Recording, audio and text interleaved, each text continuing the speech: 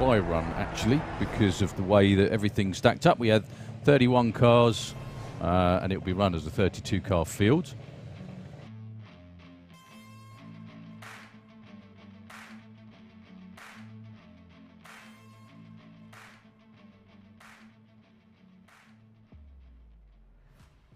So, Lara Bartlett and Tom Peters. Lara was the number 9 qualifier, and Tom number 24. This is racing, though. First to the finish line wins that doesn't break out. Handicap style racing, what that means is you can see the dial-in on the board in the slick tricks lane is 11.60 for Tom Peters. He's going to go exactly 3.6 seconds before Lara, who dials an 8 flat, and it's whoever does the best job of cutting the light and getting to the finish line first without going too quick.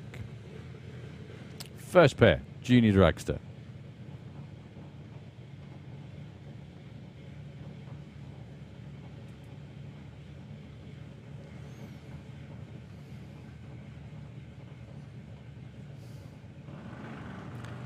So there goes Tom. And there goes Lara. So they're racing to half track. The block's in the middle. I think Lara's going to get there, just doesn't break out. And she doesn't. Very nicely judged indeed. 8.09 and an 09 light beats 0.2 light and 12.55 as well. So Lara moves on to round 2. Okay, her sister Jacqueline up next. Another Slick Tricks car in the Kestrel lane. 8.09, funnily enough, is exactly what her sister just ran. For Jacqueline, taking on Finley Fagg. Finley's going to be going first. His dial-in of 9.98. If you're watching on the live stream, very, very good morning to all of you watching in around the world. I'm sure there's a few more of you this weekend due to our visitors from overseas.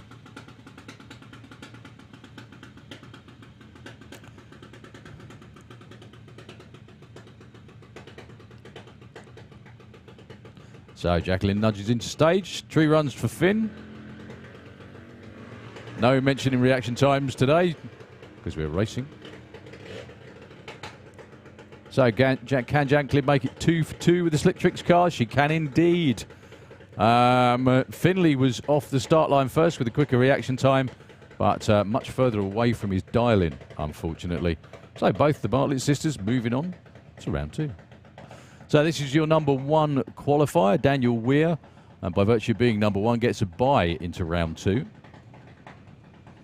Some very valuable points in the championship as well.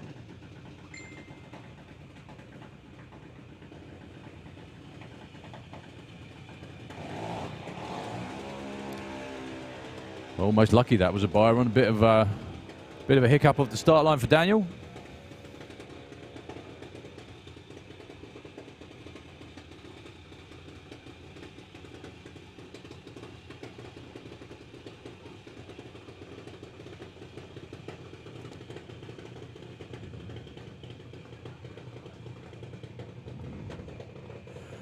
So, Chevy Checkett, who was number 5 qualifier at the end of yesterday's action. Chev with her first weekend in a JMA, which she's now legally allowed to be. Morning to Emma. Morning, Emma. Morning, Letty. How you doing? Chev's going to be taking on Grace Smith with the Boost Monkey. 8.10 plays a 7.98. Not much in it on the tree. It's going to be all about reaction time and getting there first.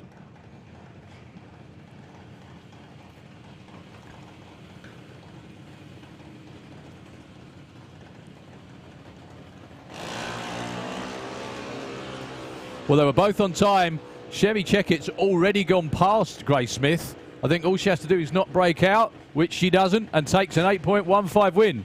Is that her first round win of the year? I think it might be, actually. Well done to Chev. An 8.24 for Grace Smith. Still a really good effort. The win margin at the stripe was 0.3.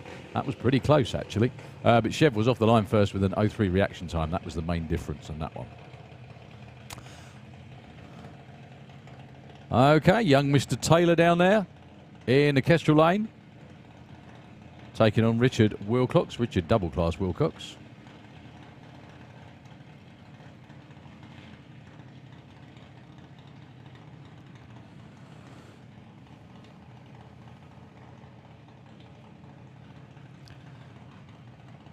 So Freddie Taylor was number 23. Richard was number 8. Again, that means nothing right now. It's all about getting the win light.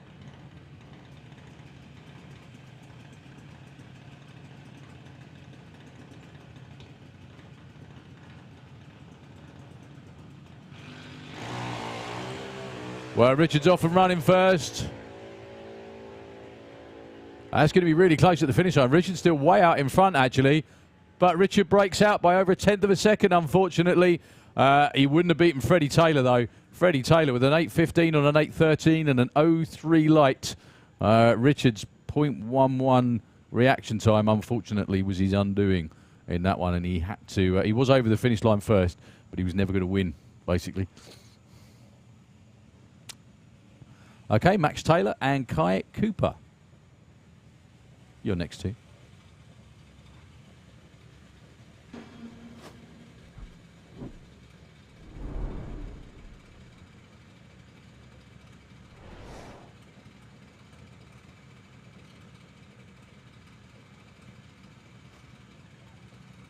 Max 9.60, half a second later, Kai Cooper will get the green.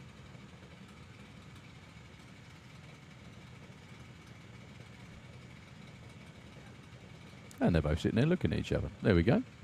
Kai finally rolls in. Max is moving. There we go. First red light of the day, unfortunately, for Max. Kai Cooper, though, with a 001 light, was always going to be tough to beat. And he runs a 9.10 as well. Kai Cooper was virtually unbeatable on that run. Bang on the tree, bang on the dial in as well. Okay, so it's Jack Taylor this time round. Kestrel Lane, 8.05. 13 flat for Teddy Howe. So the best part of 5 seconds on the tree in favour of the Howe Motorsport Dragster.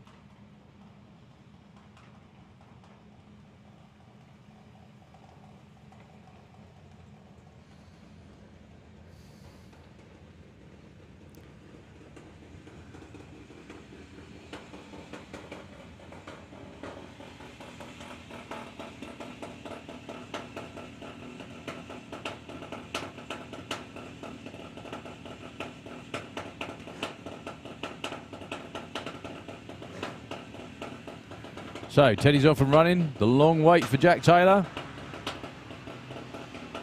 Seems like a long way to go to catch him, but he will get there. Just. And takes the win, 8.10. Takes out a 13.14. Nicely done. 0.2 on the tree to a 0.33 for Teddy Howe. Most importantly, he waited, which is always a hard thing to do when your opponent is way out there in front. So, Miss Stig herself, Annie Mae Brown, in the Kestrel Lane. This is basically a heads-up race. They're both looking at 8.20. Morning, Trace. Chilly over there.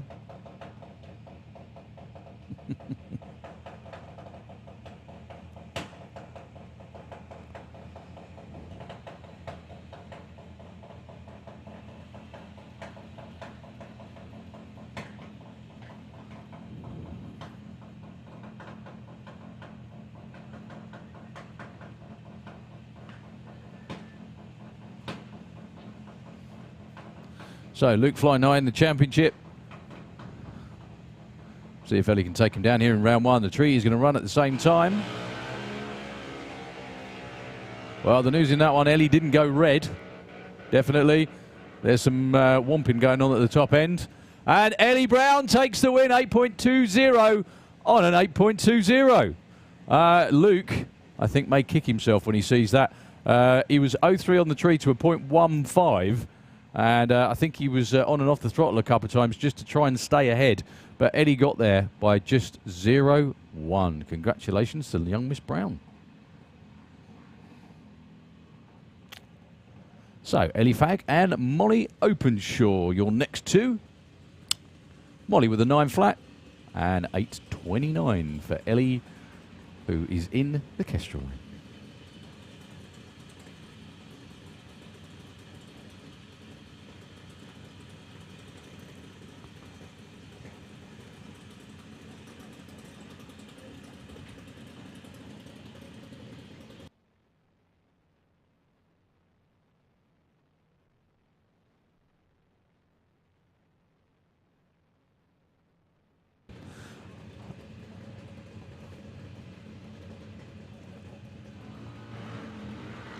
Red light for Molly.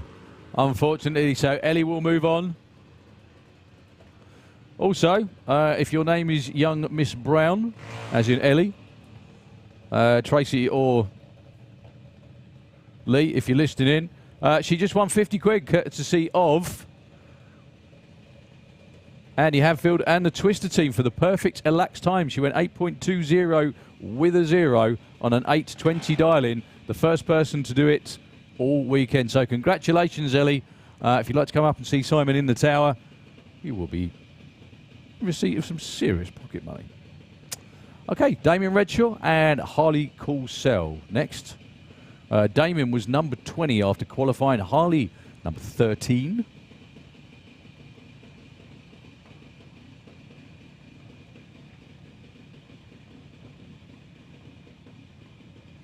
You can see Thomas Cook-Abbott almost trying to drive the car for Harley down there. Well, got to 3:30 and Harley has already caught him. He just needs not to break out because he's out in front.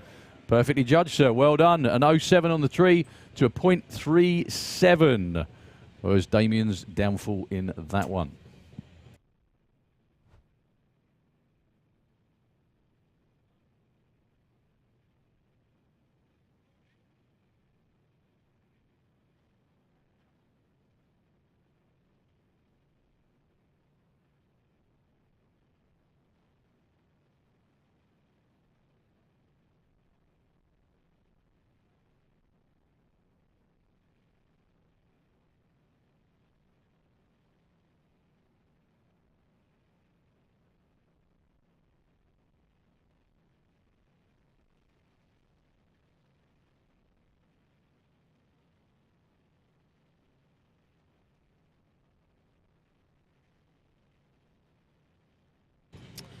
Next pair, Emmy Cromwell and Neve Deavy. Emmy Kestrel Lane, 9.25 to a 9.68 for Neve. Emmy was number 30 in qualifying.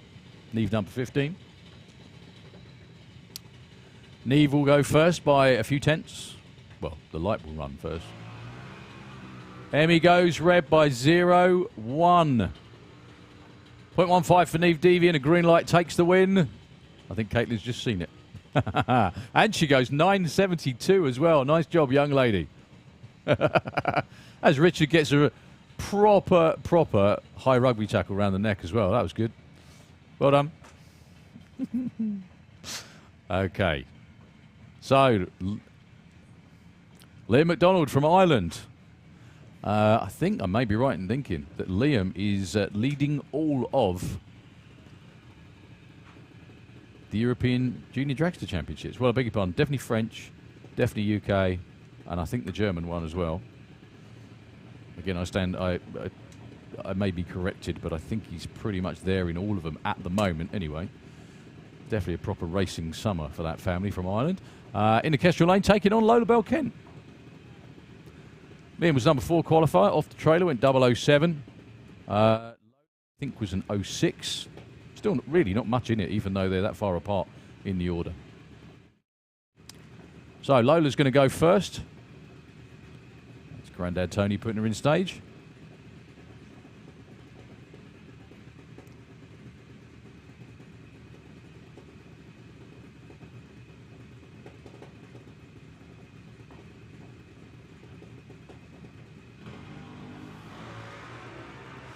There was almost a bit of double stepping going on there, actually.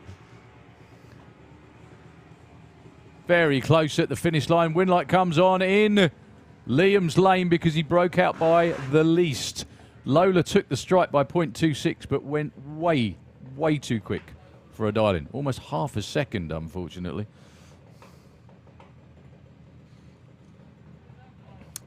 Okay, Sam Fairhurst and Mackenzie Love. Now, Sam, fingers crossed they've got the issue sorted out that was plaguing him all day yesterday, actually.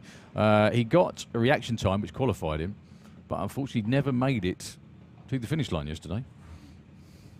That's Sam Fairhurst in a very, very nicely turned out junior in the Kestrel Lane. 8.30 for him. And for Mackenzie, 8.11.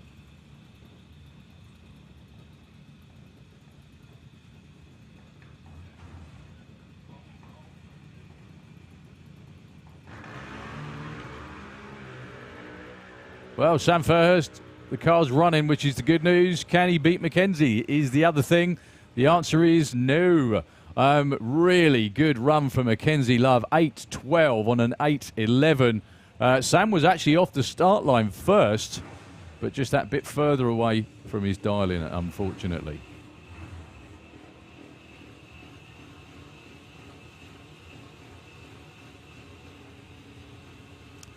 Okay, two young ladies this time, Eva Davis and Ada Kasisi. Both families involved in drag racing for many, many years.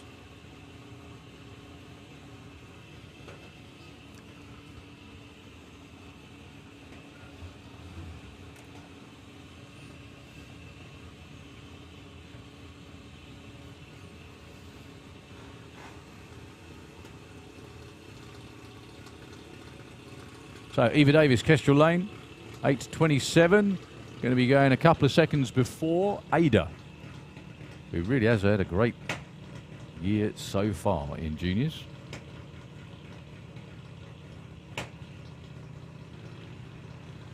Until that point, and that was my fault. I take full responsibility for that because I shouldn't have said it out loud. That was a red light, but only just 0.1 red. Eva also went red with an 0.5, but unfortunately for Ada, it was her that did it first.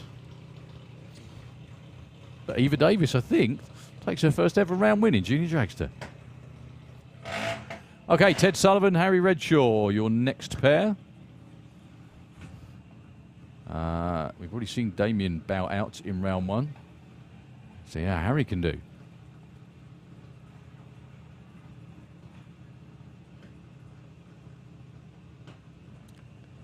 Could we have Super Pro into the lanes, please, for round one? Super Pro ET, please, if we could have you down for your round one matchups.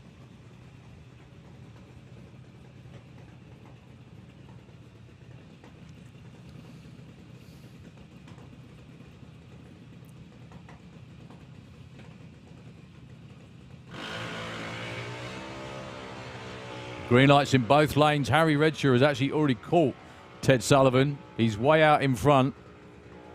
And he doesn't break out, which is the right thing to do. Harry takes a round win. He was off the line first as well.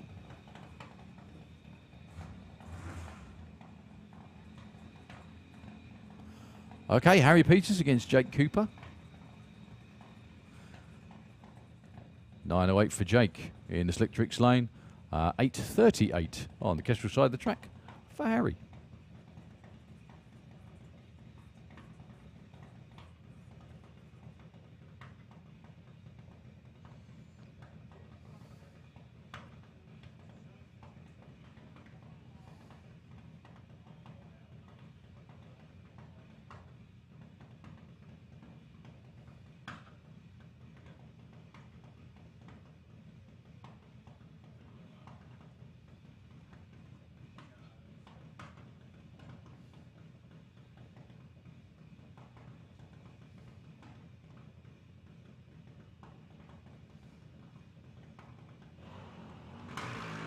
Quite a big red light for Jake Cooper. He really did go a long time before the tree went green. That was a 0.9 red, unfortunately for him. Harry takes the win.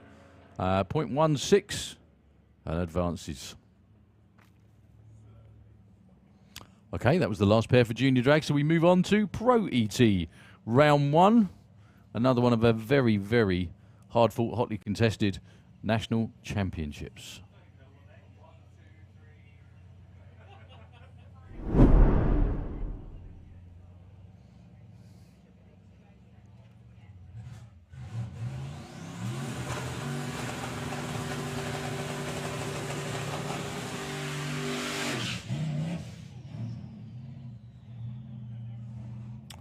Well, I think the glimmer of hope for Dave Rudd today is that he wasn't nearly as good in qualifying as he normally is. So that means hopefully he saved it for race day this weekend. That's Dave in the Cobra. He was still number 8 qualifier, though. Still wasn't exactly that bad. Taking on Carl Magera with the Tesla. Carl in the Kestrel lane. 11.84, 9.68 for Dave Rudd. Couple of seconds, I beg your pardon, advantage. On the tree, you're going to be going to the Tesla.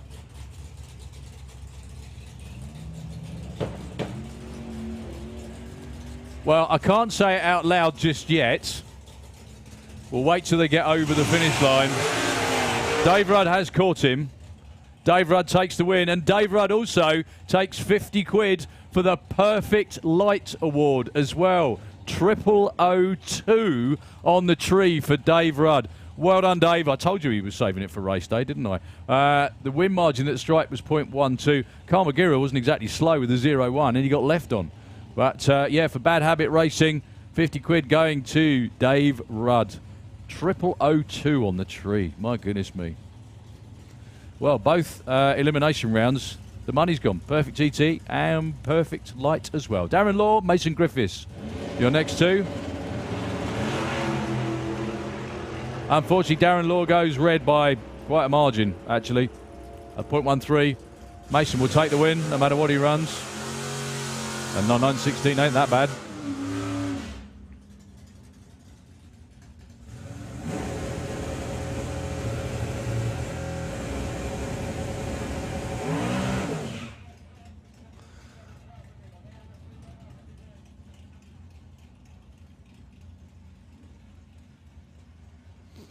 Well, this pair is Sam Innes and Harley J. Darby.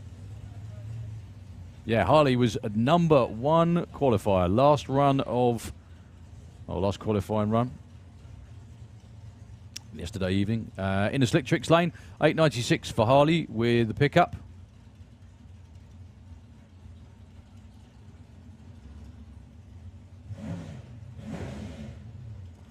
And Simon Innes was number 17.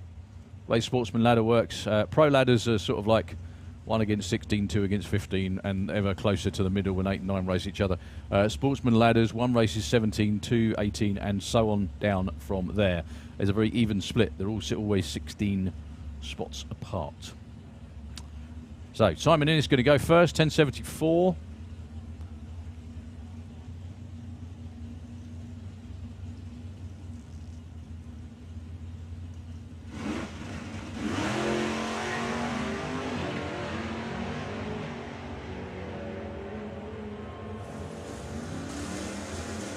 Is Harley going to catch him? It doesn't look like it from here.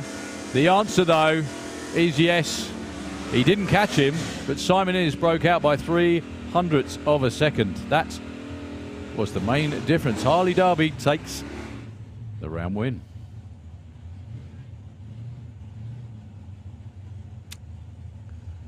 Now, Tom Watkins is used to racing pickups trucks, but that's his own one. This time in the other lane, he's got Bill Wilson. Turning the nitrous on, dialing 11.99 with the pickup from Ashford. Tom dials a 9.06. This is probably one of the biggest differences in dialings you're going to get in Pro ET today. 11.99, which is the slowest you can dial in Pro ET for Bill with the pickup. And Tom, still half a second off the quickest you can dial, but not far at all. So roughly 3 seconds between him on the tree.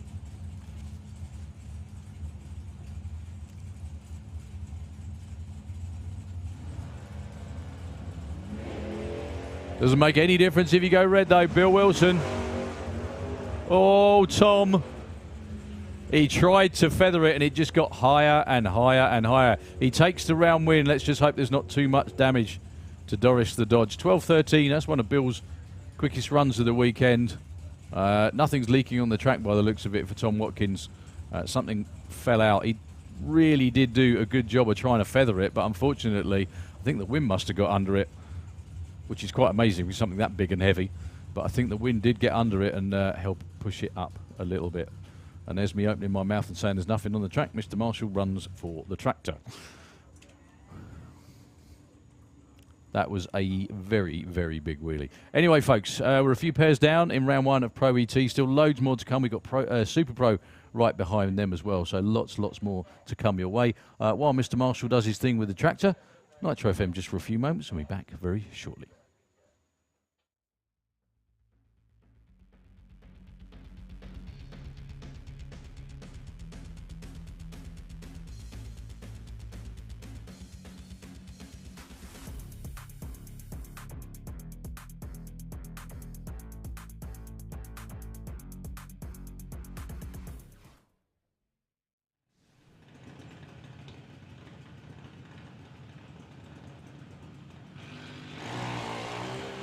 Well, Richard's off and running first. That's going to be really close at the finish line. Richard's still way out in front, actually. But Richard breaks out by over 1/10 of a second, unfortunately. He wouldn't have beaten Freddie Taylor, though. Freddie Taylor with an 8.15 on an 8.13 and an 0.3 light. Richard's 0.11 reaction time, unfortunately, was his undoing in that one. And he had to... he was over the finish line first, but he was never going to win, basically.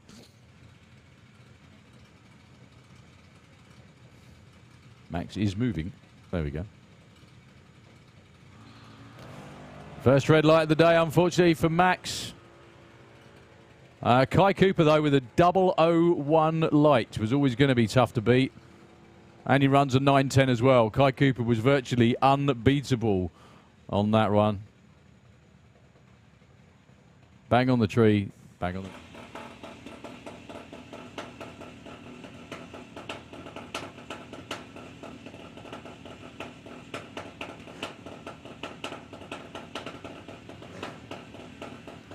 So, Teddy's off and running. The long wait for Jack Taylor.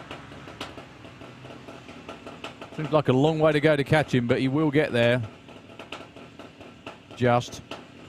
And takes the win, 8.10. Takes out a 13.14. Nicely done. A 0.2 on the tree to a 0.33 for Teddy Howe. See if Ellie can take him down here in round 1. The tree is going to run at the same time. Well, the news in that one, Ellie didn't go red. Definitely. There's some whomping going on at the top end. And Ellie Brown takes the win, 8.20 on an 8.20. Luke, I think, may kick himself when he sees that. He was 0.3 on the tree to a 0.15.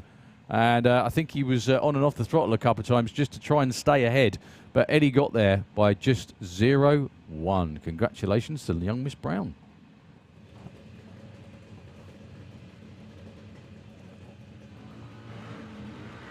Red light for Molly, unfortunately, so Ellie will move on.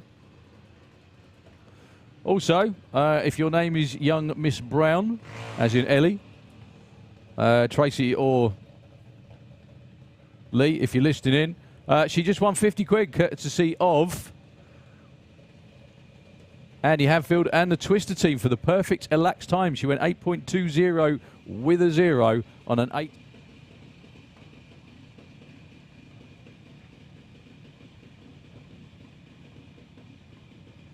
You can see Thomas Cook-Abbott almost trying to drive the car for Carly down there. Well, got to 3.30 and Harley has already caught him. He just needs not to break out because he's out in front. Perfectly judged, sir. Well done. An 0.7 on the tree to a 0.37. Was Damien's downfall in that one. Next pair, Emmy Cromwell and Neve Deavy. Emmy Kestrel Lane, 9.25 to a 9.68 for Neve. Emmy was number 30 in qualifying. Neve number 15. Neve will go first by a few tenths. Well, the light will run first.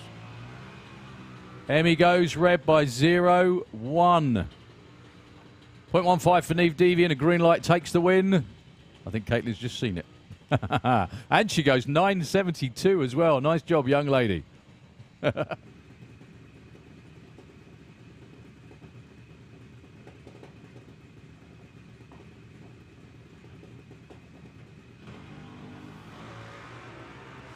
was almost a bit of double stepping going on there, actually. Very close at the finish line. Win light comes on in Liam's lane because he broke out by the least. Lola took the strike by 0.26, but went way too quick for a Daily, who really has had a great year so far in juniors.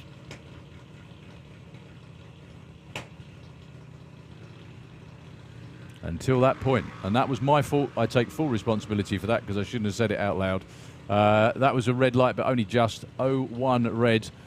Eva also went red with an 0-5, but unfortunately for Ada, it was her that did it first.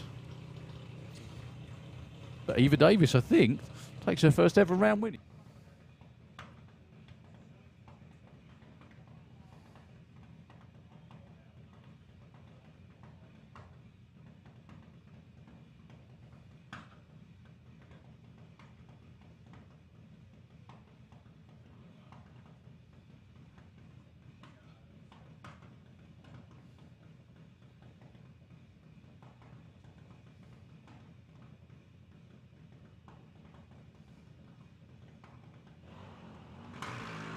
Quite a big red light for Jake Cooper. He really did go a long time before the tree went green. That was a 0-9 red, unfortunately for him. Harry takes the win.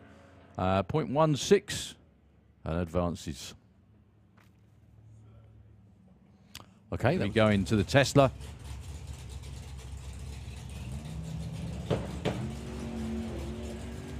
Well, I can't say it out loud just yet. We'll wait till they get over the finish line. Dave Rudd has caught him.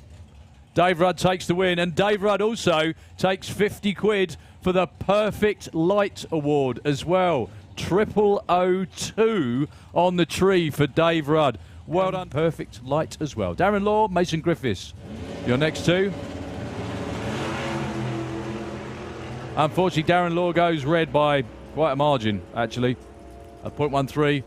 Mason will take the win no matter what he runs. And 9.16 ain't that bad.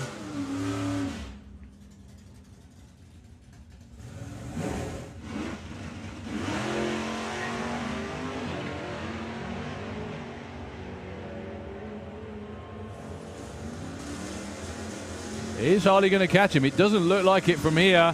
The answer, though, is yes. He didn't catch him, but Simon Innes broke out by 0.03 of a second. That was the main difference. Harley Derby.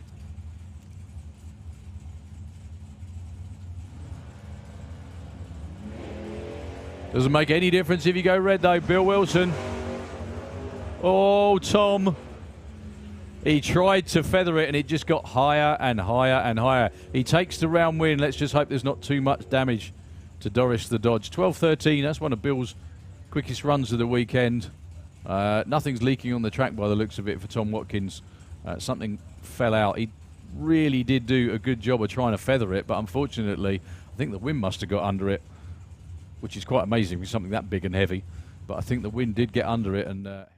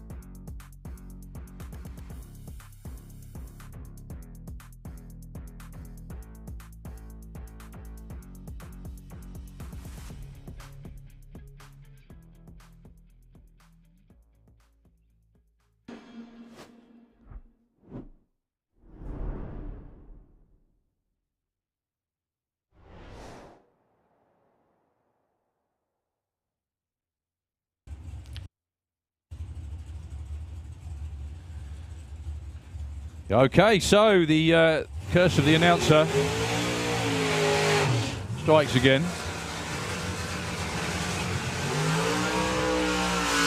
Never believe anything you hear from me.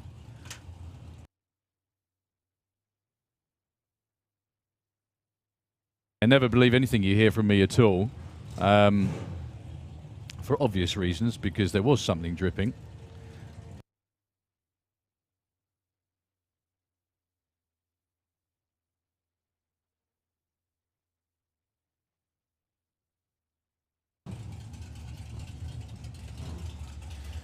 So, Ronnie Mercer in the Kestrel lane, taking on Ryan Garrett. Great to see Ryan back racing. 10:47 is what Ronnie's looking for.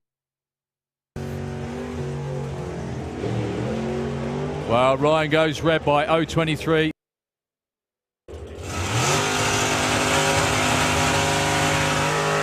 Ronnie Mercer gets there. Look at that, 10:48 and an 0.1 light.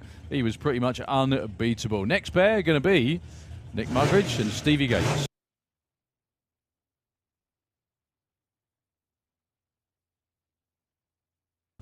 So Ronnie Mercer took that win with a terrific run, an 0.1 and a 100th off as well. Well done, Ronnie.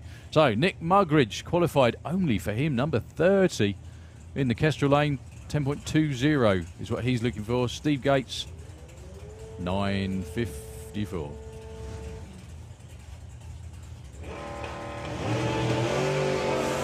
Wow, Stevie Gates double stepped on the line. He just got away with it.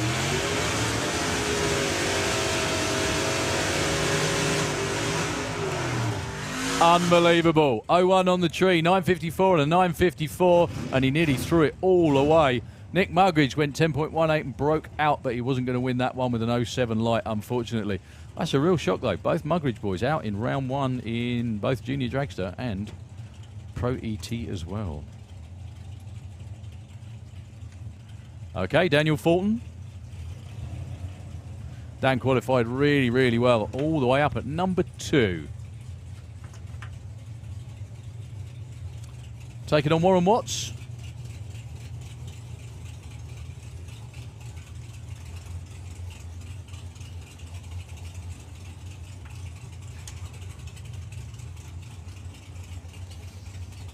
So Daniel Fulton, just over a second, is going to go first.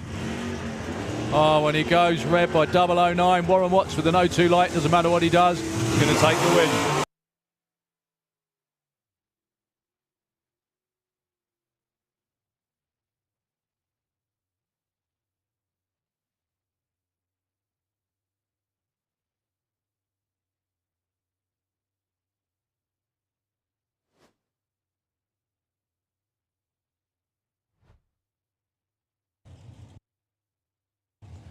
Okay, Brett Featherston, you're...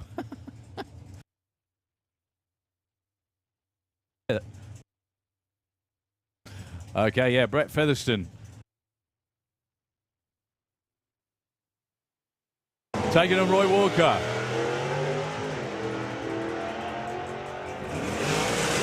Brett was number 31, Roy number 15. Brett takes the win, 9.60 on a 57. Roy Walker breaks out. Brett Featherston was 0.4 on the tree. Roy Walker, 0.3.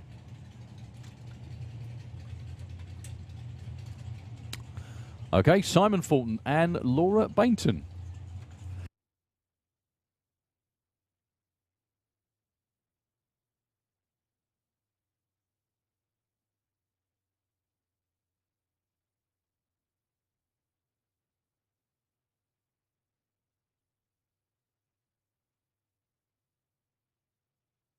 Simon Fulton going to go second in the Kestrel lane.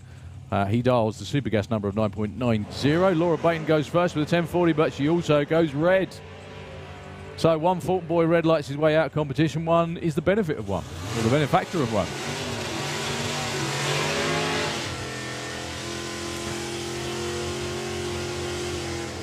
$9.94 that time for Simon. So the last Fultoning to be racing in this round one is Dave He's got a big task against the one and only Amy Watkins.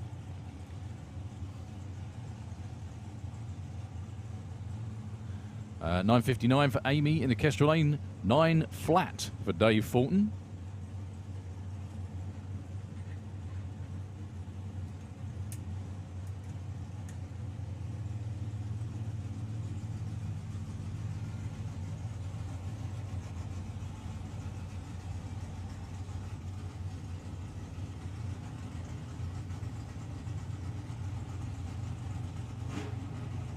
Amy just very, very gently nudging it into stage.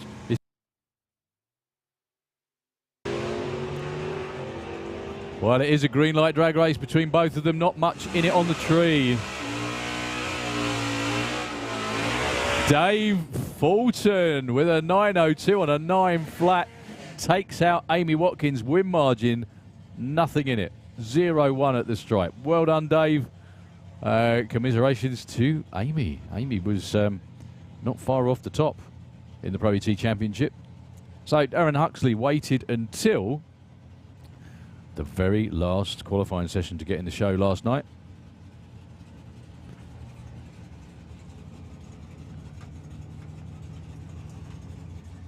$11.50 is what he's after this morning against another man who waited till the absolutely last gasp. He didn't run at all yesterday until the last session, and then he made a cracking run.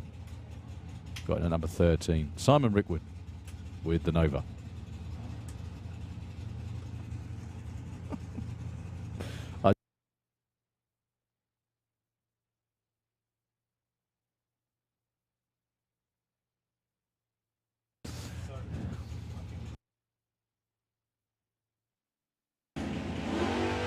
Well, Darren Huxley didn't move forward to stage. Weirdness abounds. Simon Rickwood takes it. 9.87, he goes. 9.88.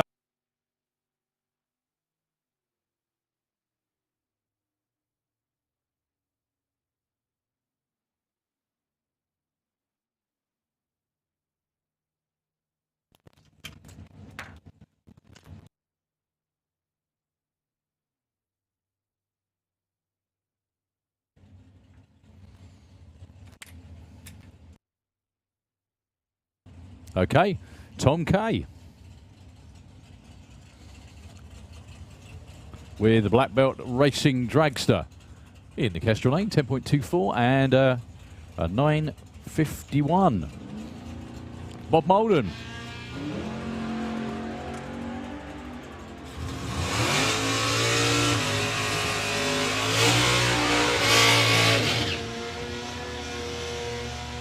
It's going to be Tom. 10.25 on a 24. Bob Molden, 10th of a second off. Lots and lots and lots and lots of smoke for Bob Molden in the shutdown area. That's getting bigger. Track crew going to go out and check. Hopefully everything's okay for Mr. Molden. I think he's turned off the track at the top end, but there's a cloud up there. Yeah, Bob turns round the corner. I just hope that's like a water hose or something letting go and letting off some steam. We'll soon find out though, because the track crew out there.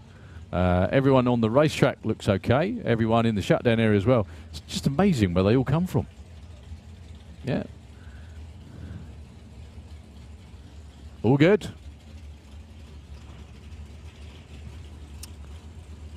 So Lee Morris, points leader in Pro ET. 10.10, Kestrel side of the racetrack. 9.35 for Dave Crowhurst in the Camaro this weekend.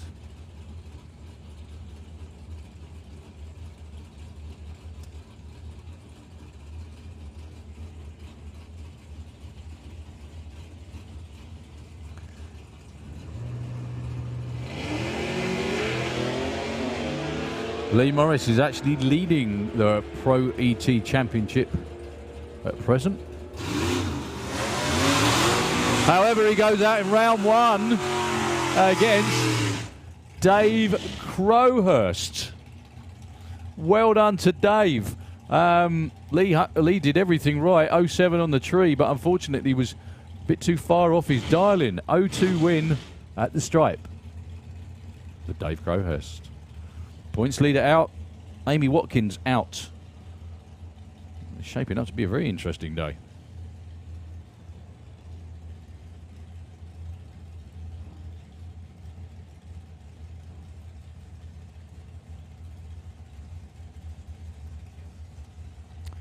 So, Jess Bishop and Dave Cherritt out next.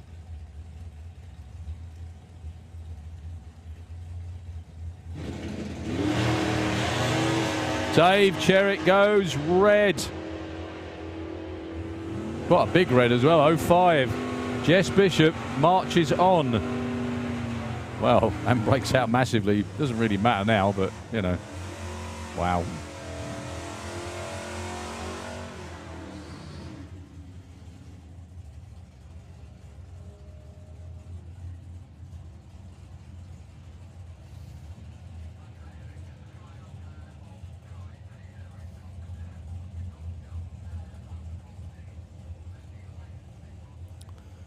So, Neil Watkins and Pete Dodd up next.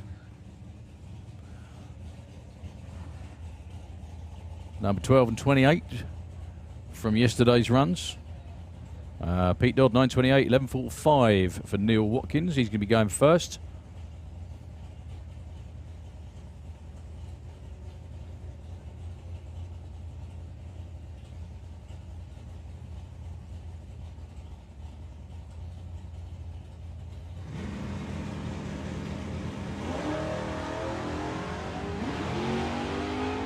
Pete Dodd with a massive wheelie over towards the wall, but he's got hold of it.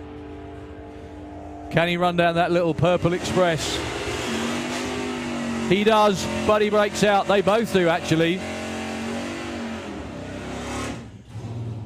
The worst breakout went to Pete Dodd. Yeah, Lee Morris is leading the championship. He's out.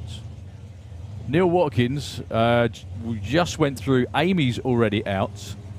Mark Huxley didn't qualify. Nick Mugridge is out. Dave Rudd is the only one really, other one really in the top 10 left to challenge, apart from Mason Griffiths and Jess Bishop. Maybe this bloke, John Bean. He's number 10.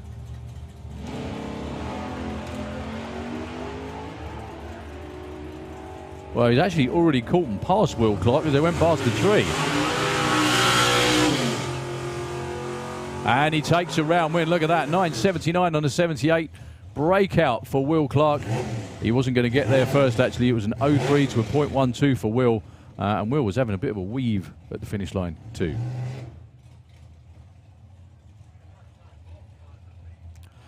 Okay, this is just a time trial run, folks. These aren't in eliminations. Both of these two sadly didn't qualify, but they're very generous people at SPRC. Gave them the opportunity to come out here and run.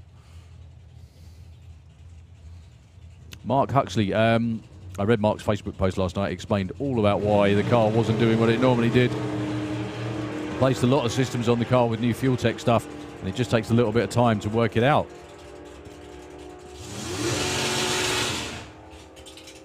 There you go, 10.01 for Mark, going in the right direction, and a 9.97 for John Dalrymple.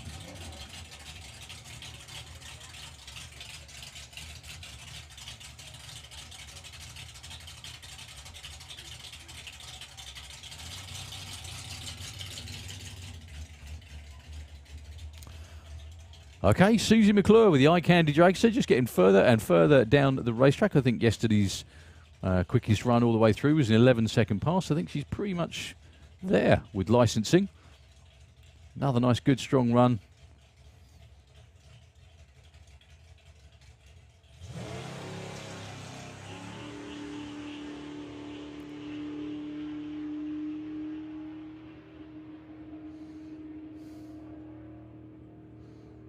There you go, in the 10s with a 10.83, 120 miles an hour.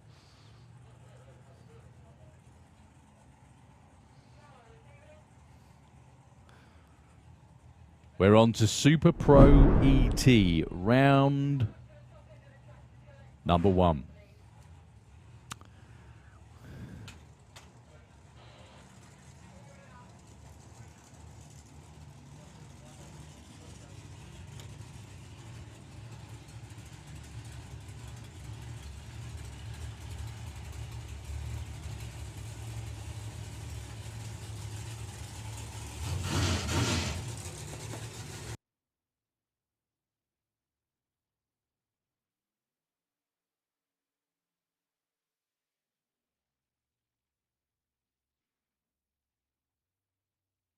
Just very quickly, can we have a call out, please, for Bob Molden's team to get him from up the top end? The smoke at the top end, hopefully not too bad, but Bob can't make it back to the pits, everybody.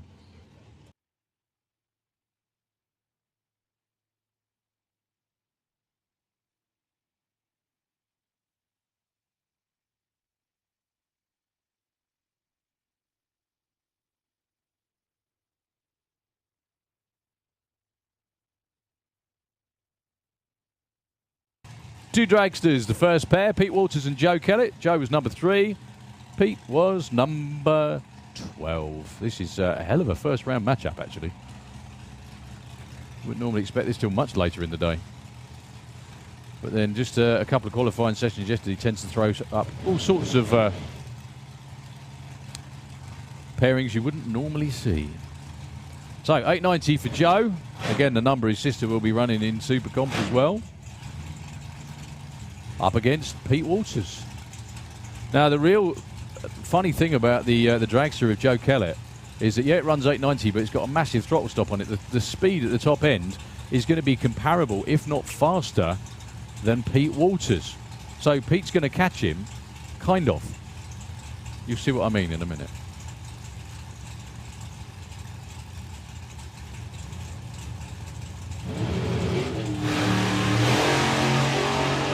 So Pete's going to catch him by about 3:30, and then they're just going to take off together to the finish line. Just like that. Oh my goodness me, what a race. The lesser of the two breakouts was Pete Walters, just by a couple of measly thousandths of a second. Joe Kellett was over the line first, but Pete Walters takes the round win. That was the most recent winner, I think, in Super Pro, out in round 1 as well. Let me just have a look at point standings as well while we're here. That was a hell of a race. Let's have a look. Yeah, Joe Kellett was number 3 in the points at the moment. Wow. Out in round 1. So, Rob Doyle. That's because it says Robert on the screen. Bob Doyle in the Kestrel Lane, 887 against AC Bell, 8.70. AC's doing really well this season. He's in the top 10.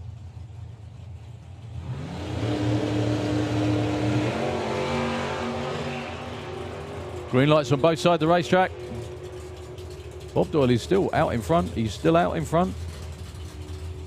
But he breaks out. Actually, they both do, but Bob Doyle broke out by the most.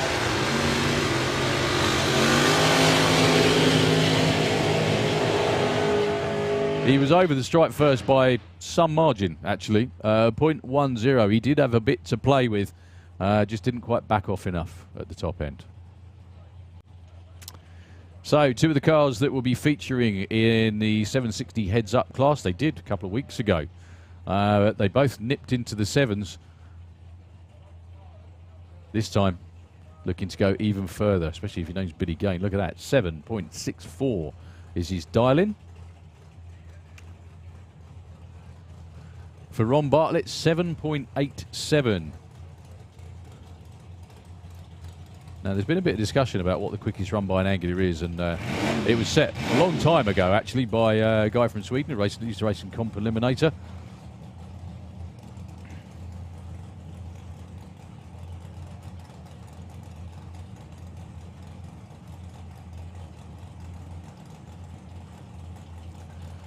So that's Simon, Ron's crew chief, and Holly. He's backing him up.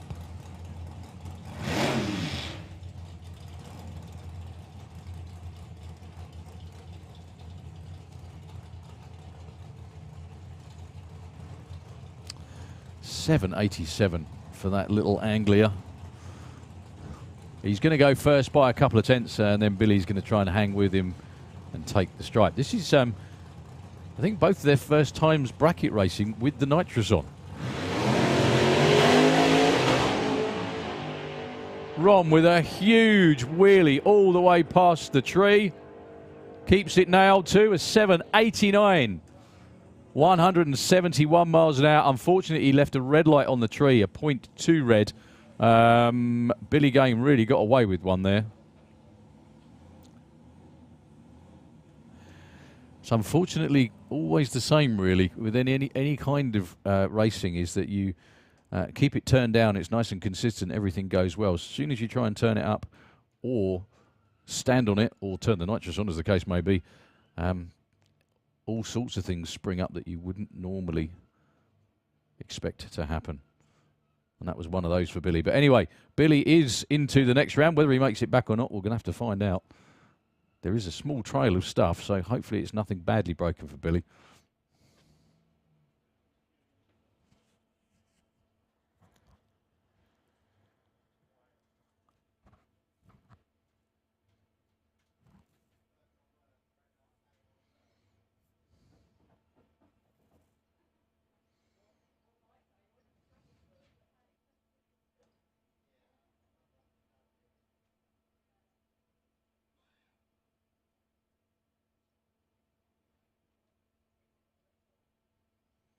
Well, Billy and team, put your hands together for him, please, everybody.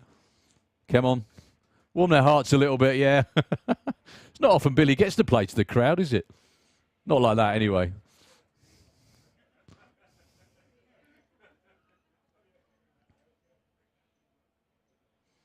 Yeah, the track crew out there checking stuff out. Hopefully that's not too bad. I'm really not sure what went wrong for Billy that time. But anyway, he got the round win.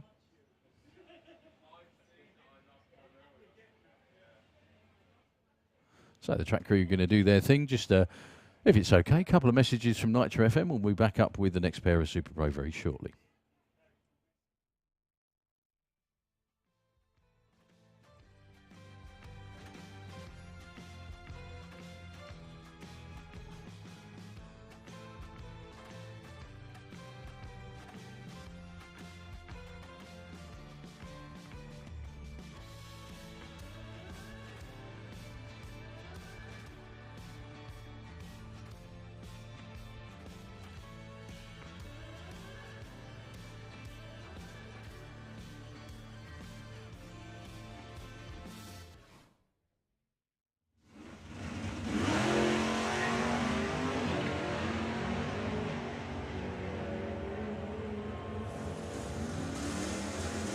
Is Harley going to catch him? It doesn't look like it from here.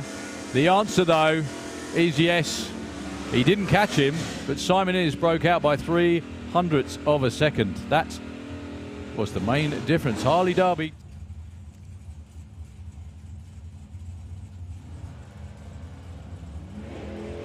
Doesn't make any difference if you go red, though. Bill Wilson. Oh, Tom. He tried to feather it, and it just got higher and higher and higher. He takes the round win. Let's just hope there's not too much damage to Doris the Dodge. 12.13, that's one of Bill's quickest runs of the weekend. Nothing's leaking on the track by the looks of it for Tom Watkins.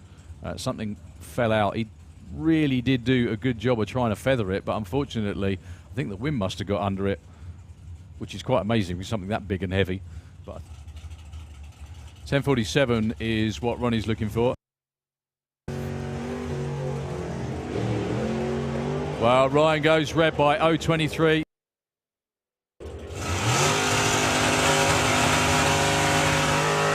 Ronnie Mercer gets there. Look at that, 10.48 and an 0.1 light.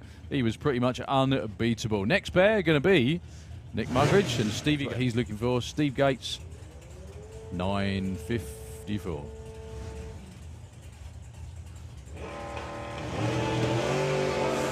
Wow, Stevie Gates double-stepped on the line. He just got away with it.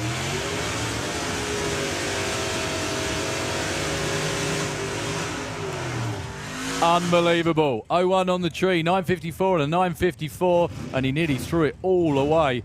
Nick Mugridge went 10.18 and broke out, but he wasn't going to win that one with an 0.7 light, unfortunately. Go first. Oh, when he goes red by 0.009, Warren Watts with an 0.2 light, doesn't matter what he does, he's going to take the win.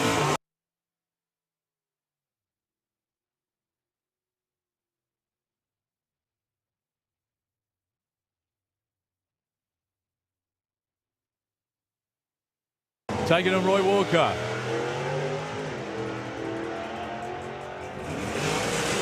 Brett was number 31, Roy number 15. Brett takes the win, 9.60 on a 57. Roy Walker breaks out. Brett Featherstone was 0.4 on the tree. Royal Walker, 0.3. Second in the Kestrel lane. He dials the super gas number of 9.90. Laura Baton goes first with a 1040, but she also goes red. So one Fulton Boy red lights his way out of competition. One is the benefit of one, or the benefactor of one.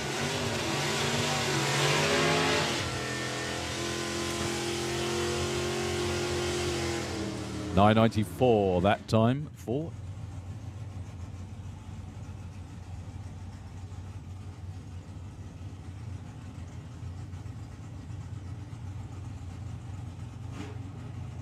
Amy, just very, very gently nudging it into stage.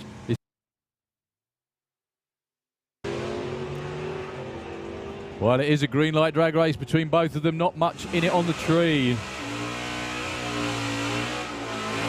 Dave Fulton with a 9.02 on a 9 flat takes out Amy Watkins. Win margin, nothing in it. Zero.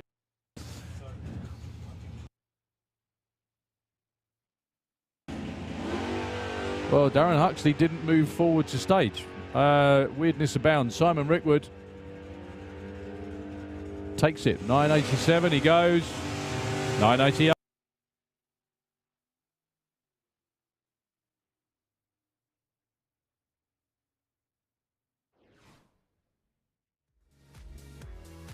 Pair of round one Super Pro. Paul Stephen with the double trouble alto going to be taking on young Mr. Morris.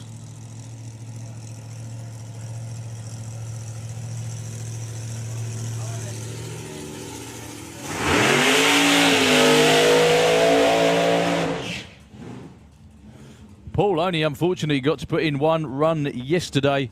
They had a whole bunch of electrical gremlins that crept in, possibly on the trip over. And yeah, had an awful lot of work to do yesterday. I want to say thanks to Colin Miller as well for helping sort that out.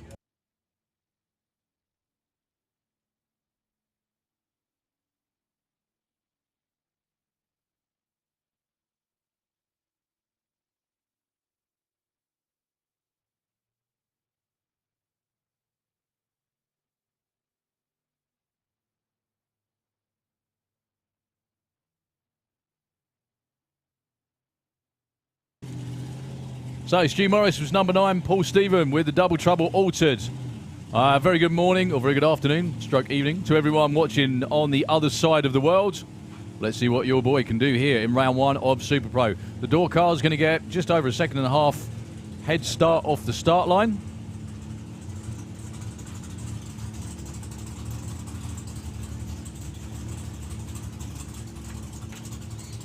Going to be run down by the big Hemi altered.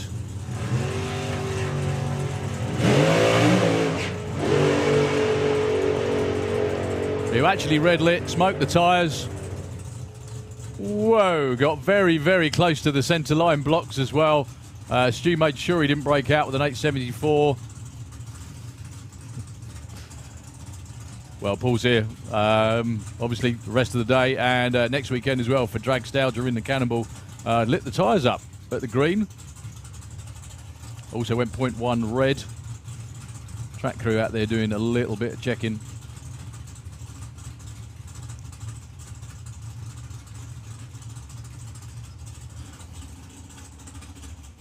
But it is Stu Morris moving on to round number 2.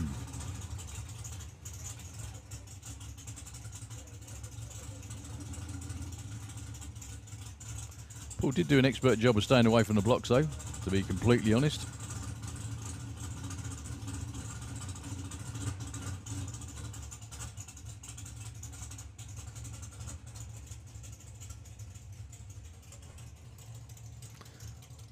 Dave's just going out with the tractor just to tidy up a little bit. Wow, what a first round race this would be as well. Scott Hauser and Tom Atkinson.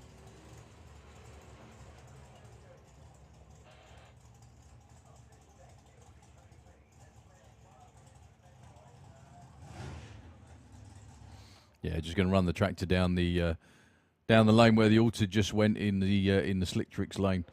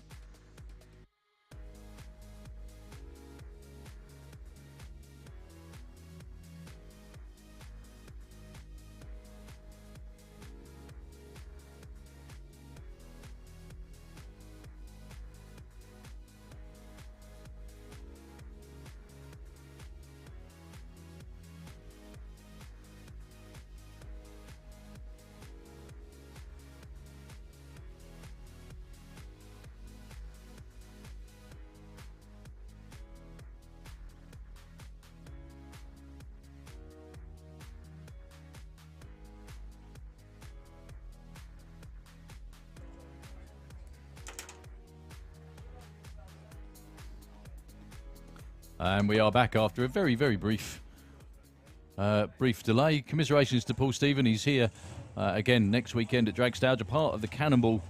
It's going to be fun to watch, and hopefully they can get some nice clean runs down the racetrack. It's a long, long way to go. Long way to come. I don't need to tell everybody. So let's hope they make the most of it.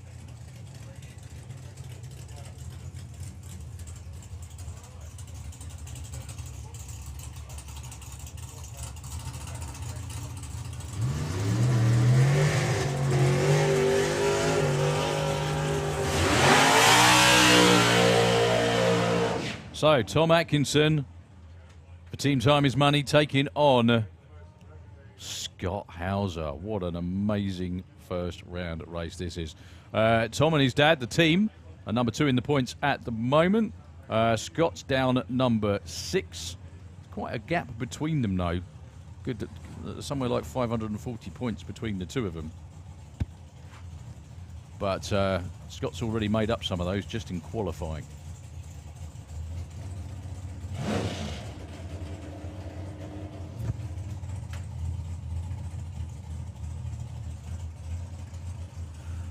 So the door car is going to be going first by just over a second.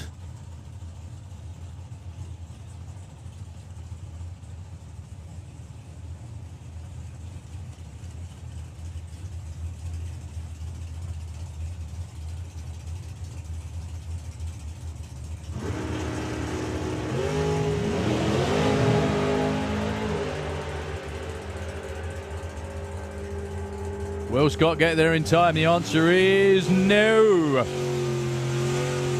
He also broke out as well by 0.02 of a second. That will go down as a whole shot win pretty much, because there was no way with an 0.3 to a 0.17 light that Scott Hauser could win that one over Tom Atkinson. That may well be huge by the end of the season. Actually, only 2 more championship rounds to go in the National Championship, I think. This is number 4. We've got the European Finals and the National Finals. And that's a wrap for 23. So, Lee Huxley and Ashley Bell are your next pair.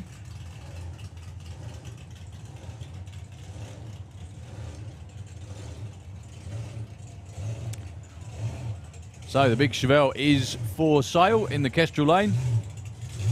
Terrific looking car. Goes as well.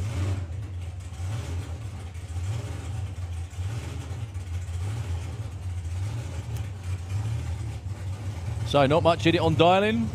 You're barely going to see the difference in the tree.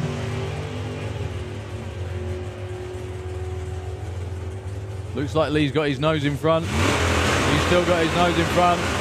But he breaks out.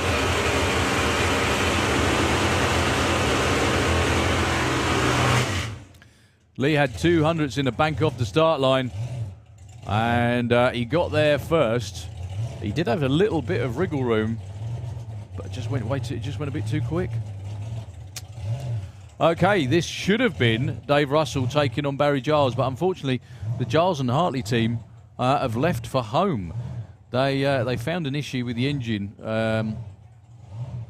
just some oil in the cylinders, and they decided to go home and fix it.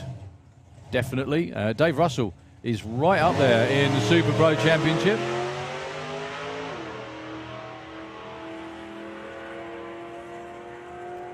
He's moving on to round 2 with an 883. He broke out as well. Anyway, doesn't matter.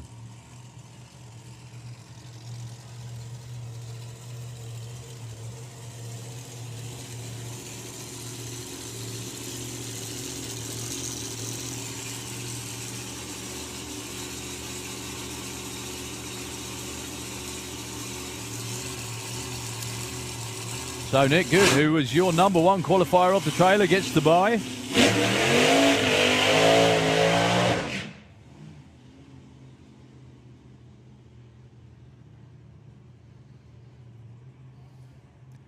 Nick's had a pretty good season so far. Went rounds a few weeks ago at the main event. Again, number 1 qualifier here. Never too shabby.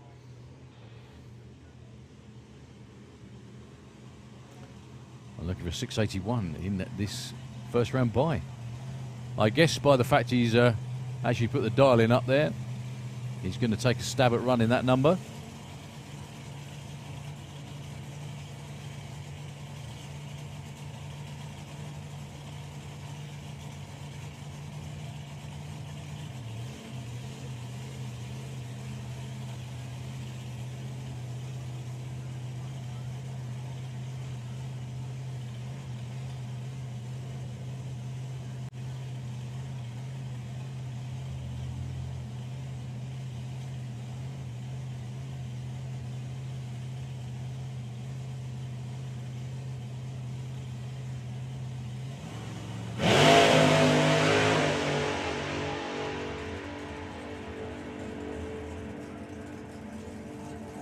.684, had a little bit of a weave at the finish line.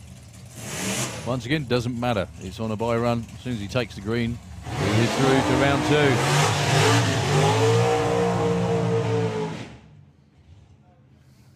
2. Well, what a matchup this one is as well. Your points leader in 2023, Alan Didwell. The guy in number 2 has already moved on to round 2. Alan is in the Slick Tricks lane. He's going up against the ball breaker team, the Nostalgia Slingshot of Mark Coulsell. Husband and wife team of Steve and Anna backing him up. That's Steve out the front with a beard. You shouldn't need it to be told that. And I probably shouldn't have said it either, but there we go. I'm sure Lynn's out there watching somewhere as well. And Harley too. So 8:30 is the dial-in for Mark. He will get the green light first, and then we'll be run down by the more modern version with the same thing.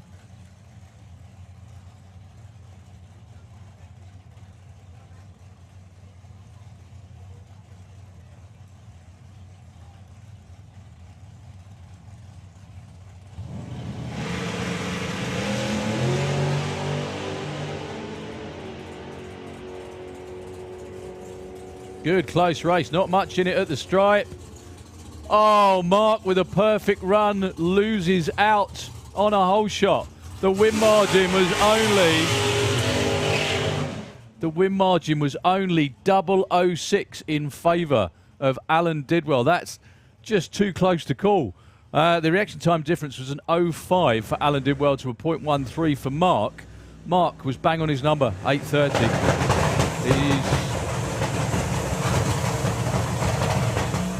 He's not going to enjoy looking at that timing ticket, unfortunately. It was a great race, though. He only lost it by Mark. The win margin, Steve, 0.006. Just unreal. Oh, so close. So next up, Andy Thetford. Sorry. Going to be taking on Matt Peters. So the Black Pearl, the door car in the Kestrel lane, 8:20 for him. And for Matt, it's going to be 7.60.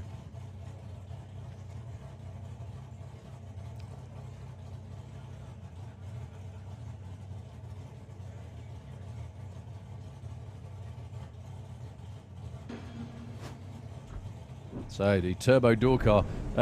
Performance for this car is way quicker.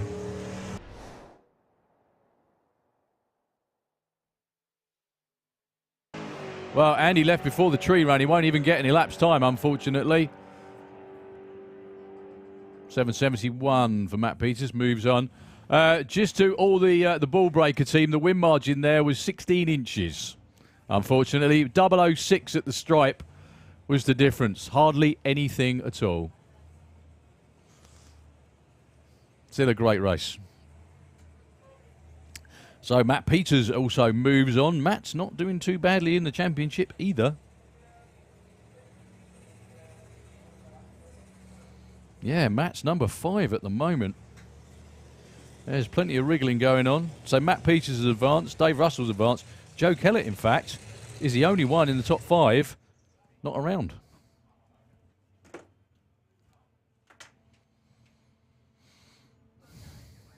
Okay, Jack Brewster was rolling around with the Just Mustard Firebird.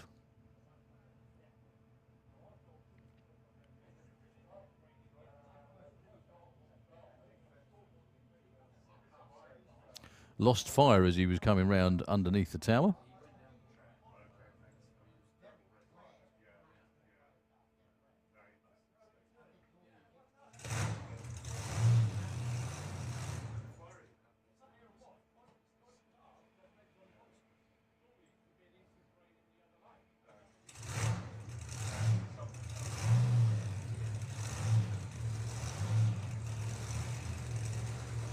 I think that was a third time lucky, actually. Well, hopefully it is for Jack Brewster anyway.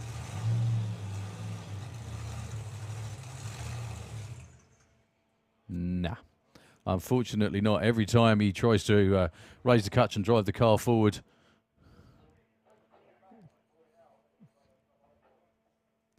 just not happening for Jack, unfortunately.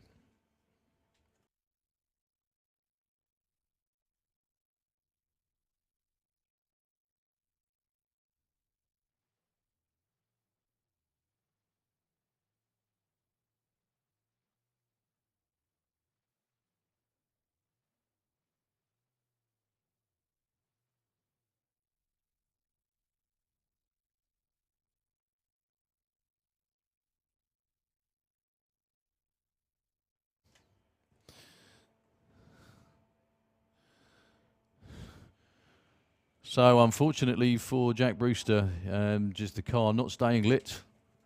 Sadly, we've got a comp eliminator coming next, very closely followed by, still very closely followed by Pro Modified round one. Also Outlaw Anglia 2, not far away. Well, just when things started going better for Jack Brewster. It's still been a pretty good weekend. They got down the racetrack nice and straight.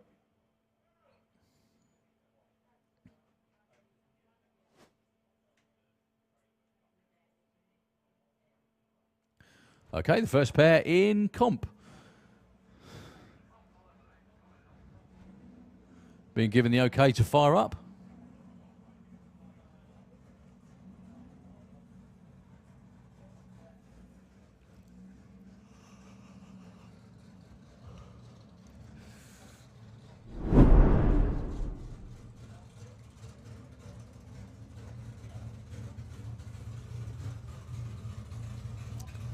And that first pair is going to be Phil Norman against Dan Williams with the Copo. Sorry, not with the Copo, with the 70 Camaro even, because I was looking at the Copo out the back window.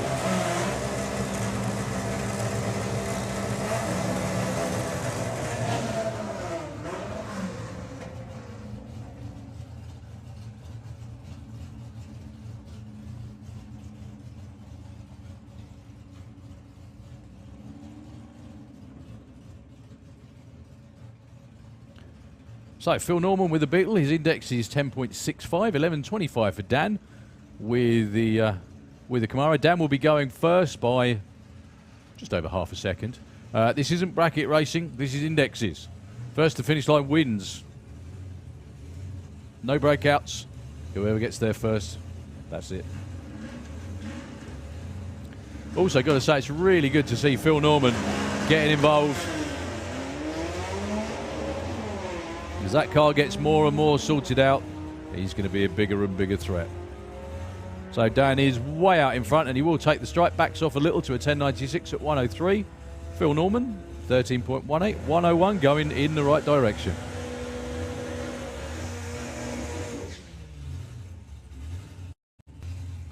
So the fraudster of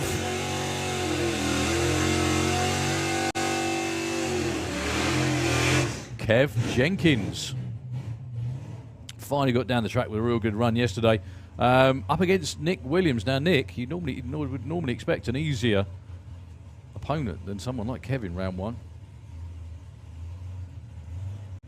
So Nick's going to go first by 1.2 seconds, then Kev's going to try and run him down. Could we have Street Eliminator into the pairing lanes, please, for round one? Street Eliminator for round number one.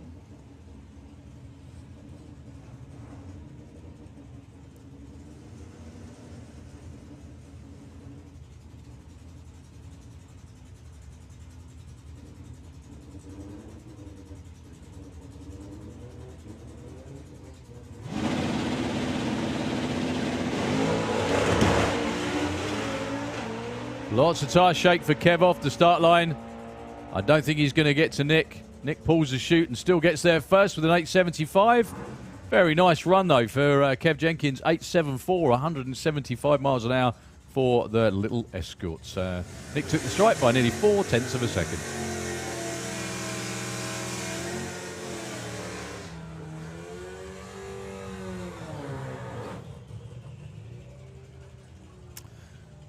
So, Phoebe the Fiesta-Roo,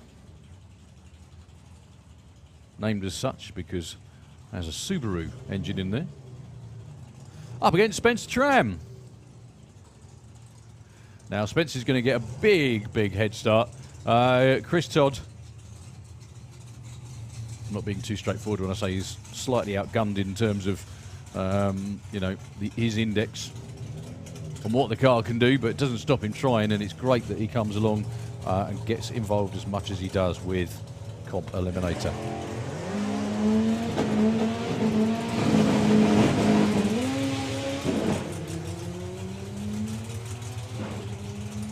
Spence is going to trickle over the finish line and takes the win. See what Chris Todd can do. 9.44, 149 miles an hour. Not too unhappy with that.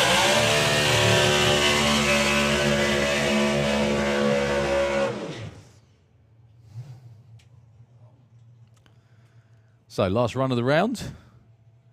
Going to be a bye run, unfortunately, for Rob Smallworth. Rob, really was great to see him back this weekend. Unfortunately, not making this first round race against Rene Ersman. Rene had a bit of a, what's the word I'm looking for? Hiccup yesterday, or nitrous burp, I think they're known as, on his last qualifying run yesterday. I think he might have had one on the run before as well, when it shot the Perspex scoop off.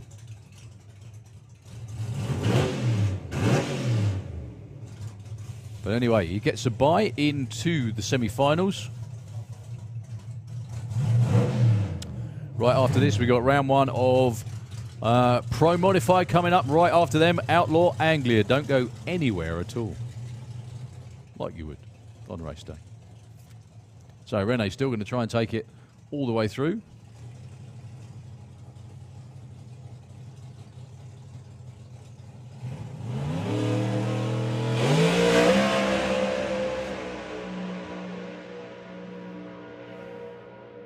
Doesn't sound like any gear changes at all. 752, 184. Nice run. Exactly half a second under his index.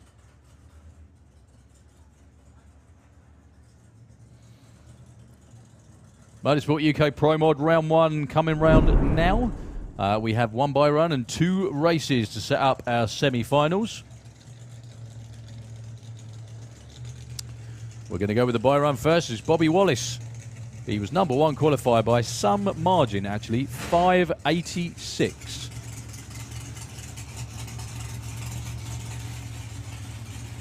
Was what he ran yesterday.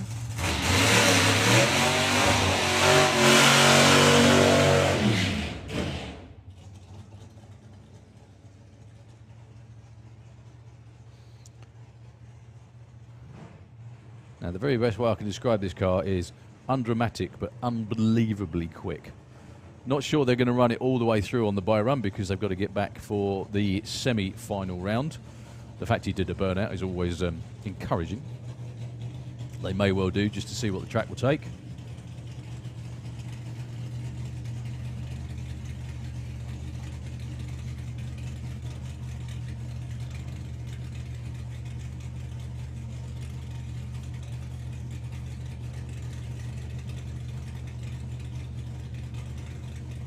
Well, Bobby's actually venting the nitrous as well, so this could well be a full pull.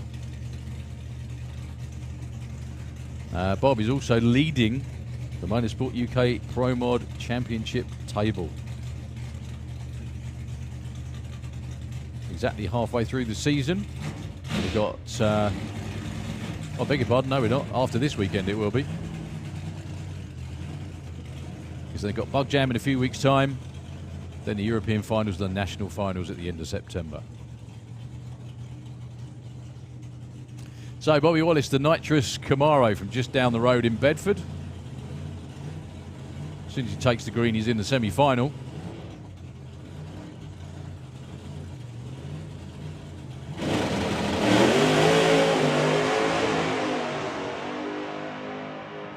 Unbelievable. 6.23 at 2.36. Sounded a bit laboured by comparison to normal. Car made a big move just before 3.30 where it shook the tyres, went over towards 3.30, but he had hold of it, kept his foot in it all the way through. So well done to the Wallace team. I was going to say, if that's their worst run of the weekend, they're still doing better than everyone else. At the moment, anyway. So your next pair will be a pair. Dave Smith, John Webster.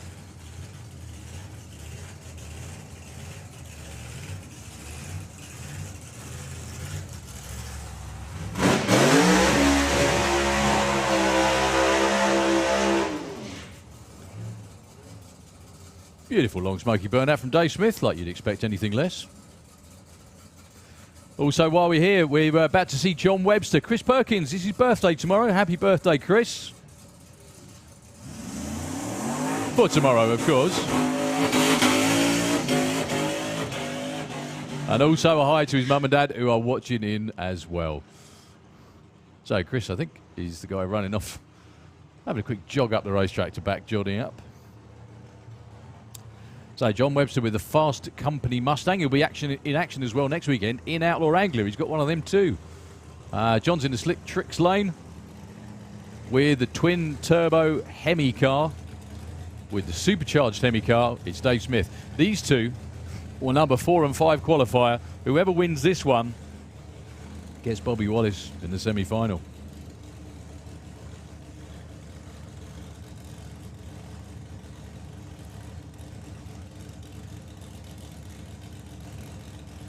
Dave Smith yesterday ran a new personal best of 6.38 and 219 miles an hour. There's loads more left in that car. Loads more. Now it's going from one end to the other. It's going to be really interesting to see just how much they can squeeze out of this beautifully turned out 55 Chevy, built by Andy Robinson, and still needs a push. So John Webster sitting patiently in pre-stage. Here comes Dave Smith. Now, based on performance yesterday, it is Dave Smith. However, John Webster has everything in his toolbox to run as quick, if not quite a bit quicker than Dave Smith. So here we go. Dave Smith bumps in. Here comes John Webster.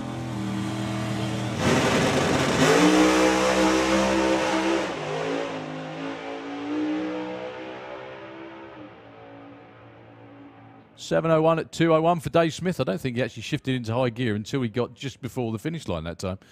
John Webster tried to nudge it into stage and unfortunately just rolled through. Just a massive shame. I'm just always rooting for John to put in a really, really nice, strong run. Not that time round. Dave Smith takes his first ever round win in Motorsport UK Pro Mod. And gets a date with number 1 qualifier in round 2 for his pleasure. Can we have Supergas into the pairing lanes, please? Supergas for round 1. As we come to our last race of the round. Now, the winner of this one gets a bye in the semi-final. Such is the way the ladder works out.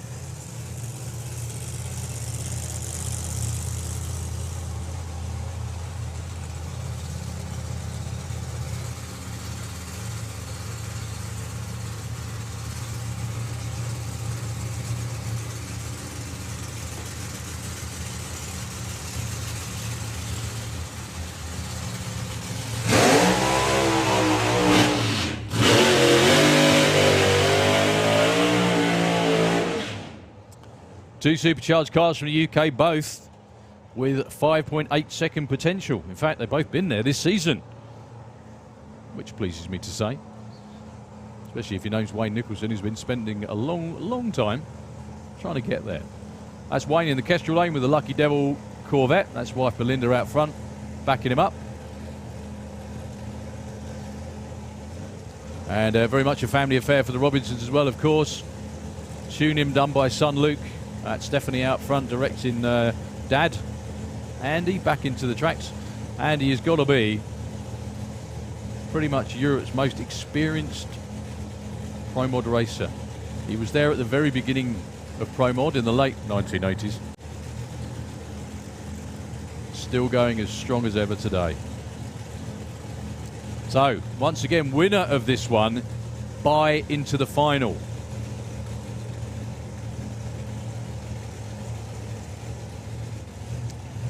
Both of them didn't really excel in qualifying compared to usual, that is. Wayne just got in last night with a tyre-shaking early shut-off run, and Andy and the team have been fighting gearboxes the last two events. Let's hope they've got it sussed for this one. Fingers crossed for a good, straight, heads-up race.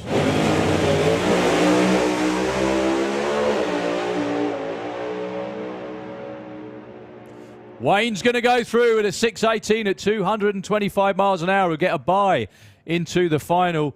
Andy Robinson unfortunately went a bit too soon. 0.15 red. I tell you what, there are some character building seasons, and the Robinsons are definitely having one of those, unfortunately, this summer.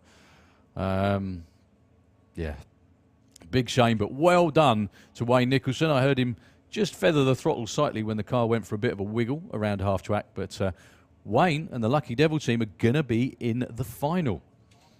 They'll be back for round two, and it will be a bye run. And on the other side of the ladder, Bobby Wallace will be taking on Dave Smith.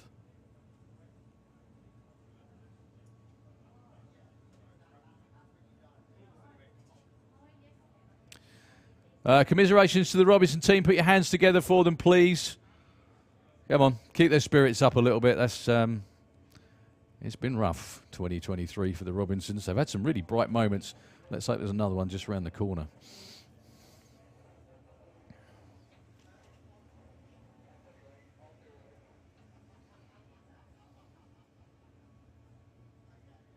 So a little bit of track prep before we get to, we've got Street Eliminator and Outlaw Angler in the lane, so don't go anywhere at all.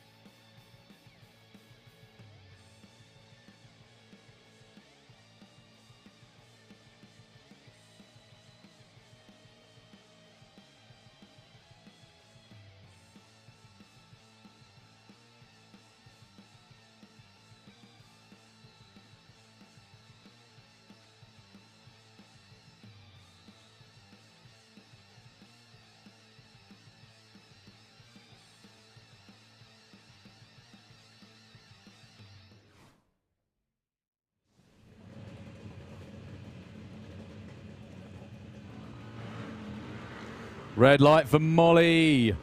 Unfortunately, so Ellie will move on. Also, if your name is young Miss Brown, as in Ellie, Tracy or Lee, if you're listening in, she just won 50 quid courtesy of Andy Hadfield and the Twister team for the perfect elapsed time. She went 8.20 with a 0 on an 8.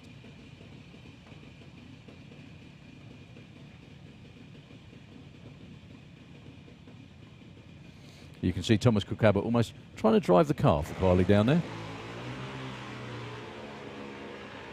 Well, got to 3:30 and Harley has already caught him. He just needs not to break out because he's out in front. Perfectly judged, sir. Well done. An 0.7 on the tree to a 0.37. Was Damien's downfall in that one. Next pair, Emmy Cromwell and Neve Deavy. Emmy Kestrel Lane, 9.25 to a 9.68. for Neve. Emmy was number 30 in qualifying. Neve number 15. Neve will go first by a few tenths. Well, the light will run first. Emmy goes red by 0.1. 0.15 for Neve Deavy, and a green light takes the win. I think Caitlin's just seen it. And she goes 9.72 as well. Nice job, young lady. There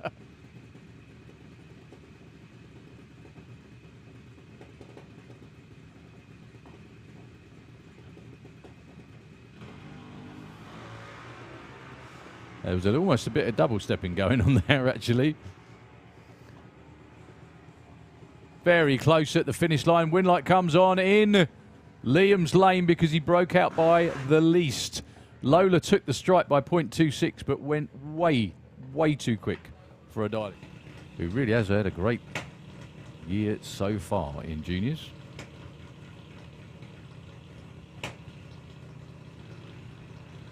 Until that point, and that was my fault. I take full responsibility for that because I shouldn't have said it out loud. That was a red light, but only just 0.1 red. Eva also went red with an 0.5, but unfortunately for Ada, it was her that did it first. But Eva Davis, I think, takes her first ever round win.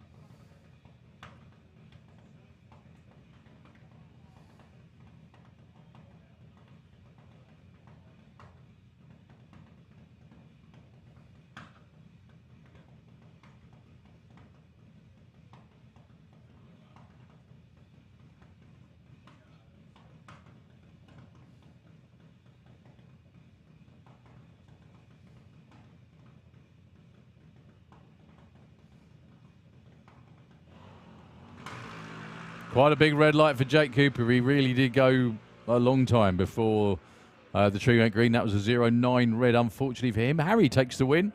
0.16 and advances.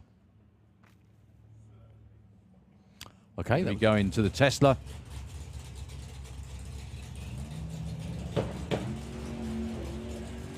Well, I can't say it out loud just yet. We'll wait till they get over the finish line. Dave Rudd has caught him.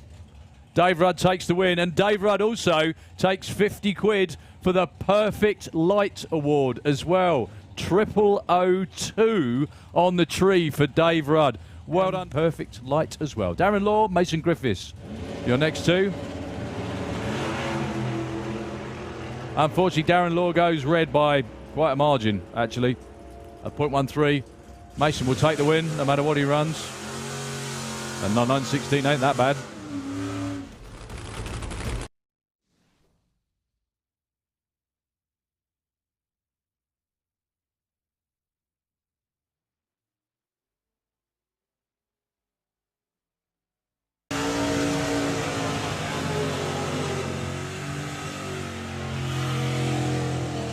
Round number 1 of Outlaw Anglia, with a proper outlaw in their midst as well this weekend. Rob Smallworth just popped up and saw me. Thanks for nipping up, Rob. He said they had a problem with the fuel pump this morning. Unfortunately, they were running the car up and the fuel pump seized, which is, you know, just one of those things. There's no real reason for it. But hope Rob can get back out again soon. I was just saying to him how great it was to see the car and him again as well.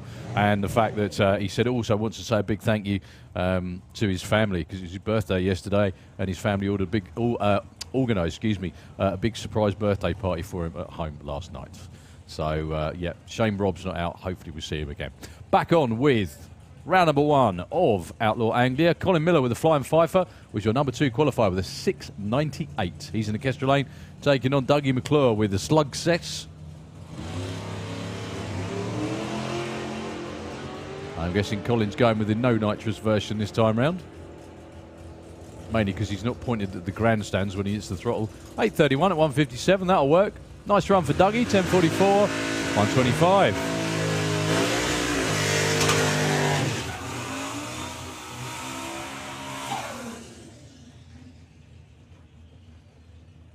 This should be a pretty good race. Rob Stone, who was your number 4 qualifier. Kestrel side of the racetrack over there. with the Head Rush. Taking on Ben Kennedy with Relentless. Car powered by a turbo Lexus engine.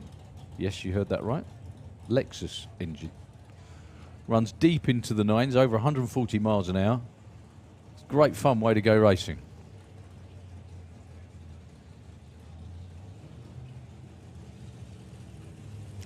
So Outlaw Anglia is heads up, first to the finish line, wins.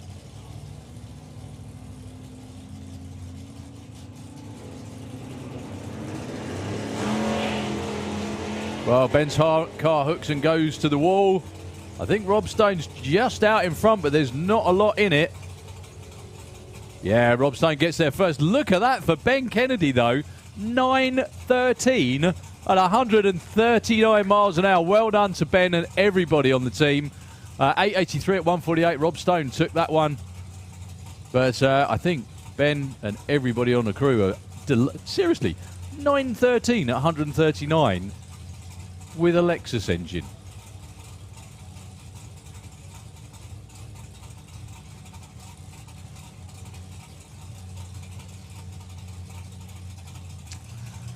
Okay, one more pair to go and one Aussie Outlaw to go as well on the end. Morning, Paul. You all right, sir?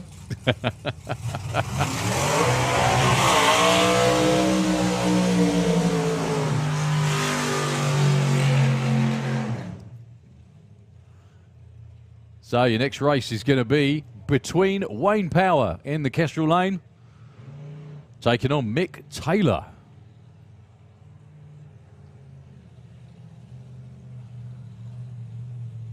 With the Fordson. The car has such a small stature. I always do wonder how he manages to fit in there, to be honest with you. But this car with the nitrous on will go into the sevens.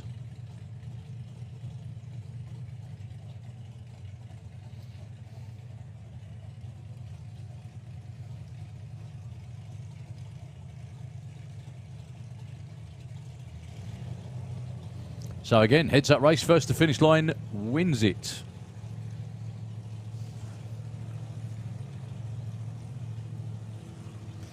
Wayne Power was in the 10s. 8:03 was Mick Taylor's quickest run yesterday.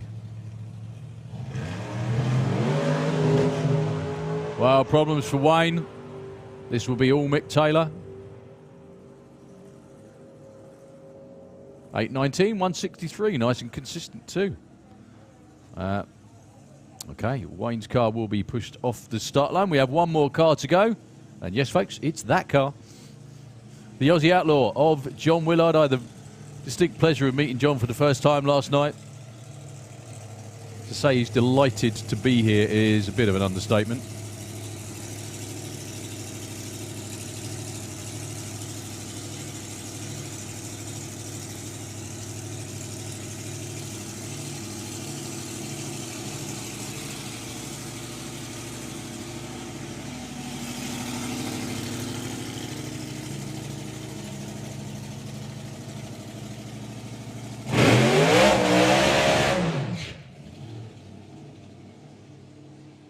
Well, a bit of a squirrely burn at that time because the car kind of jumped when he hit the throttle, but it always does. It's got that much power. John yesterday as well said that yesterday afternoon when he raced against Colin Minow, when they both went to number 1 and 2 in qualifying, he ran a 6.7, Colin ran a 6.9. He said that was his first ever race, side-by-side race. First of all, against another Anglia, but side-by-side with one that went into the 6s. So this is Eliminations Day. There's 7 Outlaw Anglias here today, so we run an 8-car field. This is the bye run, the first run of the day. Not sure how far John is going to run the car through. Slowly but surely turning the wick up, over the course of his couple of weeks stay here in England. His final weekend will be Dragstalgia next weekend, where he's going to be one of the headliners alongside many, many other fantastic race cars and bikes as well. Commiserations to Wayne Power. Not sure what the problem was. Okay. John Willard has been living in the 670s on every single one of his full runs.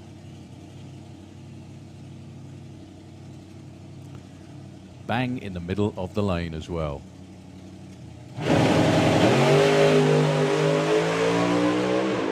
Heads for the wall. That looks a lot quicker, actually, for John. And he clicks it early to a 679, 184 miles an hour. He was 107 to 60 foot, 436 at 165 to the 8th, and another 6. That's what I said. He's been living in the 670s ever since he's been here. That will set him up in the semi-finals. He will be on one side of the ladder. Colin Miller will be on the other. Top Speed Automotive Street Eliminator. Elimination, round 1.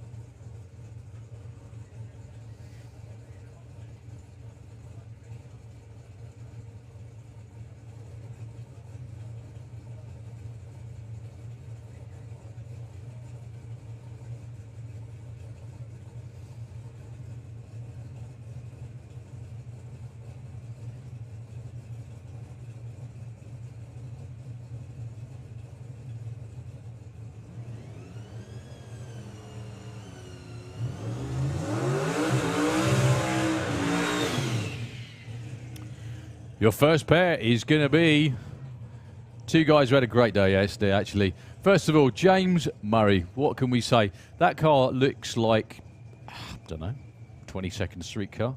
Well, if you knock over 10 seconds off of that, you'd be about right. He went into the 9s for the first time ever yesterday. 9.89 in the Kestrel lane. Taken on Mark Sheridan, who was back in the 7s with a 7.80 over 200 miles an hour with the twin turbo Cuda. This is a race, though. Again, first to the finish line. Is going to take it. Well, I think Mark Sheridan spun the tyres off the start line, but then pedalled it. It'll be all Cuda all the way through to, look at that, even quicker and faster. 765, 205 miles an hour. James Murray with another 9-second run. Well done, James.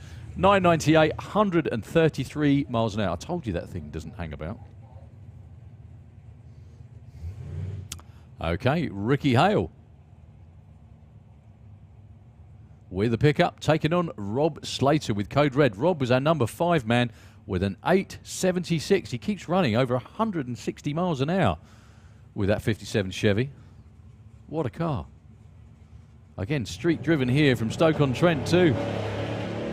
Well, a very polite reaction time for Rob Slater. He better get a move on, which is exactly what he's doing. There we go. 954 at 161. Speed's good. ET a little bit off where it was before. And Ricky Hale bows out with an 1163. Also, got to say, while I remember, very big up to the Hale family who've supported Street Eliminator the whole way through. They've never had the quickest or the fastest cars yet, but they always show up, and they're always a threat whenever they show up. So Graham Smith and Al McSweeney, your next pair. I think Al McSweeney only made one run yesterday. 774, went out on the cruise and completed it. Al is in the Slick Tricks lane with the E-Volvolution. And Graham Smith with Grimhilda, the Bel Air from Derby.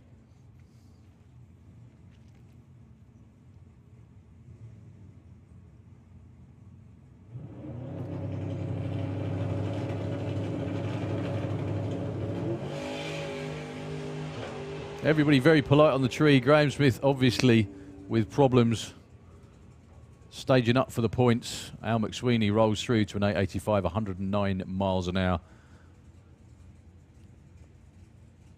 Well, Graham Smith's had a rough couple, well, I say rough couple of weeks, busy couple of weeks, I should say. Competing in Street Weekend, and obviously here this weekend too. Well done on making round 1, fellas. And ladies, of course. Andy Bond, your number 1 qualifier, gets a bye run. We actually had 11 cars qualified for Street Eliminator this weekend. We'll run it as a 16, or it's being run, I should say, as a 16-car ladder.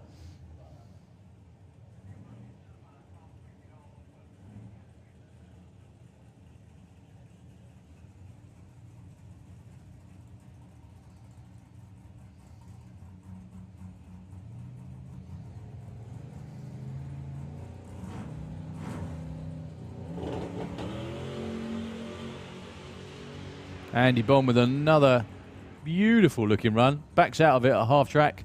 Probably just to save on turnaround time. Still goes 8:32. 117 miles an hour. Andy was the winner of Street Weekend just a couple of weeks ago. Once again, to prove it is a completely street legal, street driven.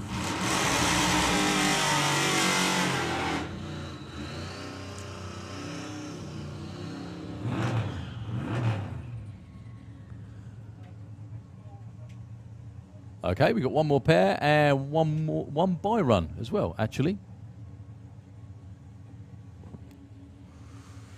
Nick Howell, Rob Carter with Percy the Passat.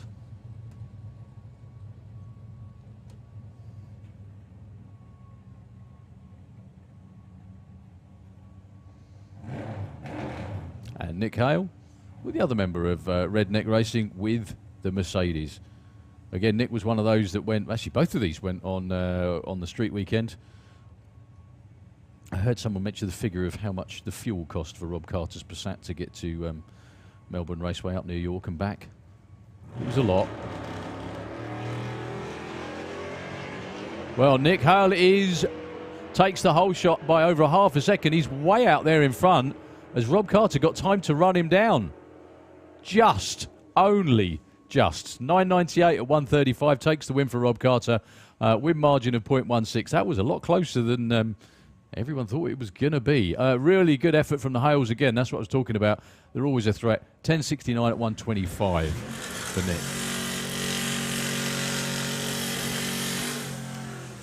Right, last car in the class before we move on to two wheels with Super Street Bike.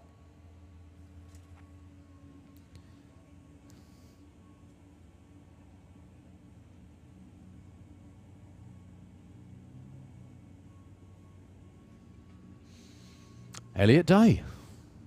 So good to see the Day family back. A car built in the garage by him and his dad, the way it's supposed to be.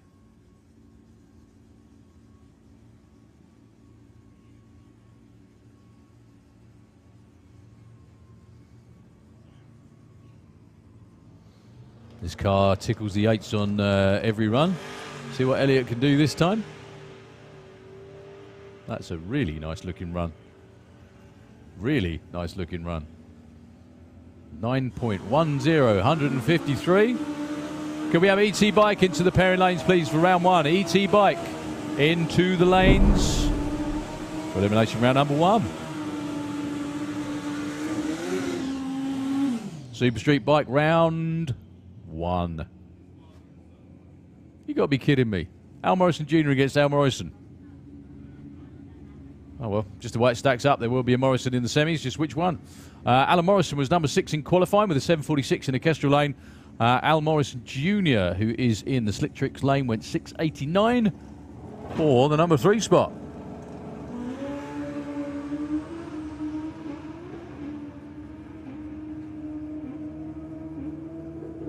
.702 at 193 takes the win. And Alan Morrison, 7.49 at 179. Bows out.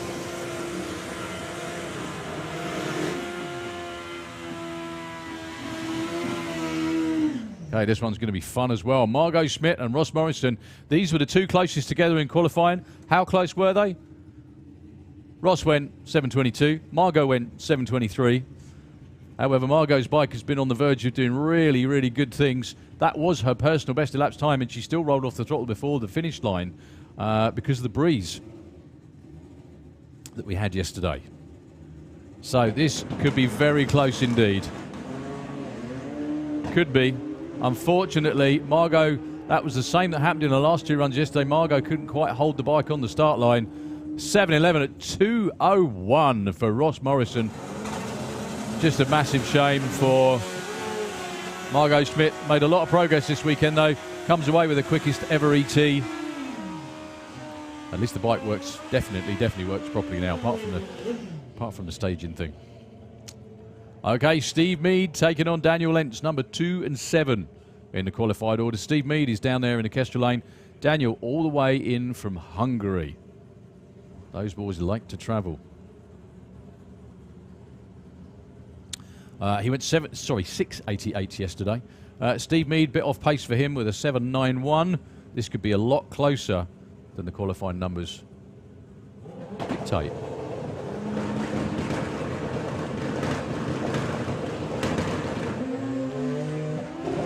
Well, it's not even close. It's Steve Mead, long gone in the distance to a 7.27 at 184. Well, Daniel Lentz's pretty horrible season continues here in round one. He's a defending European Super Street Bike champion. And, yeah, bows out in round number one. Anyway, congratulations, though, to Steve Mead. So last run of the round, it will be a bye run. And it will be your number one qualifier, Jake Michelle, who went 6.81 yesterday. He tickled 220 miles an hour as well.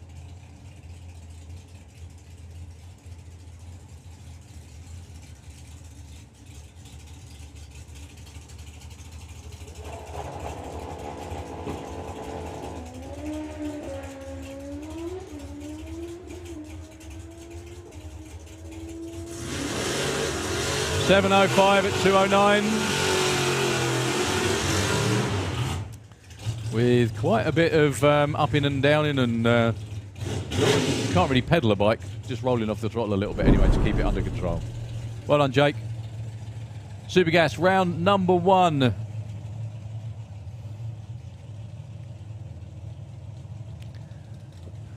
Or the never-ending taking contest that is Supergas. Or the never-ending piss taking contest, excuse me. Simon Fulton and Tim Moore, your first pair. Simon Fulton, Kestrel Lane. Tim Moore, Slick Tricks Lane. 9.90 is what they're all after.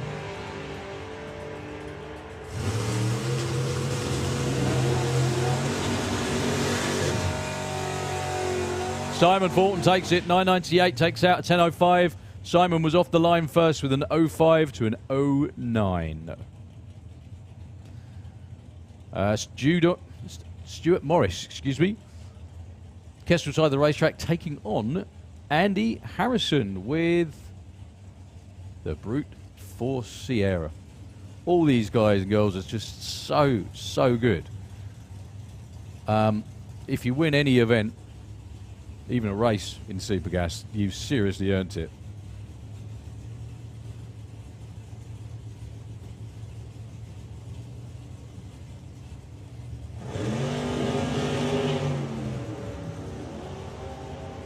Talking of earning it, terrific lights on both sides of the track. They will be side by side at the finish line, and it will be Stuart Morris taking the win. An 01 light and a 9.91 is all you need to know about that. Andy Harrison, 9.88, too quick. He was never going to win that one, actually. He was 04 on the tree. Yeah, there was no way he would have gotten round Stu Morris that time round. Up next, we have Mark White and Wayne Hiscock. Mark White, Kestrel Lane. Wayne Hiscock with the big grey Chevelle. Two very different ways of trying to run 990. Mark White will come off the line with the wheels in the air, then the throttle stop will kick in a little bit. Wayne Hiscock will disappear a bit in the distance, although not much. And he'll have to back off at the top end to try and run the number. Mark White, 9.94, beats a 9.87 breakout. Wayne Hiscock was actually there first, but a 008 light for Mark White that time. Wayne Hiscock wasn't exactly late with an 07, but yeah, once again, no way Wayne Hiscock was going to get around him. Well, they paired up the Roadsters in qualifying a number of times. Now it's eliminations. They're racing each other. Jasmine Tunstall, Dave Fulton. Dave Fulton's already advanced in Pro ET. That's him in the grey car in the Kestrel Lane. And Jasmine.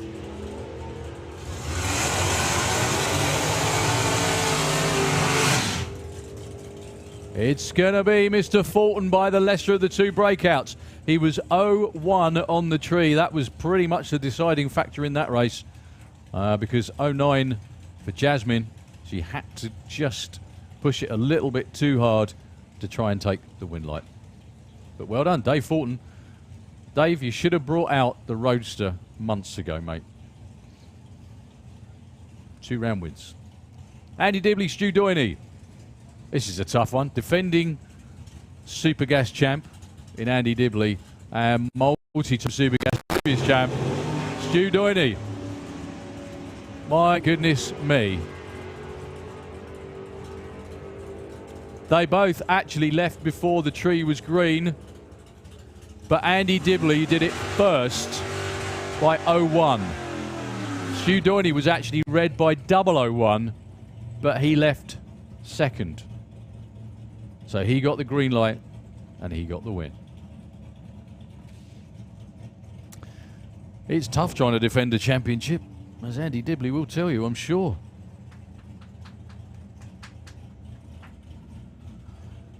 Right, Pete Creswell should have been against Bob Molden, but we saw Bob Molden go around the corner in a plume of smoke earlier today. Hope the car's not too bad, Bob. Whatever it is can be fixed. Hope you're all right, most importantly. But something definitely letting go on the little Peugeot. So a freebie in round 1 for Pete Creswell.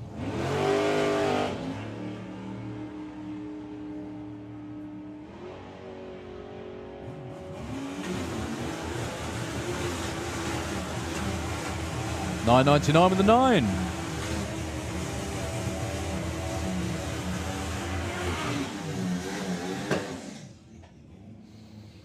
$8.50 bite round 1. What a matchup to start with. My goodness. You got to be kidding me. Johnny Hines and Brad Head. Brad Head won the most recent round of the championship. He's in the Slick Tricks lane. Oh dear, Johnny Hines with problems. It's going to be a bye run for Brad. Johnny just hasn't had a great weekend at all. He got pushed. He pushed the bike back the last time round as well. He's a big lad. I'm surprised he just doesn't throw it out the way.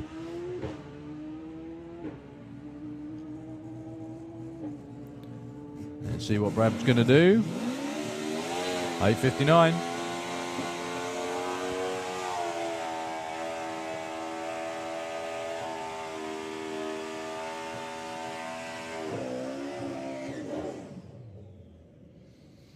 Your number 1 qualifier was Dan Diath, as he's done many, many times before. I think Dan's actually leading the 850 championship again this season. He won last summer.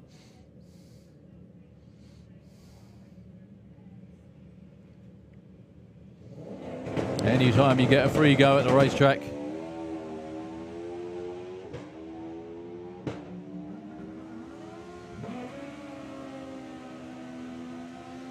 $8.46 with a 9.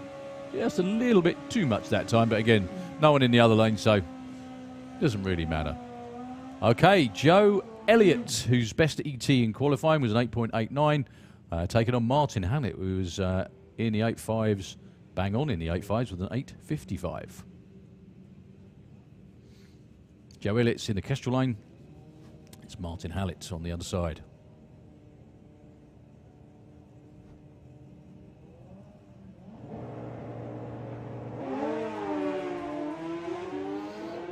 Good looking green light drag race. Joe Elliott was off the line first, but Martin Hallett's already out there in front and looking over his shoulder. And rolls across the line with an 8.66 only, 137 miles an hour to take it. Joe Elliott bows out with an 8.96.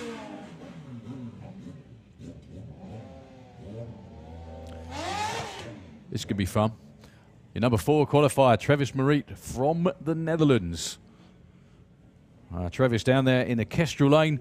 Paul Morris was number 11 with an 8.65. So even though he was number 11, he was still only 0.15 off of that magic 8.50 number.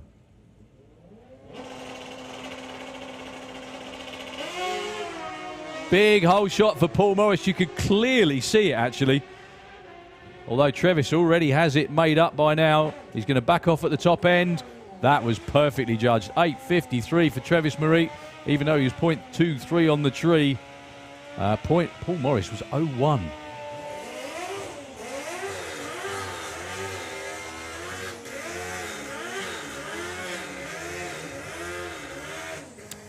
Okay.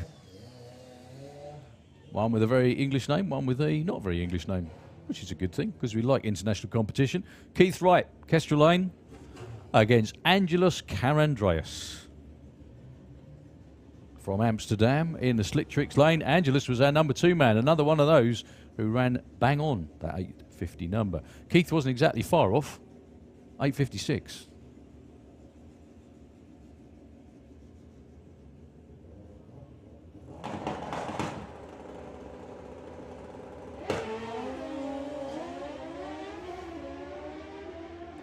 Well, you could clearly see who moved first. And it was Angelus who takes the win on a fairly sizable hole shot, actually. 886 knocks out an 8.70 for Keith Wright. So the Dutch guys doing real well in round 1.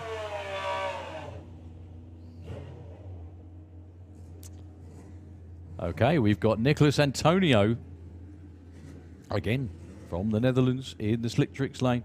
Going to be taking on J. Rowe.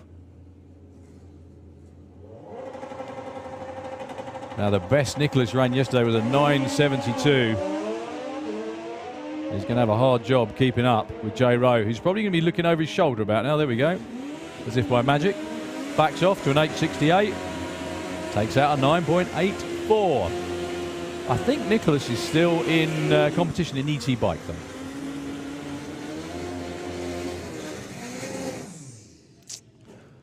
Right, one of 3 riders yesterday who ran bang on the 850 number. Craig Wright, Slick Tricks Lane. Still had a fairly fraught day though, but came back at the end of the day with everything fixed and put in a really, really good run, even though it was a slight bit too quick. I think made them all feel better. Up against Gary Malone. Now Gary Malone, just to show you how tight again it was, Gary Malone was number 10 at qualifier and with an 860. This can still all be won and lost on the line. And on the line, there ain't a lot in it.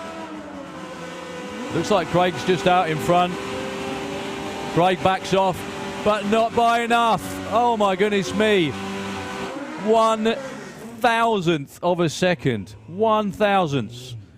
Craig had that in the bag. He was a couple of hundredths quicker off the line. That was a properly good race though. And congratulations with an 8.54. Took it in the other lane. Dearie me. Drag racing. Who'd bother? So, Patrick Marie, another one of our Dutch riders in the Kestrel Lane, taking on Stacey Reed.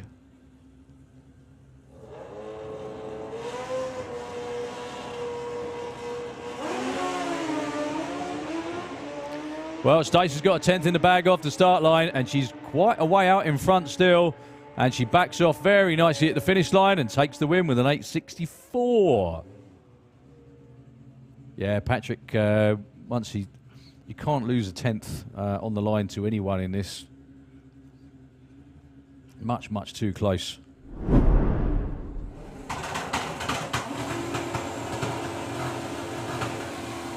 So, round 1 of comp bike. 16 bike elimination ladder for comp bike this weekend. Terrific turnout. And your number 1 qualifier who gets a bye run, I think he only actually made 1 run, was Mark Dainty.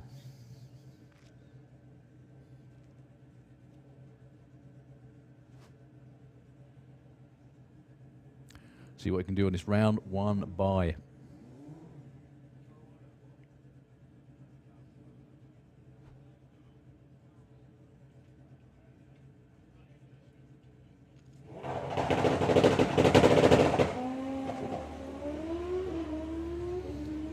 Good looking run. Mark's pushing over towards the centre line. Goes 7:15, 166. He still will move through because he took the green light.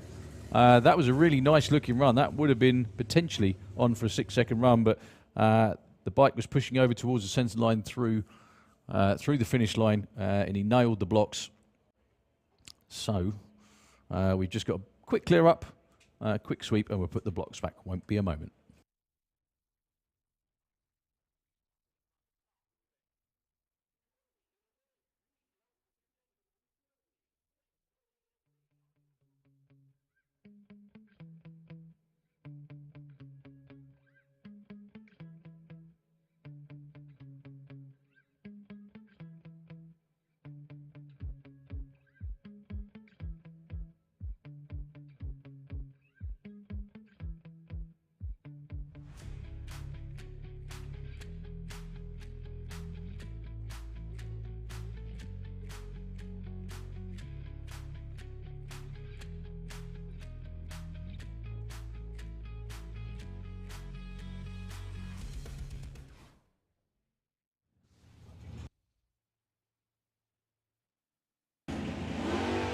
Well, Darren Huxley didn't move forward to stage. Weirdness abounds. Simon Rickwood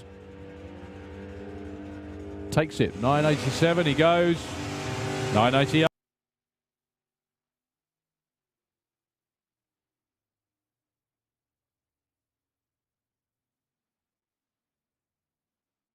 $9.51.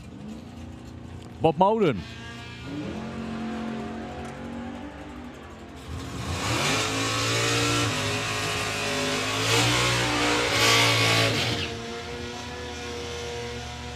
It's going to be Tom. 10.25 on a 24. Bob Molden, 10th of a second off. Lots and lots and lots and lots of smoke for Bob Molden in the shutdown area. That's getting bigger.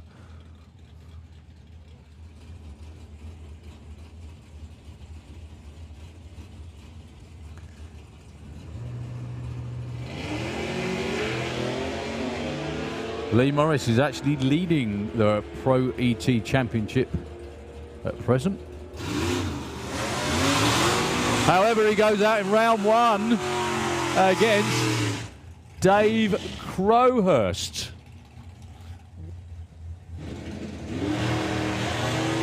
Dave Cherrick goes red. Quite a big red as well, 05. Jess Bishop marches on. Well, and breaks out massively. Doesn't really matter now, but, you know, wow.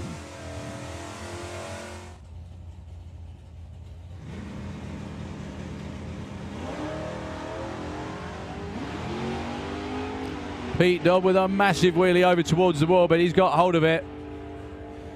Can he run down that little Purple Express? He does, but he breaks out. They both do, actually.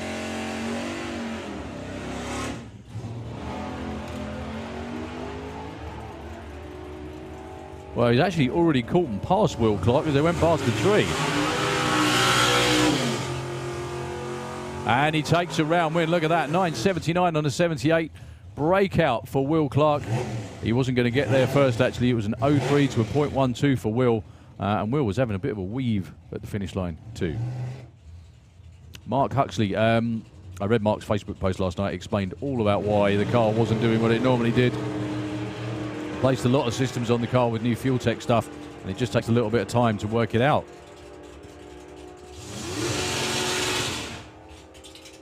There you go, 10.01 for Mark, going in the right direction, and a 9.97 for John Dalrymple.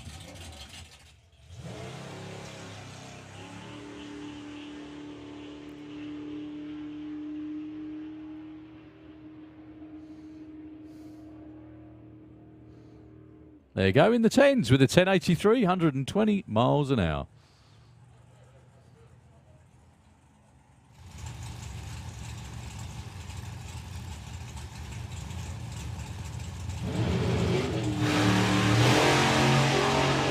So Pete's going to catch him by about 3.30, and then they're just going to take off together to the finish line. Just like that. Oh my goodness me, what a race. The lesser of the two breakouts was Pete Waters, just by a couple of measly thousandths of a second. Really well this season. He's in the top 10.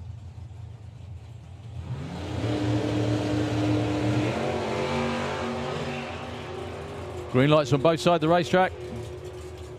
Bob Doyle is still out in front. He's still out in front. But he breaks out. Actually, they both do, but Bob Doyle broke out by the most.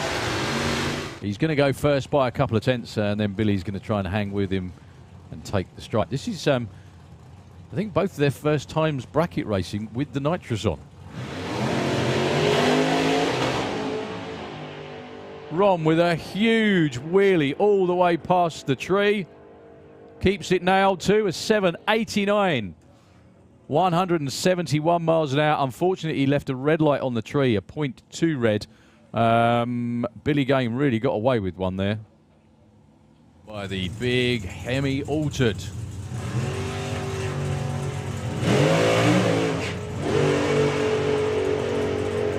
Who actually red lit, smoked the tyres. Whoa, got very, very close to the centre line blocks as well. Stu made sure he didn't break out with an 874.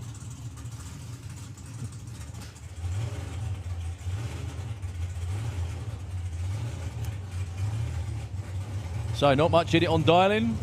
You're barely going to see the difference in the tree.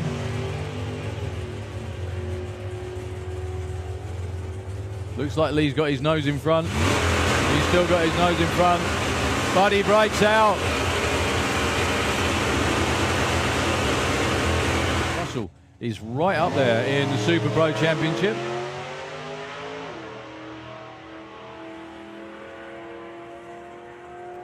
He's moving on to round 2 with an 883. He broke out as well. Anyway, doesn't matter.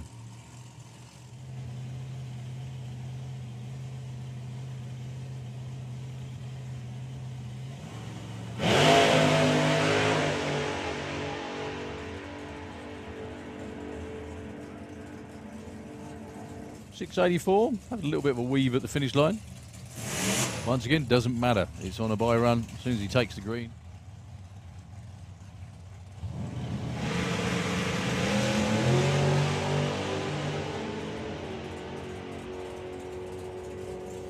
Good, close race. Not much in it. This is both rather excellent. So, Gary Bowe and John McLean. Gary and Dave obviously got fixed, whatever the issue was last night. The broken chain. Hopefully, one of the easier things to fix. So, they're number 7 and 8. I know the Bowe family are looking for an awful lot more performance out of that bike than a 7.8. Second timing ticket. John McLean, though, is very happy with it. 7.87. He's the higher qualified of these two.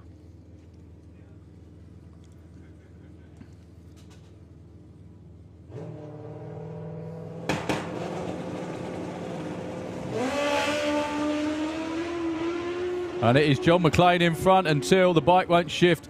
Gary Bowe expertly brings it back from the wall and goes an 808 to 160. Yeah, bit of a ho-hum ET, I think. Dave says, however, it's a win light. That's the most important thing.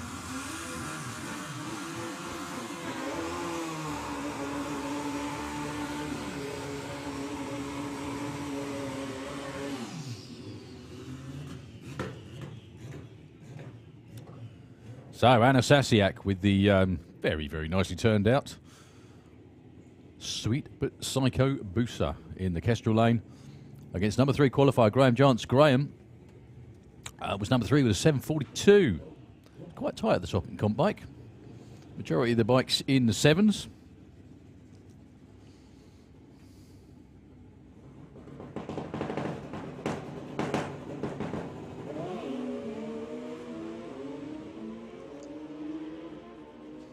Graham Jance long gone down the middle of the lane. That's a nice looking run. 734, 192. Anna? 938, 132. Not quite as quick as in qualifying.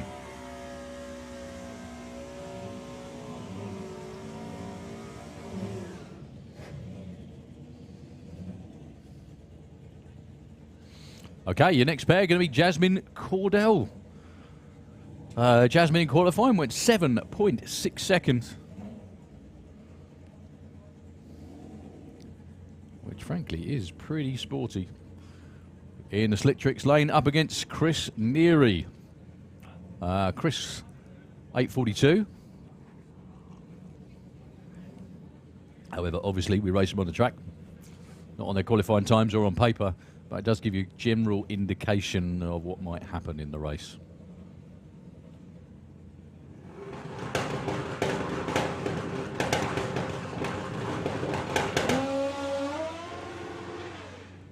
Whoa, weirdness all round. Chris Neary's bike dies on the start line.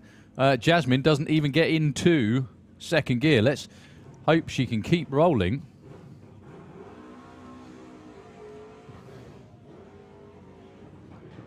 Well, Jasmine is going to get to the finish line.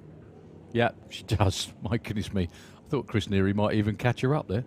But, yeah, 21 second elapsed time. You would not normally expect to take a round win.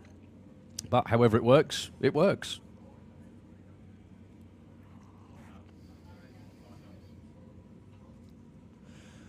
They both take the first turn off as well. Yeah, for the record, Chris went 28.45.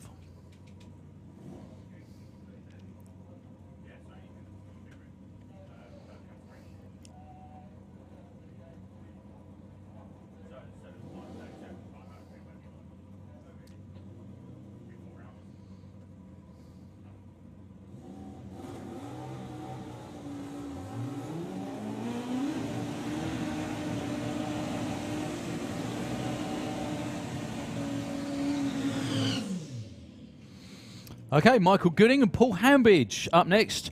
Paul Hambidge was number 2. Very, very nice looking 7.40 yesterday. He's in the Slick Tricks lane. Mike Gooding was in the 9s. Going to be hoping for more than that this time, though.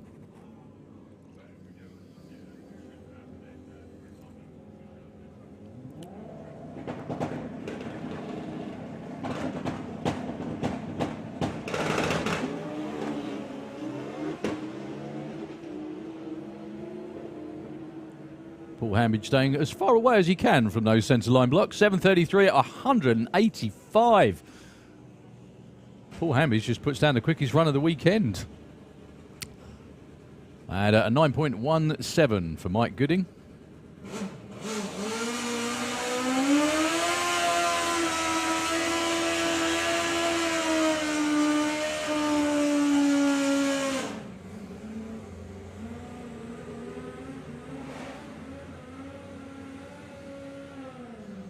Okay, Len Padgett with the stocker, the Pro Stock Suzuki.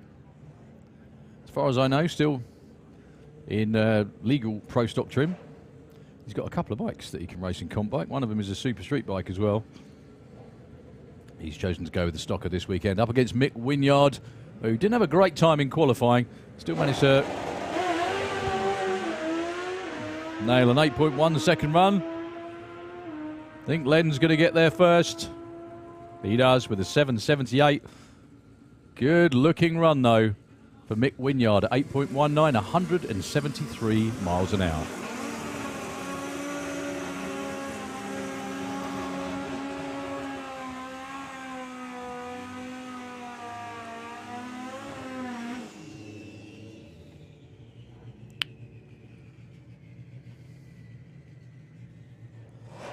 Right, Adam Burns and Dave Thomas.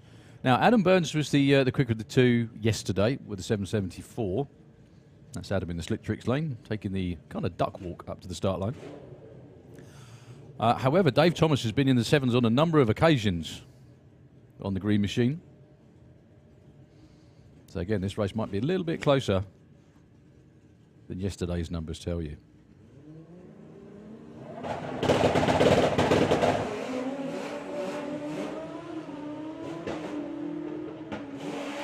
Jump off the line for Adam Burns, and he was never behind. 7.62, 187, which they are rather happy about. Dave Thomas bows out with an 8.31 at 160.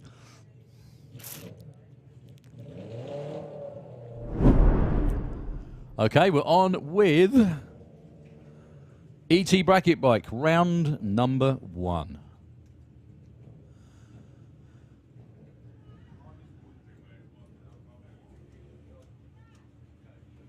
Jake Bowden gets a bye by virtue of being the number 1 qualifier.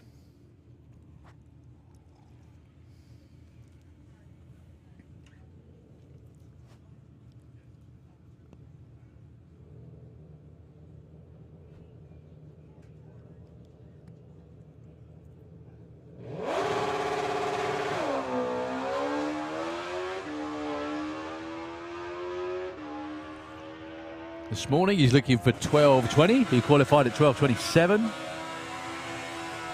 Again, as it's a freebie, look at that, 12.21. He's going to be tough to get around today. Okay, Phil Pratt, the defending champ from last year, with Satan's Lady, taking on Nicholas Playden. Phil was number 5, Nicholas 13.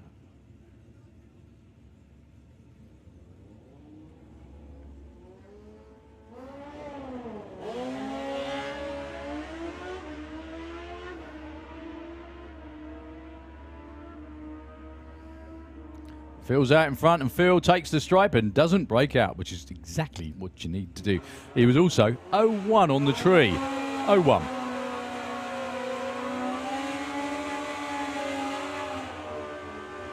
Proving once again why he has been multi-time UK national champ for ET Bike. Okay, Chantal van Loon.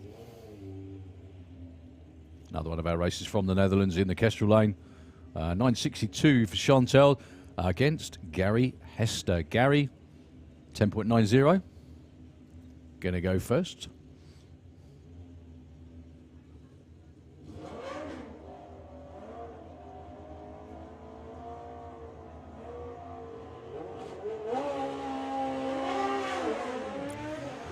Well, Chantel kind of sat there and looked at the tree being green. I very much doubt she's going to catch Mr. Hester, and she doesn't. Also runs a 10.02 on a 9.62. Yeah, 0.27 reaction time for Carl Hester, but a 0.41 in the other lane was always going to be tough to make up. It's great to see all our friends from the Netherlands over here, though.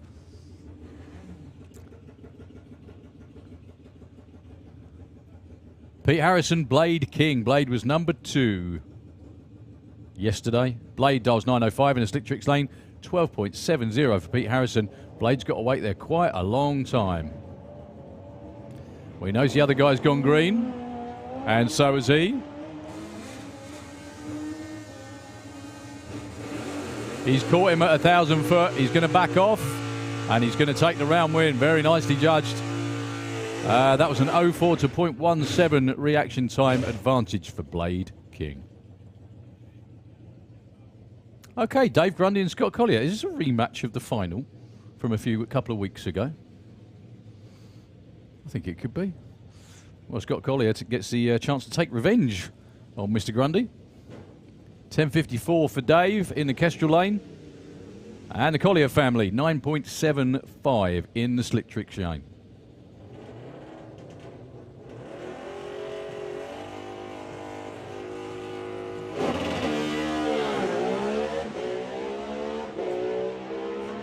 I think by half track, Scott has already caught him. He's just going to be shadowing him for the last part of the racetrack. But he doesn't take the win. It's Dave Grundy. The win margin, 007 for Dave Grundy. Nothing in it on the finish line. Absolutely nothing. 0.2 to an 0.7 reaction time advantage to Dave Grundy. That made a difference too. Okay, Brett Cordell and Robbie Dobby up next. Brett's in the Kestrel lane. I think the next time they race, Scott's going to go and let his tyres down.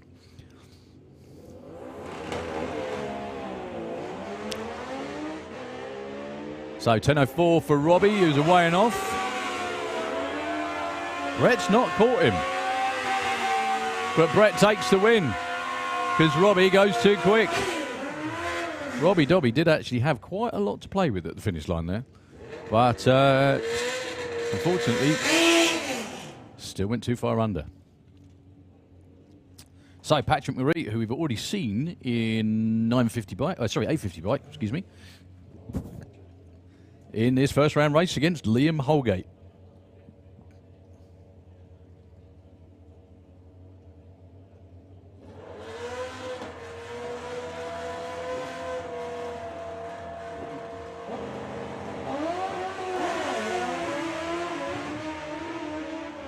They're pretty even on the tree.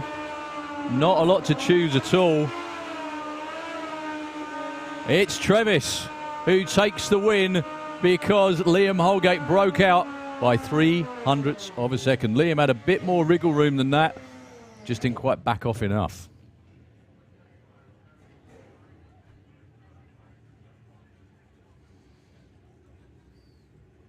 $10.25 plays an 8.70 this time. Angelus Carandreas in the Kestrel lane, we've just seen again in 850 bike, taking on Justin Moulton.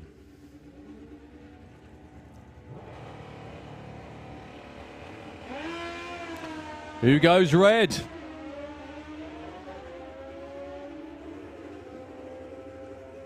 Another round win for the Dutch guys. Doesn't matter what he runs. Yeah, 9.94 will do.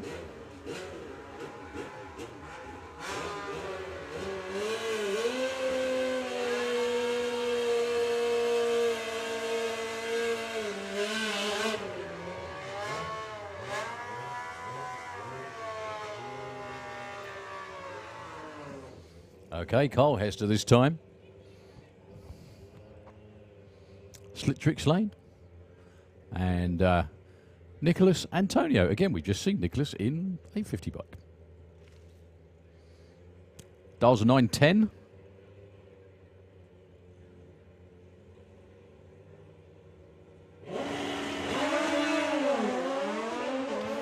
Well, they left at almost exactly the same time, which doesn't bode well for our Dutch visitor.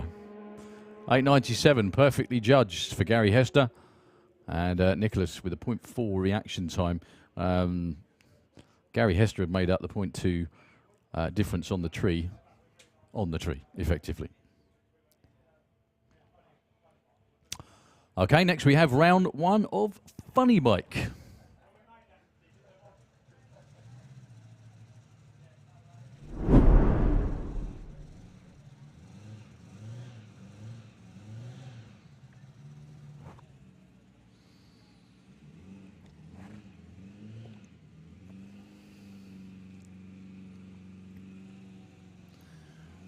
So, Lorcan Parnell was your number one qualifier. He's going to be getting the bye run.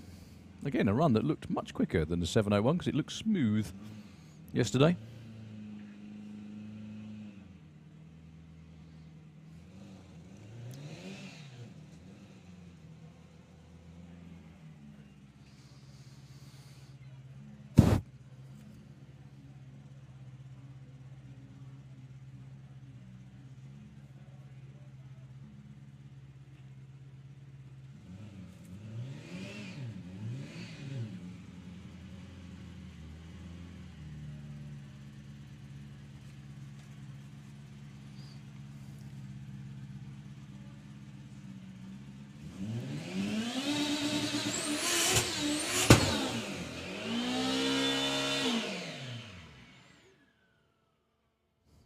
I'm guessing from the pop and the whistle, that's not good for Lorcan Parnell.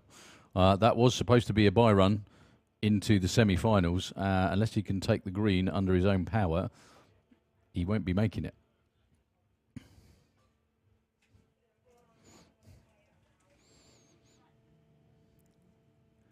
Which I don't think is going to happen. Honestly, it's heartbreak after heartbreak for those guys.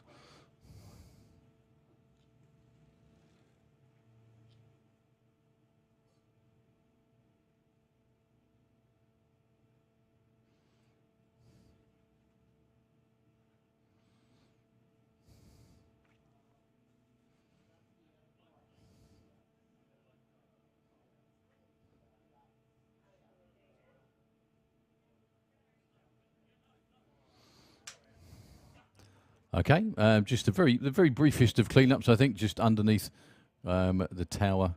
So Nitro FM just for a couple of moments, if you don't mind. But yeah, it's in the burnout box. It's not going to take that long to do. There's no sort of prep and re-prep, and Ian hasn't even moved.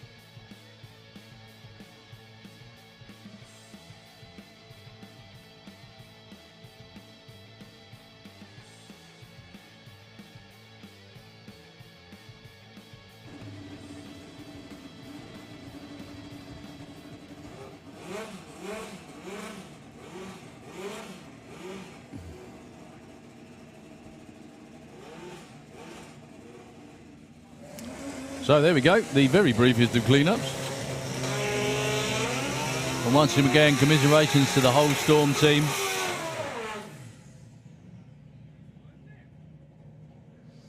Sometimes research and progress is a painful thing.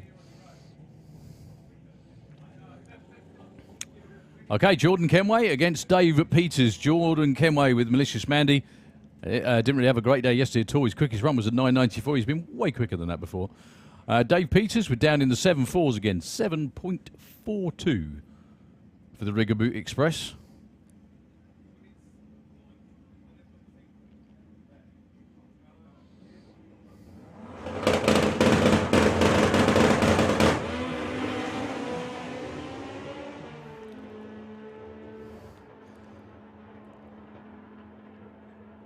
Is Dave Peters going to hang on? The answer's no. A whole shot win for Jordan Kenway. Exactly. How did that happen? That's great. That'll work. That's really good. A lot to be said for turning up and having a go. Dave Peters' bike got out of shape and he kept backing off. And unfortunately backed off just by that much. And he didn't see Jordan Kenway probably all the way until he went flying past him at the finish line.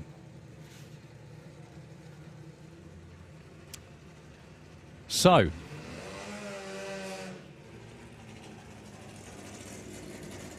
as Jordan Kenway was the number 5 qualifier, racing the number 2, the winner of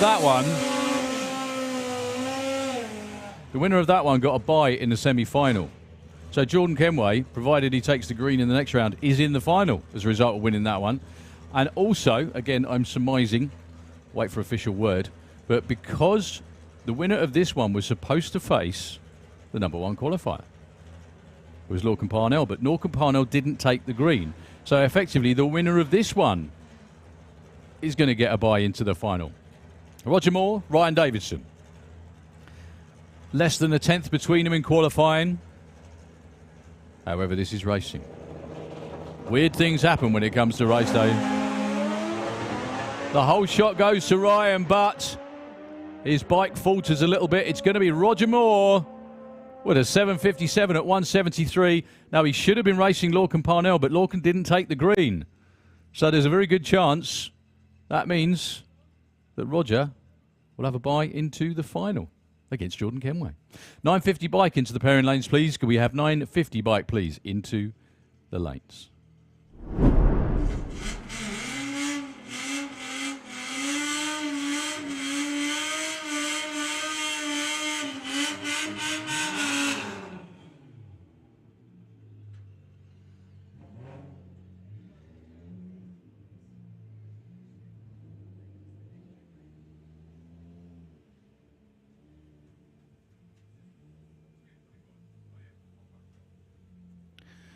Round number 1 of VW Sportsman, very hotly contested again this weekend. John Crawford taking on Andy Bambrick. John Crawford, Kestrel side the racetrack.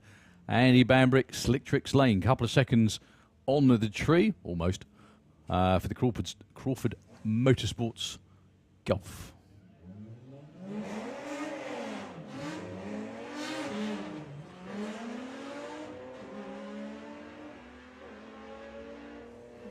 Today is all about win lights.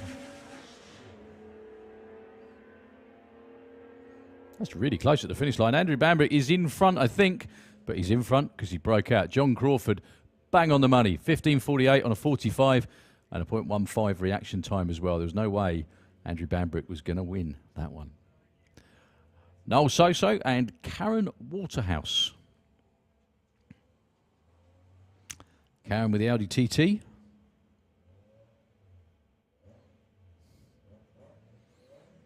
He's going to be going first by, well, that much.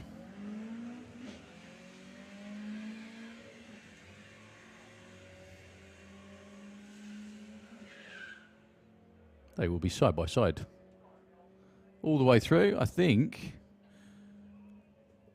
it's going to be Karen.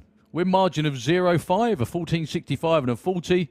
More than 1/10 of a second in the bag off the start line was what made the difference that time too. Okay, Martin Ayton and Tom Circuit. Martin Ayton in the Kestrel lane, Tom in the Slick Tricks lane. Round about 2.5 seconds for the Lupo over the Polo.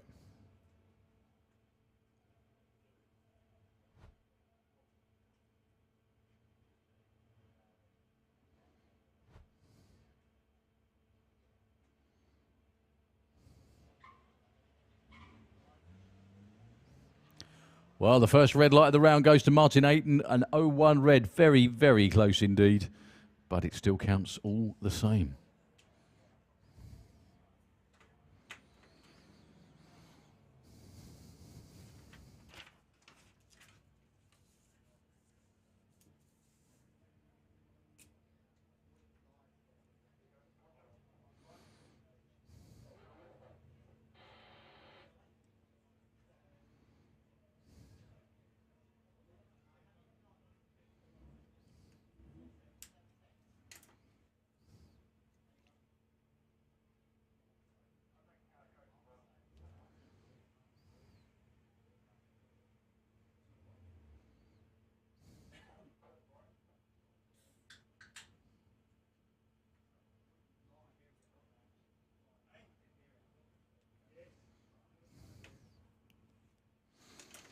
Okay, Phil Jones and Nigel Gregg are your next pair. 18 and 8, they qualified.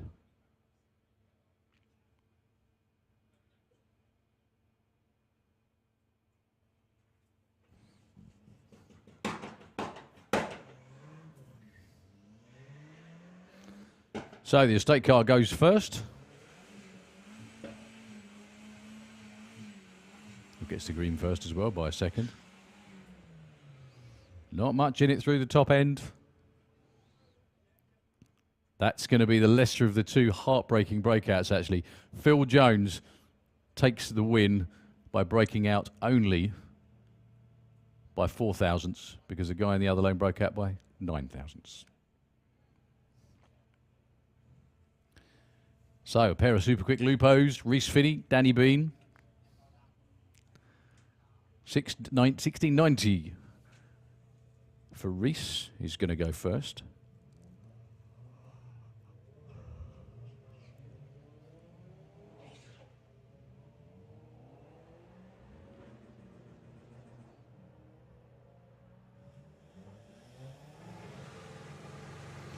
And Reese is still way out there in front. Danny's not caught him at all.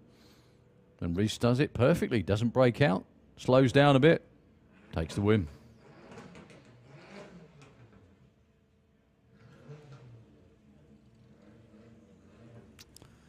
Jordan Clark taking on Paul Robinson. Paul was the VW Sportsman champ from last year. He wears the number 1 on the Audi TT from last year.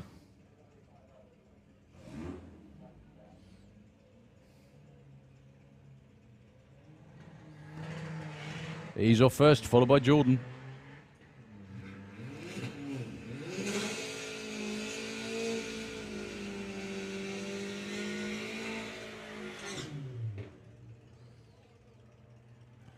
And the champ is out in round 1. Try and hide your excitement if you can. 1402 winner in the Kestrel lane. Yeah, last year's VW Sportsman champ is out in round 1. Okay, Caitlin Wilson against Nigel Gregson this time round. Caitlin's going to go first with a 1725.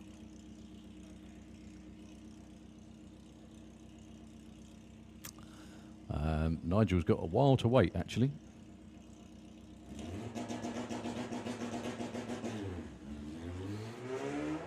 But Caitlin goes red. It was only an 0-1 red in Caitlin's defence.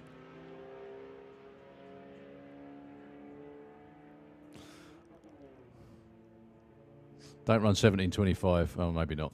1751. Blast.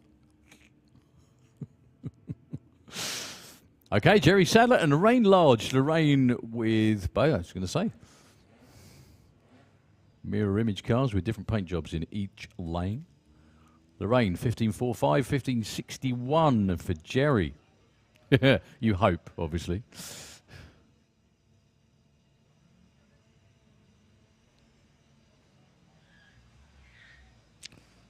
Couple of pretty good looking reaction times. It is a green light race. So, Lorraine or Jerry?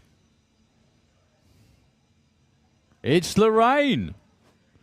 Win margin, 0.1 of a second. There we go. It doesn't matter how rubbish you are in qualifying. It's all about race day. Well done. Not that she was rubbish in qualifying. I'm just kidding, of course. Yeah, 10th of a second off versus 500ths off. And also, Lorraine had a reaction time advantage too.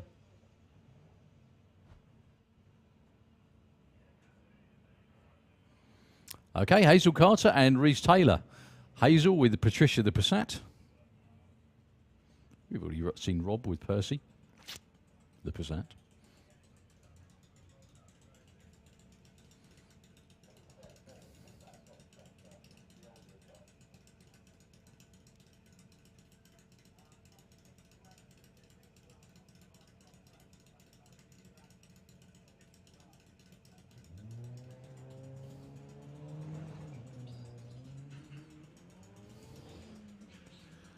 Hazel is off and running.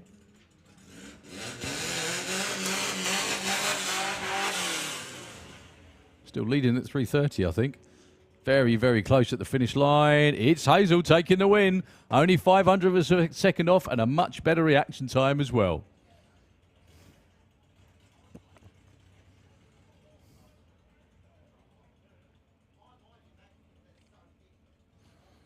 Okay, Sylvia Purcell and Steve Metcalf. Sylvia is in the Skoda Octavia estate.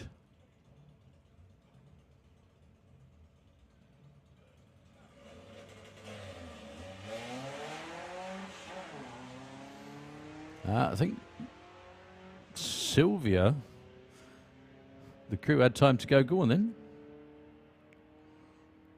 Yeah, the best hope is that Steve Metcalf breaks out, which he doesn't. Round one exit, unfortunately for Sylvia. A 1 second reaction time will not get it done in a class this competitive. So, number one qualifier gets the... That number one qualifier is the one. The rumours had it, she smiled. Polly Judge. I said rumour had it, she smiled.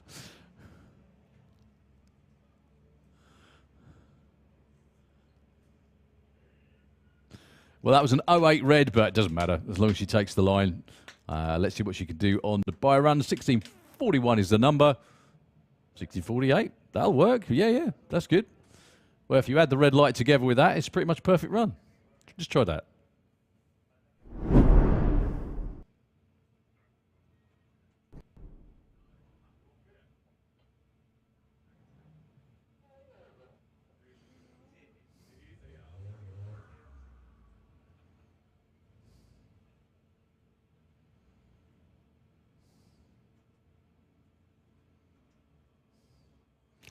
Okay, we're on to VW Pro. Your number one qualifier was the young lady down there, Danielle Coppin.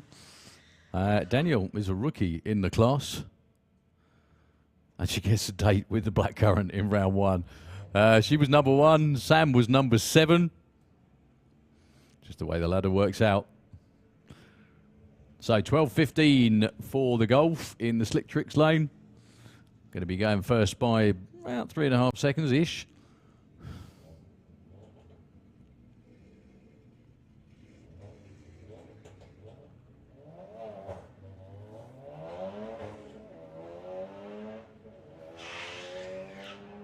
Well, Sam actually breaks the tyres loose, so as long as Danielle doesn't break out, which she does. 12:09 on a 12:15. Sam Young gets away with one there. And gets the win like number one qualifier out in round one. It's one of those hard lessons of racing, that one, that you take a look over your shoulder, and if you're that far in front, just ease off to make sure you don't go too quick. Jacob Bailey and Ed Keach up next. Ed with the 12:05, 11:50 for Jacob. Quite a way off where he can actually run with that Jetta. It's been down in the 9s.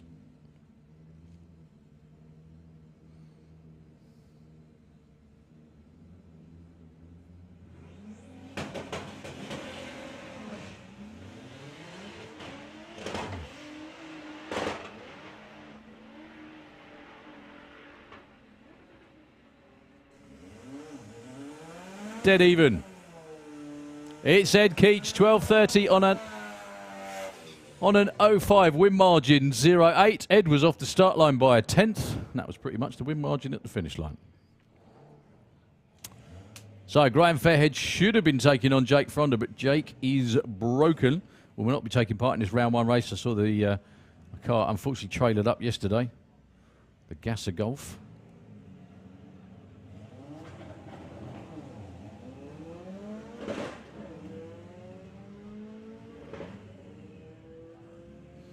So Graham Fairhead gets a freebie.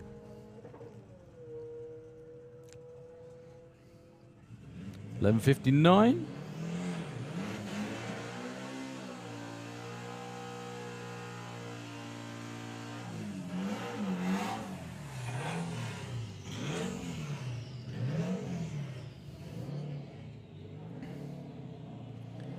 Couple more very cool looking cars. Abbey Tether with the two-door Golf in the Kestrel Lane, 12.85 plays.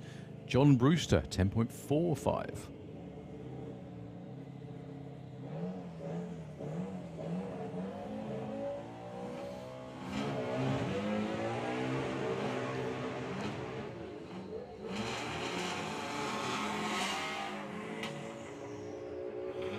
Well, Abby's way out in front as long as she doesn't break out, which she doesn't.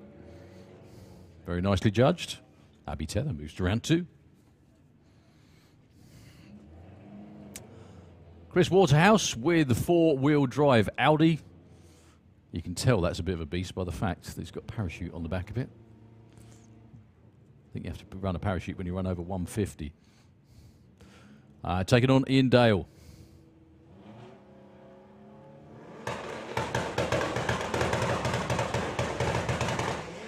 Who goes red by 0.4, Chris Waterhouse, with a very polite 0.4 reaction time, but it didn't matter by then because he's got the wind light on in his lane. 970 goes, 969 with a 9. 143 miles an hour. Wind light's the thing that matters, though.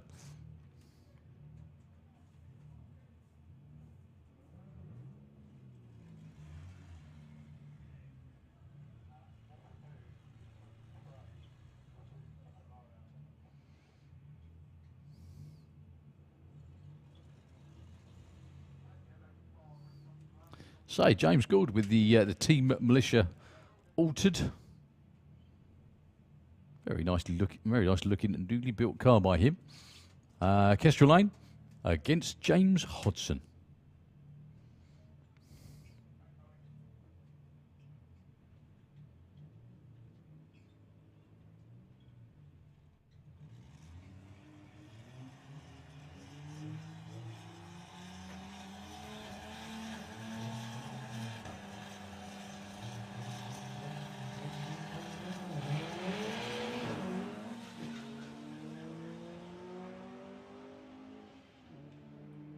Well, James Gould is way out in front. That's either going to be a lot quicker than a 10:30, which it isn't.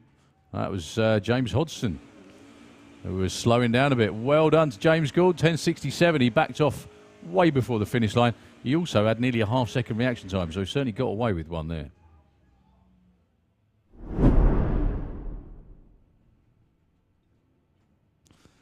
Round number 1 of Sportsman ET, another seriously well-subscribed class.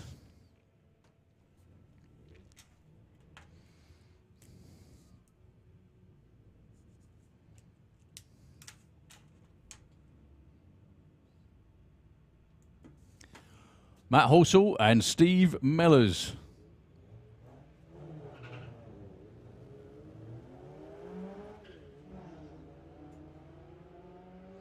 Well, they both dialed 12 flat, but Steve Mellors is a long old way in front.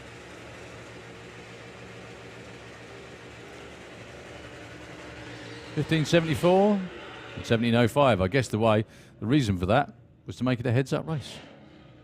Steve Mellors moves on to round 2 because there's no way either of those run anything close to 12 flat.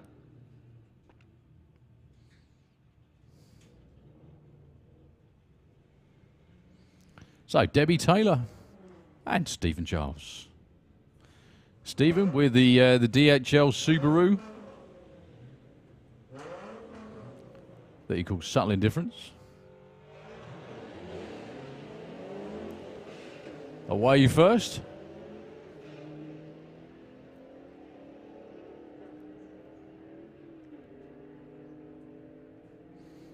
I think he's still out in front as well, and he takes the stripe on a hole shot. That's quite a big hole shot win, actually.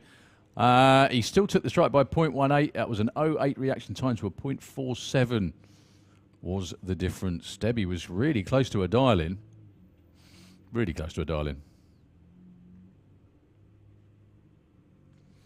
So, Richard Palmer, excuse me, with the Jaguar he calls the family cat, against Felicity Gibbs. Felicity's going to go first by, well, good 3.5 seconds.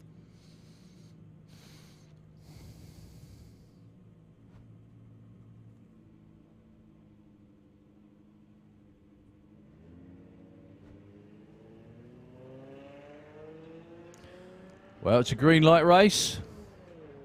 Just. Is all I'm going to say.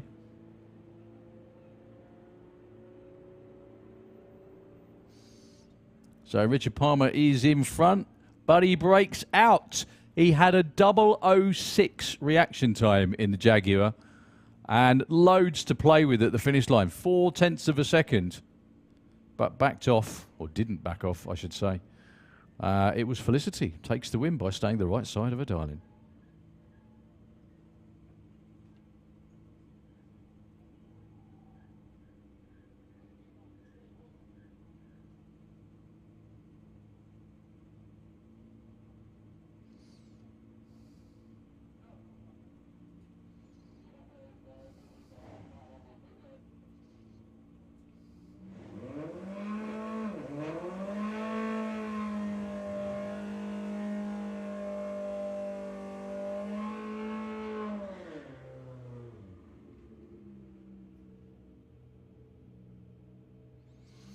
So, Jay McCready, who did fabulously well yesterday, was number 2 qualifier with Ben's van down there in the Kestrel Lane. 15.14, which I think was the number she qualified with. Taking on Georgina Smith. Proof, if you ever need it as well, folks, that you can go drag racing with pretty much whatever budget or whatever you've got at home. You don't have to spend a fortune going fast. You can come along and join in. At the entry level at any time. There is an event we have here back in March called a Dial-In Day, where lots of newcomers try everything out. And the idea being getting people acclimatised to driving their cars on the racetrack. And it tends to suck them in and they end up competing, which is a good thing. Jay McCready takes the win by not breaking out. Well done to them. Georgina Smith breaks out by quite a margin, actually. Over 1/10 of a second. She was over the finish line first by 0.26 as well. So she did have a bit of wriggle room. Steph Pateman and Chris Wynn will be your next pair. Steph Pateman in the family BMW. Kestrel Lane, 1392.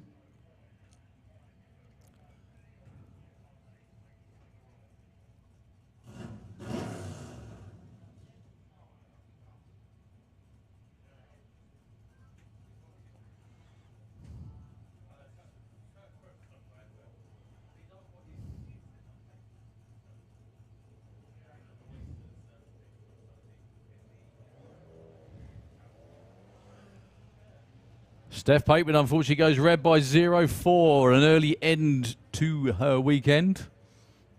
Chris Wynn, though, wins.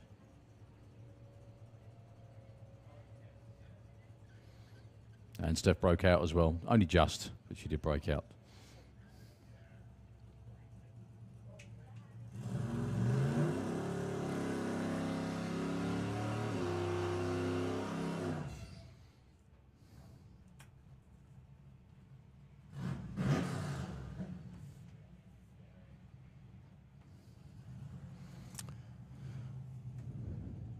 So, Kirsty Tram.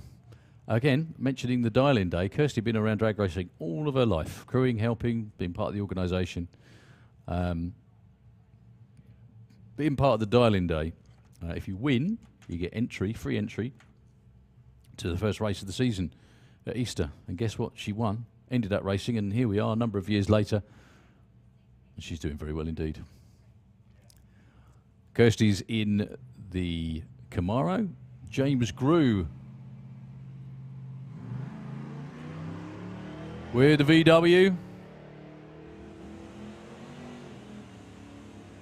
We've had some pretty spectacular lights in this round of racing. Kirsty's backing off. Kirsty takes the win perfectly on a whole shot. Kirsty was 008 on the tree. We've had 2 00 reaction times in this round of racing for sportsmen. He wasn't exactly late in the other lane with a 0.14, but yeah. So, Chris Creswell taking on Gary Lake with the Arabian Night.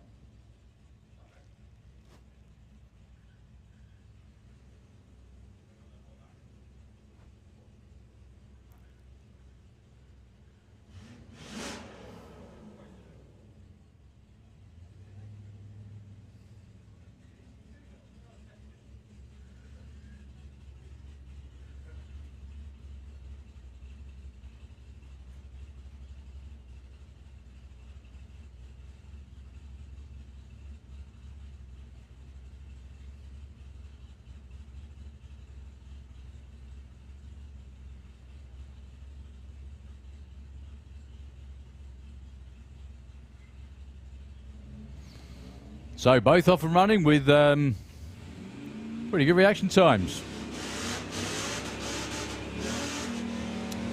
Who is the best at the finish line? Chris Creswell's still out in front, but here comes Gary Lake to take the win. Chris Creswell actually broke out. Nothing in it on the tree, but just too quick on the quarter mile.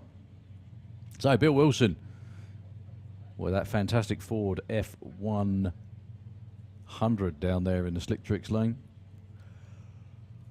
Going against Liam Sturman for Powerflow Exhausts.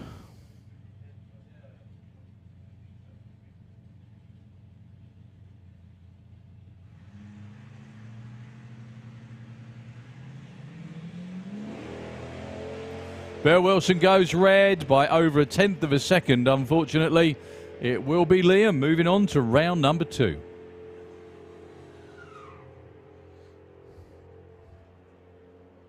And running way too quick as well. 0.35 under his dialing. A win's a win then. Okay, Holly Walters and Mick Franklin. Holly qualified number 3. Brother Pete's already through into round 2 of Super Pro. Can she do the same here against Mick Franklin with Range Rover? Again, proof if you ever need it, you can race anything.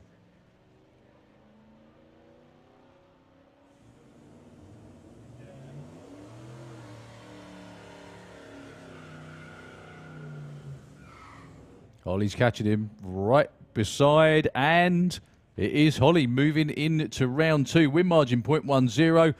She was a couple of hundredths better on the tree, but at the finish line it was Holly Walters. So all of the Walters family having a great day out so far. So a last pair, I think. Jeff Cowley with the Z28 Camaro and Carl Magira with the Tesla.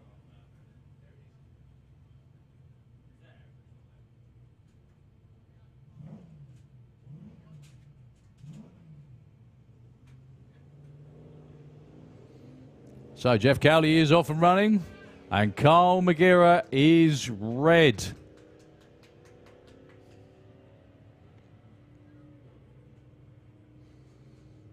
Well, Jeff Cowley with the win light on in his lane.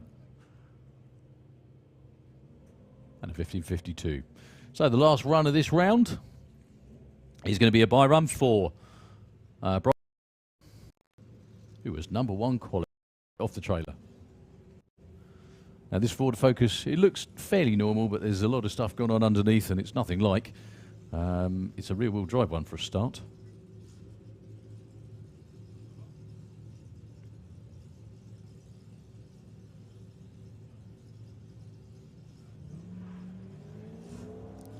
And Ford Focuses don't really sound like that mostly.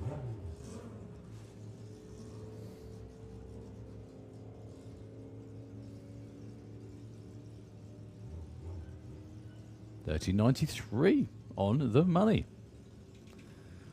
Okay, we're about to head on to 2 wheels with 950 bike elimination round 1. Right behind them, I think we've got Super Comp, Wild Bunch, loads more good stuff.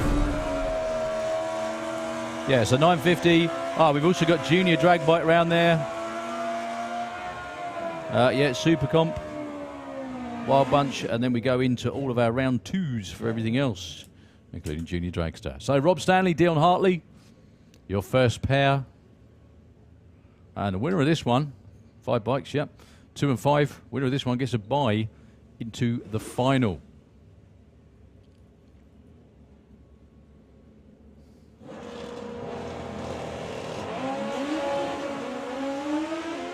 Well, Rob with the jump off the start line.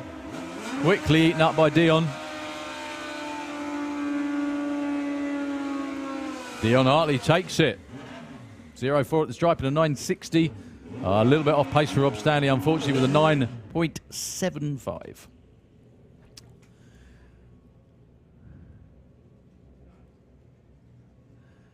Dave Hall with the Artist.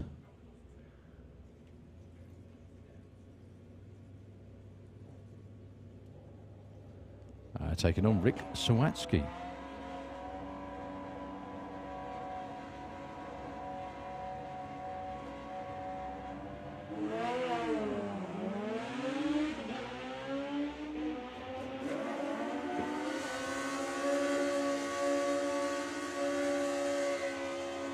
Well, not a weekend for Rick Sawatsky to remember. Out in round one, 9.56 for Dave Hall. Took it at the stripe. He was also 400ths quicker in reaction time. So the bye run goes to Carl Thomas.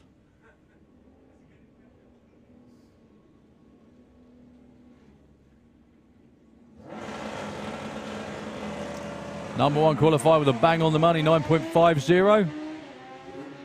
An 0-1 light as well. I know it's a bye run, but he's going to be tough to beat this weekend. Bit too quick on that one, but doesn't matter. It's on a bye.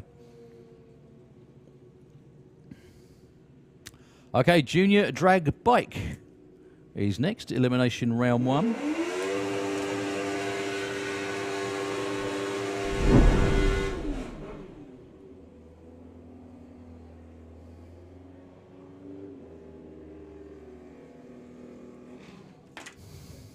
Holly King, Harry Isaacs. Harry in the Kestrel lane.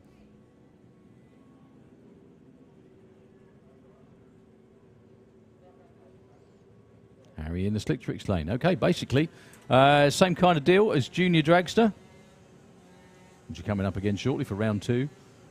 It's a bracket race, so the dial-ins that you see on the board, the tree will be staggered in the favour of Harry Isaacs. He's going to go first by the best part of nearly 5 seconds, 5.5 seconds actually. And then it's who gets to the 8th mile first. Holly certainly waited very, very patiently indeed. He's going to get there. Will it be in time? But Holly breaks out, unfortunately. Harry Isaacs was the right side of the number by some margin. Holly was over the finish line half a second before Harry. But there you go. Number one qualifier out in round one, unfortunately. So, Faith Morrison and Alia Lester. Alia going to go first by just a few tenths.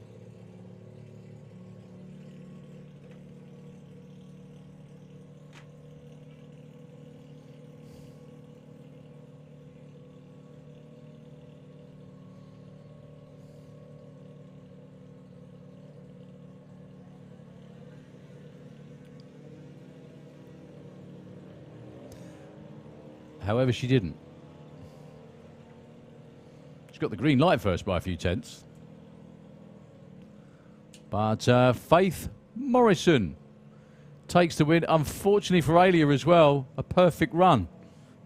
13.35 on 13.35. Just a little bit of brain fade on the start line. Cost of that win. Okay, Declan Butt from Buntingford on the Honda in the Slick Tricks lane against Lyra Humber. Lyra's going to go first again, or get the green light first, I should say, by 5.5 seconds.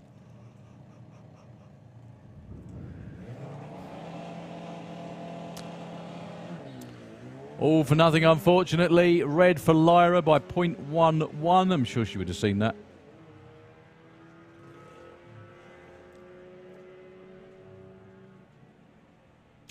Yeah, win light on in Declan's lane due to the red light.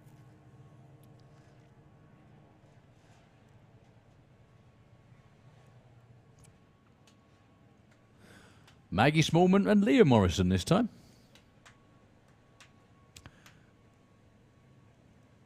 Leah Morrison's going to go first.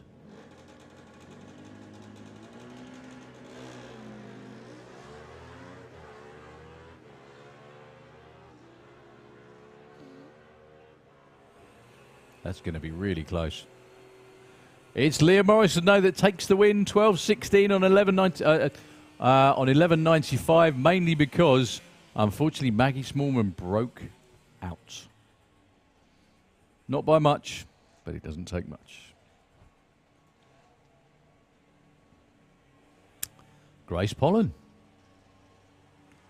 Hoping for a good Sunday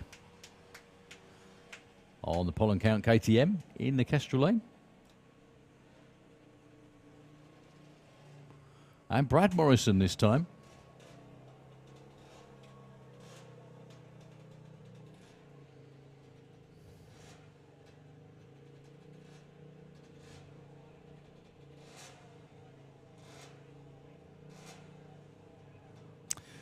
Yeah, that's a long, long wait. Brad Morrison, that is an 8-second wait, isn't it? Yeah, just over 8 seconds. Brad Morrison's going to go now. There we go. And Grace has got to wait 8 seconds before she can.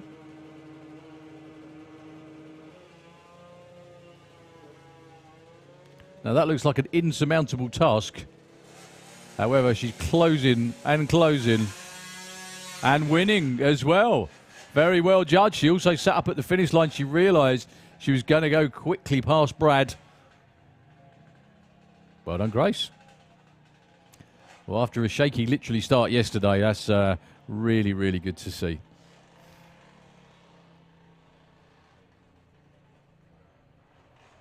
Okay, Richard Wilcox.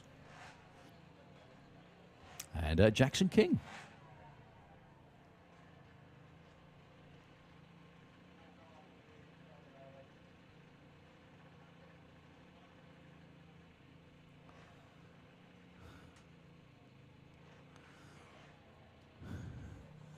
So last couple of pairs of juniors, or junior drag bike I should say. We've also got round one, a super comp round there.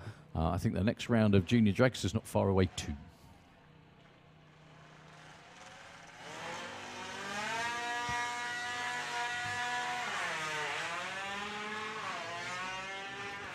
Well, Richard Wilcox was certainly ready when the light ran. He's already got there. Will he back off? He does. And he takes the win. Very nicely judged. 0.16 reaction time to 0.49 for Jackson. And congratulations to the Wilcox family.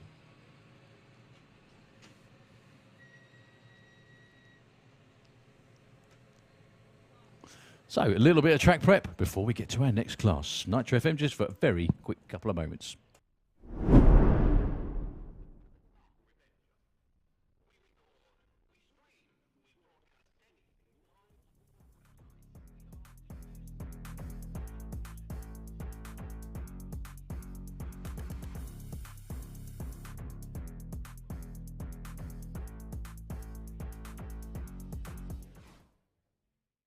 He's going to go first by a couple of tenths, and then Billy's going to try and hang with him and take the stripe. This is, I think, both of their first times bracket racing with the nitrous on.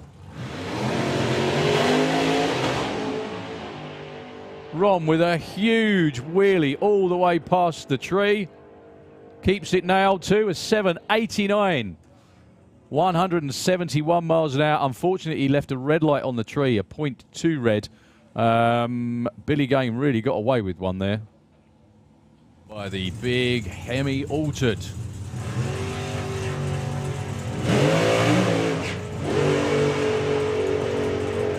Who actually red lit, smoked the tyres. Whoa, got very, very close to the centre line blocks as well. Stu made sure he didn't break out with an 874.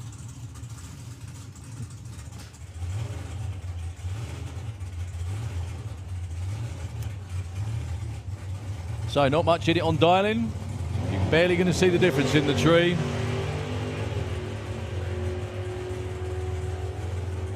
Looks like Lee's got his nose in front. He's still got his nose in front.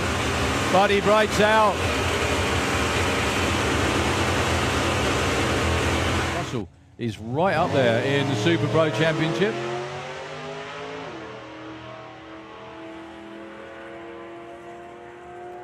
He's moving on to round two with an 883. He broke out as well. Anyway, doesn't matter.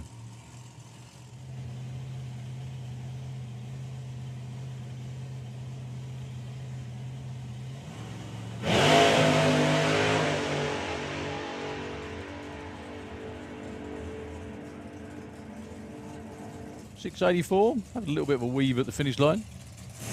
Once again, doesn't matter. It's on a bye run as soon as he takes the green.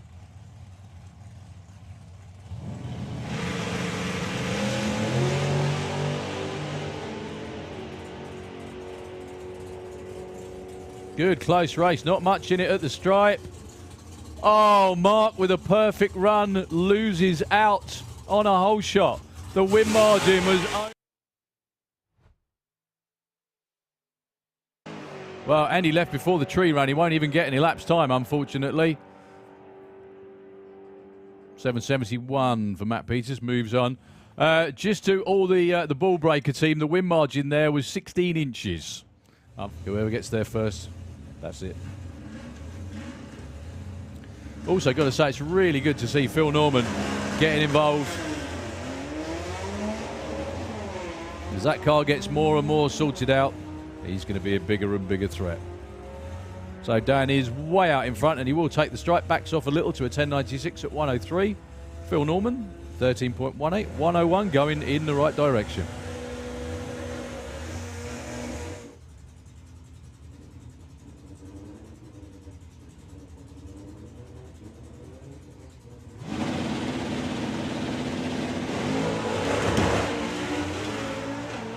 Lots of tyre shake for Kev off the start line. I don't think he's going to get to Nick. Nick pulls the chute and still gets there first with an 8.75. Very nice run, though, for Kev Jenkins. 8.74, 175 miles an hour for the little Escort index. From what the car can do, but it doesn't stop him trying, and it's great that he comes along and gets involved as much as he does with Comp Eliminator.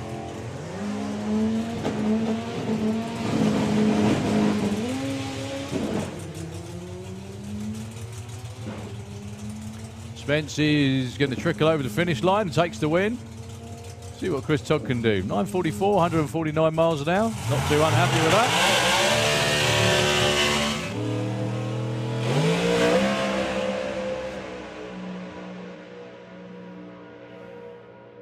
Doesn't sound like any gear changes at all. 7.52, 184. Nice run. Exactly half a second under his index.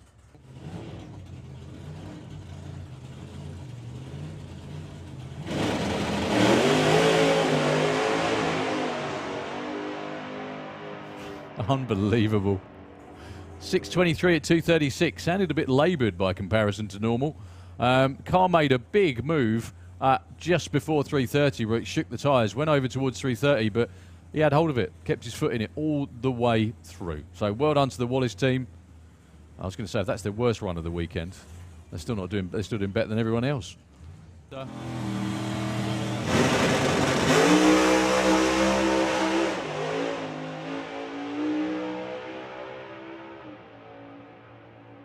7.01 at 2.01 for Dave Smith. I don't think he actually shifted into high gear until he got just before the finish line that time.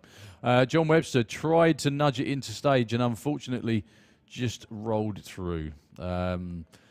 Just a massive shame. I'm just always rooting for John to put in a really, really nice, strong run. Not that time round. Dave Smith takes his first ever round win in Motorsport UK Pro Mod. And gets a date with #1 qualifying round 2 for his pleasure. Last two events. Let's hope they got it sus for this one. Fingers crossed for a good, straight, heads-up race.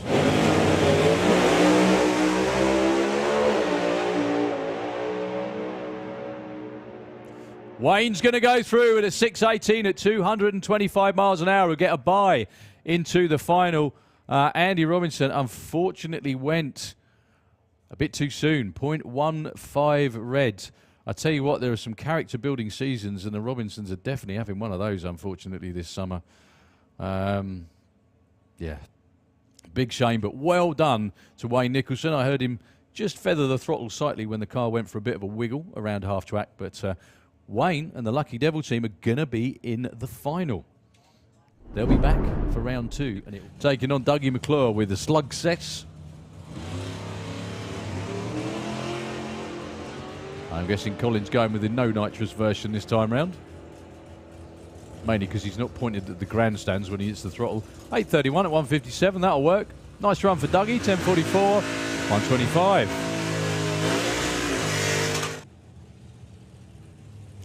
So Outlaw Anglia is heads up first to the finish line, wins.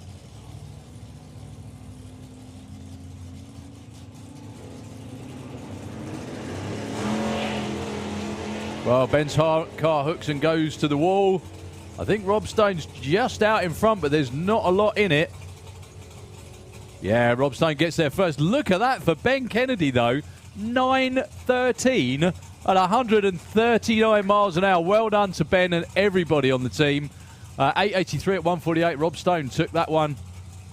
But I think Ben and everybody on the crew are seriously 9:13 at 139 with a Lexus engine. Wayne Power was in the...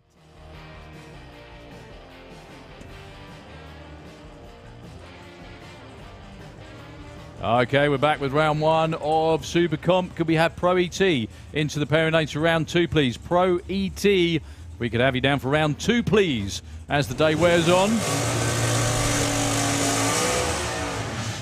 Each class is going to get thinner and thinner as more and more people go through. And more people, unfortunately, get knocked out. But just the way it is. So, it's another roadster race, actually. This time, the Jammy Dodger is going against Stu Doiney. Richard Tunstall. Down there in the Slick Tricks lane. 890 is the number. Heads up, tree runs for both cars at the same time. First to the finish line wins, but no one goes quicker than 890. If you do, you've had it. Well, they were both bang on the money on the tree. Not that that's a surprise. Stu Doiney, 894 beats an 895. He was also 0-1 on the tree to a 0-3. Not exactly like Richard Tunstall was late.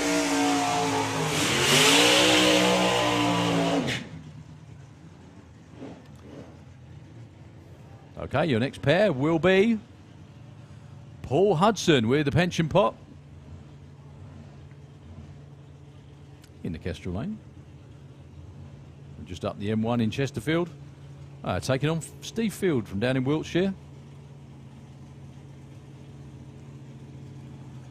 Really, really good to see Steve coming along and running in Super Comp at all of the big championship events. The car, I don't think I'm being rude by saying the car wasn't built to particularly run in Super Comp because it runs way quicker and doesn't have the throttle stop, but he obviously enjoys it, loves it, which is the most important thing.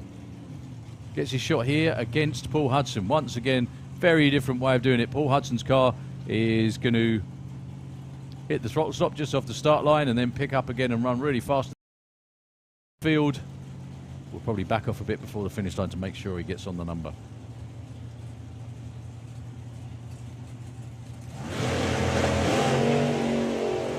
Yeah, there we go. Steve Field off on a beautiful looking run, but he's got to back off about now and hope.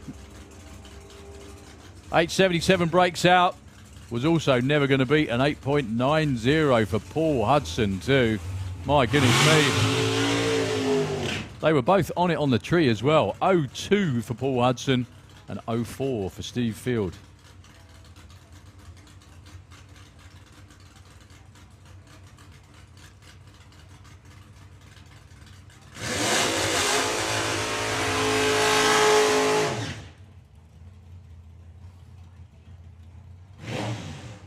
Okay, Leah Kellett and Steve Hudson. Leah was number 2. Steve was number 5. Steve just tickled into the 8s with an 8.98 in his last run yesterday.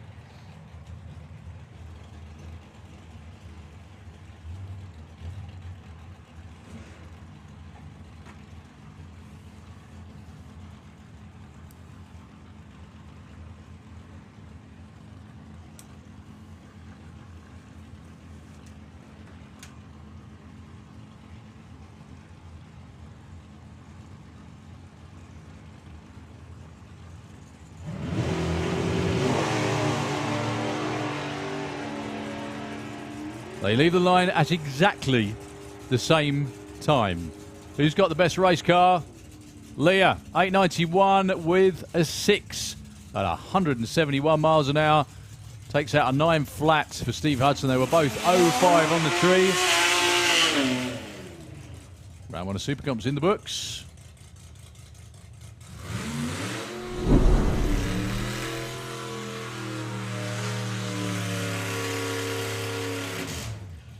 This will be round number 1 for No, not round number 1. I apologise. Qualifying run number 3, actually, or 4 for Wild Bunch. Because there's 3 cars in the ladder for this weekend.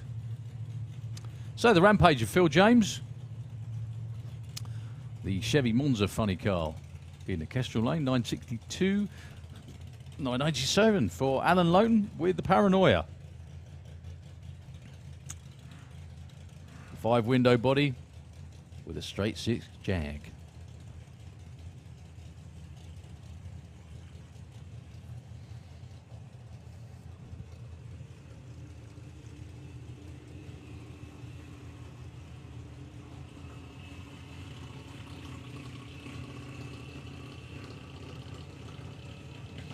So again, this is about running numbers. There's not going to be a stagger on the tree.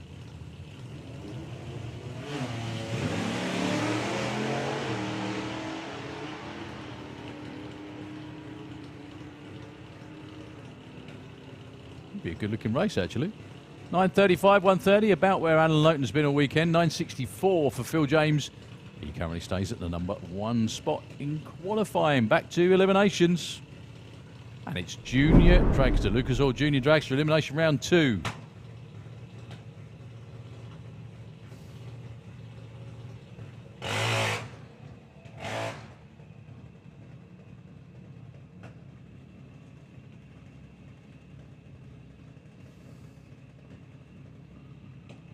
Jack Taylor and Harry Redshaw going at it in this one. Harry Redshaw for Odyssey Batteries in the Slick Tricks lane.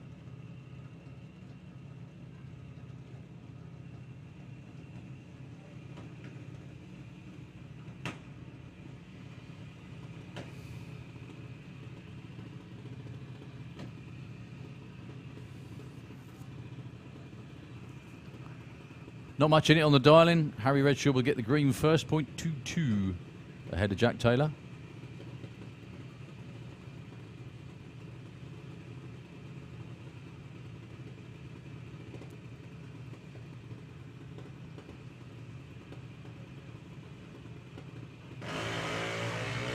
Harry Redshaw goes, well, red. It's in the name, unfortunately. 0.23 red. And an 8:09 as well for Jack Taylor would have been super hard to beat, especially with that reaction time too. So well done to Jack Taylor. Commiserations to the Redshaws. Not used to seeing both of the Redshaw boys go home this early on race day. Super Pro into the lanes, please, for round 2. Super Pro, please. Next pair, Eva Davis with the Mayhem Junior in the Kestrel lane, 8:25. And Mackenzie Love.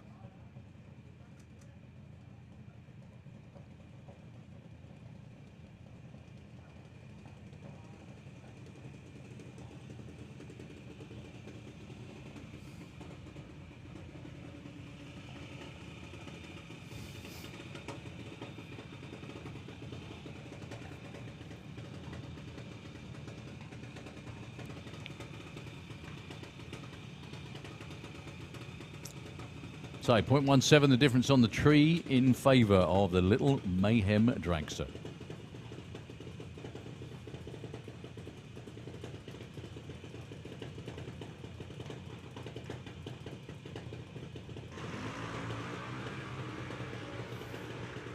Green lights both sides of the track. It's Eva taking round win number 2. 0.1 the win margin at the stripe. She was 0.6 to an 0.5. There was hardly anything in it on the tree. Well done to Eva Davis. Mackenzie bows out, but only just. That was super, super close race.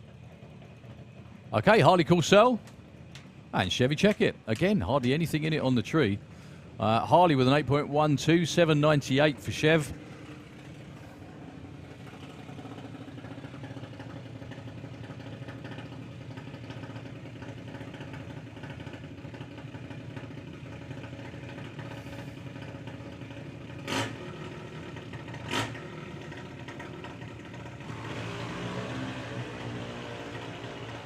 Once again, not much in it on the tree. All about the finish line.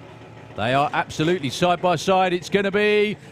Wow, look at that. A breakout for Chev. She was actually quicker than her dial-in. An 0-3 and a bang-on run for Harley Coulsell. I don't think Chev was ever going to get past that, unfortunately. So, Ellie Mae Brown, winner of 50 quid for the Perfect ET Award earlier on today. Courtesy of Twister Racing. Andy Hadfield.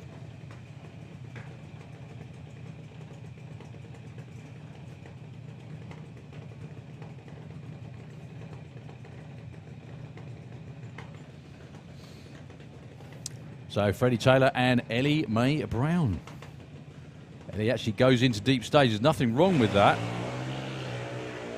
Nothing wrong with the reaction time either. Can she make it 2-round wins on Sunday? The answer is yep.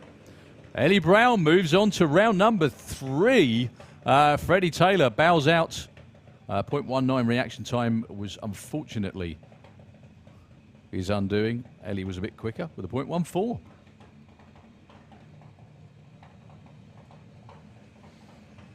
So, Harry Peters in the Kestrel Lane, taking on Kai Cooper for this particular race.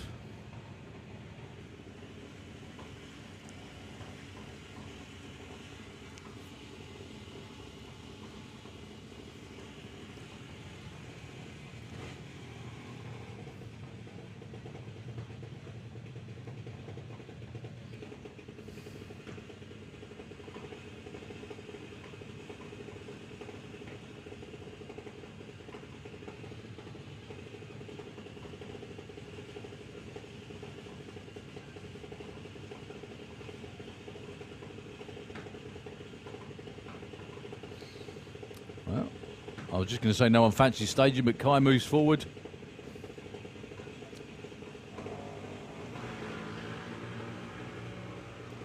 Another green light race. However, one of them was very green, shall we say.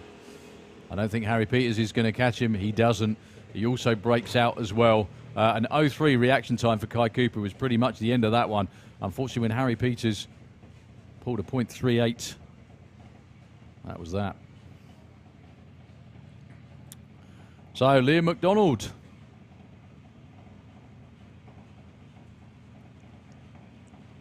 $8.20 for him.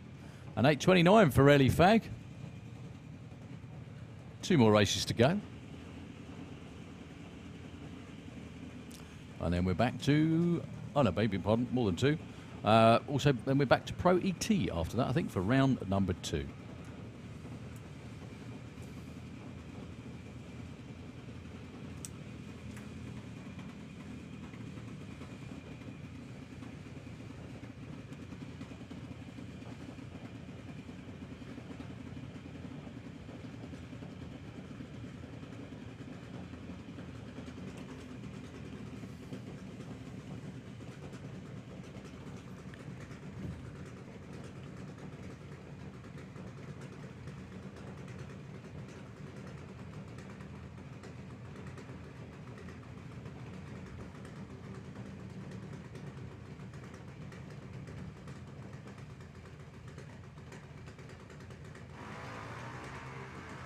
Well, not sure what was going on with Ellie down there.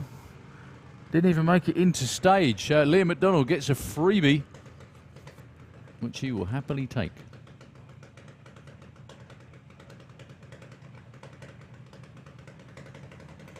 Still runs right on the number. Okay, Daniel Weir, your number 1 qualifier, taking on Lara Bartlett this time round in the Slick Tricks Dragster in the Slick Tricks Lane.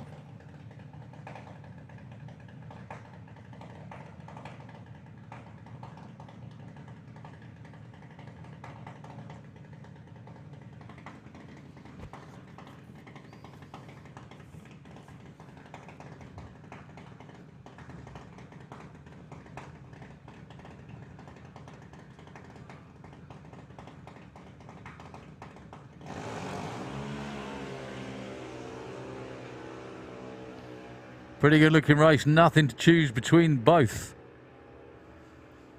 It's going to be Lara. 8.09 on an 07. Unfortunately, Daniel Weir broke out.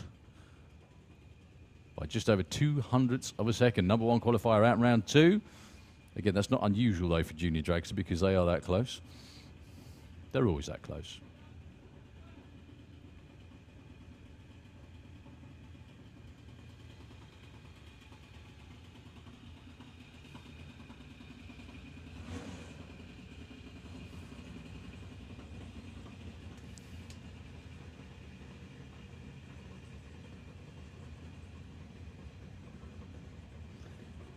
So this time round is Jacqueline in a Slick Tricks dragster in the Slick Tricks lane. 8.12 up against Little Miss Neve Deavy.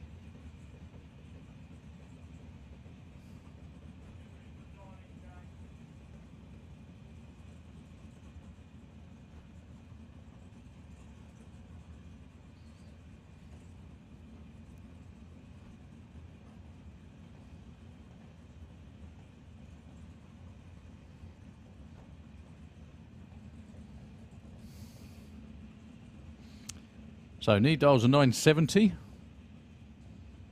Jacqueline an 8.10.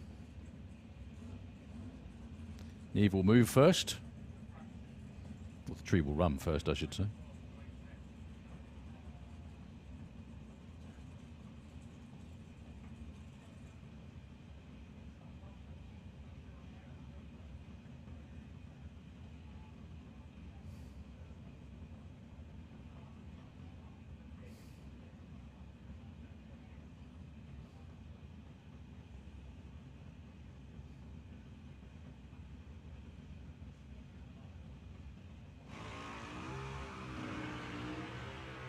Very nice in both lanes. This is a good start to any race. That's going to be really, really close. And it's another Little Miss Bartlett through to round at number 3. Neve unfortunately bows out by breaking out. She was over the stripe first with an 07. But she broke out by nearly 0.2 of a second.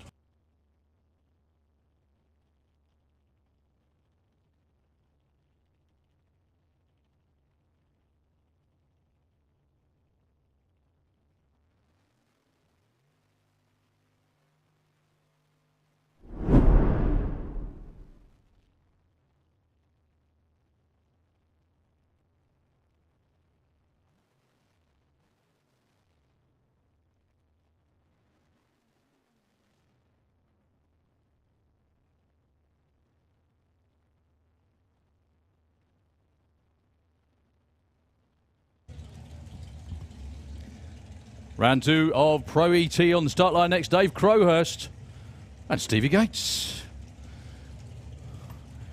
Well, one of these two is going to be going around 3. Not much in it in dialing. 952 for the Duster. 935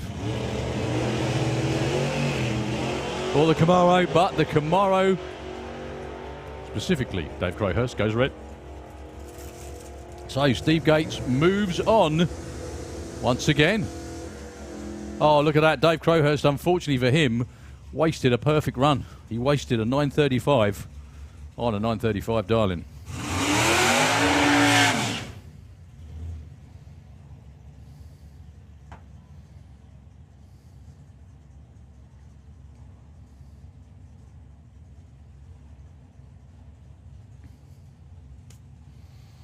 So, Harley J. Darby, who was number 1 qualifier. Again, interesting fact about Harley. I don't think Harley is of legal age to drive on the road, yet he can drive a pickup truck at 150 miles an hour on a drag strip and race it too. He's up against Mason Griffiths. One tough customer is Mason.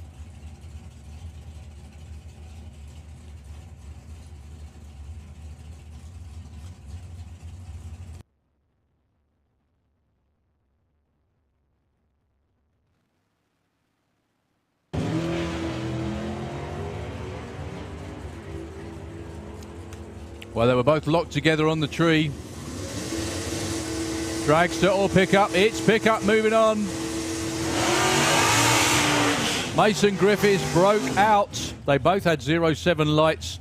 Harley J. Dubby on to round number 3.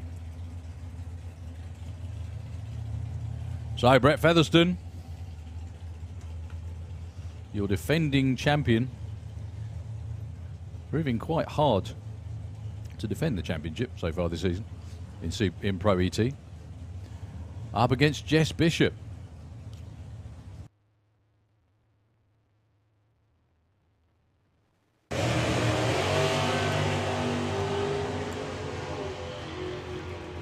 Well, Brett Featherstone is long gone in the Nova. I don't think Jess is going to catch him. Maybe she is. Look at that. Whole shot win by 0-2 in favour of the defending Pro ET champ, Brett Featherstone. He was a long way off his dialing, but I think he was off it at the finish line just to make sure he didn't break out.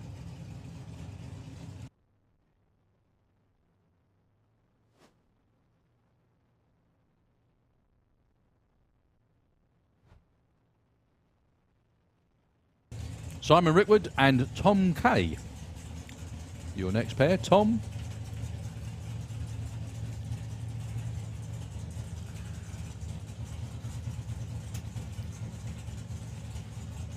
Tom with Black Belt Dragster, the bike engine car. Yeah, you heard that right.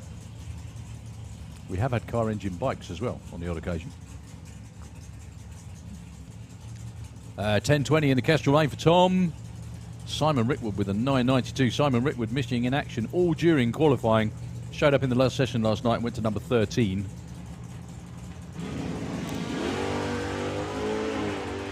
He will now be going to round 3. Tom Kay went 0-1 red.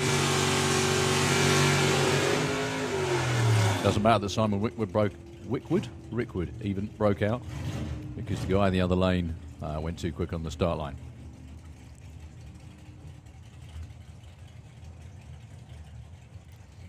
Simon Fulton in the Blitzkrieg. Doing well in both Super Gas and Pro ET this weekend so far. Taking on Warren Watts. By the time you get to this sort of time of day on race day, no one is left that is easy at all. Everyone's tough to get around. Simon Fulton will be going first. Simon Fulton will be going red. 002 red as well for Simon Fulton. He's going to hate himself when he sees that. He goes 9.86 as well, just that little bit too quick.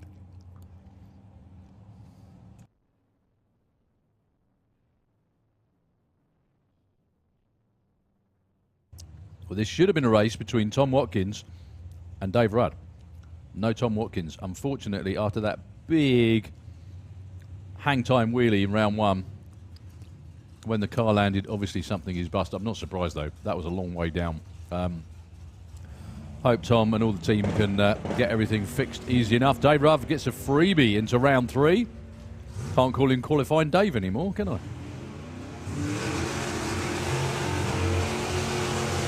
9.76. Doesn't matter, it's all about the win light. Right, Ronnie Mercer, again resisting the urge to turn on the nitrous. 10.49 with the Anglia. He'll be part of the biggest Outlaw Anglia field ever next weekend, as will the man standing next to the car, actually, Ginner. He's got his own Fordson.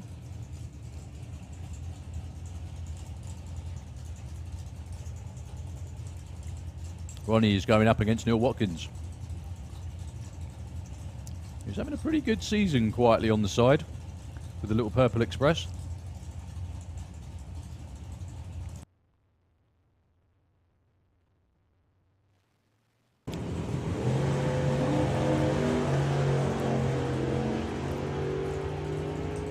It's a green light race again. Nobody too eager.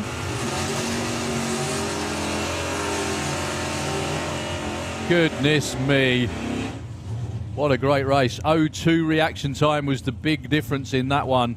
There was no way that Neil Watkins was going to get round Ronnie Mercer after that. 0.16 for Neil, so it was 0-2 for Ronnie.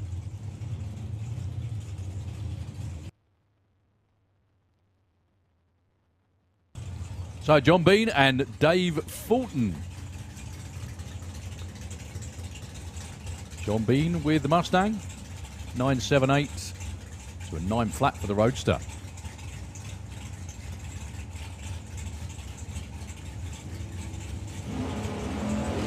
John Bean goes red.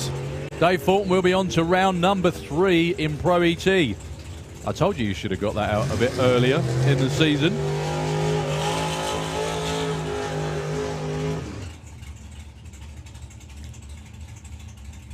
That's also a wrap for that round of qualifying for eliminations for Pro ET.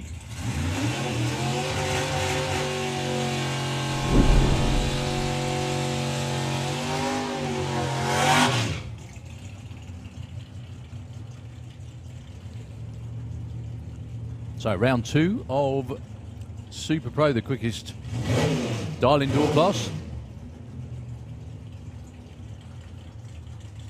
Actually, it is the quickest dial-in door class. Sorry, dial-in class, full stop, I beg your pardon. Because they're allowed to go 6 flat. Top Sports, both Top Sports and the top dragster in the US, 610.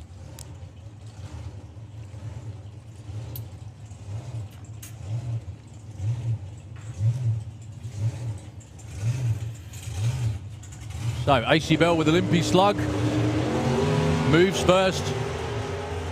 Followed by Tom Atkinson. Tom's got a tough one here. Very tough. So tough, he gets beat. AC Bell is going to love that timing ticket. 0-1 on the tree and an 8.70 with a 1 on an 870. There was no way, unfortunately for Tom Atkinson.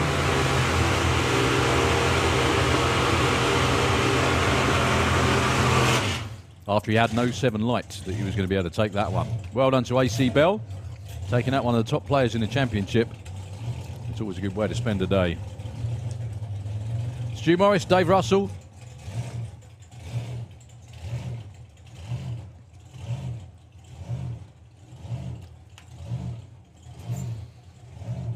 Stewart with the Morris Boys Camaro.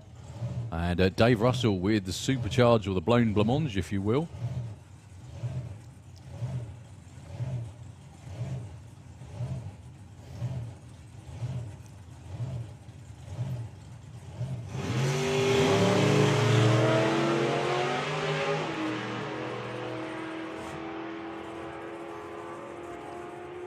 Real close at the top end.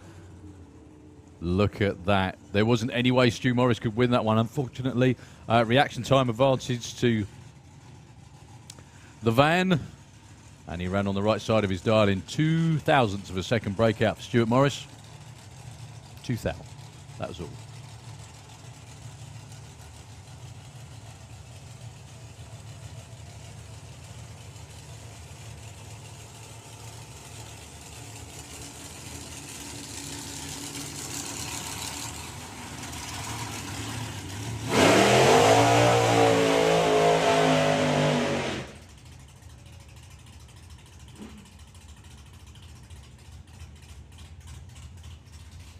So, Pete Walters.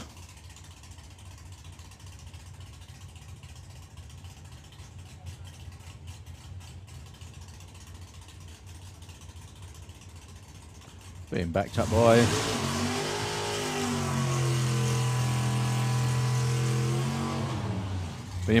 Sister Holly, who has already advanced in Sportsman ET.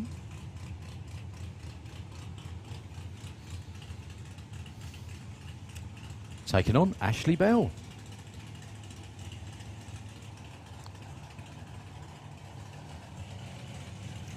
Ashley is after an 887. Pete, 768.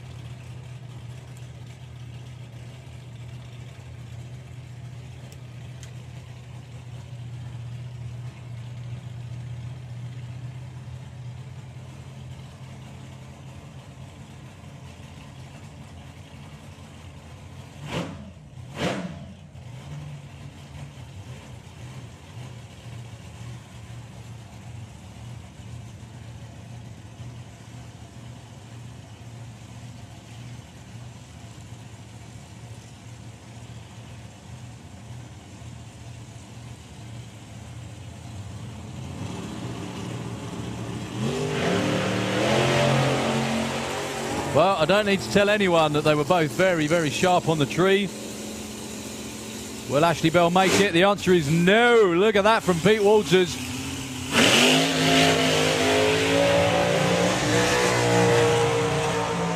Well, Ashley Bell was actually first over the finish line, but Pete Walters, 0-1 on the tree, 768 on her. Yeah, you guessed it, 768.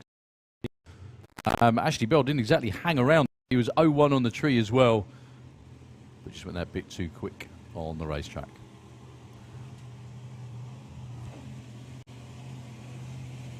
Well, this is one hell of a matchup, this one. Alan Didwell, leader of the points in the Super Pro ET Championship, going up against the #1 qualifier for this weekend at least, Nick Good.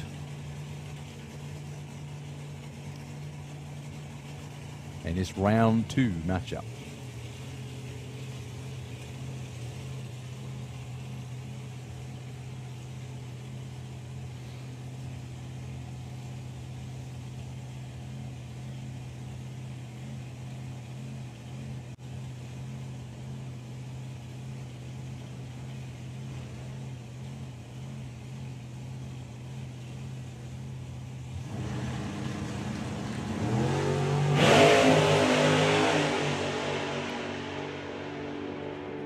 Can Nick Good run him down? The answer is no.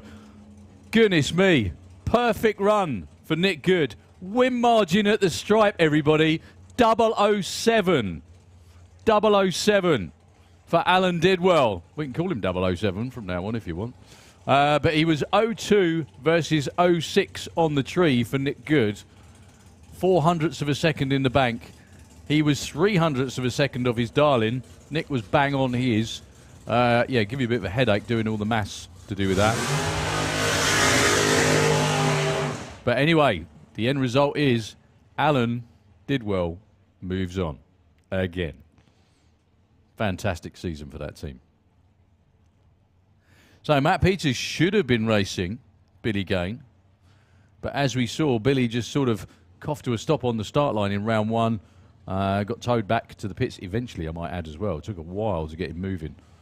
But yeah, he got taken back to the pits, and whatever it was isn't fixable in time for this round of racing. So bye run for Matt Peters. Gets a freebie into round 3.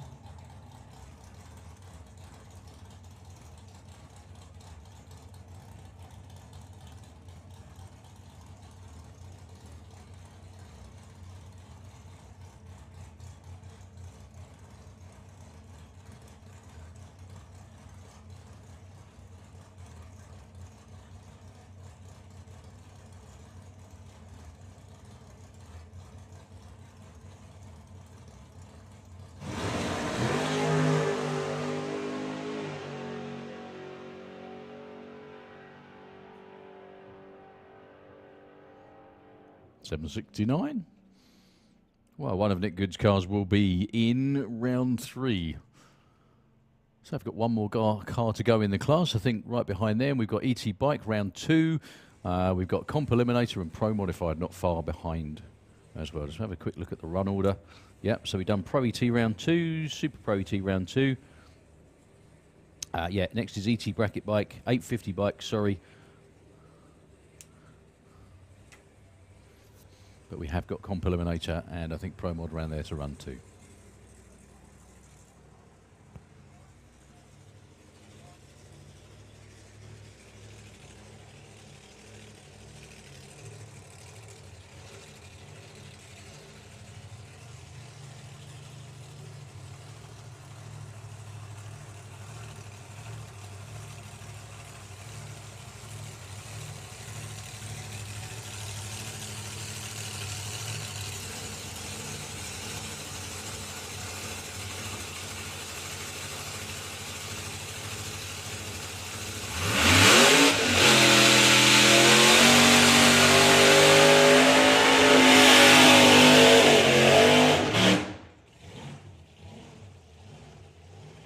So Jack Brewster and the team delighted with a nice straight run yesterday.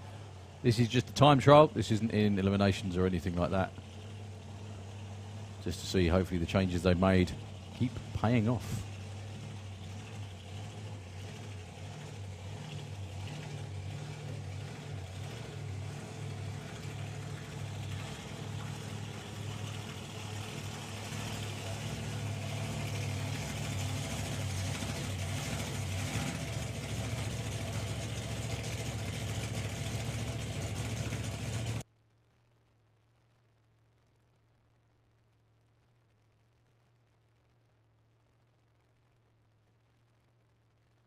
Thank you very much indeed, Simon, from Eurodrag. So, yeah, the problem for Billy Gain was a broken prop shaft.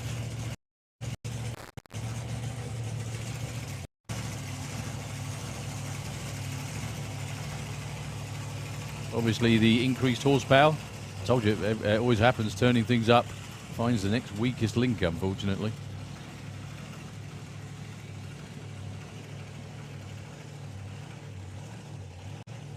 So, good luck to Jack Brewster, dead straight, pointing down that lane.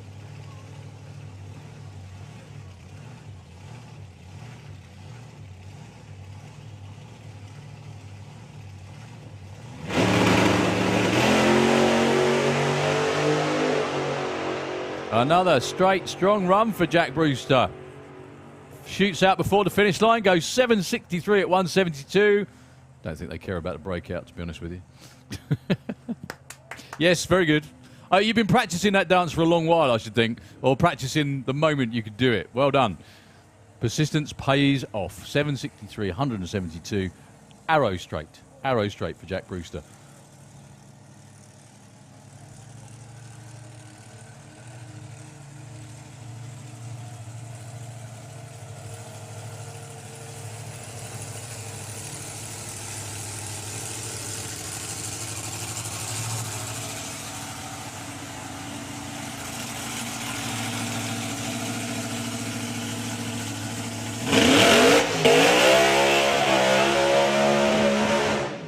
So, Harry Gibson with another licensing run in another small fortune.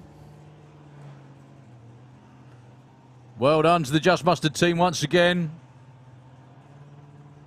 Like I said, you must have been practicing those dance moves for a long while. Not to be that bad. I mean, for the moment, celebrate, obviously.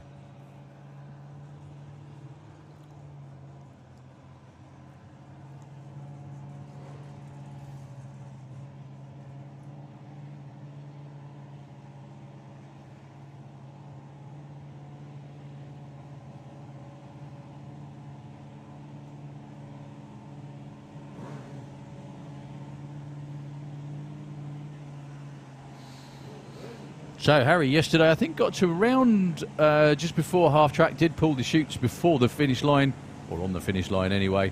All good and all counts towards his licensing. I'm not sure what kind of number he has to run in this car to get his license. The 6 flat is the minimum dial, or the quickest you can dial in Super Pro, which this car is, believe it or not. It is a bracket car.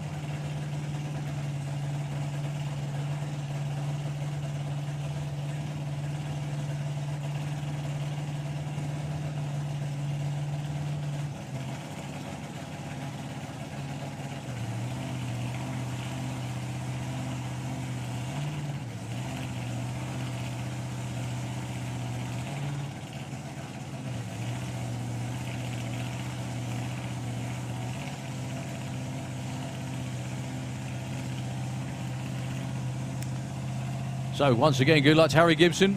Definitely not shy with his right foot. Just a case of keeping it nailed for as long as he needs to. That Santa Pod sign in the distance is about to appear very, very quickly.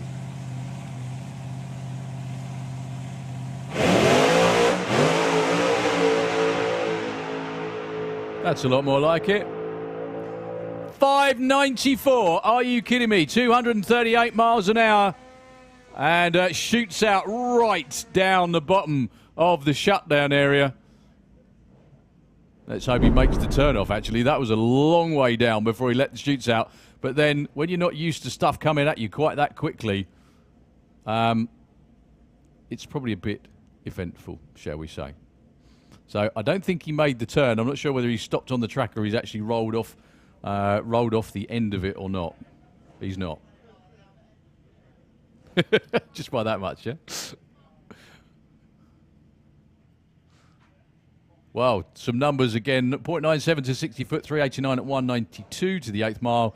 And all the way through the finish line with a 594, 238 miles an hour for young Harry Gibson. Absolutely the ride of his life, I think. The top end crew doing their thing. Just to where the field is, or where the start of the field is just past the last turn off. So what they're going to have to do is they have to pull him back a bit and get him to go round the corner. But anyway, superb effort and very, very well controlled indeed all the way down. Ladies and gentlemen, put your hands together for another Small Fortune team. That was outstanding as licensing runs goes.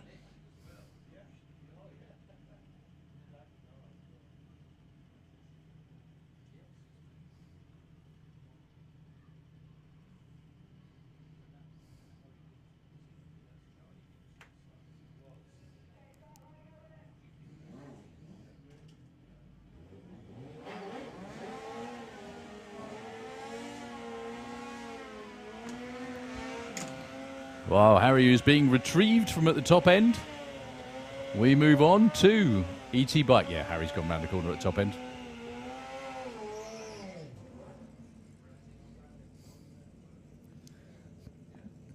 Dave Grundy.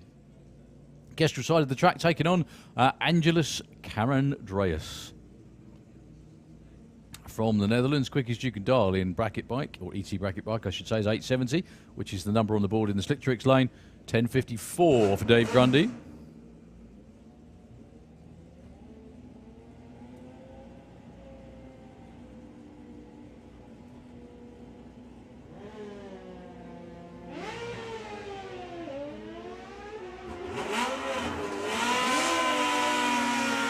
Well, Angelos has caught Dave Grundy as long as he doesn't break out, which he doesn't. Dave Grundy goes down in round two. One of our visitors from the Netherlands. Well done, Angelos. Also, a 0-2 reaction time wasn't going to hurt either.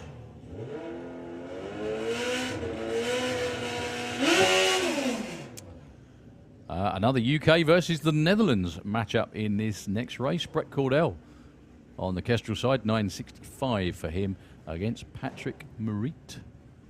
Again from the Netherlands, 872 is what he's after.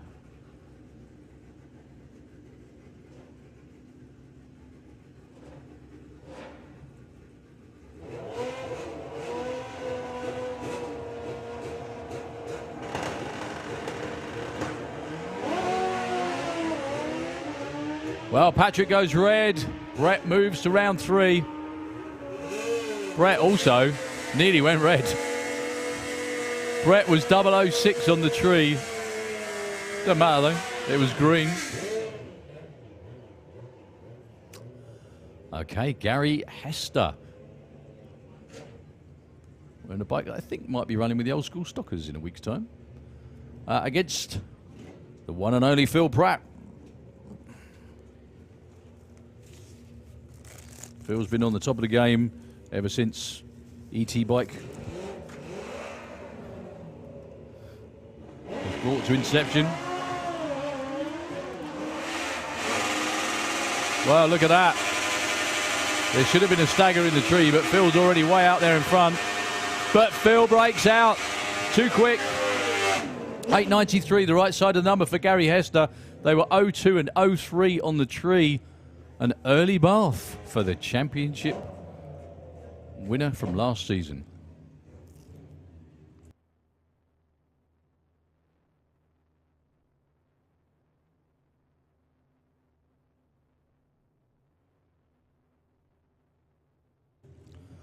So, Carl Hester. Just seen Gary go through. Can he do the same? But he's got the number one qualifier in the other lane, Jake Bowden, who's off and running.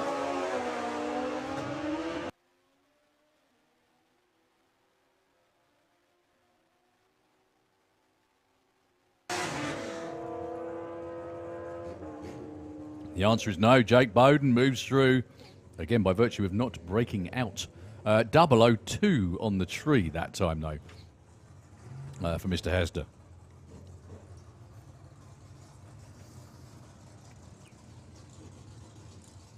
Okay, slightly odd lot, Phil. Blade King. Like he normally needs any help, but he gets a bye run in this round.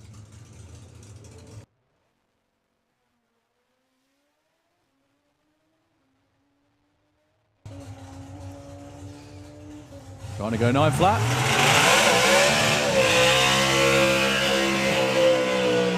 Goes 8.96.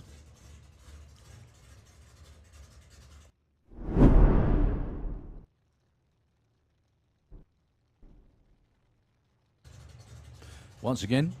Doesn't matter on a bye run. Take the green light. That's the most important thing. So, semi-finals of comp eliminator. René Erzman against Spencer Tram. This is going to be a good race, this one.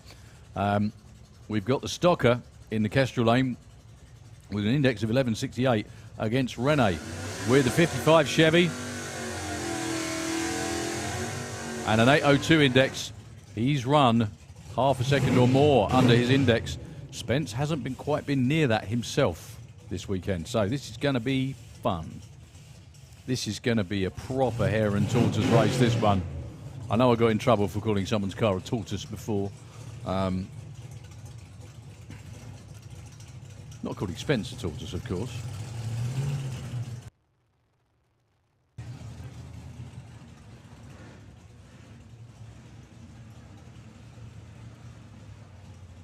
So to stagger on the tree, it's going to be a good 3.5 seconds plus, but it should be very close at the finish line.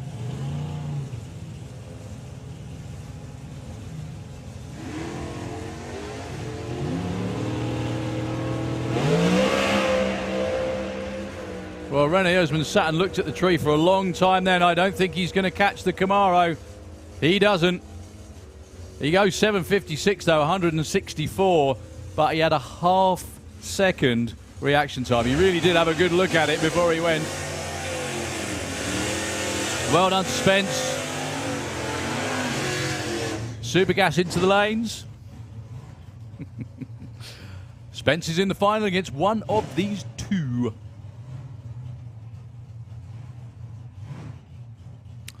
Will it be Nick Williams with the Copo in the Kestrel lane, or Dan Williams with the more nostalgic version? Good to see the rest of the Williams clan standing in the middle, no sides taken at all.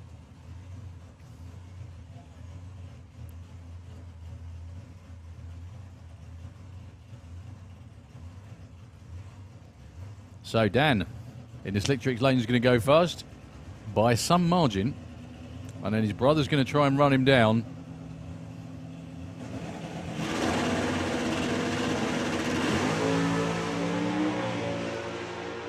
Terrific wheel stand for Nick with the Copo.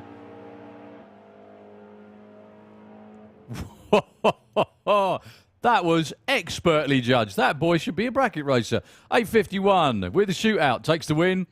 10.73 for Dan Williams, though. The win margin, though, when I say perfectly judged, prick your ears back, 001. He nearly cocked it up, frankly, let's put it that way. But he didn't. He did it perfectly. He did do it perfectly. 0.10 on the tree for Nick to a 0.13 for Dan. He only just took that. Only just took that. That win margin is going to be minuscule. Yep, 3.5 inches with the shootout. Thank you very much indeed, Simon. That's nothing in drag racing terms. So Nick Williams is in the final against Spencer Tram.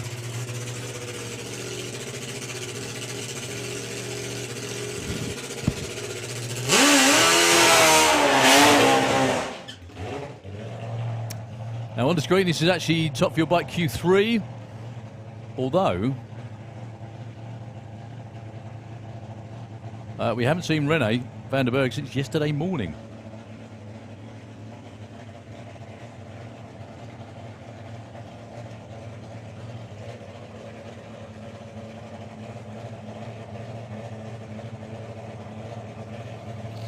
So Steve yesterday did get off the start line, but only an 8-second run to show for his efforts so far this weekend.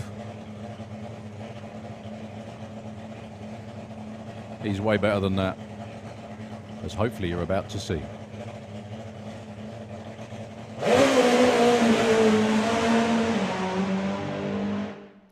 Well, you could clearly see when the front wheel came down, it kind of dropped cylinders and went, ugh.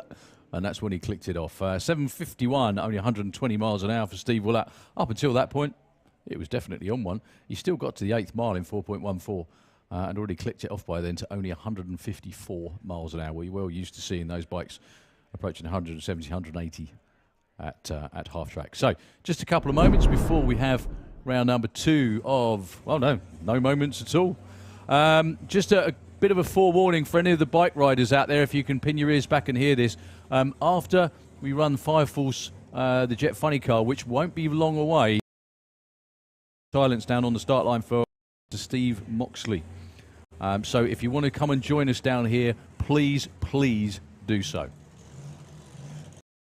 So that we'll be having a minute silence after the Jet for Steve Moxley, everybody. So if you're in the bike pits, I say your bike pits because Steve was mainly a bike reporter, but anybody, if you want to come down, pay your respects, please do.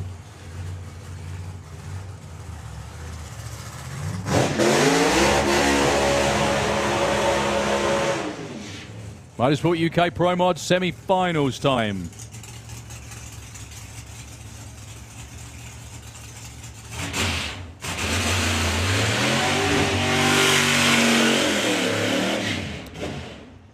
Bobby Wallace in the Slick Tricks lane.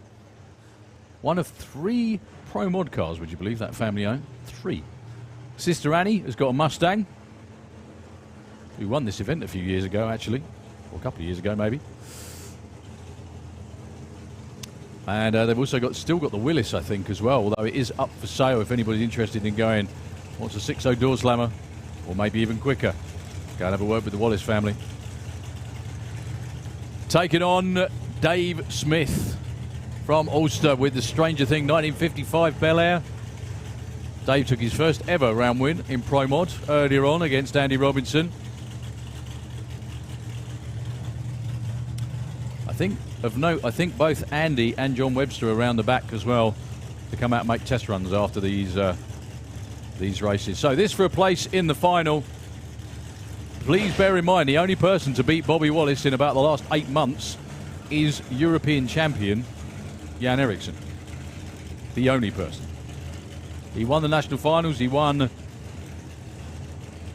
the Festival of Power. He was runner-up at the main event.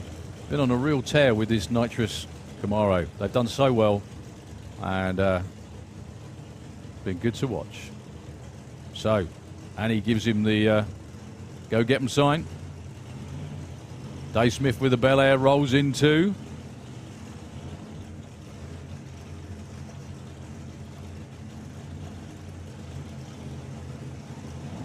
Bobby's in. Here comes Dave.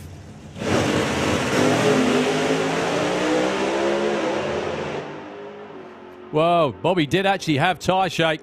Still goes 593, 242 miles an hour. Dave Smith probably thought he'd left the handbrake on. That Camaro just disappeared. Bobby was off the line first, 0.14, 9.8 to 60 foot, 390 at 191 to the 8th. And yeah, Dave Smith with a 1.12 60 foot. Not quite what we're used to seeing out of that car, but still a great day for the Stranger Thing team. It's always good to get your first ever round win. So Bobby Wallace waits in the final for Wayne. So by run for Wayne Nicholson. He's just going to come up and take the green. That's all he has to do. This could be a repeat of the final from the first event of the season, actually.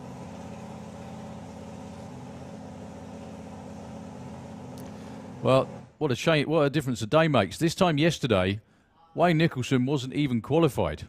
In fact, about 5 o'clock yesterday, Wayne Nicholson wasn't even qualified. Now he's in the final in 2 out of 3 events. Well done to the Wallace family on rails, as always. That boy can seriously drive.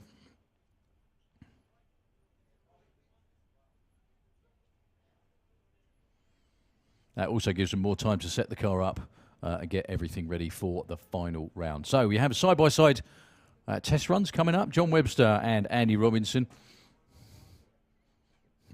2 of the UK's best and most famous chassis builders, could be pairing off. Their choice of power adders, John with the turbo car, Andy with the blower. Just hope they both get the runs that they're looking for.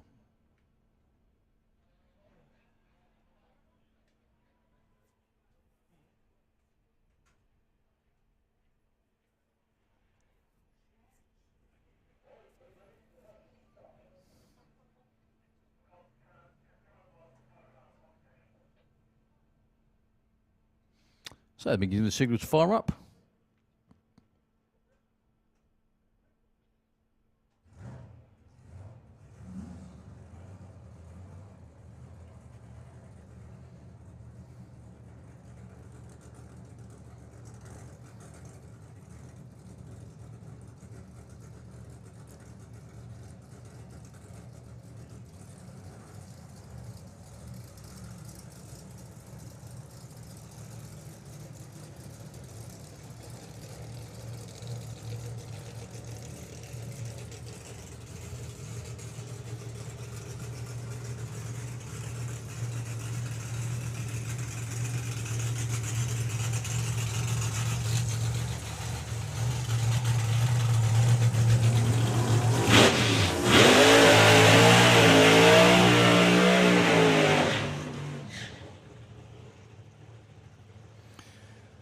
So Andy, Luke and the team named the car Anger Management a few years ago, and well, seems like the most appropriate name in the world at the moment. Let's just hope this run eases that a little bit,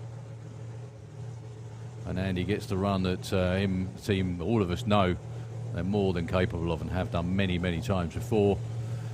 Andy's in the slick tricks lane again. These are just test runs, folks. They're still going to go for it. But it's more about,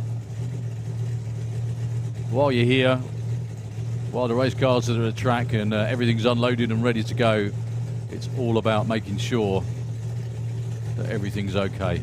The next round of the championship for these guys is going to be in a few weeks' time at the Bug Jam.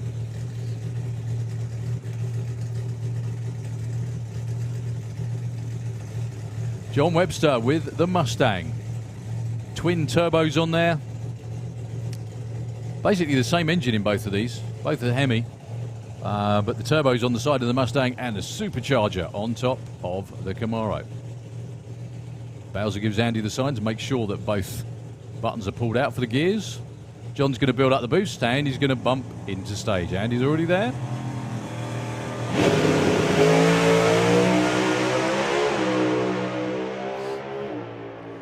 Bit quicker for Andy off the line, and a 6.08 at 238 miles an hour.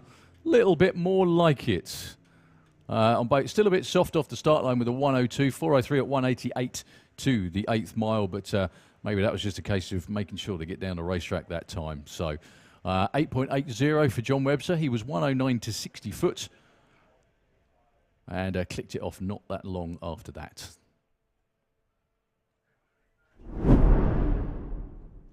Okay, so we do have the Fire Force Jet funny car underneath the tower right now. And once again, everybody, all bike riders, specifically pin your ears back. After the jet car runs, we are going to have a minute silence down on the start line for very, very well-respected photojournalist and a good friend of lots of people, me included, Steve Moxley. So if you'd all like to make your way down, we're going to be paying our respects to Steve in just a few moments' time after the jet car.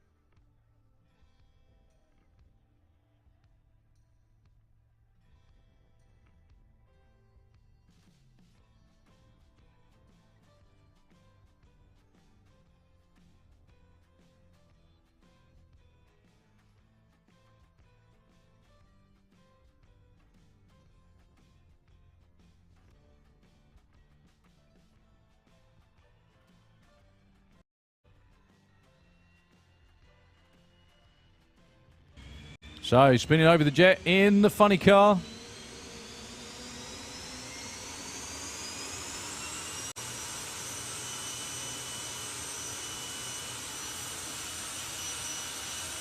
Now Martin has actually attempted to put in a couple of runs this weekend. Let's hope this one goes to plan.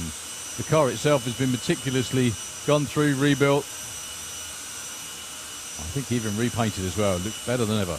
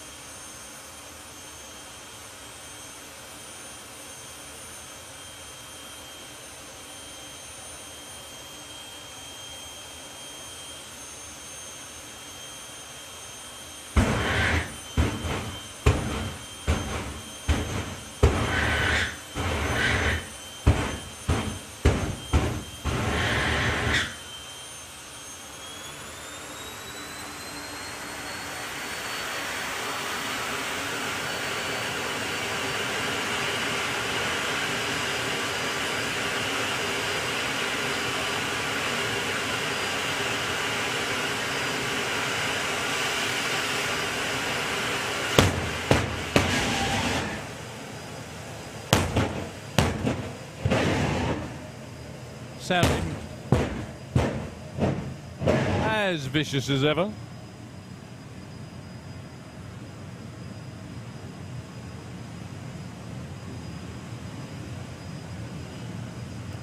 So just a couple of last minute checks.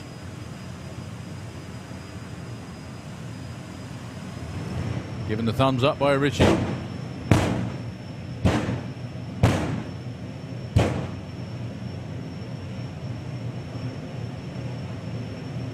Give him away, folks.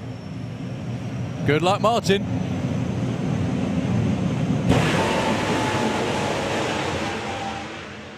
Well, goodness me, that went. Shootout before the finish line goes 6:11 at only 213 miles an hour. He actually was going 197 miles an hour at the 8th mile. So excellent show. Well done to Richie and the whole team. That was really, really something. Really something to see. So congratulations, fellas. Give them a round of applause, please, as they all go up towards the top end.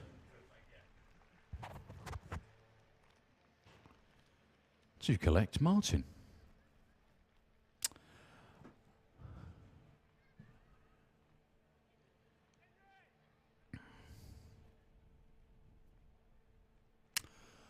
Okay, folks, thank you very much indeed for sticking with us. Hope you're having a great day for the moment. And coming up right now, we're just about to pay our respects to one of our good friends. We say that drag racing family is family. It always is, always will be, always has been. It's not just the racers, it's everybody around us.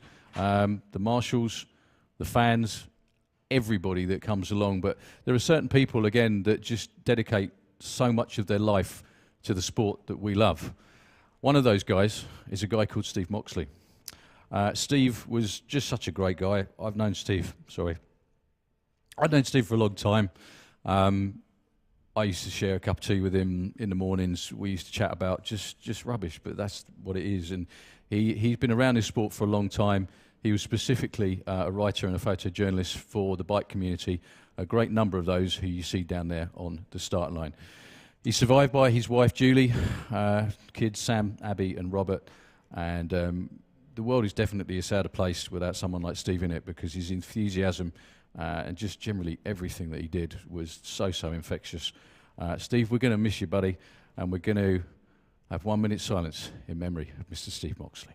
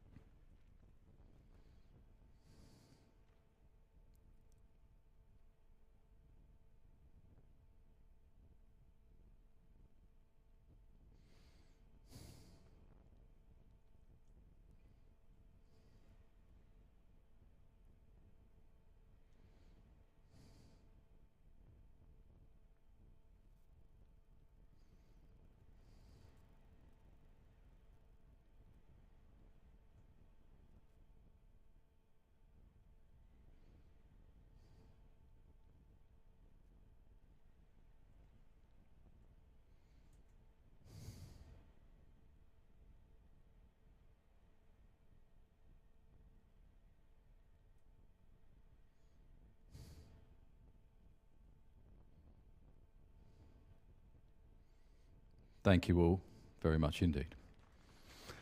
To Julie, Sam and Abby, you've got to know that Steve was loved by all these people here. Very much so. He did so much for all of us, and was always just a great person to be around. Steve, well, like I said, we're going to miss you. So thank you very much indeed to all the riders and drivers that came down to show their respects on the start line too. We'll be back to racing in just a few moments.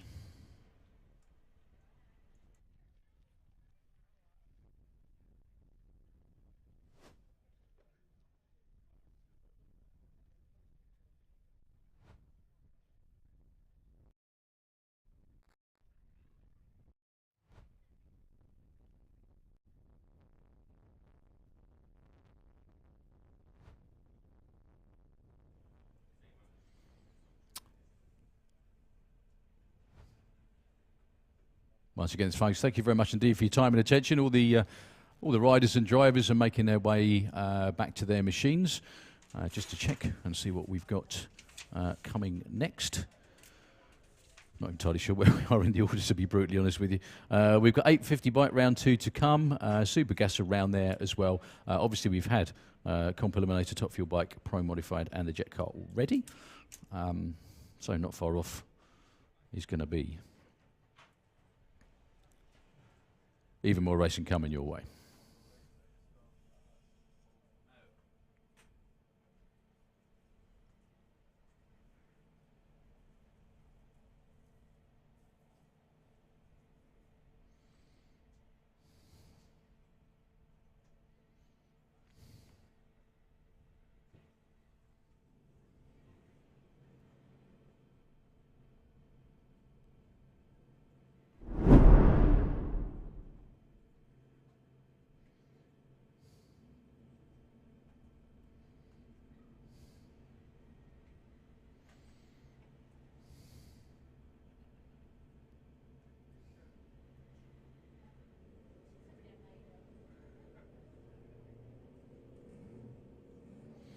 Well, almost fittingly, it's the bikes coming round next. 850 bike, round number 2,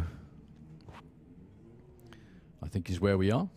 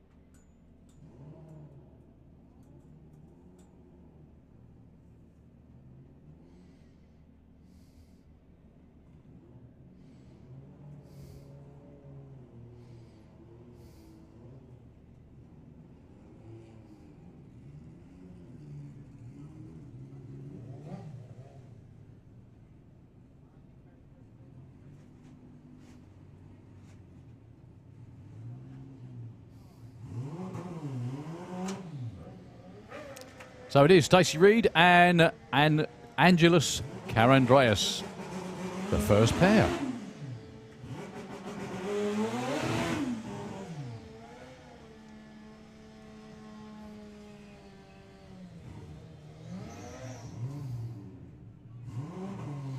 Well, the Dutch contingent certainly have really added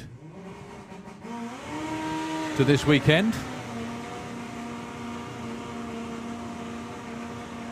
So they can take another round win. However, one of the UK's best, Stacey Reid, stands in the way of Angelus. Can we have Street Eliminator, please, down for round 2? Street Eliminator, please, for round 2.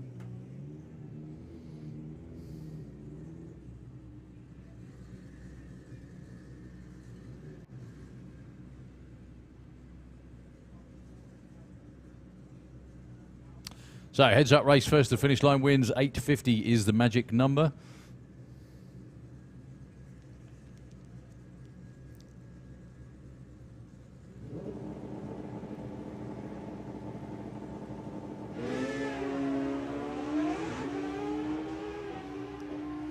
Well, Stacey is way out in front. She's going to have to back off, and she is, and she takes the win. My goodness me, I thought she was going to lose that because 500's in the bank for the bike in the Kestrel lane, but Stacey Reid did the better job on the racetrack. Well done, Stace.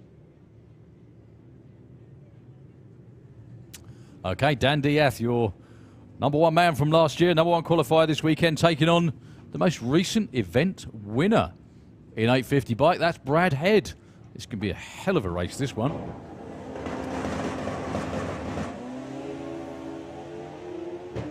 Brad Head with a big advantage on the start line. Not often we say that against Dan Diath. Brad Head takes the win on a massive hole shot. 8:58 beats an 8:51. The win margin 003. Dan Diath had a absolutely fantastic bike with an 8:51. That one might sting for a while, actually, because Danny's normally one that does that to everyone else. But very, very big well done to Brad Head. Taking out the champ is always one of the toughest things you ever do on race day. Martin Hallett and Gary Malone, your next pair. Martin Hallett, Kestrel Lane. Yeah, the win margin on that last race, 003 for Brad Head. That was only just. Only just.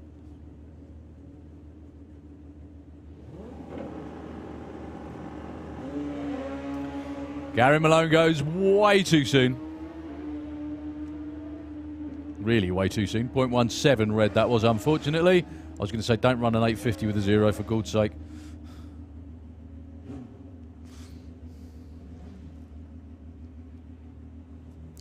There's one seriously tough crowd.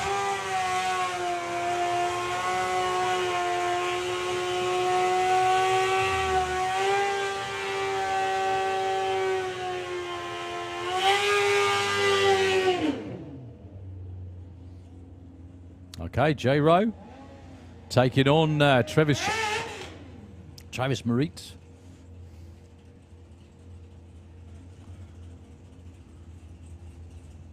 Again, both of these two have been right on that 850 number all weekend. They qualified within a couple of hundredths of each other. As the race before, this could well be won on the start line.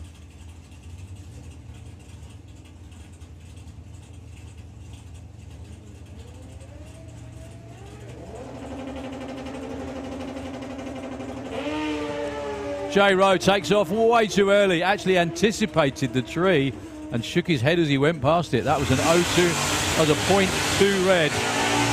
Travis moving on to round 3 in 850 bike. Okay, round number 2, Supergas.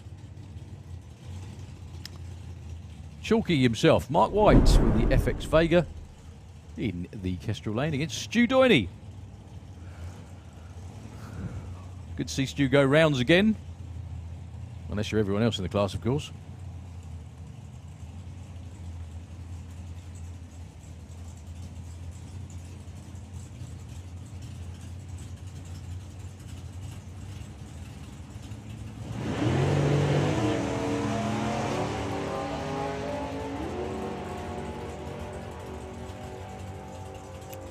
Well, Stu lived up to his name on the tree, but he breaks out by a bunch, actually. That was a big break out for Stu Downey.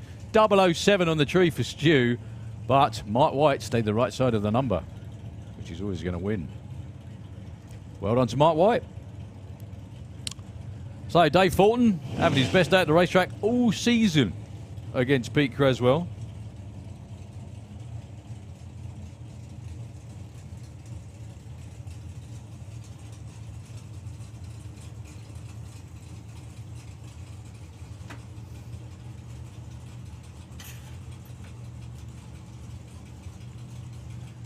Taking on Pete Creswell with the full Monty. Oh, dearie me. Any sharper and they cut themselves, the pair of them. Nothing in it on the tree. Nothing. Thousands. Dave Fulton goes that bit too quick. It is. Pete Creswell moving on. 02 and 01 on the tree. There was like 6 thousandths between them on the line. And Pete Creswell was the right side with a 9.92. Racing in this round has been absolutely, well, it always is brutal anyway. Any of them can run the number, any of them can win. Stu Morris, Simon Fulton, your last pair.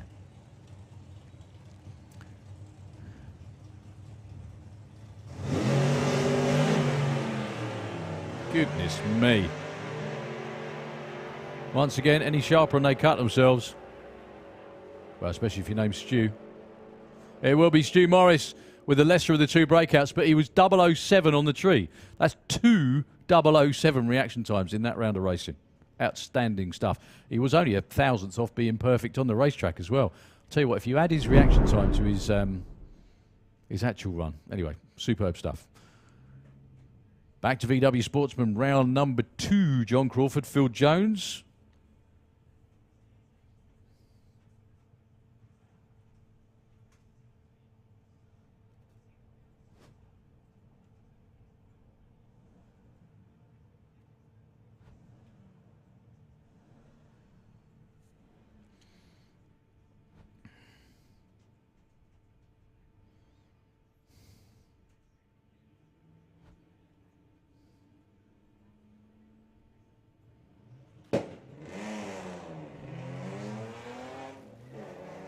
Both away cleanly, and by cleanly I mean green.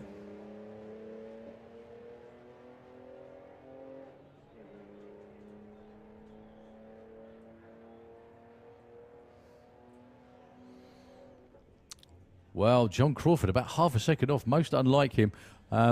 Congratulations to man in the slick tricks lane. A 14.92 takes the win. Okay, Lorraine Large.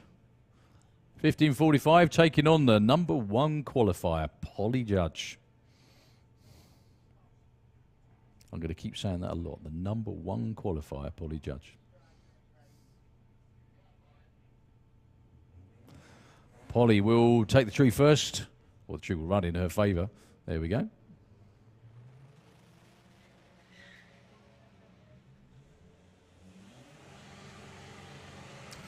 Shaping up to be a good race, this one. There is nothing in it. Polly or Lorraine? It's Lorraine again. Polly, I don't want to say this out loud because I'm going to get a smack in the head, gets beaten on a hole shot. Win margin was 0.7. Polly was 0.27 on the tree. 0.12 for Lorraine. That was the main difference in that race. That was the telling thing in that race anyway. Jordan Clark and Tom Circuit. Jordan Clark in the Golf. Tom Circuit in the Lupo.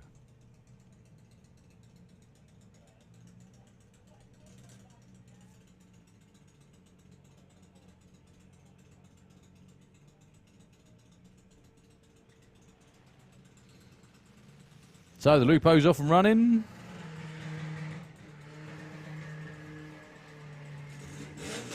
Followed by the Golf.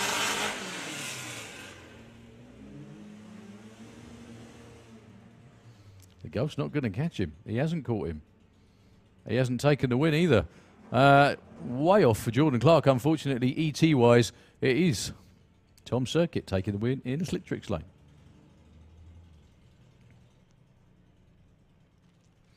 Okay, Hazel Carter with Patricia. the Passat. 1490 against Steve Metcalf with the Bug.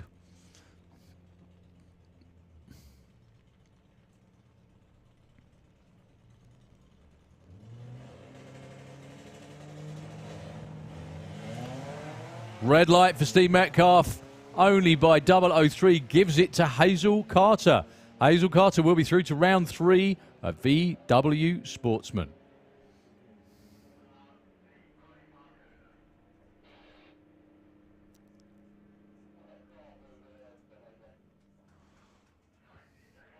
Well done. Whole of the Carter family moving on. So Reece Finney on a bye run. We've got bye run, one more pair, and then we're on to Sportsman ET.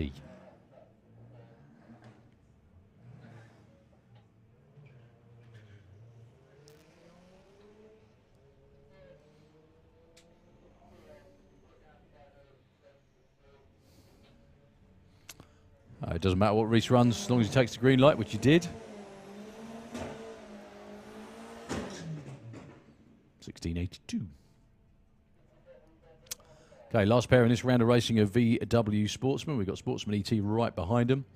Nigel Gregson, Karen Waterhouse. Up next.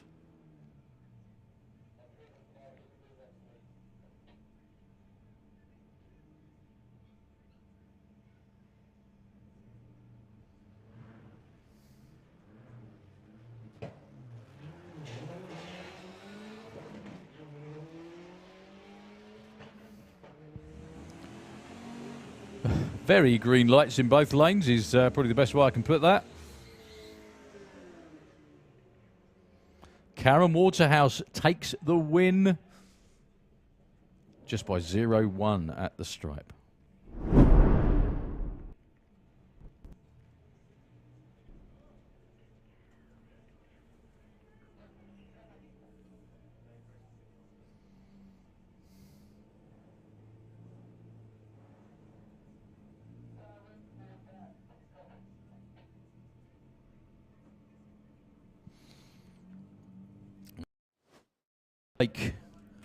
The next two.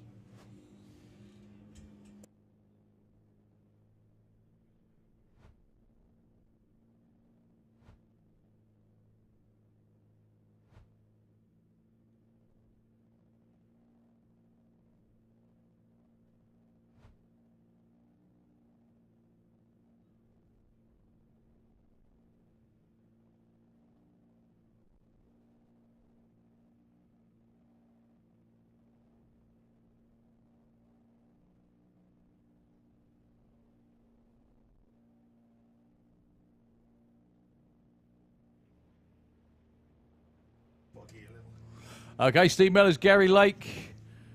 Steve Miller's actually dialed in a 12 flat in his first round race. Yeah. Well, so did the other guy. I think they just wanted to have a head of that race. That was all it was.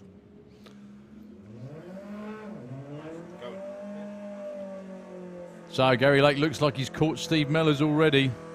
He's out in front, and he takes the win with a perfect run, actually. 14.28 and a 14.28 worth. If you're going to lose at all, you've got to lose to a guy who runs bang on the number. He also had an 08 light as well.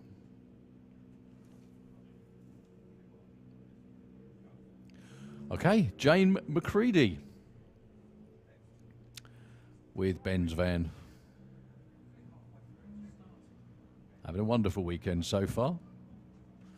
Is it going to continue against Felicity Gibbs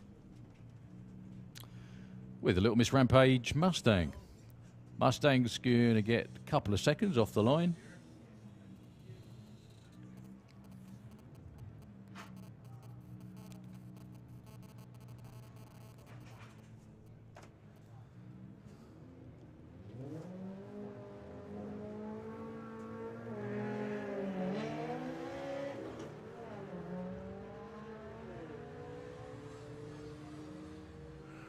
Well, we've had some seriously good reaction times in every round of racing so far today. That was another one. Very, very close at the top end. Felicity Gibbs will be moving on. Jay McCready was closer to a darling, but Felicity was 002 on the tree. 002 on the tree. Jay McCready still had a really, really good weekend. But Felicity Gibbs moves on. So will we have another Mustang through to the next round? Depends how Holly Waters does here against Stephen Giles.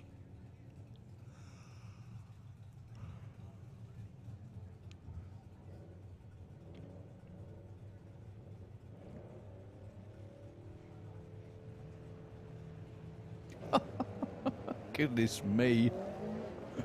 Again, I can't say reaction times out loud, but wow.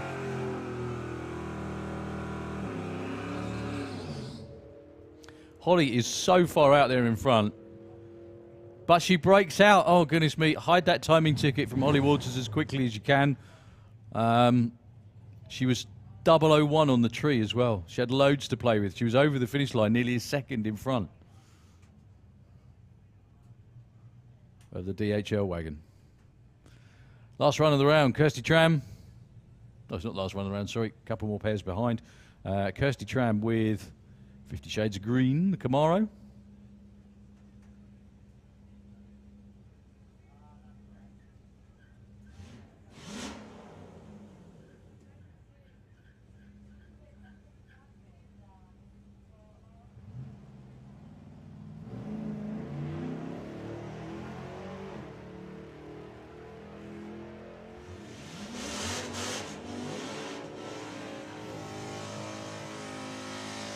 $12.10 goes $12.03. Just that bit too quick. Again, doesn't matter. It's on a buy run.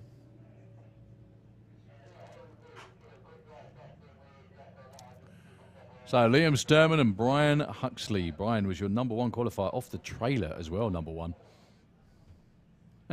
As if there was ever going to be any doubt. Hey, you got it. 13.93 for Brian. Liam, 14.50. Liam went miles under his darling in the last run.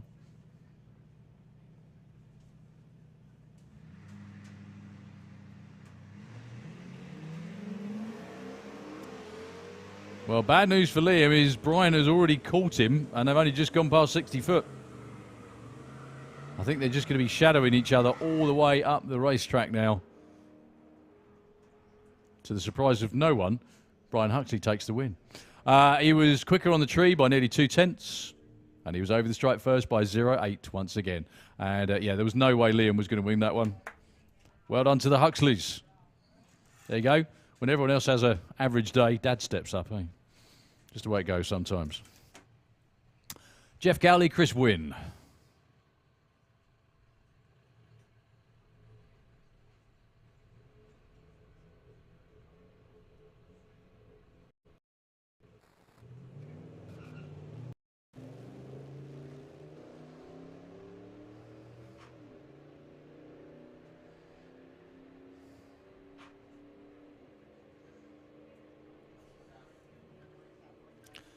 Rather even through the top end. Jeff Cowley wins by being the lesser of the two breakouts. He was only 100th off. Chris Wynn was about 500ths of a second too quick. Okay, a very small amount of track prep and we get ready to go with round two of Top Speed Automotive Street Eliminator.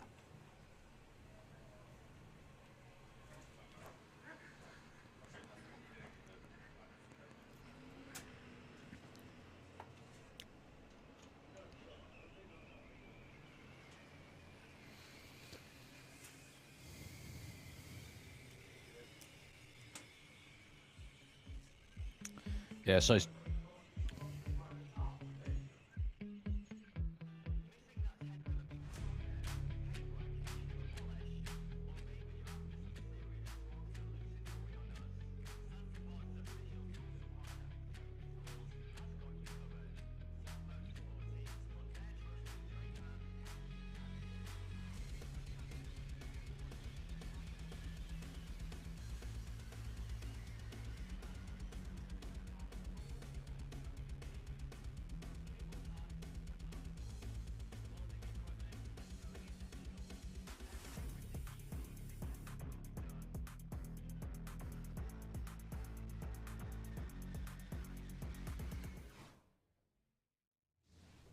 Mark Huxley, I read Mark's Facebook post last night, explained all about why the car wasn't doing what it normally did. Placed a lot of systems on the car with new fuel tech stuff, and it just takes a little bit of time to work it out.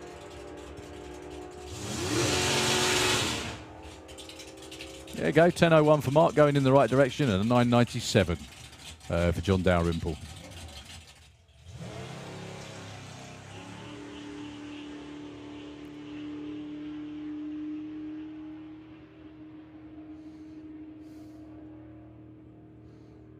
There you go, in the 10s with a 10.83, 120 miles an hour.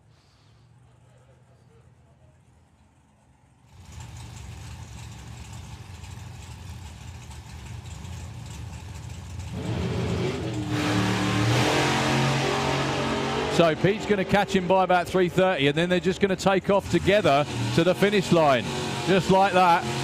Oh my goodness me, what a race. The lesser of the two breakouts was Pete Waters, just by a couple of measly thousandths of a second. Really well this season. He's in the top 10. But there you go. I know, next time, eh? So the first pair round is going to be Mark Sheridan and Elliot Day.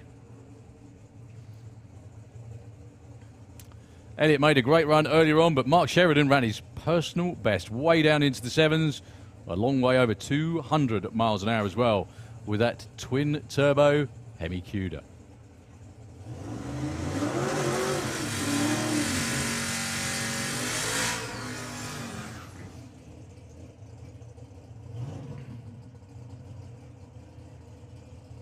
Yep.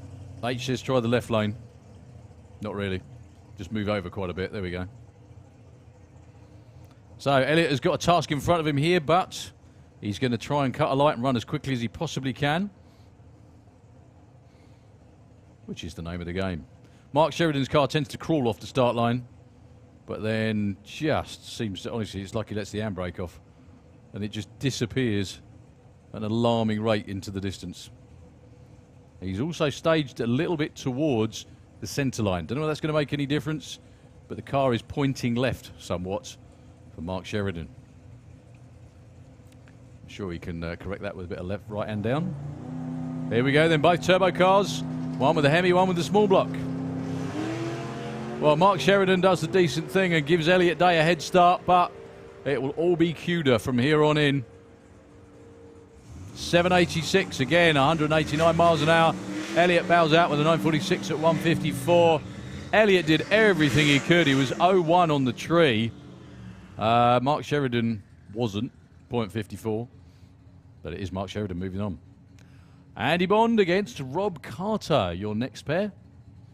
Percy Passat against the Ugly Sister.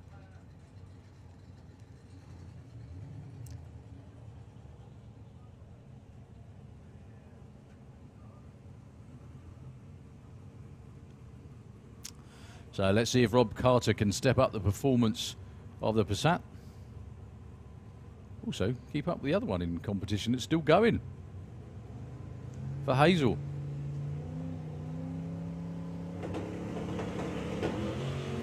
Well, Andy Bond left first, which is normally bad news for anyone in the other lane. 725 at 198. Rob Carter trickles through with a 10.59, a little bit off pace for him, unfortunately. Andy Bond in the semis. Al McSweeney and Rob Slater. Rob Slater's right there this weekend. Any slip by Al McSweeney.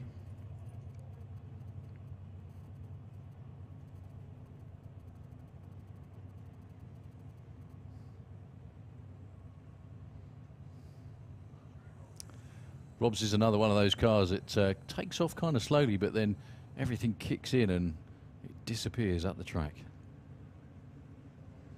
Street driven down here all the way from Stoke-on-Trent. It will be street driven home, all being well too.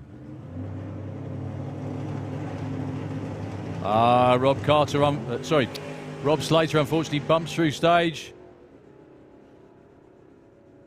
Unfortunately a bit of a non-race after that. Rob Slater was trying to build the boost and bump into stage, and he just bumped A little bit too, that's right, a little bit too much all the way through. But still, a great weekend for the whole Code Red team. I think you'll agree, down well into the 8s, well over 160 miles an hour as well. Al McSweeney with the Evolution into the semis. Comp Bike round 2 up next.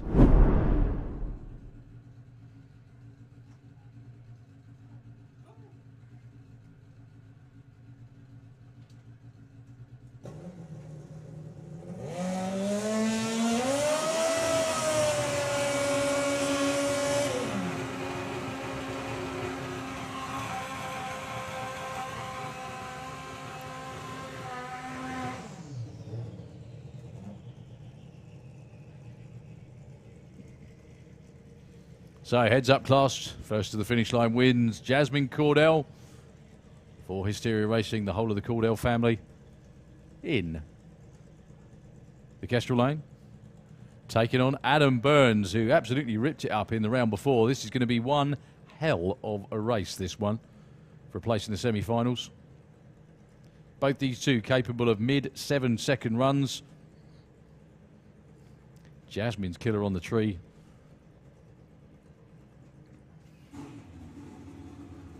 See how it works out, shall we? Well, in the end, they both actually let the clutch out at the same time, but Adam's bike died on the start line. Jasmine goes through with a 798, 156. Probably not as quick as fast as they want. Jasmine was actually leaning over towards the top end. But commiserations for Adam Burns. Shame, actually. That should have been a really good race. Jasmine into the semis, though.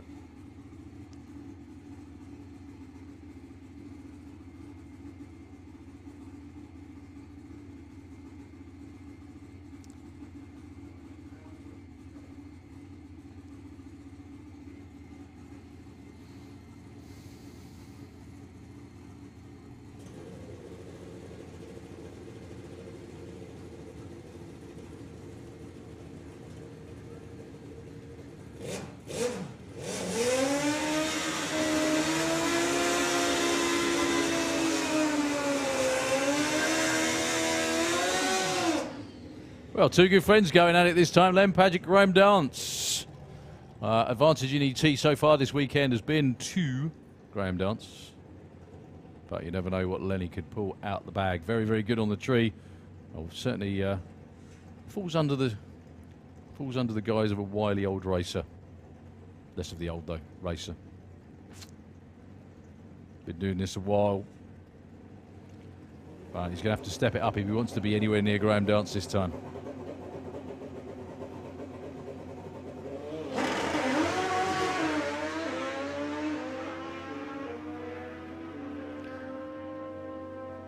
Graham Dance goes 7:30. Great number, 198 miles an hour. Len, unfortunately, just sat there and took his time to bring the bike forward and just got timed out on the Christmas tree, unfortunately.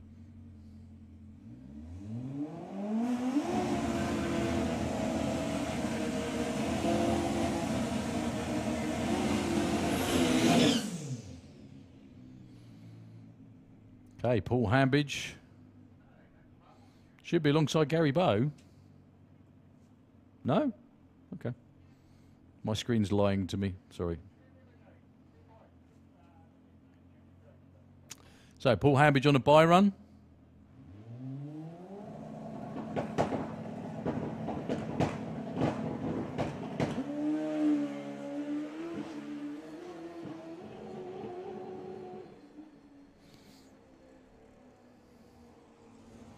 Well, backs out of it and rolls on through to a 9:22. This will be Gary Bowe taking on Mark Dainty.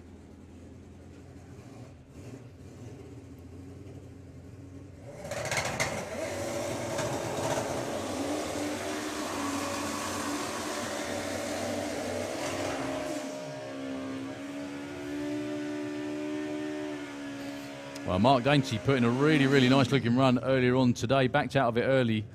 Still went 7-1. Unfortunately, took the blocks with him. But he's got one tough customer in the other lane. That is Gary Bowe, who was at the top of the Super Street bike for a number of years.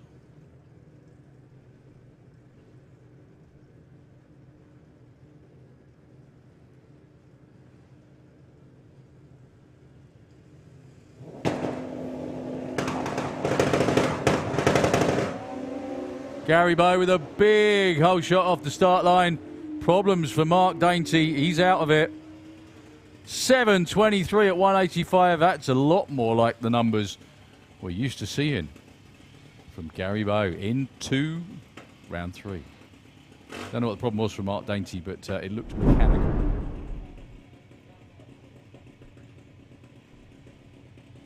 Okay, Junior Dragster. Quarterfinals, 4 races to set up the semis. Liam McDonald and Ellie Mae Brown. Ellie having her best day at the racetrack, probably ever, actually.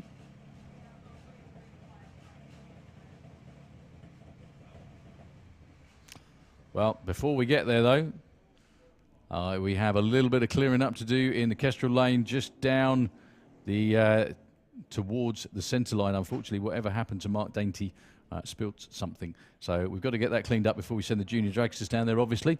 Once again, Nitro FM, if you don't mind, let's have a quick look at the run order. So we've had Street Eliminator, Comp Bike run to Junior Dragster. Pro ET is behind the tower as well, and not far away with Super Pro 2.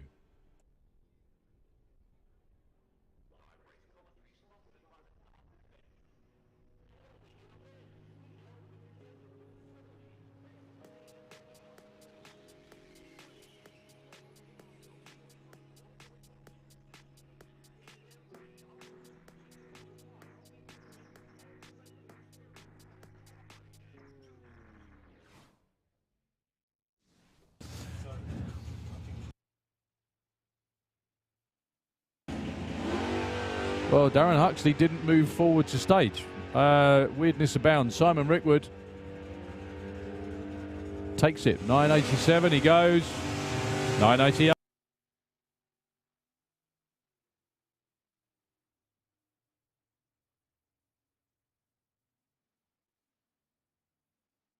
$9.51.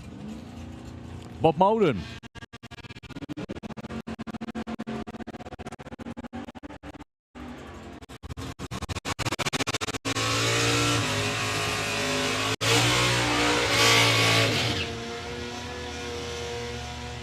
Going to be Tom. 10.25 on a 24. Bob Molden, 10th of a second off. Lots and lots and lots and lots of smoke for Bob Molden in the shutdown area. That's getting bigger.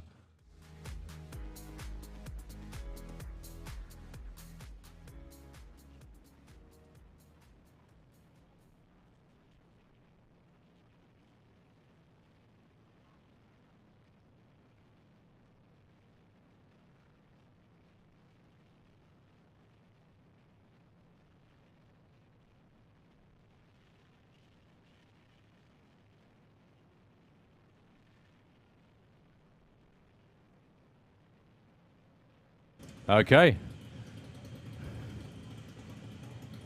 Liam McDonald, Ellie Mae Brown. A very imperfectly timed comfort break that was. Well, they're both dial 820, so this is effectively a heads-up race. You could see Liam move first. So all he's got to do is stay in front and not break out, which is exactly what he does. Ellie goes a bit too quick with an 8.50. She still had a great day, though. Got the perfect TT award, won a couple of rounds of racing. But it is Liam on to the semi-finals. So, Lara Bartlett, Harley Coulsell.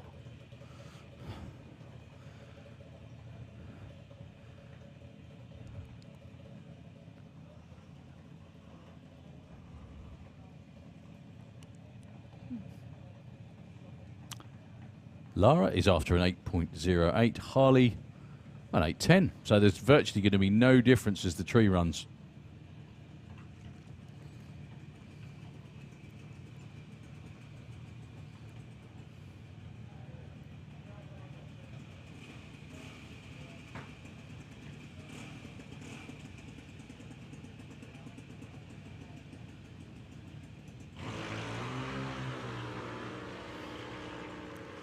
Nothing in it on the tree between the two of them. Absolutely nothing. At the finish line, it is, with a perfect run, Lara Bartlett. Over the line first was Harley. By 7th thou, he broke out. He had a little bit of wriggle room, and I do mean a little bit, but not much. Well done to Lara.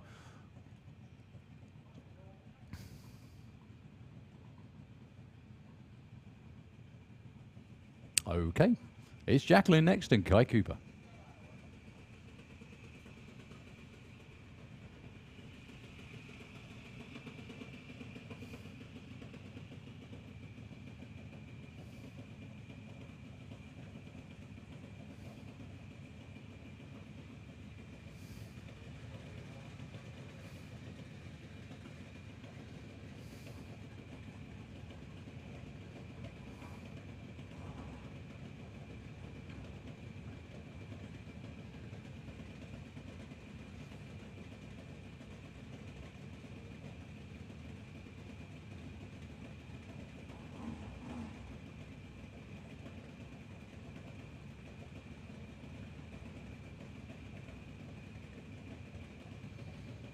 So Jacqueline and Kai kind of sitting looking at each other at the moment. See who's going to flinch first, as in go in first. There we go. Kai rolls in. Jacqueline right behind. She needs to get a move on, though. She really needs to get a move on. Nah, unfortunately, took too long. She was there for quite a long time. So Kai Cooper gets a green light.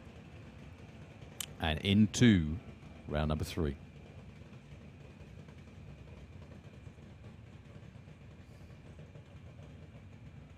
Or round number 4, actually, I beg your pardon.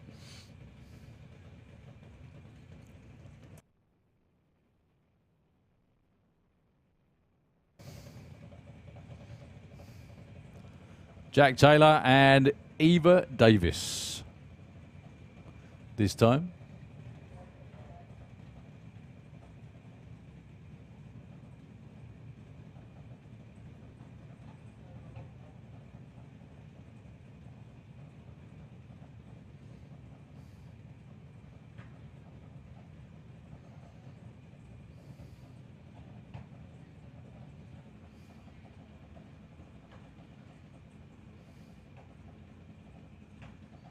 Well, once again, both kind of sitting there. There we go. Eva's in stage.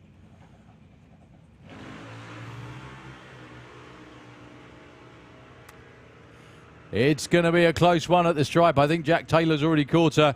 And it is Jack Taylor who takes the win by breaking out the least. He was 0-2 on the tree to Eva's 0.13. Still a great day out for Eva Davis. First couple of round wins. That's probably set the hook in even deeper than it was. Well done, fellas. See you in a few days' time with the big car.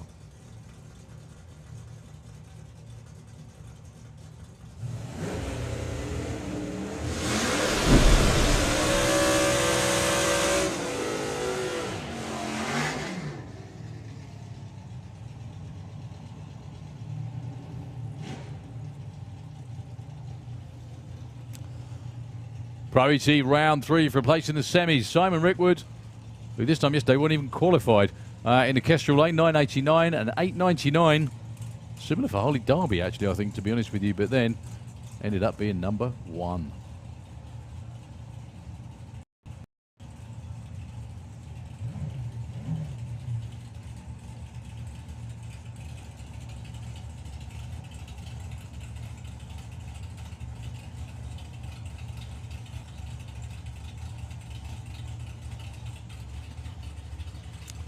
So almost a second between the two of them. The Nova is going to be going first.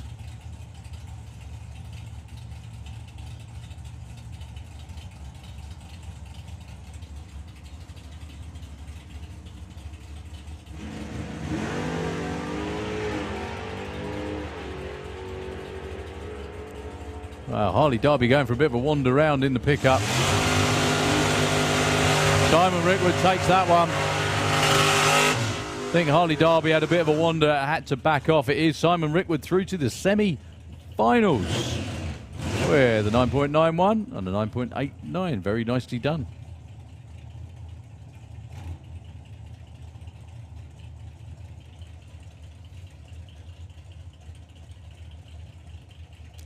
So Warren Watts and Stevie Gates.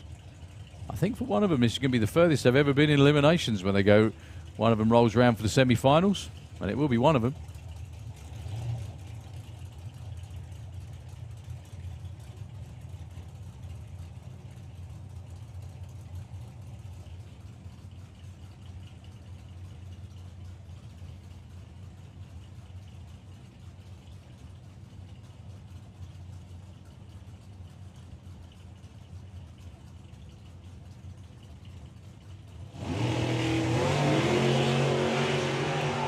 No, the green light race, nothing in it on the tree.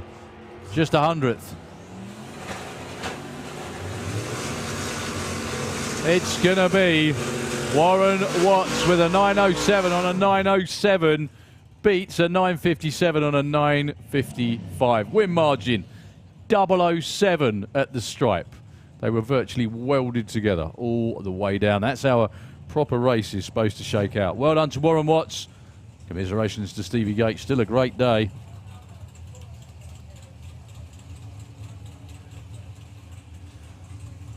Okay, Ronnie Mercer and Dave Rudd next.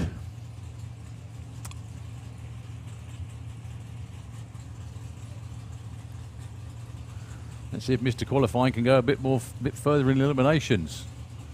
He's got Ronnie Mercer standing in the way though with that little blue Anglia.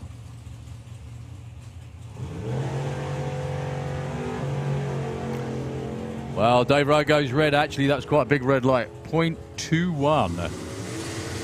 It will be Ronnie Mercer. 10.51 as well. It would have been really hard to beat.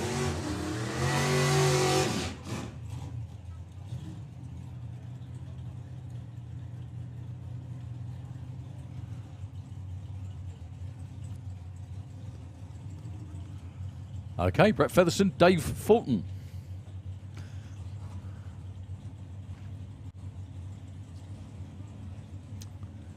It's going to be Brett going first. 9.56, Dave Fulton with a 9 flat.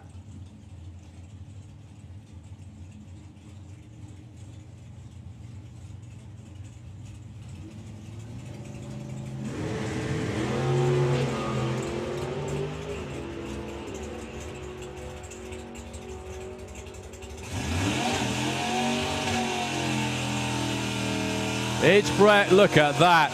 9.56 with an 8 on a 9.56.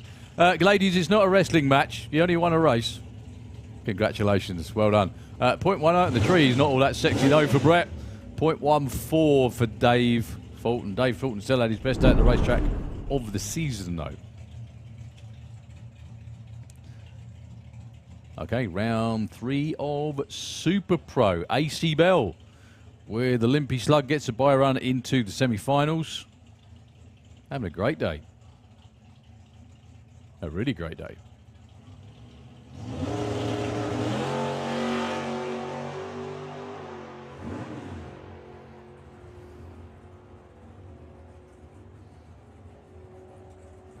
A67. Well, it's a tune-up run for the semi-finals. That's all right, though. That'll work. Well, another huge matchup. It's actually matchups like this that prove seriously pivotal for the end of the season.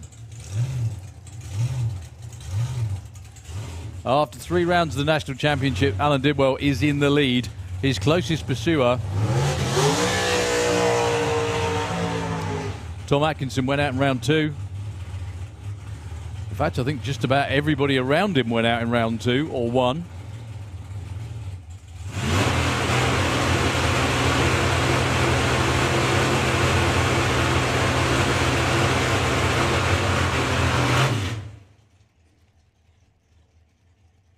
Well, Joe Kellett went out in round 1.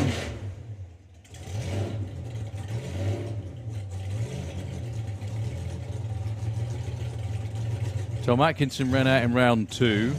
Scott Hauser went out in round 1. Lee Huxley went out in round 1. Unfortunately, Barry Giles went home. The Morris boys are out as well. So the only real remaining challenger anywhere close to him happens to be the guy in the other lane, Dave Russell. So Alan Didwell can be seriously the master of his own destiny and take a huge leg up in the National Championship in this race, as can Dave Russell.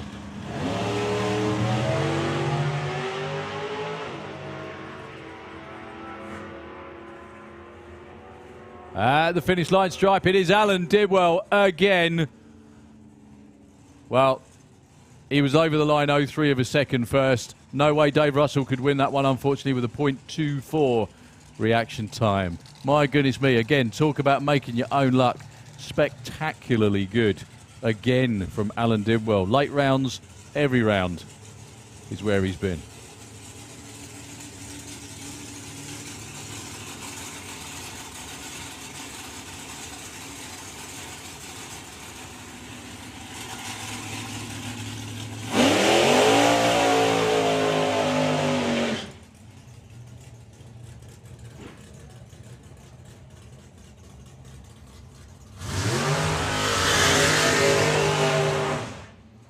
Okay, a couple of dragsters going at it. Matt Peters and Pete Walters.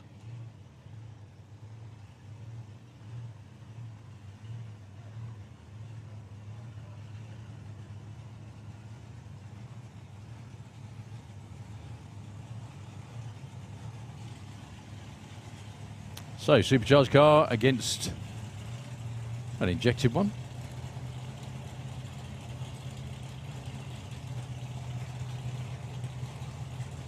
I think Matt Peters actually is in the top 10 in the Super Pro points.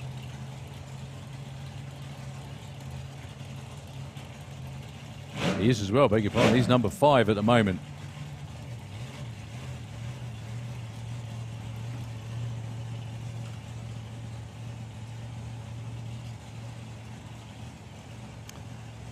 Rich gives his lad a G up. They both dial 766. So it's a heads up 760 dragster race as opposed to door going. Oh, goodness me. I'll tell you the reaction time in just a second. Pete Walters probably will get there. No, he doesn't. Look at that. Bang on the money for Matt Peters. 0-1 at the stripe. Pete Walters was 008 on the tree and he still couldn't get it. Unbelievable that, isn't it? What a race. What a race. Well done, gentlemen. Matt Peters with a 04. Wasn't exactly late, but he went 766 on a 766 of dialing. That is what bracket racing is all about. Okay, so Jack Brewster with Just Mustard. Firebird. We've got VW Pro round 2 round the back of the tower as well. I can see ET Bike as well, I think.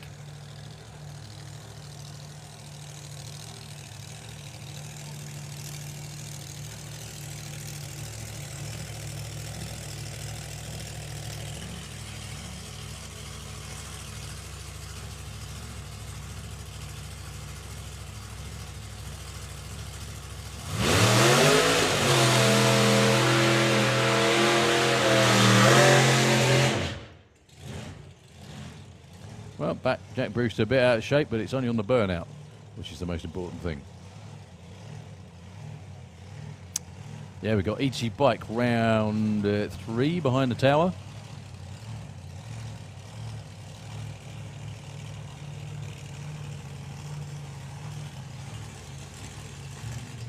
So Jack Brewster's put in a couple of really nice straight runs in the Slick Tricks lane. Let's hope we have another one in the Kestrel lane. Yeah, just hope for a nice straight run, not the dance at the end of it, though.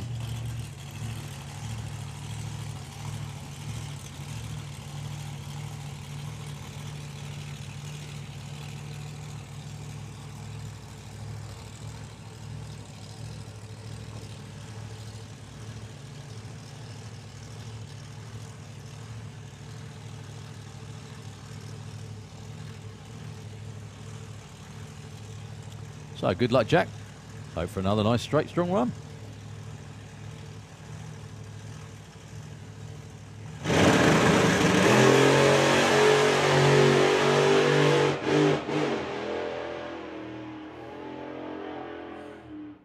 Well, kept it off the wall, kept it in the lane. Still got a time, actually, of 10:02.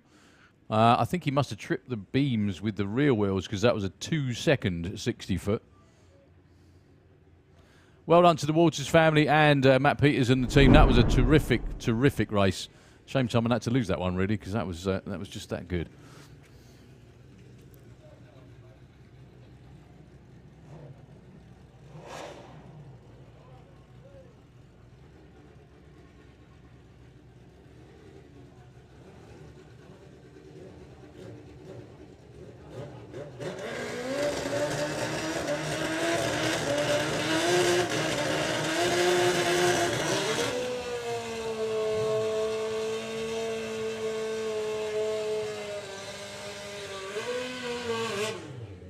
So ET Bike elimination round 3. Blade King taking on Gary Hester. That's Blade over there. Out in front in the championship. Unbeatable at the start of the year. He's in the Kestrel lane. And Gary Hester, who's no slouch himself, in the Slick Tricks lane. 890 for Gary. 894 for Blade.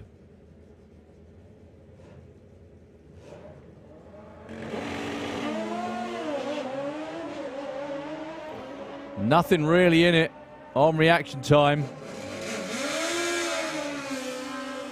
Blade backs off perfectly. Well, does actually take it on a hole shot, but only just. Yeah, 800ths off his dial into 700ths. He was 0.2 better on the tree, which translates to a win margin of just 0.1. Okay, Brett Cordell with my run into the semis. Cordell family having a great day today.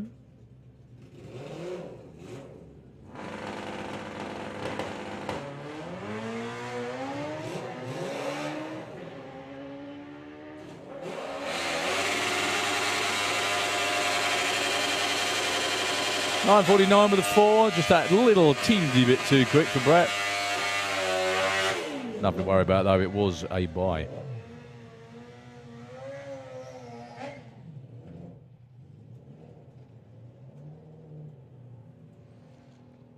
Okay, your number 1 qualifier, Jake Bowden, taking on Angelus Karandreas for the last place in the semi-final. Angelus is the last of our Dutch contingent in eliminations in ET bracket bike.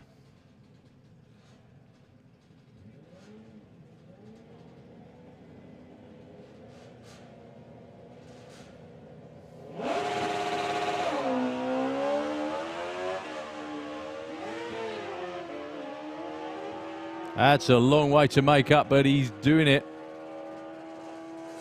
I think he might get there.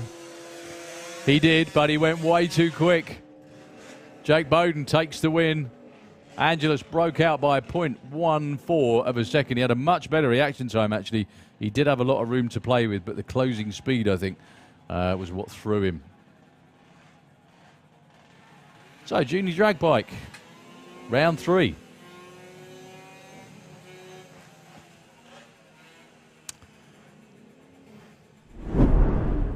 Richard Wilcox in the Kestrel lane.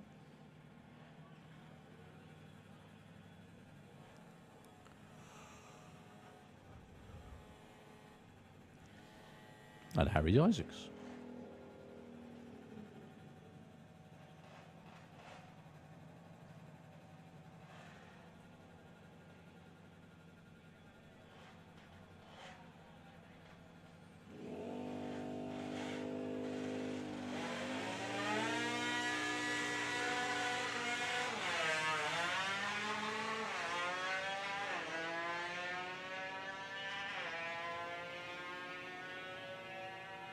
Nothing in it. Richard Wilcox on a hole shot. Win margin of 0.5. He was about a tenth of a second better on the tree. And that was, again, what made the difference at the finish line. Well done to that young man. Okay, Grace Pollen and Faith Morrison.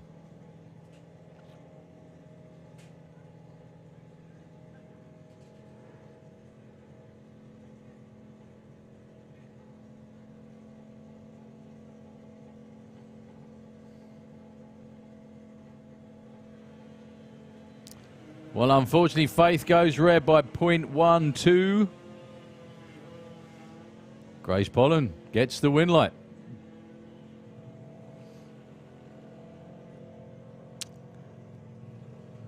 So I think Grace Pollen will be out there. Everyone's in the semi-finals.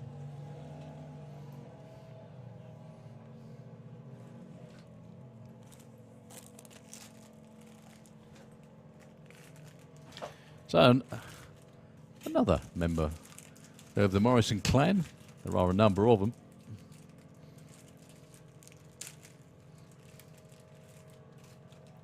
That's Leah against Declan Butt this time.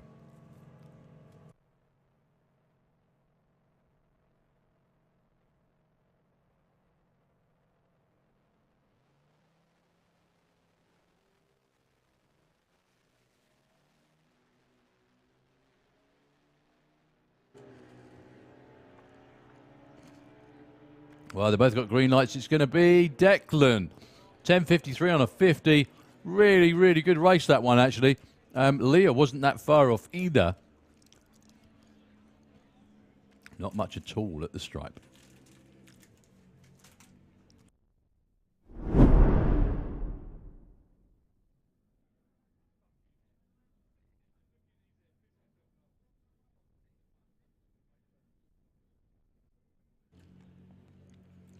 Okay, VW Pro, round 2 of eliminations.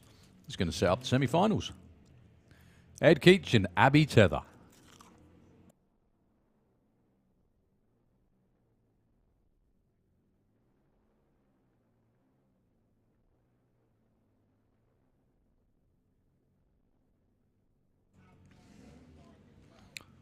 Abby's going to go first. Then Ed's going to sit there for around about half a second. Or he's supposed to, whether he does or not.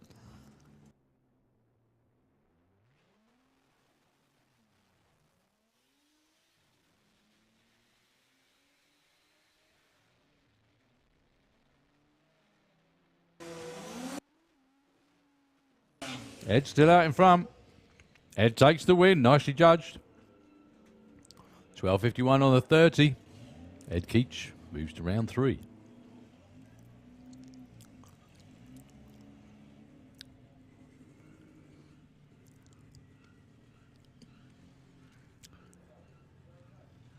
No, James Good with the Team Militia altered. And Luke was very kindly telling me that this is the engine they used to run in the Gulf. Everything about it's the same. It's just in a new chassis. James looking for 10.30. 11.60 for Graham Fairhead. With the Misfit, excuse me, Type 3.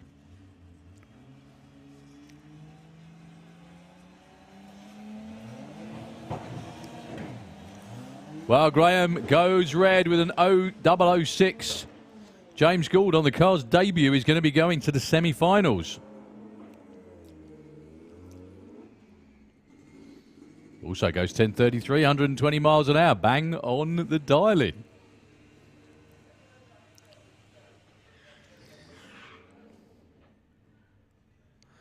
Okay, so the Blackcurrant Beetle of the Young Brothers in the Slick Tricks lane against Chris Waterhouse, who apparently the car was on fire when he pulled off at the top end of the racetrack last time. Didn't realise. Busy celebrating, and then so someone pointed out, and he opened the bonnet and he just went woof. Not because there was a dog stuck in there, but you know what I mean. So Chris Waterhouse is going to be going first.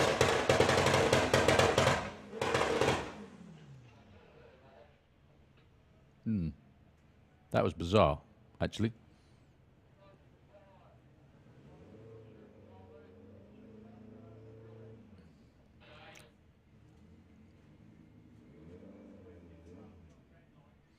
Yep, we're going to take a look at that one because the tree actually went red as it was counting down, and he really didn't move.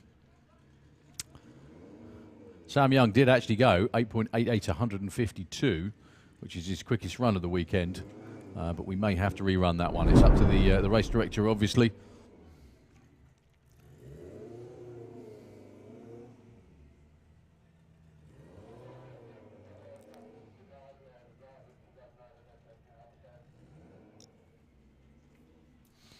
Okay, on with VW Sportsman, round 3.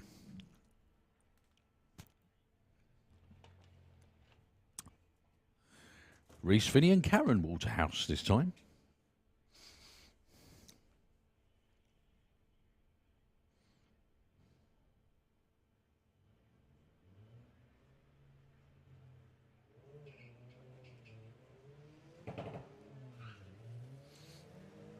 Both with what you might call polite reaction times.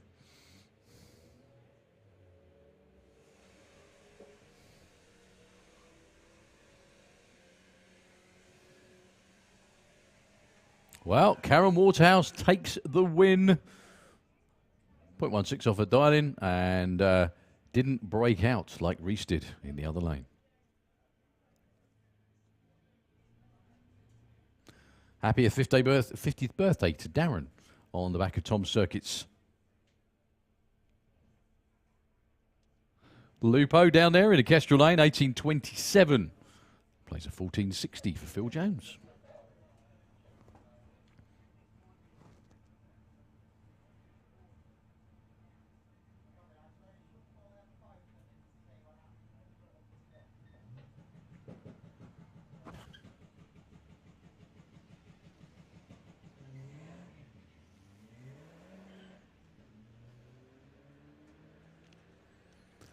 Could we have 950 bike and Super Street bike into the pairing lanes, please? 950 and Super Street.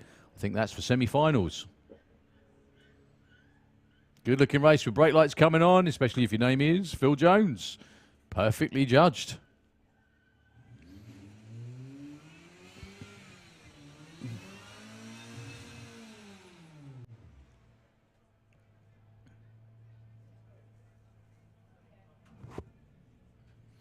Okay, Lorraine Large and Hazel Carter. One of these two will be squaring off in the semis, but which one will it be? Will it be Patricia the Passat or the Nurse?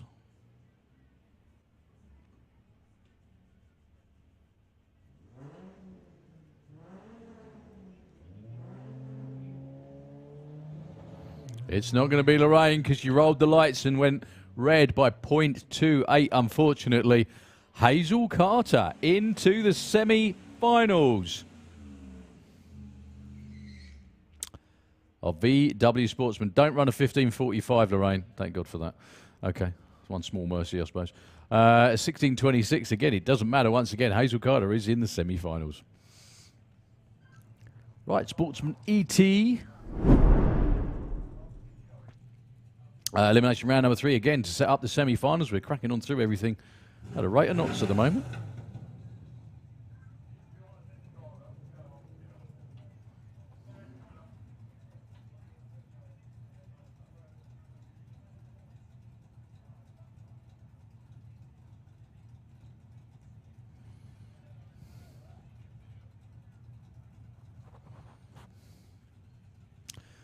So, Felicity Gibbs with the Little Risk Rampage Mustang and Gary Lake with the Arabian Night. They're your first pair in Sportsman EC.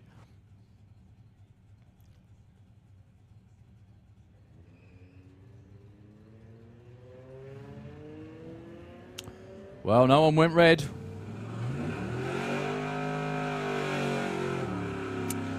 Which means it's going to be whoever gets there first. And doesn't go too quick, obviously.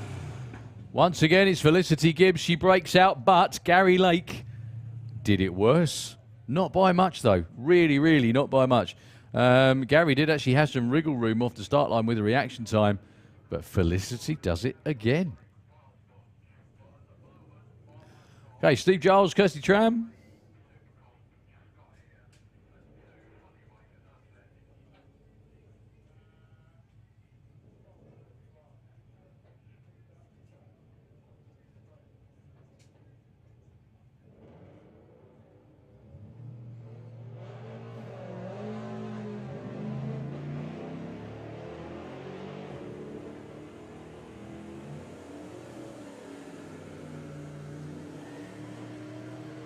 So Steve Giles is being caught by Kirsty. Will it be enough?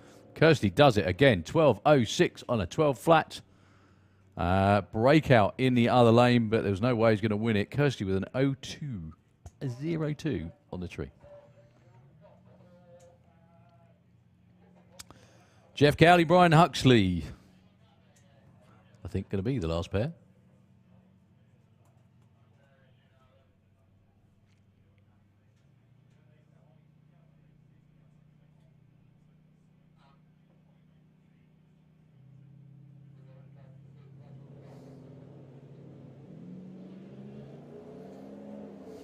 Couple of zero lights in both lanes for those two.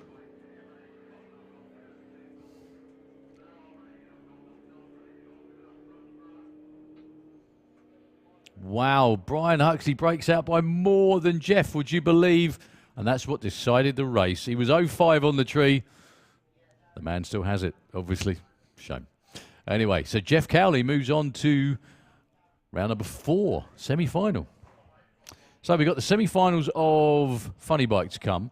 However, due to, unfortunately, Lorcan Parnell not taking the green in his bye run, we have 2 bye runs to set up the final.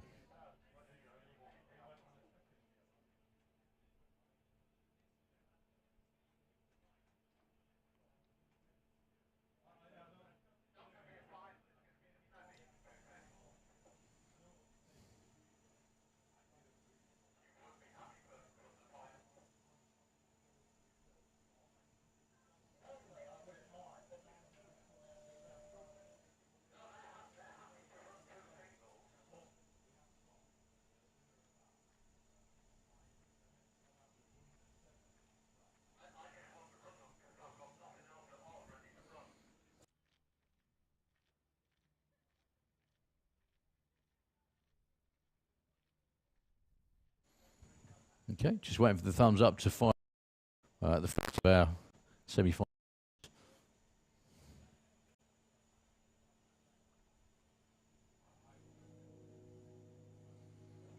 It's good to see Roger Moore having a fun weekend back on the bike as well. And going rounds.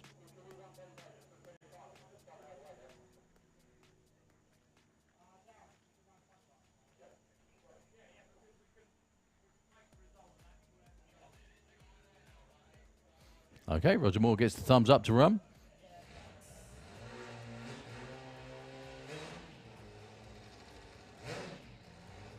Not sure how far he's going to run it through, because obviously he's got to get ready for the final. This is more a procedural thing than anything else, i.e. taking the green. It's just whether they want to nail it and try and go for it down the quarter mile.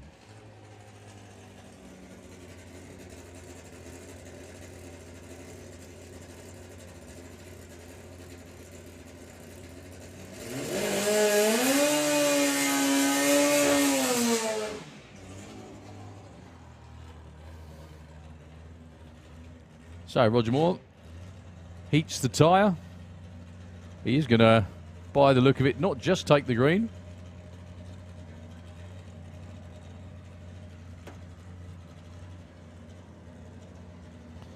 Been solidly in the mid.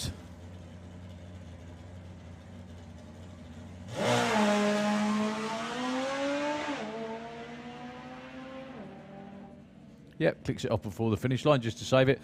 Urgent message, please. Is anybody got an MSD?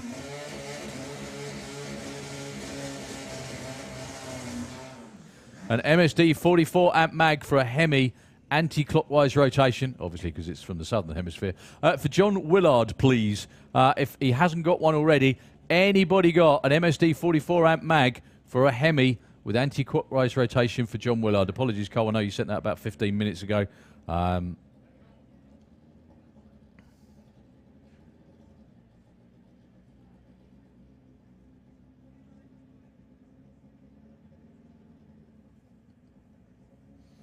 So Jordan Kenway will be the other part of the final.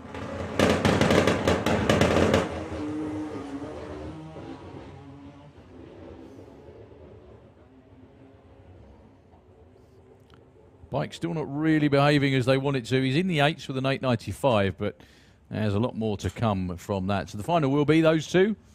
Roger Moore against Jordan Kenway sometime soon.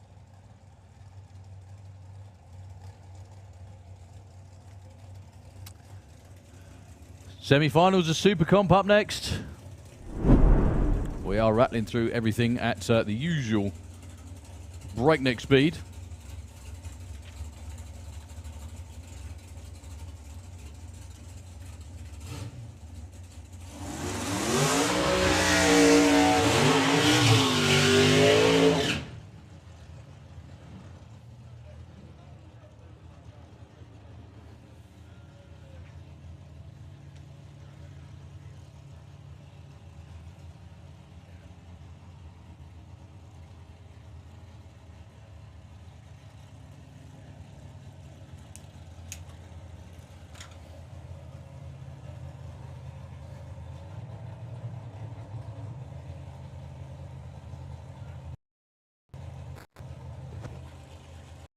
So 2 dragsters for a place in the final. Leah Kellett, number 1 from last season, against Paul Hudson, who was absolutely bang on the money in his round 1 matchup.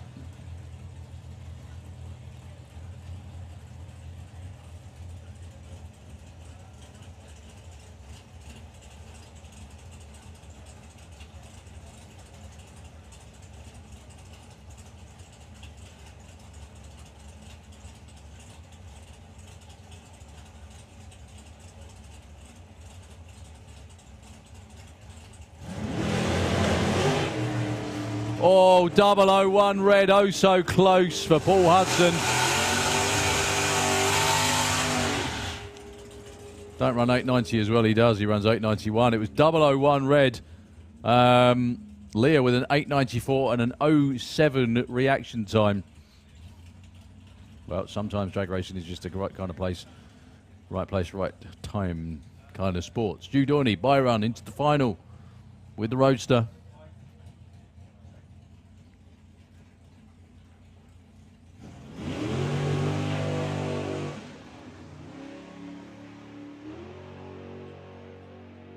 Very expertly dragged back from the wall. It really was going that way too. 936 at 155.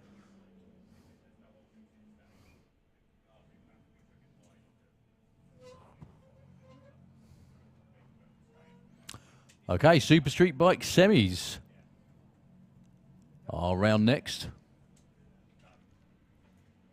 Once again, a call out for MSD 44 for a Hemi. If anyone's got one out there, if John Willard hasn't got one already, he was in search of one, please.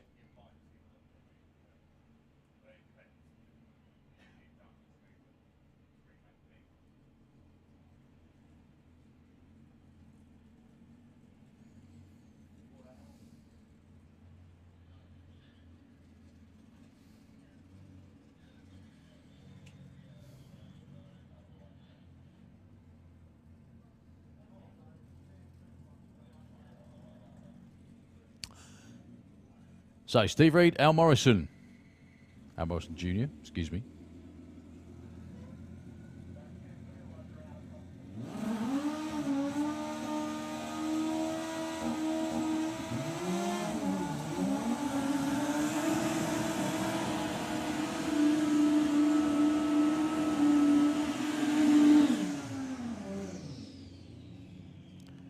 Now, Al Morrison Jr. is in the 60s. Steve Mead was nowhere near. However, in round number 1, Steve Mead much more on form. Back in the low 7s. This for a place in the final.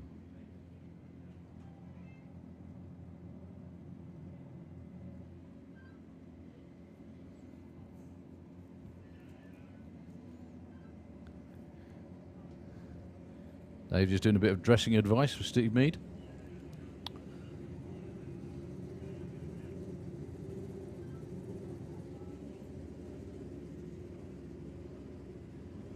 And give him a hand with his gloves as well. There we go.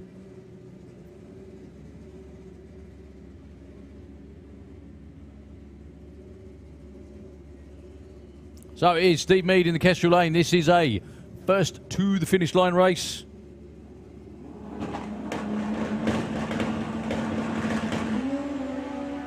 Hole shot for Al Morrison Jr. That could be the end of Steve Mead's day. It was 7:04 at 212. Takes out a really hard try in 7:27 at 185. Well, on the other side of the ladder, should have been a race between Ross Morrison and Jake Michel. But Jake, come on. Fred Flintstone time. Where's the bike? Scamper. No? Yeah, go on. That's it. What a shame, mate. I thought he backed off in the first round because it was just a bye run, but obviously not. Something broke. So Ross Morrison just breaks the beams to take the place in the final. It will be an all Morrison boys final round.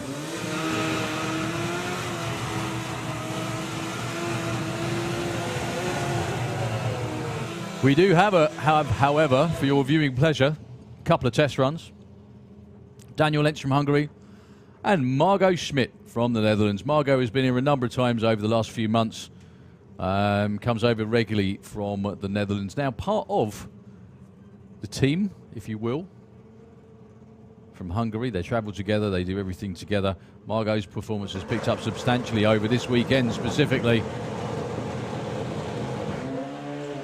Well, the good news is Margot's going to get an ET this time round. That's a great looking run in both lanes. Daniel goes 680. Margot, first ever 200-mile-an-hour run, 2:01. But Daniel with a fabulous 680 at 2:16. Margot, by the way, 7.14, 214 miles an hour. She'll be absolutely delighted when Angie tells her that up the top end. Angie, give her congratulations from me as well. She's been waiting for that for such a long time. Now the next thing is those pesky sixes.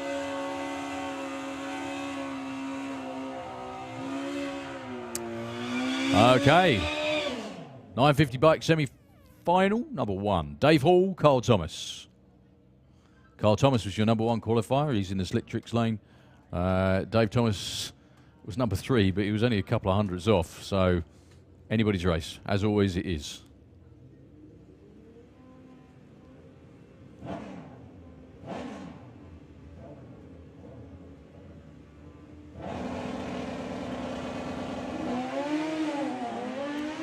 Only a couple of hundreds difference on the start line. Carl Thomas is already looking over his shoulder. Dave Hall, I don't think, is looking where he's going. He nearly took out the 1,000-foot blocks. Wow, Dave Hall doesn't break out. Carl Thomas does.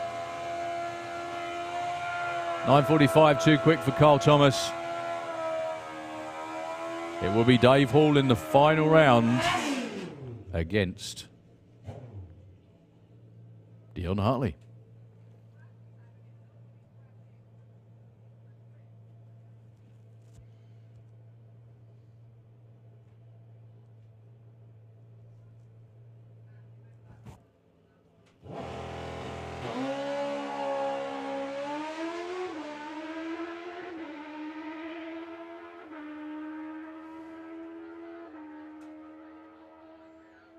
And 51 with an 8.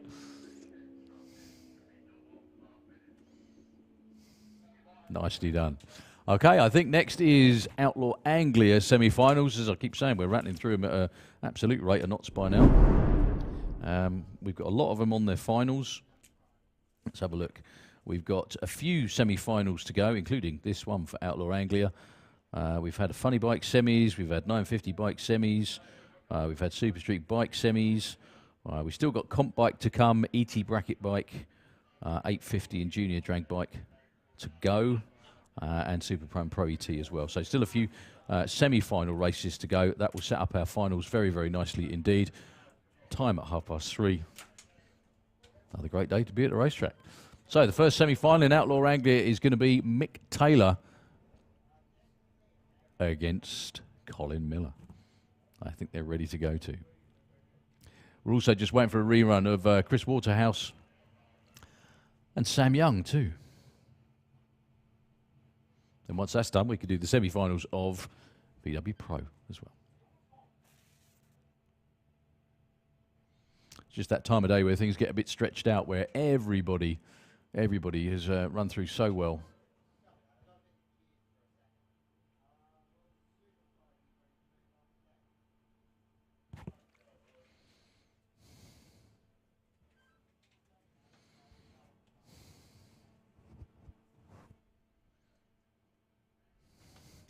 I just hope that the Aussie Outlaw has made it down for this round of racing. I'm looking at the staging lanes, and it doesn't look like he has, unfortunately. So whatever the problem John Willard has, it's still a problem. Massive commiserations to the whole of the Aussie Outlaw team. They're here for another week. I'm sure they'll get it sorted by next weekend. But he came all that way to race. And unfortunately, if something's broke, just one of those things. So they're being given the signal to fire up. John Willard was, again, look, in need of an MSD 44 amp mag, if anybody has one. If he hasn't got one already, unfortunately, he's just run out of time for this semi-final round. Well, so Chris Waterhouse just going to be taking the green, actually, by the looks of it. Should have been racing against Sam Young, but Sam not going to be making it down for this round of racing. Not sure why. So yeah, round number 1 of Outlaw Anglia was about 11 o'clock this morning. So a good 4 hours ago at least, between that round of racing and this semi-final for Outlaw Anglia. So Chris Waterhouse, that was elimination round 2, or the culmination of it anyway.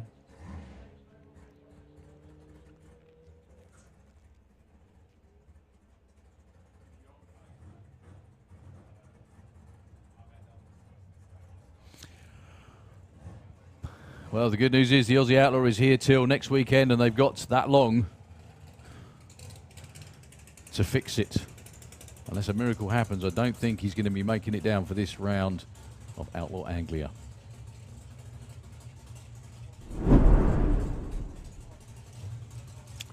So, Colin Miller and Mick Taylor.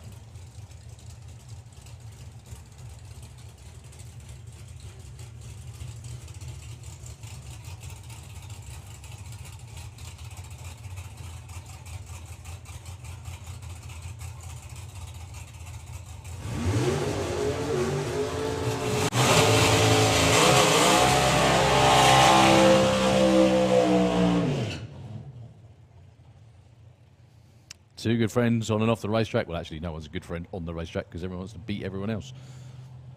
Silly thing to say. But anyway, the Flying Fifer from Scotland in the Kestrel Lane. Back in the 60s with a 6.98 in qualifying yesterday. Taking on Mick Taylor, who's been in the low 8s with the van.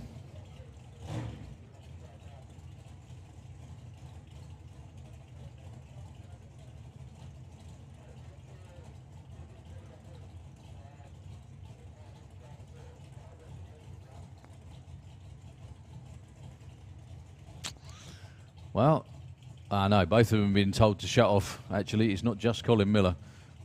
Yeah, I think it may have been the car before.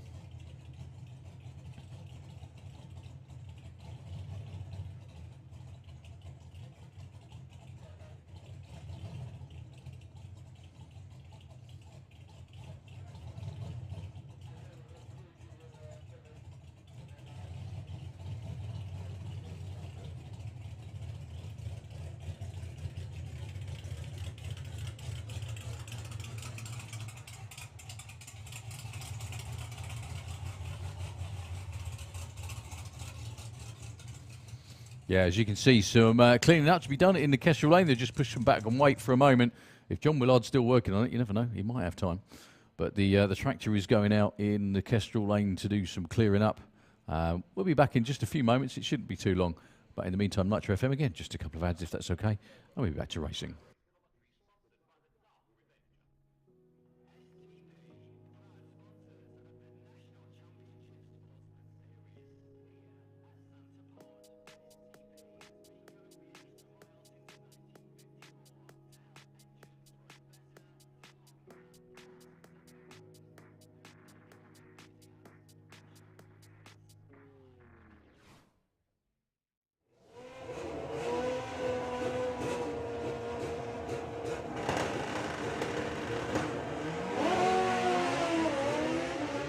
Well, Patrick goes red. Brett moves to round 3. Brett also nearly went red. Brett was 006 on the tree. Doesn't matter though. It was green.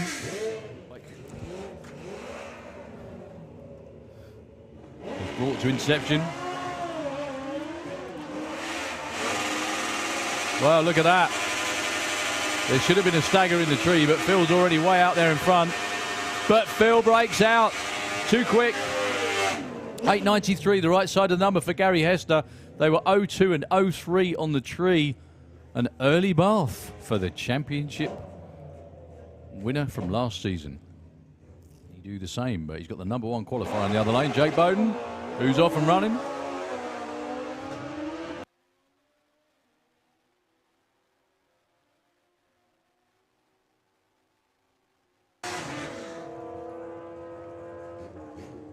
The answer is no. Jake Bowden moves through, again, by virtue of not breaking out.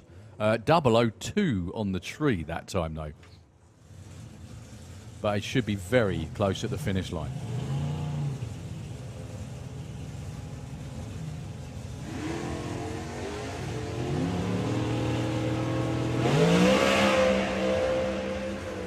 René Osman sat and looked at the tree for a long time then. I don't think he's going to catch the Camaro. He doesn't. He goes 7:56 though, 164, but he had a half-second reaction time. He really did have a good look at it before he went.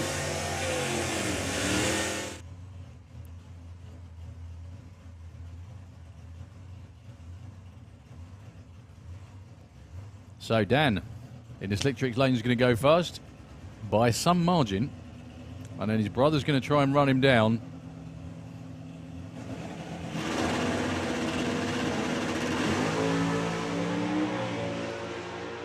Terrific wheel stand for Nick with the Copo.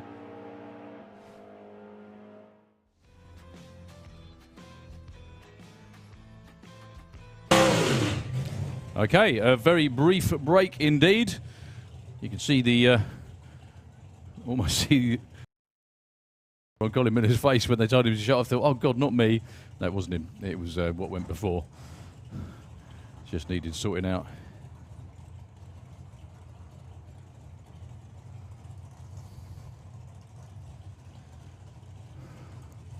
Well, unfortunately, I just got the news that, yeah, John Willard managed to get the part he was looking for, just not in time to make this round of racing. What a massive shame.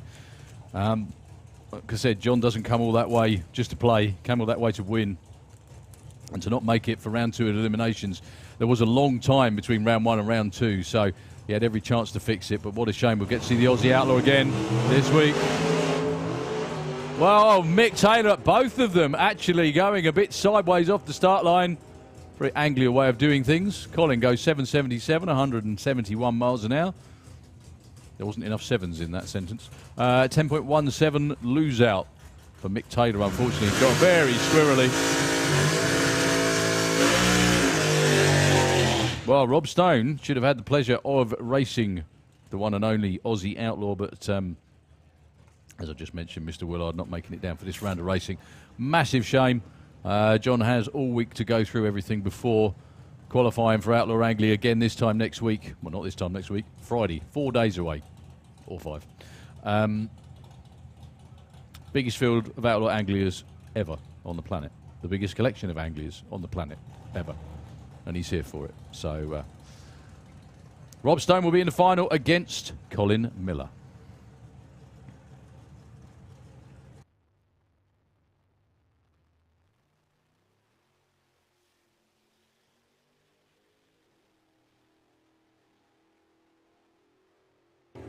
Another good looking run for Rob.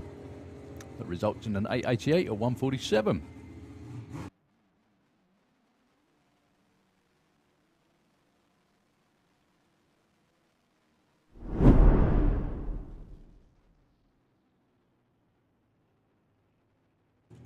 Round 3 of eliminations for Comp Bike. This to set up the final. Paul Hambidge, Graham Dance. Very, very evenly batched, both in the low 7s in the last round of racing. This could all be won and lost on the tree. Here we go.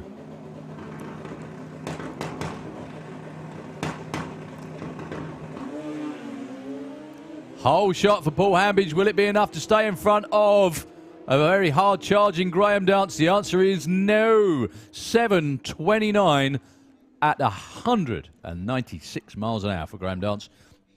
7.95 for Paul Hambidge, who had to back out of it at the top end.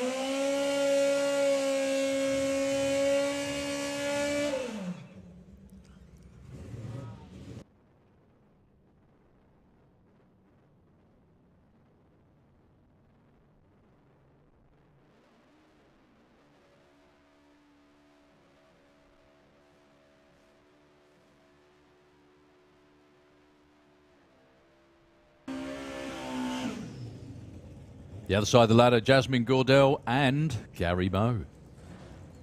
Now, Gary ran a lot more, kind of like what we were expecting from this bike, actually. Went in the 7.2s. Jasmine's quickest ET, I think, is in the mid-7s. However, as you just saw, anything can happen.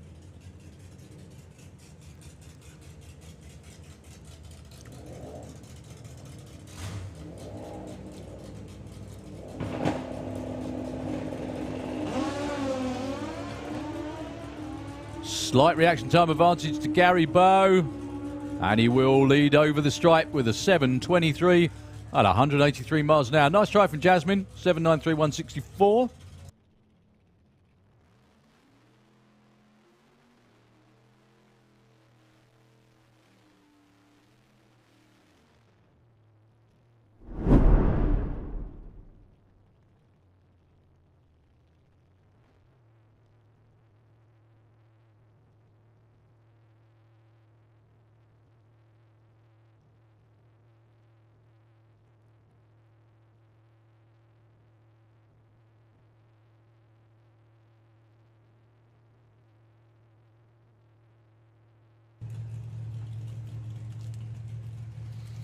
Right, so this is round number 1 of the Wild Bunch. Phil James, who I think was a number 1 qualifier, gets the bye run. Just waiting for the tree to reset and the dial-ins to be set too.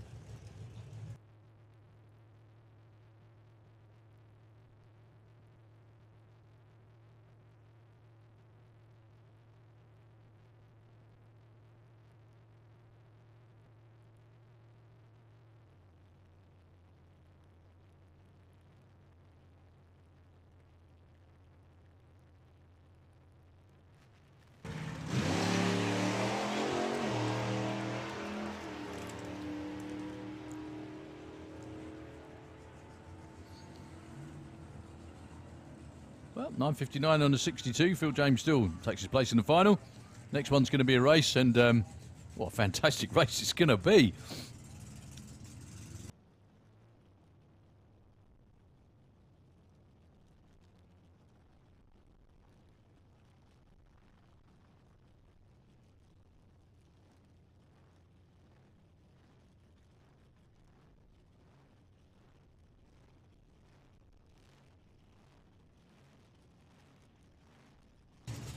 Yeah, so this race is going to be fantastic. Alan Lowton with the straight 6 Jag taking on the blown Nitro Hemi of Bob Hawkins.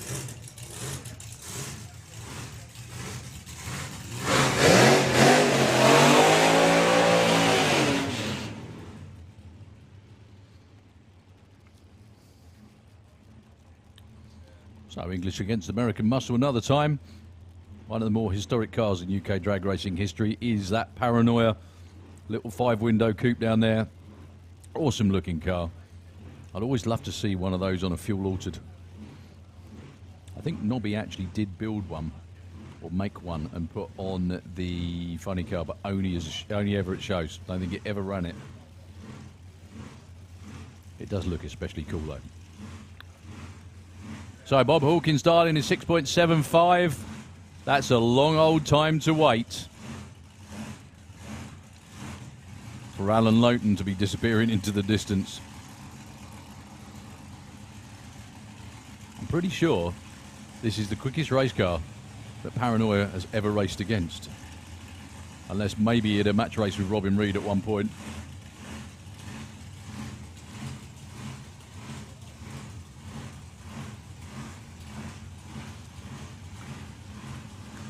He's got to wait a long, long time. And one thing about the Wild Bunch as well is they don't run a sportsman tree, they run a pro tree, so the tree is just going to drop. So Bob Hawkins will have to sit there and concentrate for a long time. There you go.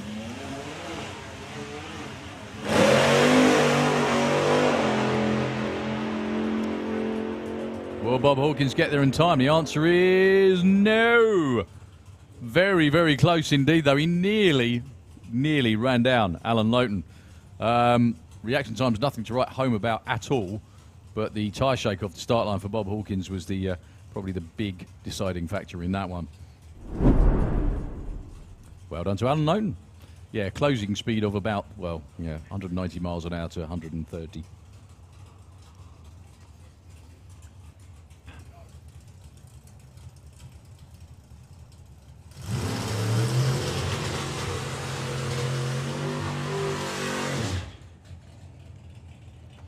Okay, Stu Morris. Round number 3, this is the semi-finals, effectively, of Supergas. We've got pretty much all of our semi-finalists down here already, if we haven't had them.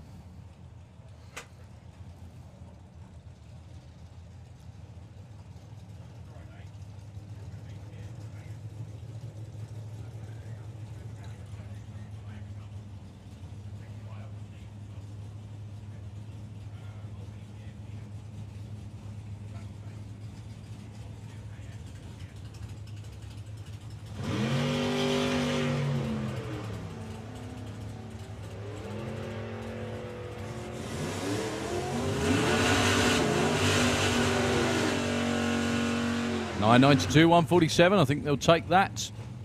Nice tune-up run for the final round against one of these two. Mike White, Pete Creswell.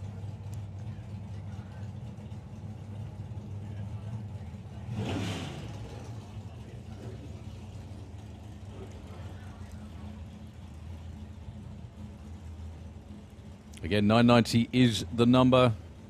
Heads up, first to finish line wins. Sponsored as always by Tony Morris Carburetors. Tony, if you're watching in from Florida, I was going to say good morning, actually. It is, I think, in Florida still. Well, chalk goes red by a big margin, actually. 0.25. Pete Creswell, 004. I'm sure he saw out the corner of his eye, that little Vega. Oh, no, just to make matters worse. He goes runs a 990. Oh, dear. Semi-finals of ET Bike. Brett Cordell in the Kestrel Lane taking on Blade King.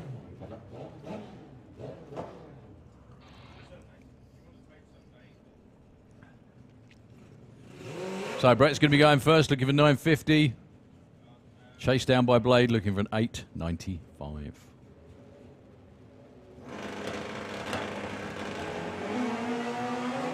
Oh, for red.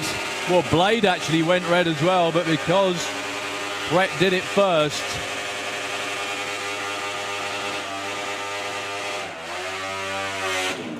Yeah, Brett was 04 red, Blade was 03 red, but because Brett did it first, that was that, unfortunately. So, Jake Bowden on a bye run. He was your number one qualifier, and he's going to be racing for the big trophy against Blade King. That's a pretty cool day out by anyone's measure.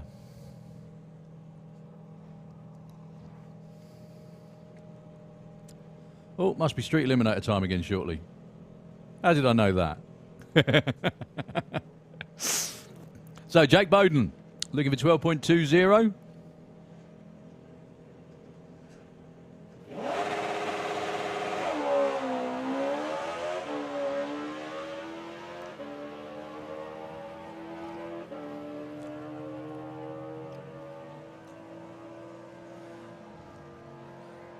$12.07 this time.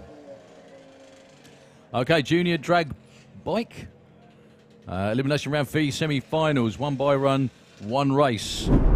Grace Pollen, wouldn't that be a Cinderella story? Proper one, actually, after yesterday morning. Taking on Declan Butt. Declan's going to go first with a 1050, followed by Grace.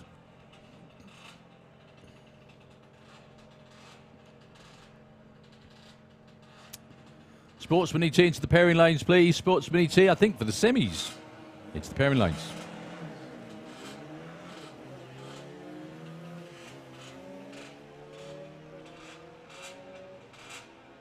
Declan's way out in front. He's still way out in front.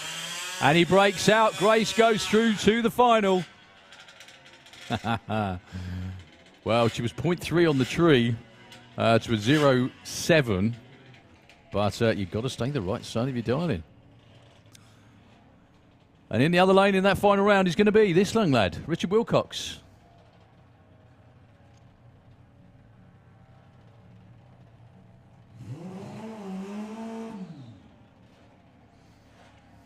He's getting pretty damn good at double classing, both in junior dragster and drag bike too.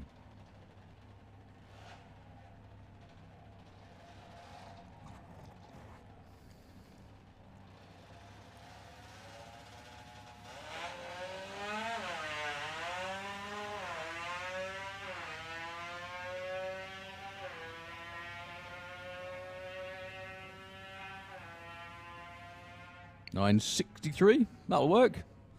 Well, he will be picking up another trophy. Again, he's got a fair old collection this summer. So we've got 850 bike, not far off. We're going to see the semi-finals of Super Pro and Pro ET as well. We're nearly ready to set up all of our final round races.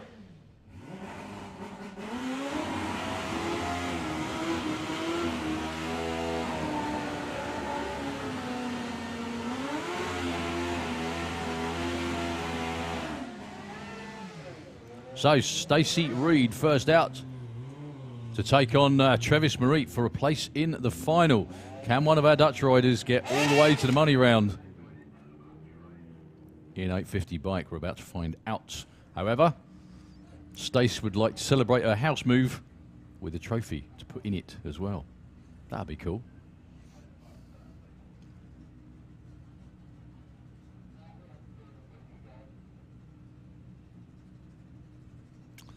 So heads up to the finish line, no quicker than 850. Hardly anything between these two in qualifying and on race day so far too. Off the line, it's Stace by a 10th.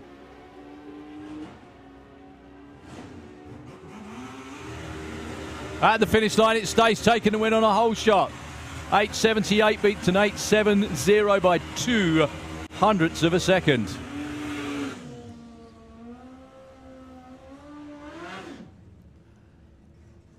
So Stacey Reid will have a trophy to put in a new house this weekend. Will it be a big one? Will it be a small one? And who will be in the other lane? Will it be Martin Hallett or Brad Head? Brad Head looking to go back to back. Well, Brad Head gets the jump on the start line. He's just not got a breakout, which he doesn't. 8.58 beats an 8.59, Brad Head. 2 final rounds in a row for Brad. Chance to double up. Okay, we have a match race coming up this time between Gary Carr with the Boiling Point Chevelle and Keith Bartlett in Roaring Rat, which actually dipped into the 9s a couple of times. But the sit-up angle of Roaring Rat, more than anything, kind of dictates how much breeze it's going to catch. Gary Carr will move first.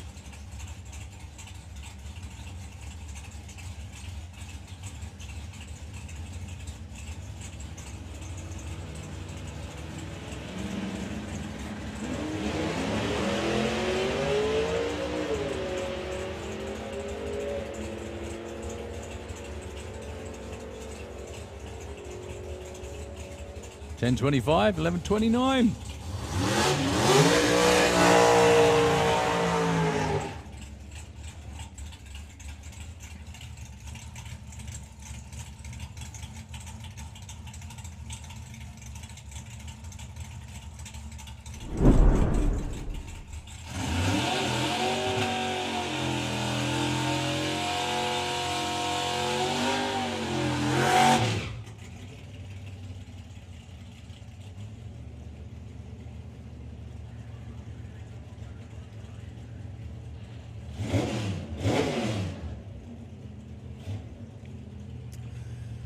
Semi-finals of Super Pro.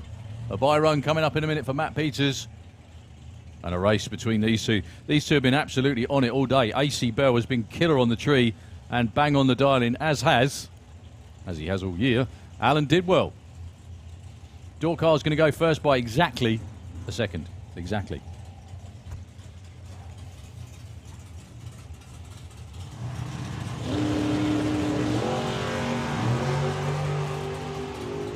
Nothing in it on the tree. Nothing at all.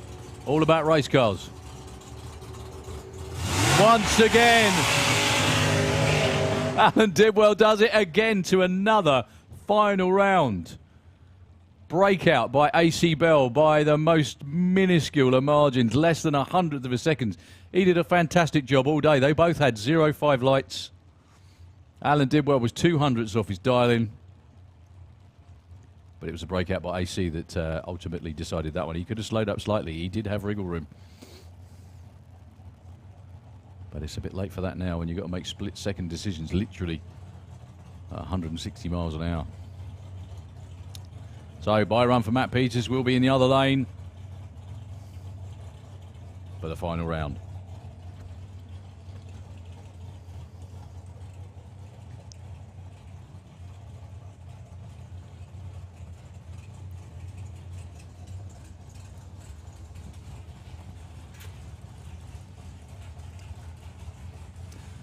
So Matt looking for 767. He was right on his dial-in round before.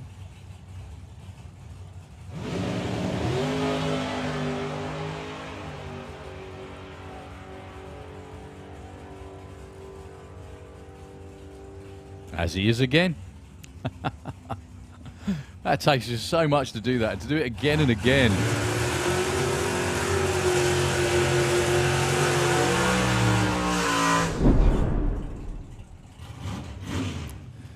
Pro ET semi-final round for a place in the final to race for the big trophy. Will it be Warren Watts or Ronnie Mercer? One of these four is going to be winning today.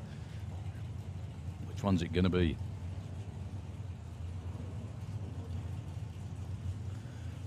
Ronnie Mercer, Kestrel Lane, is going to be out by a second and a half in front of Warren Watts.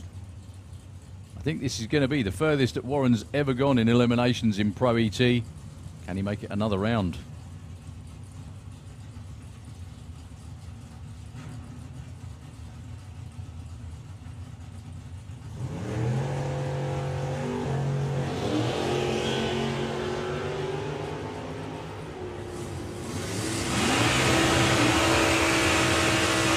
Ronnie Mercer's still out there in front, and Ronnie Mercer will be taking the win.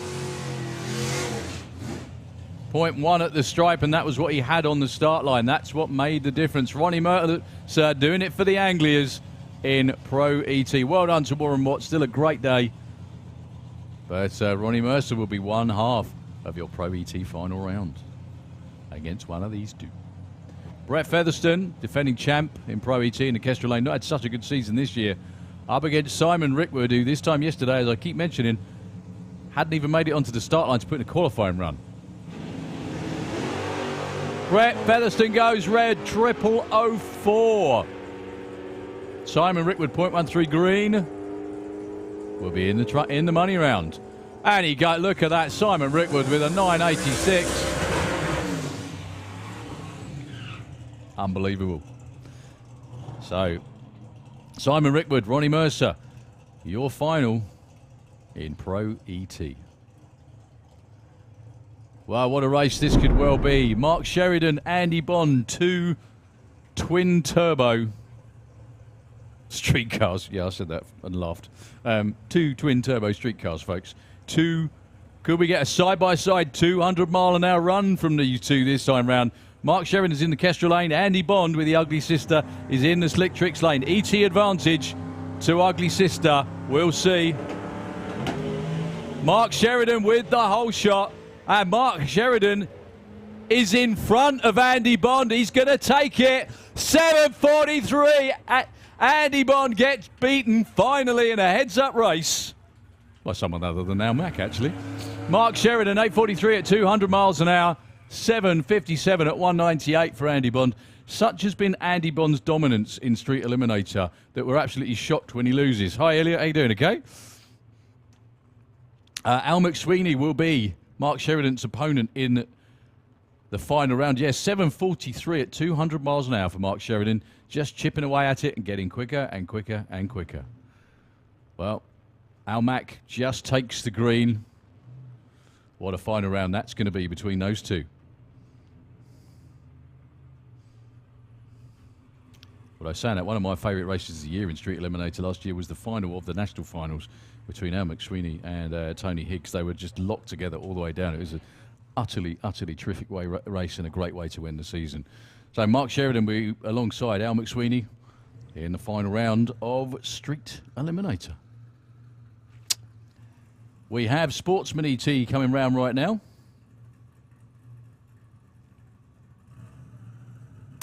Kirsty Tram taking on Jeff Cowley.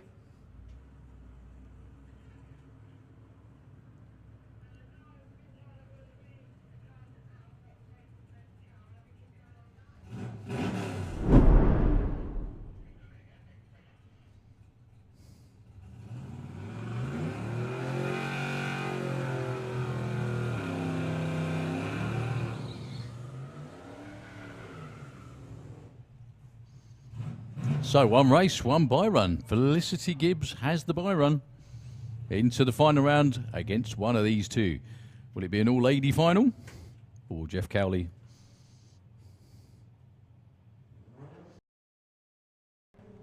keep it up for the male side. We shall see. Jeff is in the Z28 Kamara in the Kestrel Lane. Kirsty is in that absolutely killer. Unbeaten so far in the last 2 events. I shouldn't say that out loud. Sorry, Kirsty. But, yeah, she won Pro AT back at the main event. Chance to go to the final here in Sportsman as well.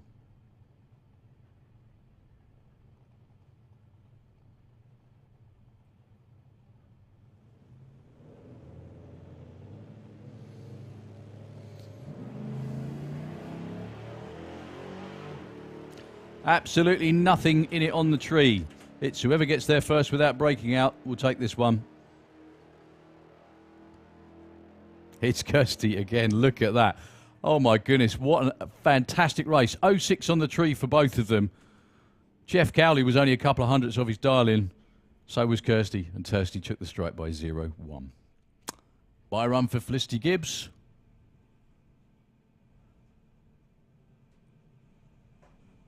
I think we set up all of our final rounds, actually.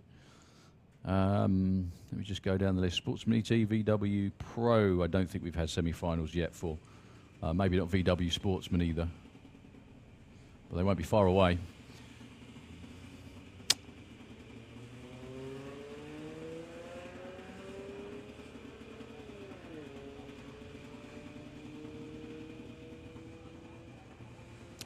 When I say they're not far away, they're at the head of the lanes right now.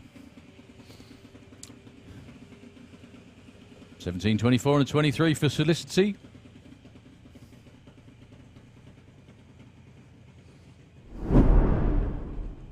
Junior Dragster for a place in the final round. In the Slick Tricks car in the Slick Tricks lane is Lara.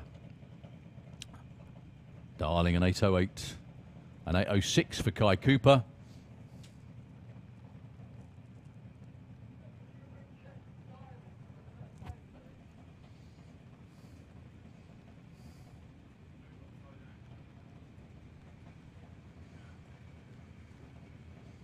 Yeah, Kai Cooper should be 908, not 806. There we go.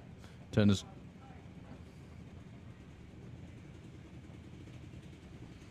There we go. All correct and forward moving.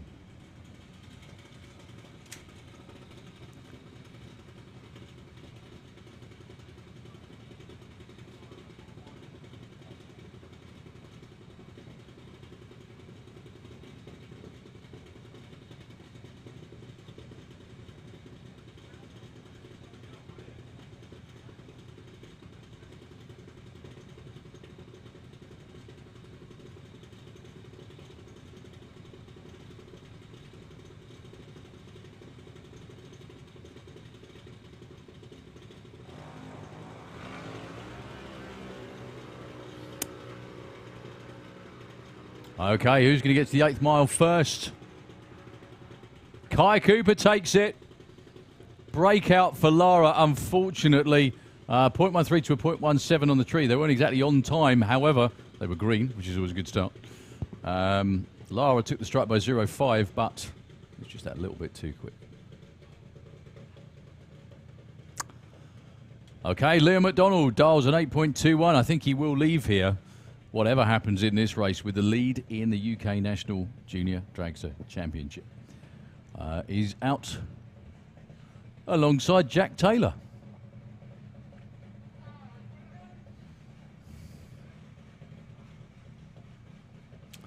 Who dials an 8 flat, so just a couple of tenths on the tree in favour of Liam.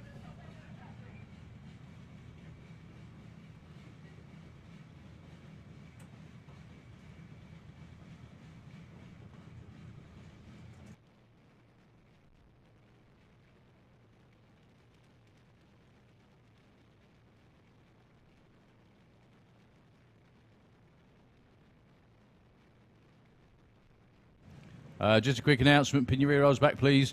If Andy Dibley, if you're still around, if you could please nip down the top end. I'm guessing Kirsty can't make it back. So Andy Dibley, if you could please go down the top end of the track, that would be fantastic. Thank you. Liam McDonald goes 06 green, 001 red, unfortunately, for Jack Taylor. Oh, so close. Liam is in another final round. Another final round. Still a really good day for him and the family. Yeah, don't be. I was going to say, don't be too disappointed. It was 001 red. It was oh so close. And Liam was 06 green. So, yeah, he was really trying. Really trying. Semi-finals of VW Pro.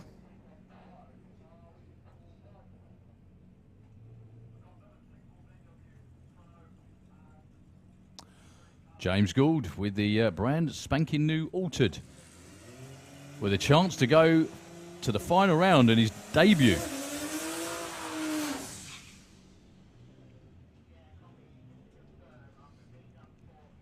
He's out there in the Kestrel lane.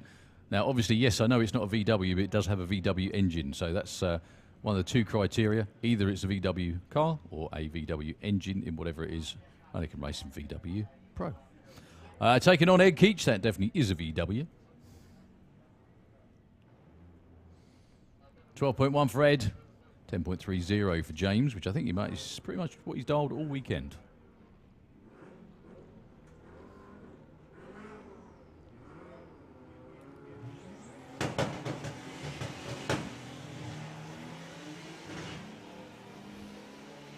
Well, Ed Keach is long gone. I don't think James Gould's going to catch him, actually. Ed really is out there as long as he doesn't break out, which he doesn't. Yeah, slowing at the top end that time for James Gould, unfortunately, to a 10.74. Also, Ed Keach was bang on the money on the tree with an 05 light. Well done, sir. And a 12.39. So, Chris Waterhouse gets a bye run.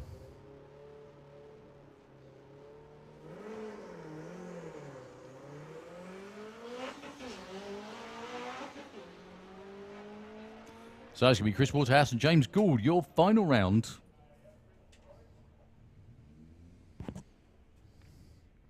VW Pro.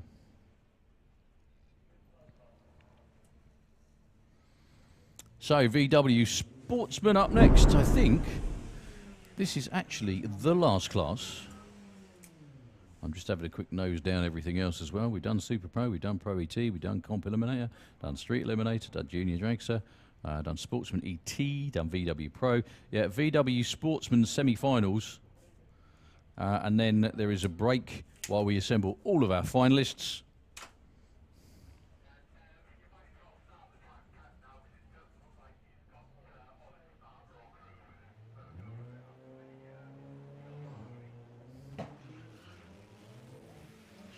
So, Hazel Carter looking to keep her dream day going. Over Karen Waterhouse in the other lane. Patricia is still way out there in front, actually. And Patricia takes the win. That will go down as a massive hole shot win, actually. 0.3 on the tree to a 0.63. As you can see, the crew is slightly delighted. Okay, Phil Jones with the Dragon Wagon will be the other finalist in VW Sportsman.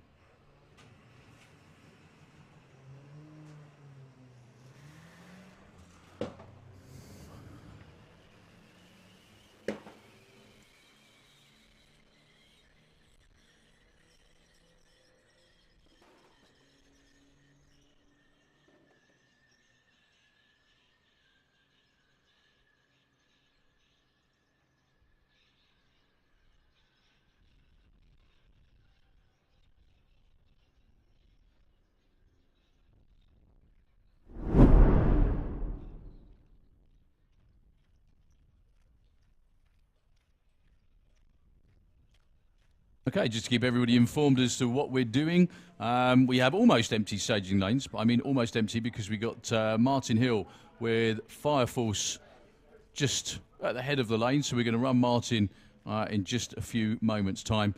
We've got a bit of track prep to do. Then we're going to have a pause to collect all of our finalists.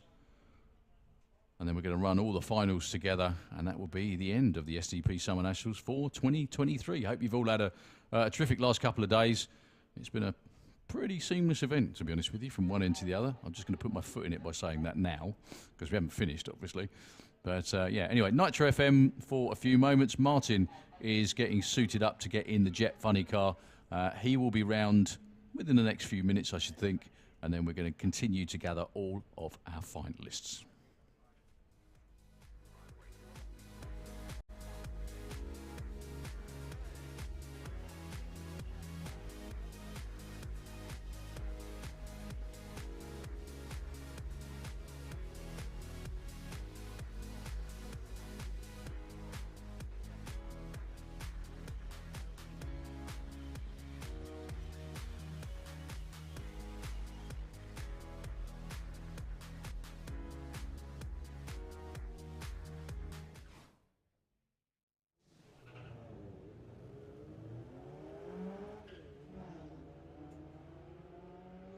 Well, they both dialed 12 flat, but Steve Mellors is a long old way in front.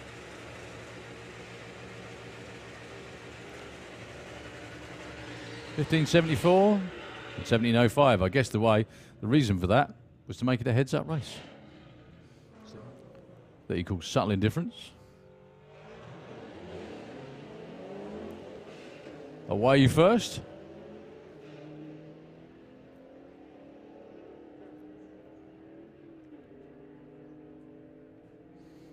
I think he's still out in front as well, and he takes the stripe on a hole shot. That's quite a big hole shot win, actually. He still took the stripe by 0.18. That was an 0.8 reaction time to a 0.47 was the difference. Debbie was really close to a dial-in. Really close to a dial-in.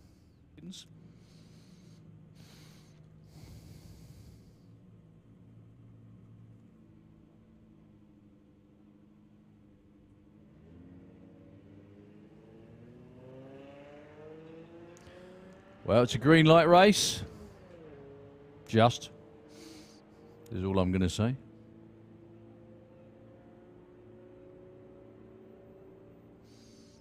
So Richard Palmer is in front, but he breaks out.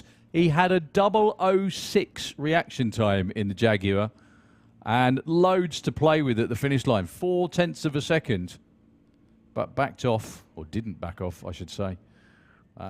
There is an event we have here back in March called a Dial-In Day, where lots of newcomers try everything out. And the idea being getting people acclimatised to driving their cars on the racetrack. And it tends to suck them in and they end up competing, which is a good thing. Jay McCready takes the win by not breaking out. Well done to them. George.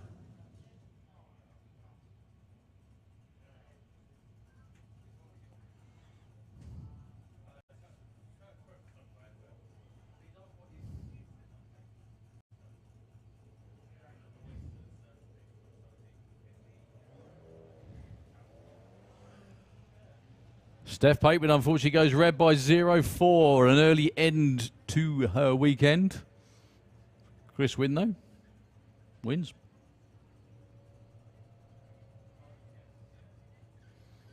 And Steph broke out as well. Only just, but she did break out. The Camaro, James Grew with the VW. We've had some pretty spectacular lights in this round of racing. Kirsty's backing off. Kirsty takes the win perfectly on a hole shot. Kirsty was 0.008 on the tree. We've had 2 0.0 reaction times in this round of racing for Sportsman.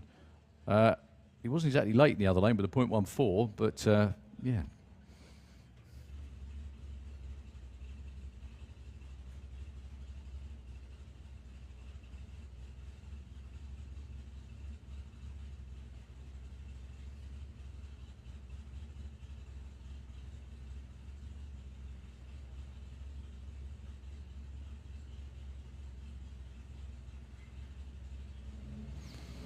So both off and running with pretty good reaction times. Who is the best at the finish line? Chris Creswell's still out in front, but here comes Gary Lake to take the win. Chris Creswell actually broke out.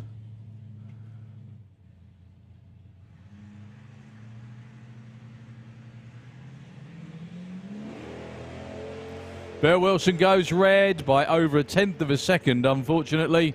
It will be Liam moving on to round number 2.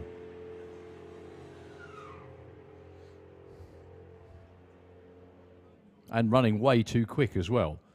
0.35 under his dial-in. The Range Rover. Again, proof if you ever need it, you can race anything.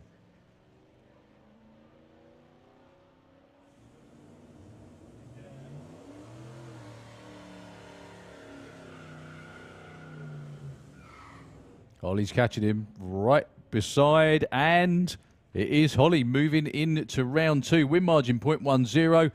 She was a couple of hundredths better on the tree, but at the finish line it was Holly Walters. So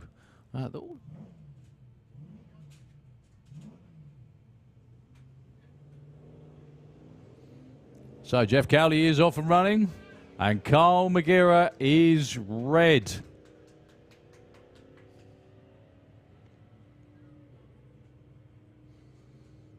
Well, Jeff Cowley with the win light on in his lane.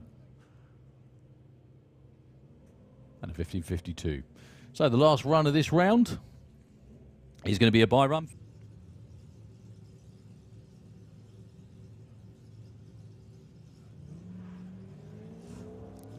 And Ford Focuses don't really sound like that mostly.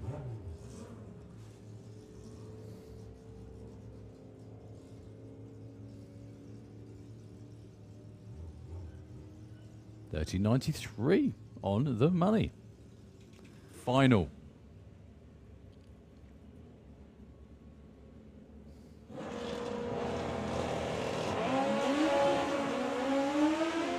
Well, Rob with the jump off the start line. Quickly eaten up by Dion. Dion Hartley takes it. 0.4 at the stripe and a 9.60. A little bit off pace for Rob Stanley, unfortunately, with a 9.75.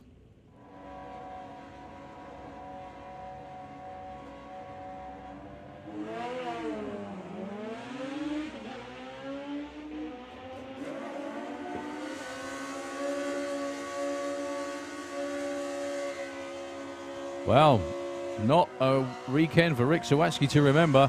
Out in round 1, 9.56 for Dave Hall. Took it at the stripe. He was also 400ths quicker in reaction time. So the bye run goes to Carl Thomas. Number 1 qualifier with a bang on the money, 9.50.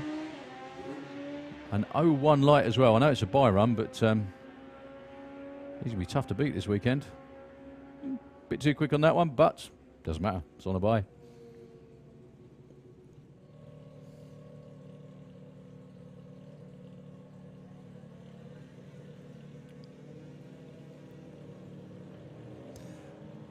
However, she didn't. She got the green light first by a few tenths. But Faith Morrison takes the win. Unfortunately for Alia as well, a perfect run. 13.35 on 13.35. Just a little bit of brain fade on the start line. Cost her that win.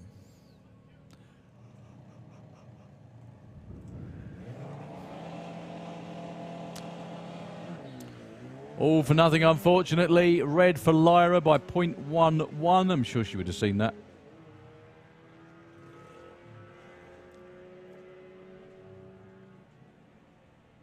Yeah, win light on in Declan's lane. Due to the red light.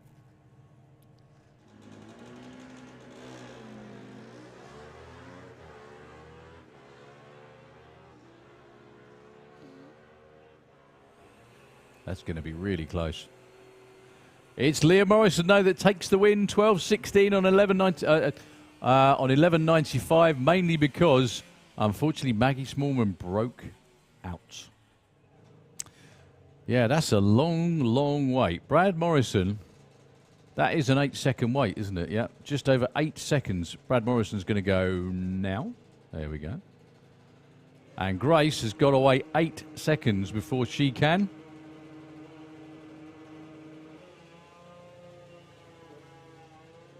Now that looks like an insurmountable task. However, she's closing and closing and winning as well. Very well judged. She also sat up at the finish line. She realised she was going to go quickly past Brad. Well done, Grace.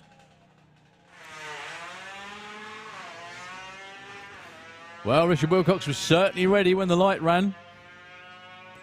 He's already got there. Will he back off? He does. And he takes the win. Very nicely judged. 0.16 reaction time to 0.49 for Jackson. And congratulations to the Wilcox family. You've had it. Well, they were both bang on the money on the tree. Not that that's a surprise. Stu Doiney, 894 beats and 895. He was also 0-1 on the tree to a 0-3. Not exactly like Richard. It's time to make sure he gets on the number.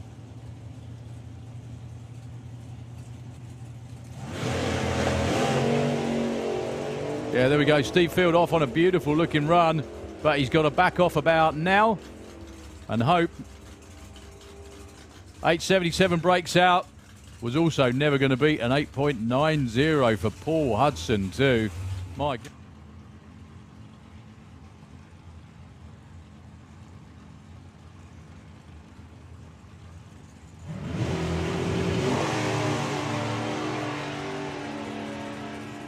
They leave the line at exactly the same time.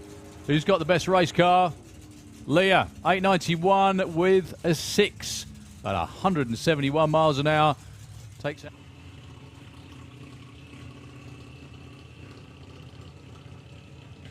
So again, this is about running numbers. There's not going to be a stagger on the tree.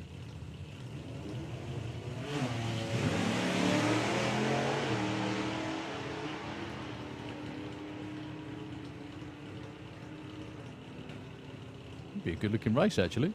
935, 130, about where Alan Lowton's been all weekend. 964 for Phil James. He currently stays at the number 1 spot in qualifying. Back to eliminations.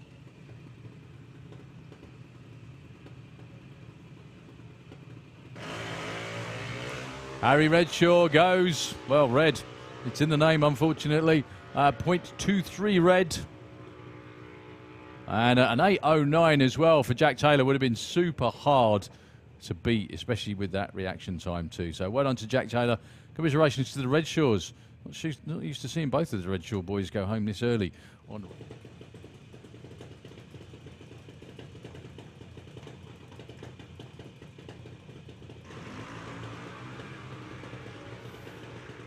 Green lights both sides of the track. It's Eva taking round win number 2. 0-1 the win margin at the stripe. She was 0-6 to an 0-5. There was hardly anything in it on the tree. Well done to Eva Davis. Mackenzie bows out, but only just. That was super, super close race. Okay, Harley Courcell and Chevy Checkit. Again, Hardy. And he actually goes into deep stage. There's nothing wrong with that. Nothing wrong with the reaction time either. Can she make it 2 round wins on Sunday? The answer is yep. Ellie Brown moves on to round number 3. Freddie Taylor bows out. 0.19 reaction time was unfortunately his undoing. Ellie was a bit quicker with a 0.14. Well, I was just going to say no one fancies staging, but Kai moves forward.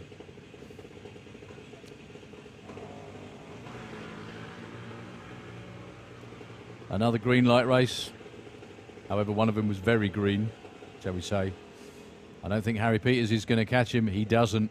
He also breaks out as well. An 0.3 reaction time for Kai Cooper was pretty much the end of that one. Unfortunately, when Harry Peters pulled a 0.38, that was that.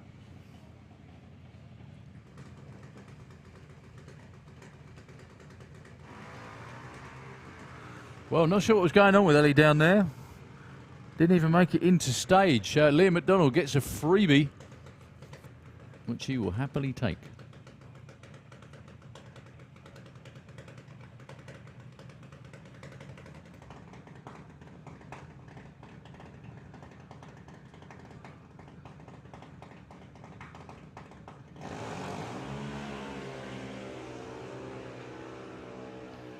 Pretty good looking race. Nothing to choose between both.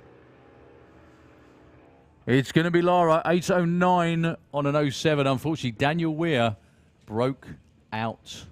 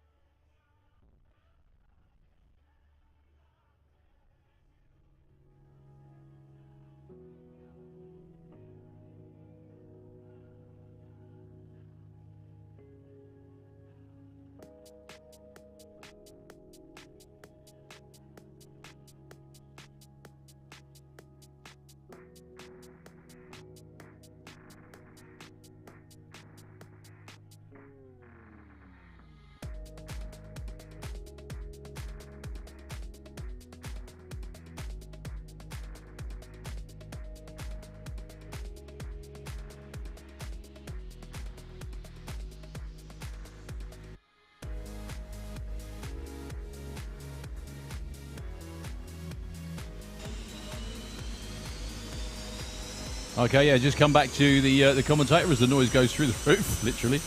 Martin Hill with Fire Force number 2. Going to be running now, and then that's going to kick off all of our finals. Everybody is collected round the back of the tower. Pro Mod Comp Eliminator. If you're a finalist and you're not already waiting in the lanes, now's a good time. Very good time.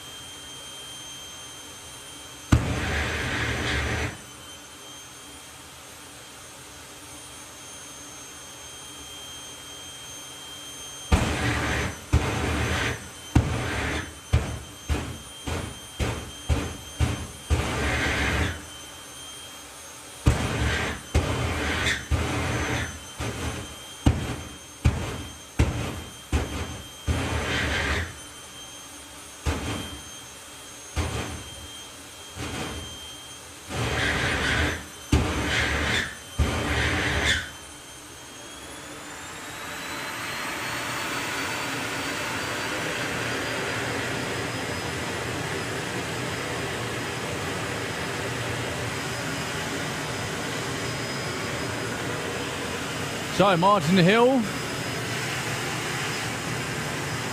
brings Fire Force 2 forwards.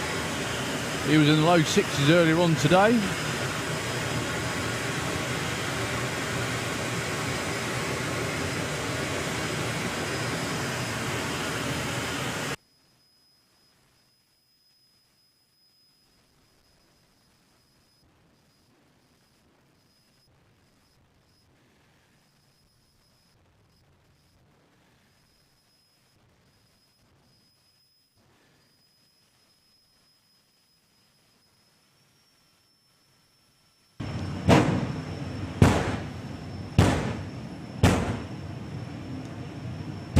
Okay, Martin blips it into stage. Really good to see this car out again after all these years. Martin has a serious collection of jet cars at home, or in the workshop, I should say.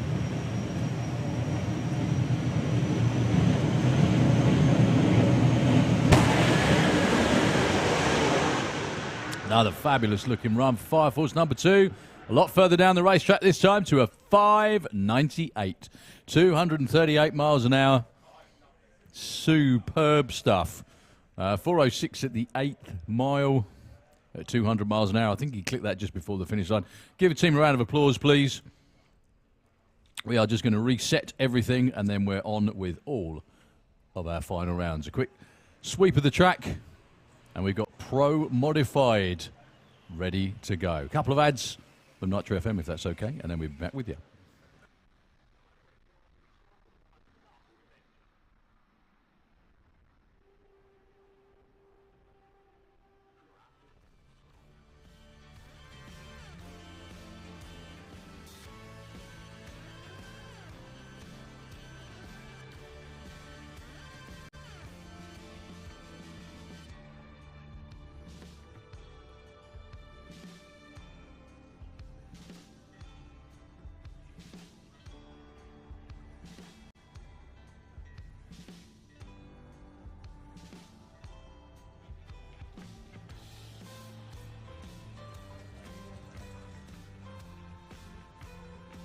Will be longer than.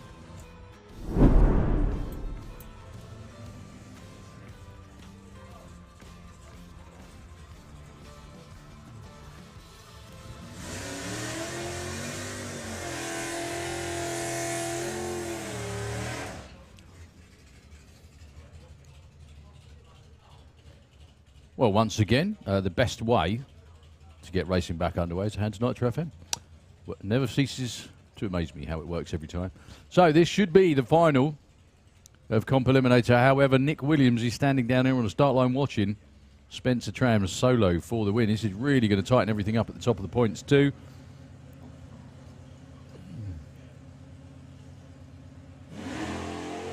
Not sure what the issue is with the Copo.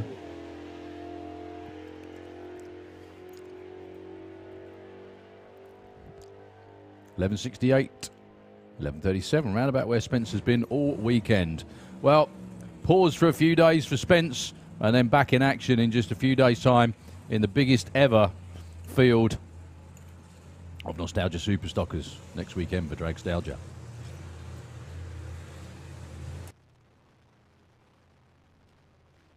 Final Motorsport UK Pro Modified. Wayne Nicholson and Bobby Wallace.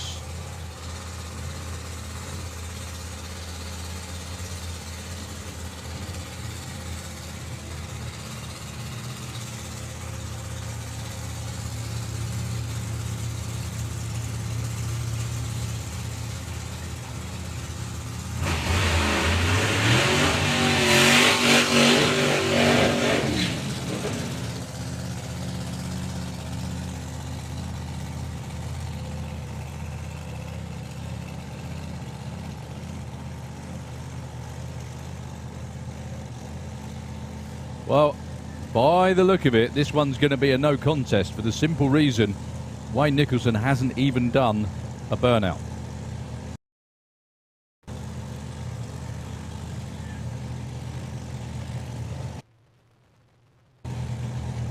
I love the fact they're still checking the wheelie bar height just to make sure. Practice is always good. So this is a repeat of the final round from the Festival of Power at the beginning of May, a couple of months ago now. Bobby Wallace took that one, and I have a feeling he may take this one too.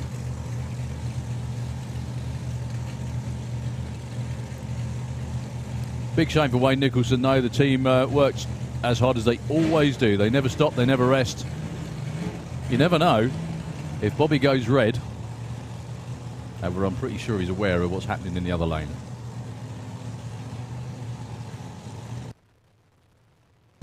It's always worth staging up just in case. You never know what might happen.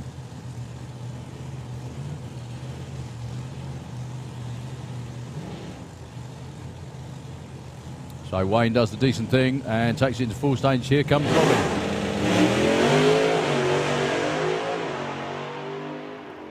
Another flying run for Bobby Wallace. 586. Absolutely outstanding and pretty much unbeatable. 246 miles an hour as well. Once again, Bobby Wallace, out of 4 events, he's only been beaten in one of them by the European. Absolutely amazing stuff. Well done, sir. Wayne Nicholson, to try and rattle Bobby, it didn't. And still a great day and a great weekend for the Lucky Devil team getting all the way to the final. I'm sure they'll still take that. They'll still pick up a trophy today. But Bobby Wallace, goodness me.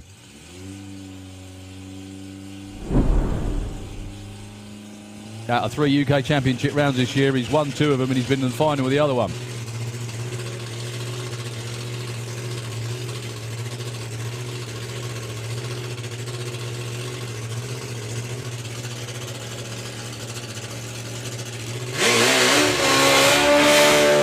So this will be the final of Top Fuel Bike. We did actually see Rene van der Berg first thing Saturday, and he put in a 6:29, which was the quickest run of the weekend.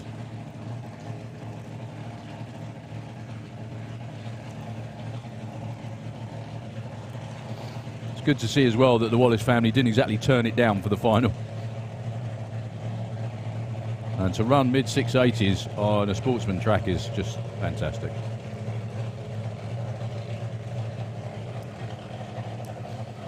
So Steve Woolett with the dealer will be picking up the big trophy today, taking a victory lap in Top Fuel Bike.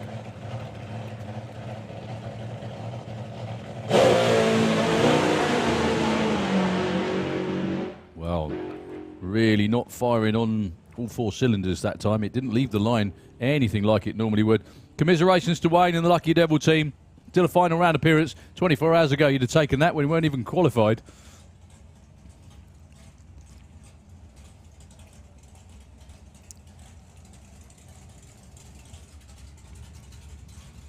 So next, the final of Super Comp.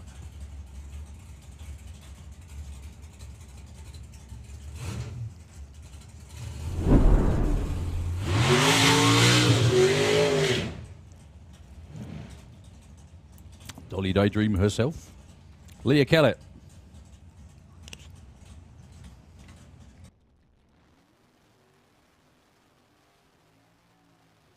Up against Mr. Double O himself, Stu Doheny. Stu's been missing in action for a couple of years, actually, because they sold the Vauxhall. And I know they were building a new car. I'm not sure whether that's still going to get completed or not. I think that was something that Pete could be driving to.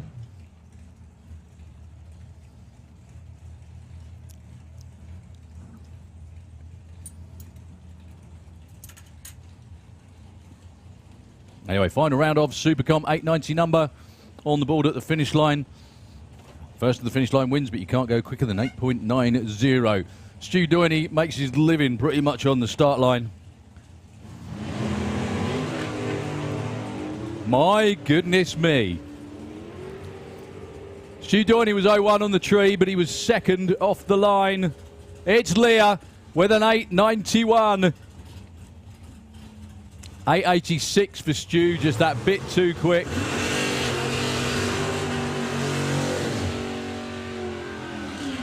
Very, very rare we see Stu Doheny get left on, especially with an 0-1 light, but Leah was absolutely up for that. 007 on the tree. There's been some outstanding reaction times in eliminations today. That was just another one of them. Pete Creswell, Stu Morris, final in Super Gas. 9.90, the number this time.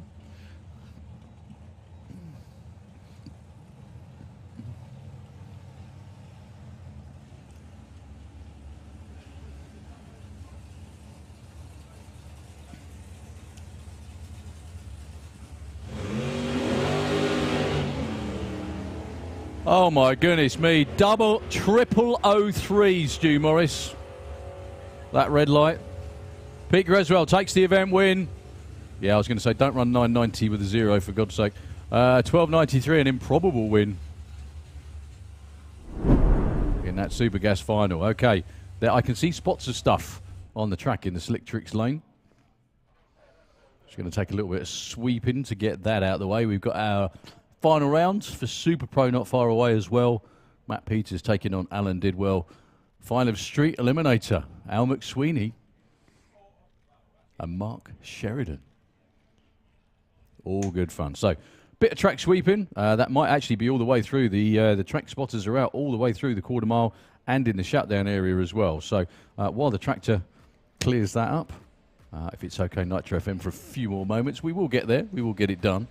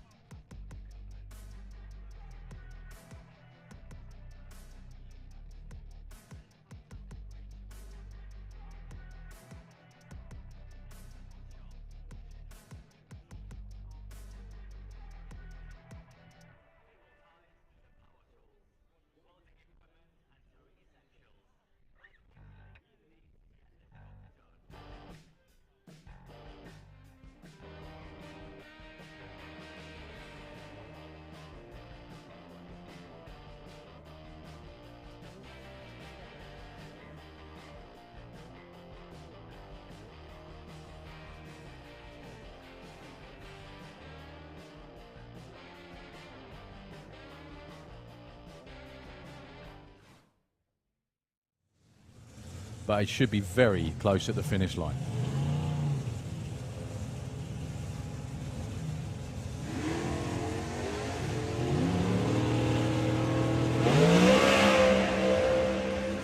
Well, René Osman sat and looked at the tree for a long time then. I don't think he's going to catch the Camaro. He doesn't. He goes 7:56 though, 164, but he had a half-second reaction time. He really did have a good look at it before he went.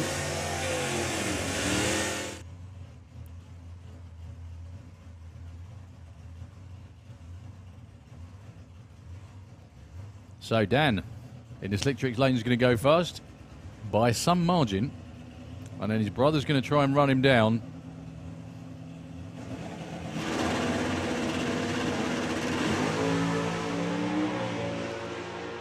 Terrific wheel stand for Nick with the Copo.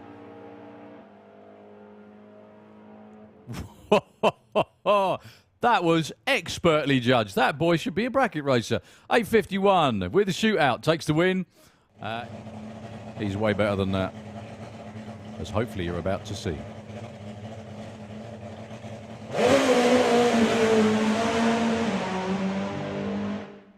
Well, you could clearly see when the front wheel came down, it kind of dropped cylinders and went, ugh, and that's when he clicked it off. 7:51, only 120 miles an hour for Steve Willett. Up until that point, it was definitely on one. He still got to the 8th mile in 4.14, and already...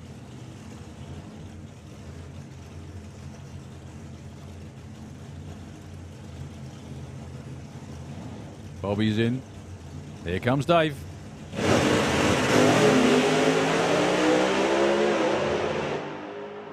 Well, Bobby did actually have tyre shake. Still goes 593, 242 miles an hour. Dave Smith probably thought he'd left the handbrake on. That Camaro just disappeared. Bobby was off the line first, 0.14, 9.8 to 60 foot, 390 at 191 to the 8th. And yeah, Dave Smith with a 1.12 60 foot. Not quite what we're used to seeing out of that car, but still a great day for the Stranger Thing team. It's always good to get your first ever round win. Both buttons are pulled out for the gears. John's going to build up the boost, and he's going to bump into stage. Andy's already there.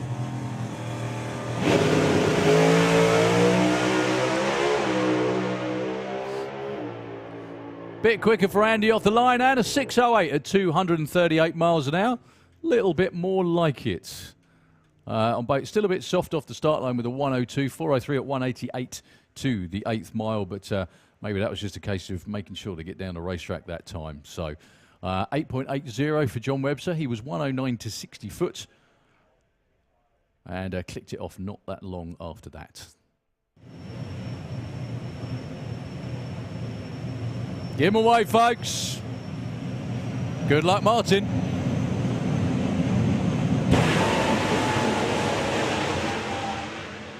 Well, goodness me, that went. Shootout before the finish line goes 6:11 at only 213 miles an hour. He actually was going 197 miles an hour at the 8th mile. So excellent show. Well done to Richie and the whole team. That was really, really something. Really something to see. So congratulations, fellas. Give them a round of applause, please, as they all go up towards the top end.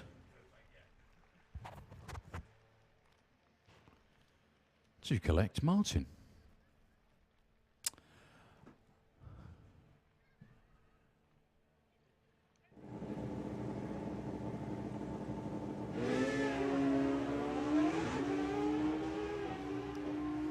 Well, Stacey is way out in front.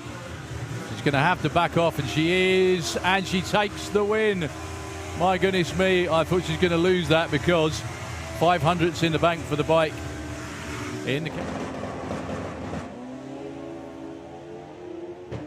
Brad Head with a big advantage on the start line. Not often we say that against Dan Diaz. Brad Head takes the win on a massive hole shot.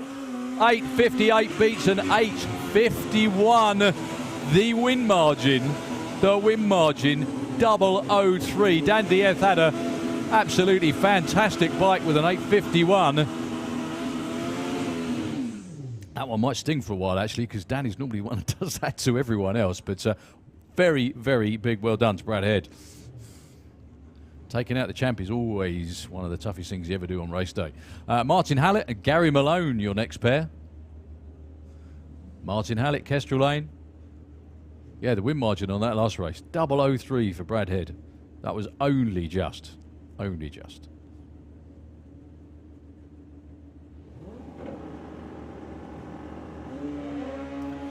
Gary Malone goes way too soon. Really way too soon. 0.17 red that was, unfortunately. I was going to say don't run an 850 with a 0 for God's sake.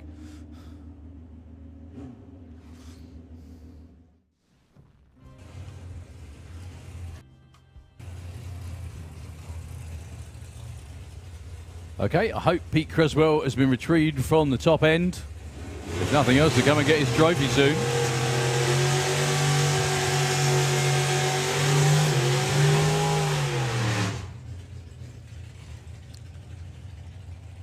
Another match race between these two, Keith Bartlett with Roaring Rat and Gary Carr. Last one was actually a heads-up race. If anyone can down on the start line can hear me, Keith's door's not closed. I think actually, yeah, Ian's just spotted it. Here we go. Now it is.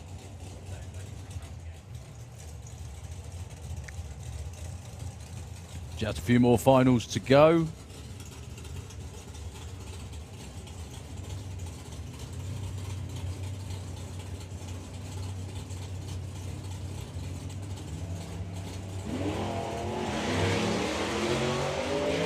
Well, they actually put the stagger in the tree this time. I think he's going to get this one too. Oh, it is actually Gary Carr taking it. Half-second reaction time, would you believe, took that. Pretty close over the finish line. It was an 0.2 win margin for Gary Carr. Well done, Gary. Back to the racing. The final round of Super Pro. And almost without doubt, the man extending his lead at the top of the points championship is going to be Alan Dibwell in the Kestrel Lane, no matter what happens in this race. He's going to be taking on Matt Peters. They both dial the same number, 7.67.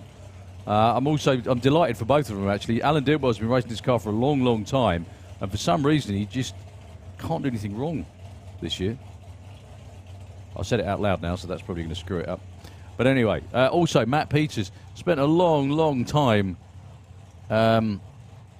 racing, competing, and just having struggle after struggle, and all of a sudden, he's out there having fun, doing well.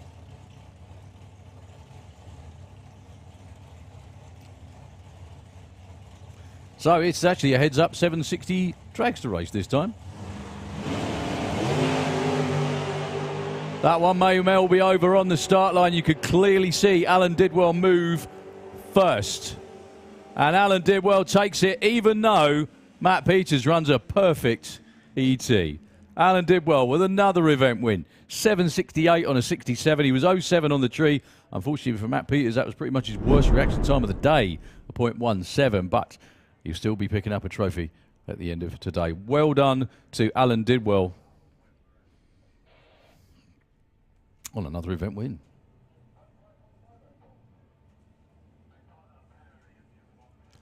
Okay, Hazel Carter and Phil Jones, final of VW Sportsman.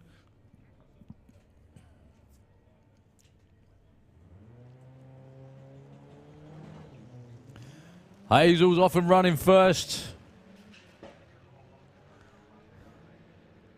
Phil Jones is drawing alongside. I think he's actually in front now. He just needs to make sure he doesn't break out, which he doesn't. 15.16. Funny enough, Hazel ran the same number as she did in the last round of racing. She will be runner-up, but it's Phil Jones with the Dragon Wagon taking a win in VW Sportsman. Still a great day for Hazel Carter, though. All the way through 5 rounds of racing.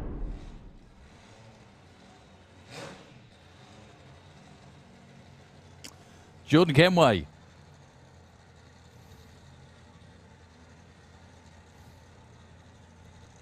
And Roger Moore, the Funny Buck final.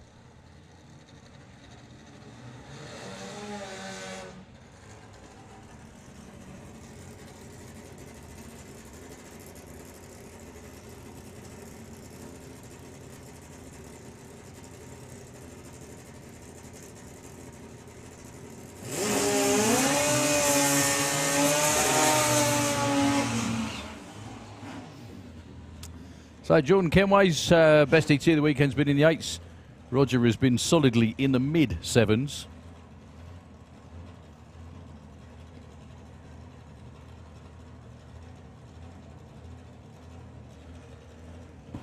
Now, Jordan's bike is very, very quick indeed. It just hasn't behaved itself this weekend.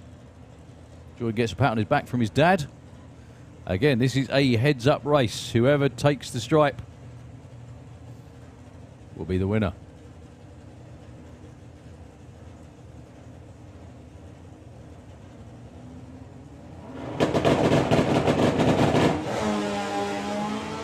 Slight hole shot for Jordan Kenway.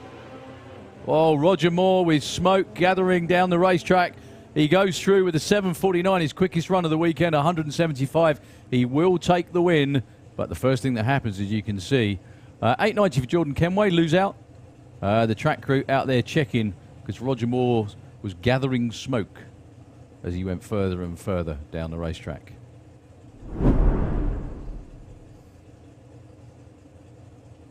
I wonder if they walk around a house like that. What do you think? They just walk around the house backwards, sliding.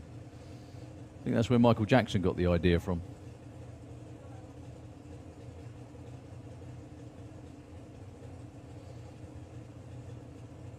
Yeah. We're going to click off the final of Street Eliminator. I think that's going to be a sweep with the tractor up there in the Kestrel lane. So yeah, almost flawless all day, and then we get to the finals. And we have lots of little delays, but that's all good. We've got VW Pro, VW Sportsman finals. We've got Outlaw Anglia around there too. And Pro ET not far away as well.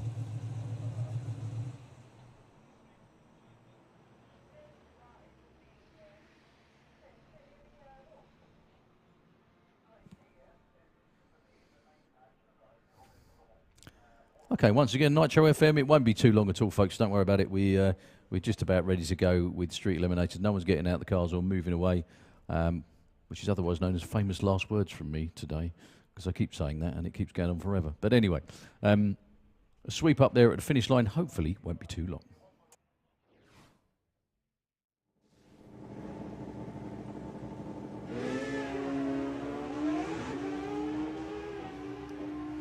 Well, Stacey is way out in front.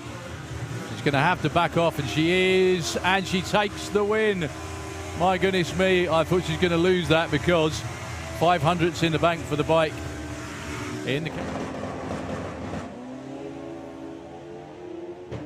Brad Head with a big advantage on the start line. Not often we say that against Dan Diath. Brad Head takes the win on a massive hole shot. 8:58 beats an 8:51. The win margin 003. Dan Diath had a absolutely fantastic bike with an 8:51. That one might sting for a while actually, because Danny's normally one that does that to everyone else, but very, very big well done to Brad Head. Taking out the champ is always one of the toughest things you ever do on race day. Martin Hallett and Gary Malone, your next pair. Martin Hallett, Kestrel Lane. Yeah, the win margin on that last race, 003 for Brad Head. That was only just.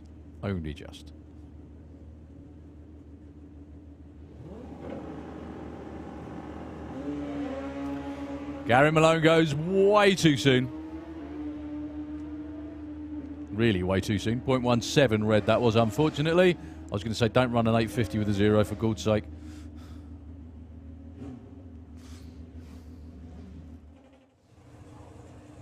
Okay, we are back.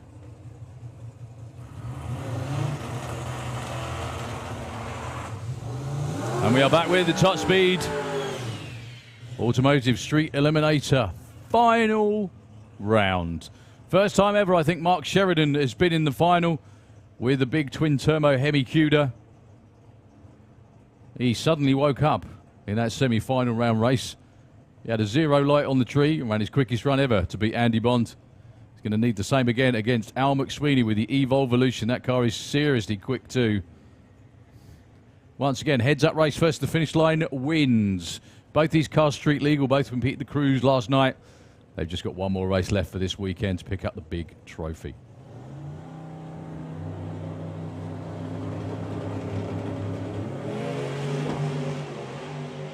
Well, Al McSweeney absolutely nailed the tree. He's got 3/10 on Mark Sheridan, who's going to run out of racetrack. 7.63, 185 beats a 7.65, 197. Still Mark Sheridan's best ever day at the racetrack. Well done, H. It's because you didn't have the headset on, mate. That's what it was. I lost you that one. But well done to Al McSweeney. 7.63, 185 miles an hour, and an 0.3 light. They were pretty even in elapsed time. But, yeah, Mark Sheridan just got caught with the tree slightly there. Sometimes happens when they build up the boost on turbo cars. They just rock, and they rock in and out of stage. And he just wasn't quite ready when the tree ran.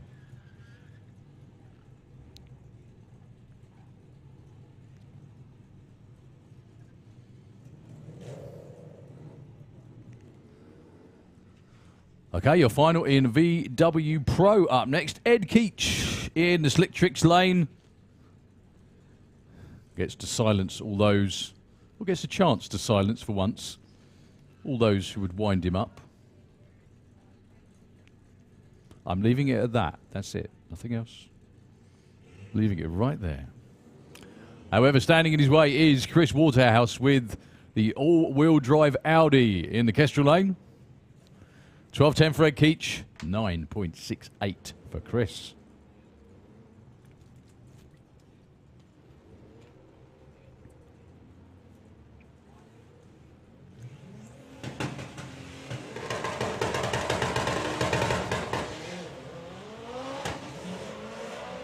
Well, Ed Keach is way out there in front. Can Chris Waterhouse run him down? I think he's running out of racetrack. Ed Keach. Seriously, though, brilliant job by Ed Keach. 0.2 on the tree, 12.12 on a 12.10 dial-in, 9.95 for Chris Waterhouse. But congratulations to Ed Keach. Taking a win. Your final in ET Bike. Blade King, Jake Bowden, #1 qualifier against #1 in the points. Kind of how it's supposed to work out, I guess.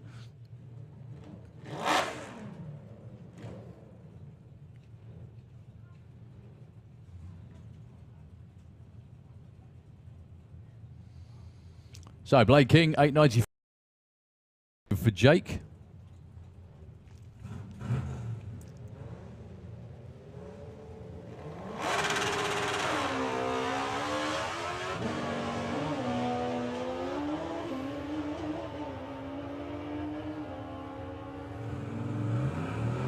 I think Blade's going to get there, and he backs off, and he doesn't break out and takes the win. That was one on the tree, actually. Blade King with a 0.1 light, doing it when it mattered to a 0.15 to Jake Bowden. Jake still had a fabulous weekend. #1 qualifier and a final round berth. You can't argue with that. It's always nice to see everyone shaking hands afterwards. Felicity Gibbs taking on Kirsty Tram. 17.23 plays a 12 flat. Over 5 seconds. Kirsty Tram's got to sit on the start line.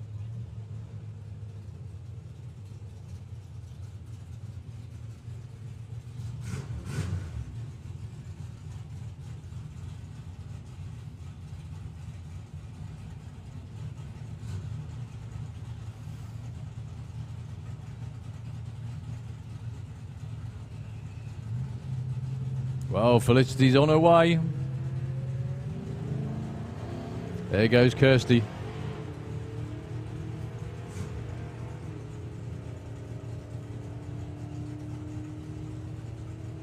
Who's got it? Kirsty does it again. 12.10. Felicity was just a bit further off her dial-in.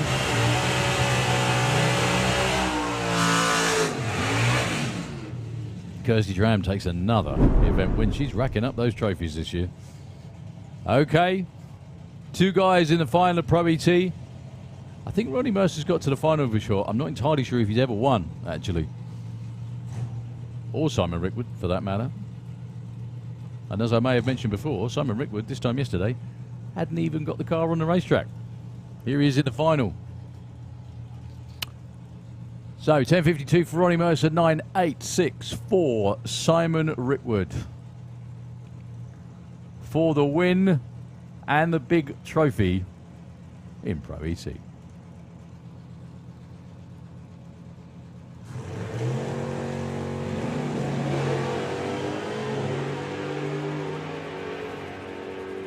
Well, there is a reaction time advantage. I can't mention it, just in case. Simon Rickwood breaks out by the least. He also had an 0.3 reaction time to a 0.11. We nearly had 2 angliers in a winner's circle today. But a great day, though, for Ronnie Mercer. But he broke out by the most. It's Simon Rickwood. Takes the event win in Pro ET. Find the comp bike. Should be a great race again. Both these two have been locked in the 7-2s all weekend. Gary Bow and Graham Dance. Gary Bow with the Slick Tricks lane. Graham on the Kestrel side. Graham has been knocking on the door 200 miles an hour as well today. See what they can do in the final.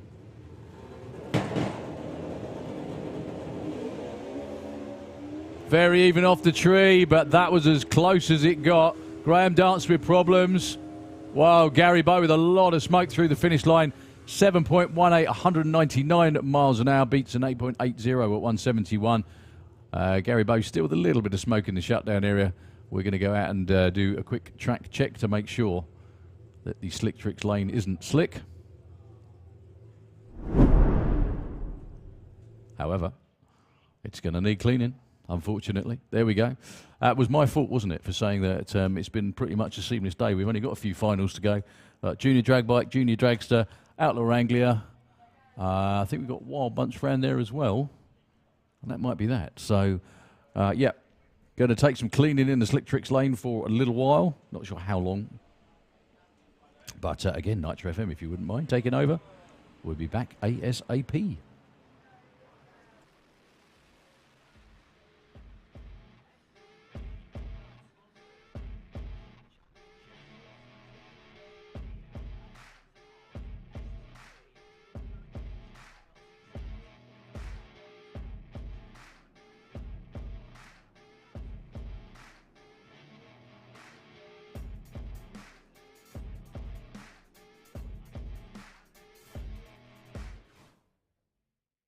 In this race, as can Dave Russell.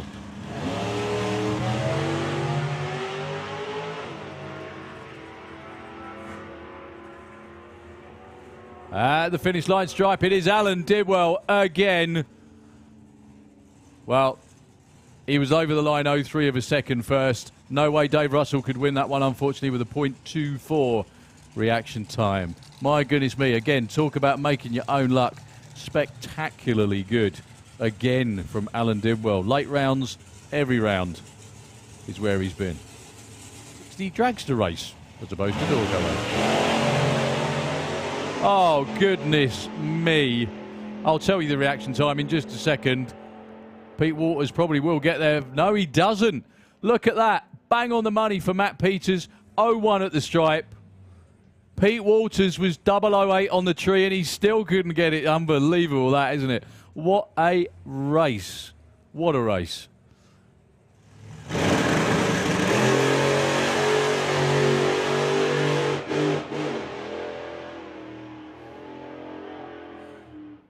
Well, kept it off the wall, kept it in the lane. Still got a time, actually, of 10.02. I think he must have tripped the beams with the rear wheels because that was a 2-second 60-foot. Well done to the Waters family and Matt Peters and the team. That was a terrific, terrific race.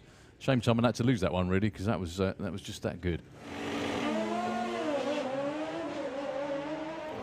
Nothing really in it on reaction time.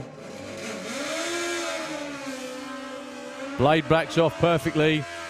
Well, it does actually take it on a whole shot, but only just.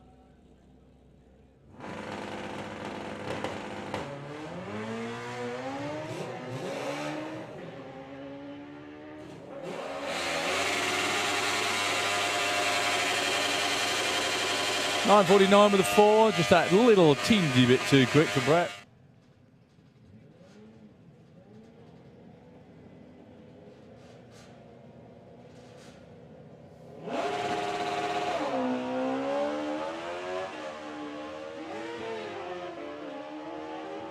That's a long way to make up, but he's doing it.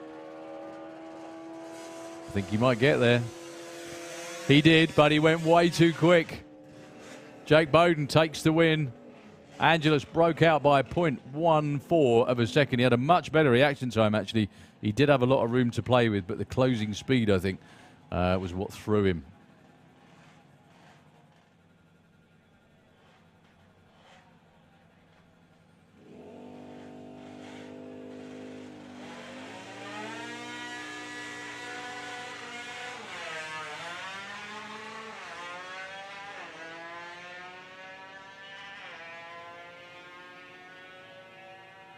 Nothing in it.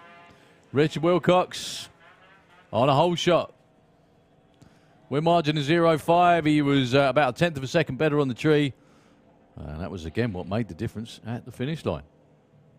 Well done to that young man.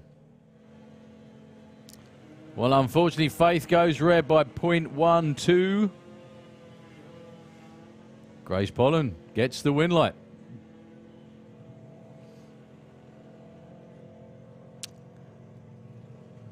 So I think Grace Pollen will be out there. Everyone's in the semi-finals.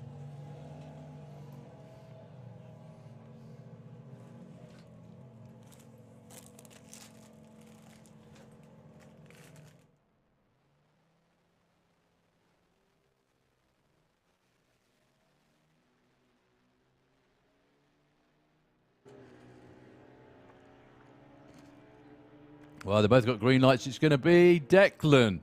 10.53 on a 50. Really, really good race, that one, actually. Leah wasn't that far off either. Then Ed's going to sit there for around about half a second. Or he's supposed to, whether he does or not.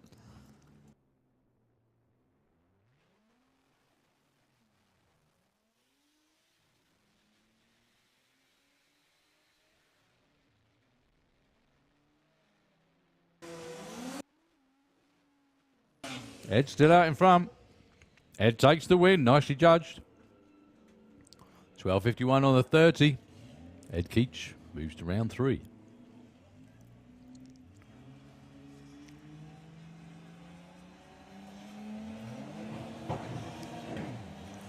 Well, Graham goes red with an 0.006. James Gould on the car's debut is going to be going to the semi-finals. Also goes 10.33, 120 miles an hour. Bang on the dial-in. You know what I mean? So Chris Waldhouse is going to be going first.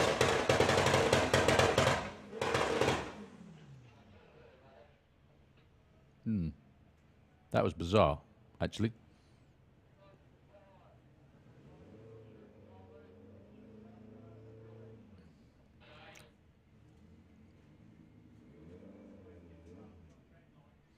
Yep, we're going to take a look at that one because the...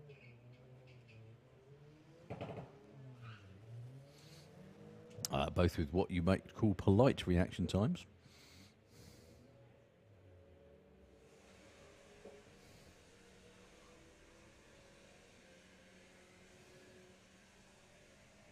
Well, Karen Waterhouse takes the win. 0.16 off a dial-in and didn't break out like Reese did in the other lane.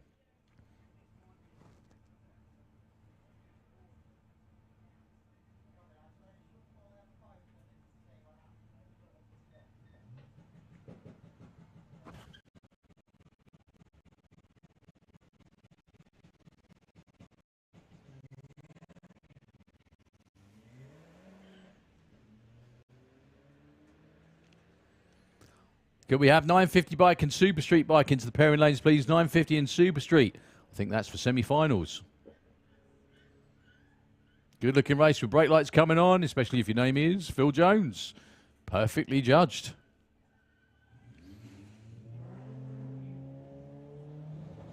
It's not going to be Lorraine because you rolled the lights and went red by 0.28, unfortunately. Hazel Carter into the semi-finals of VW Sportsman. Don't run a 15.45, Lorraine. Thank God for that. Okay. One small mercy, I suppose. 16:26 again. It doesn't matter. Once again, Hazel Carter is in the semi-finals. Mustang and Gary Lake with the Arabian Night. They're your first pair in Sportsman EC.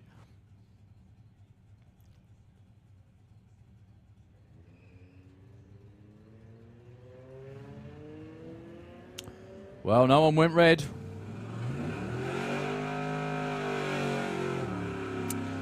Which means it's going to be whoever gets there first. And doesn't go too quick, obviously. Once again, it's Felicity Gibbs. She breaks out, but Gary Lake did it worse. Not by much, though. Really, really not by much.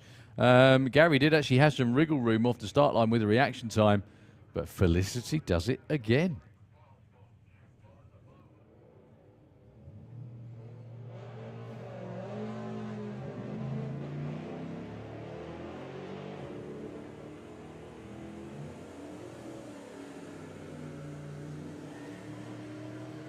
So Steve Giles is being caught by Kirsty. Will it be enough? Kirsty does it again. 12.06 on a 12 flat. Breakout in the other lane, but there was no way he's going to win it. Kirsty with an 0.2 on the tree.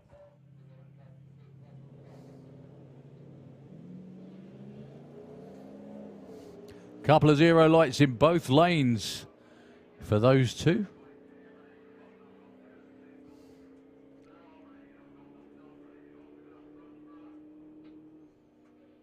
Wow, Brian Huxley breaks out by more than Jeff, would you believe? And that's what decided the race. He was 0.5 on the tree.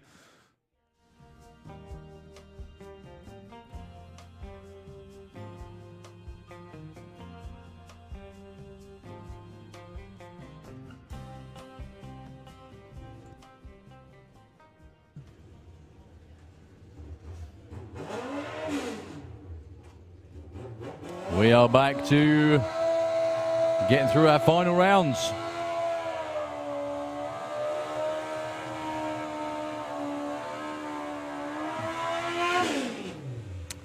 Final 950 bike, Dave Hall, Dion Hartley.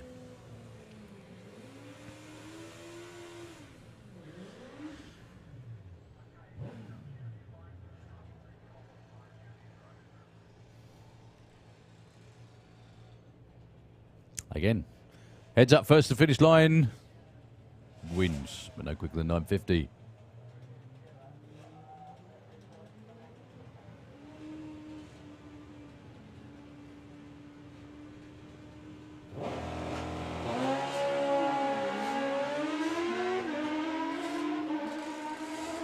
Nothing in it on the tree. It's Dion.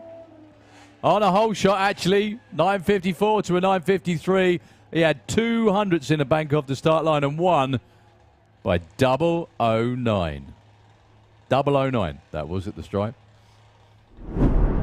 Okay, your final in junior drag bike. Grace Pollen, after a bit of a, again, rocky start yesterday, she's done so well to reach this final round in the Slick Trickstane. Take it on Richard Wilcox. On the bike built by ProJoint up there in Barbara. Mr. Collier's company. The Colliers wanted to say good luck to both finalists. Richard's actually just spending more time looking over at Grace. However, he now needs to look at the win light. He's won. 973 takes out a breakout for Grace Pollen of 878 on an 879. Well done to Richard and the whole team, and also well done to Grace on sticking with it for the whole weekend after a bit of a rough start. Well done. Junior Dragster, your final round. Kai Cooper, Liam McDonald. I think when we pull out of here, Liam will still be in the lead of the UK National Championship.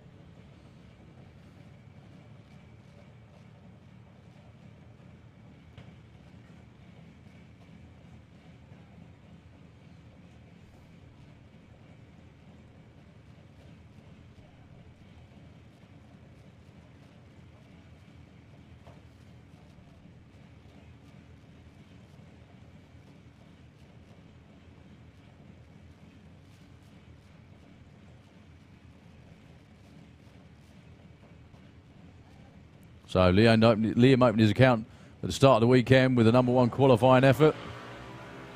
Can he finish it with a win as well? Graham is actually not even looking. It's going to be Kai Cooper. Broke out by the least. They were both really good on the tree and up for the final. Liam with an 0-2, Kai with an 0-4, but it was Kai that was closer to his dialing, albeit on the wrong side. Takes out the points leader in the final round. Runner-up, Liam McDonald. Winner, Kai Cooper in Junior Dragster.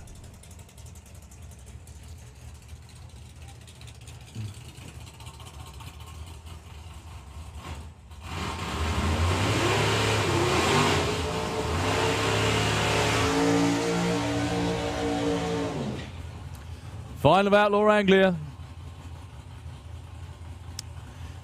It's good to hear that John Willard has got his problem sorted for next weekend. Well, looks like it's going to be a bye run in this final round, though, for Colin Miller with the Flying Fifer. Problems for Rob Stone. He just went to do the burnout and the car died. He's still going to get runner-up trophy for this weekend, and he's still going to be back in about 5 days' time to do it all over again in the biggest field of Outlaw Anglias ever. Ever, ever, ever.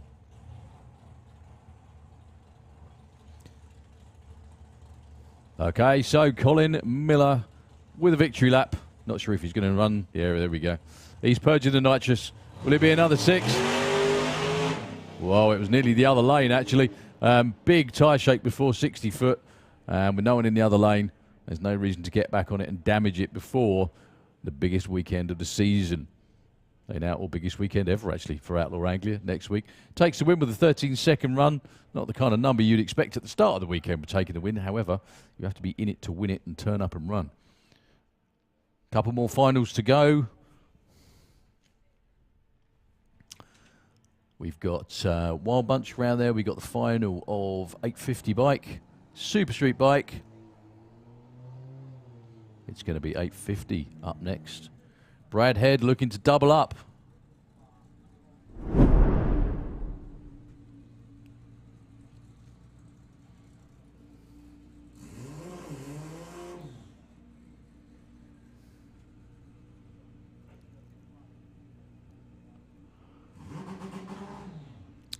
When I say double up, Brad Head took the win just a couple of weeks ago at the Sportsman Nationals.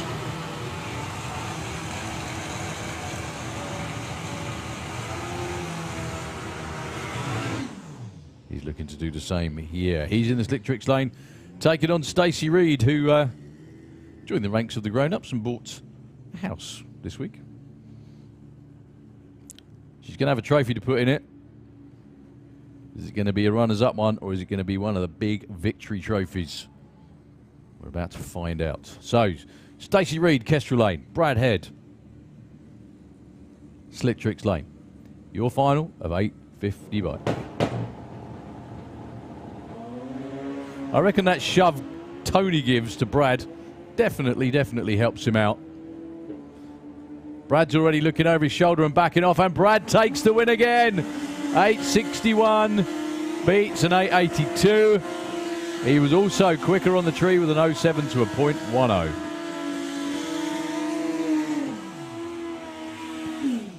Brad Head, 2 in a row. 2 in a row. Your final of Super Street Bike is an all Morrison affair. Ross Morrison in the Kestrel lane. Al Morrison Jr. in the Slick Tricks lane. I think Al Morrison's actually leading the UK Championship for Super Street Bike as well. Can he add another big trophy to the mantle? Good looking race. Oh, it's going to be Ross taking this one though with a 7:14, 180 miles an hour. The bike kept coming up in the air for Al Morrison Jr. towards the finish line. He had to back off. Ross Morrison takes, I think, his first ever win in Super Street Bike. Well done. Well done. Yeah, 7:14 at 180 and a 7:68 at 131, slowing down for Al Morrison Jr.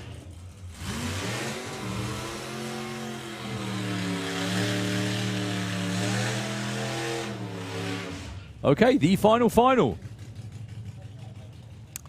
We've got one more test run just after this, side by side again, between two bikes. However, before we get there, we have our final of the Wild Bunch.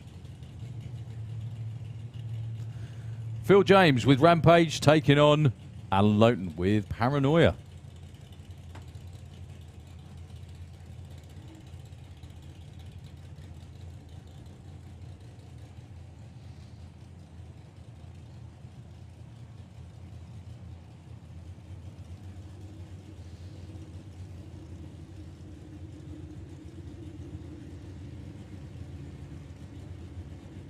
So Alan Lowton's going to go first by just over half a second.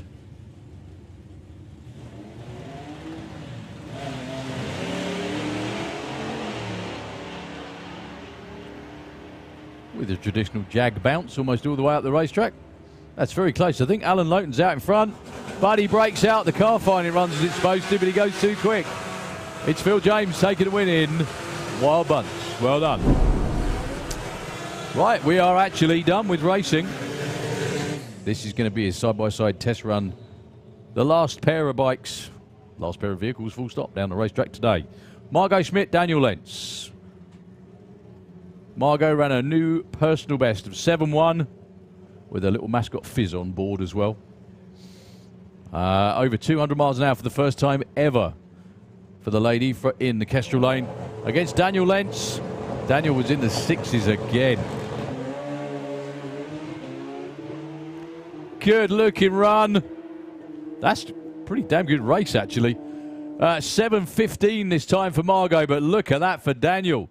Quickest run of the weekend in Super Street Bike, 6.76. 217 miles an hour. Ladies and gentlemen, the STP Summer Nationals for 2023 is done. If you are a winner or a runner-up, if you could please make your way down to the start line area as soon as you possibly can. We're going to try and... the crew are already getting the stage out. They're already getting everything set up. So if you're a winner or runner-up, please come down to the start line as soon as you can. Hopefully between 20 minutes and half an hour, we'll be cracking on with the trophy presentations. And as always, before everybody goes, a thank you to all of our Santapod Racers Club crew, start line marshals in the pits, through the top end, on the turnouts. You have been exceptional as always. Thank you very much. So down on the start line in about 20 minutes, half hour, we'll be doing our trophy presentations. Please come and join us then and celebrate with the winners of all classes.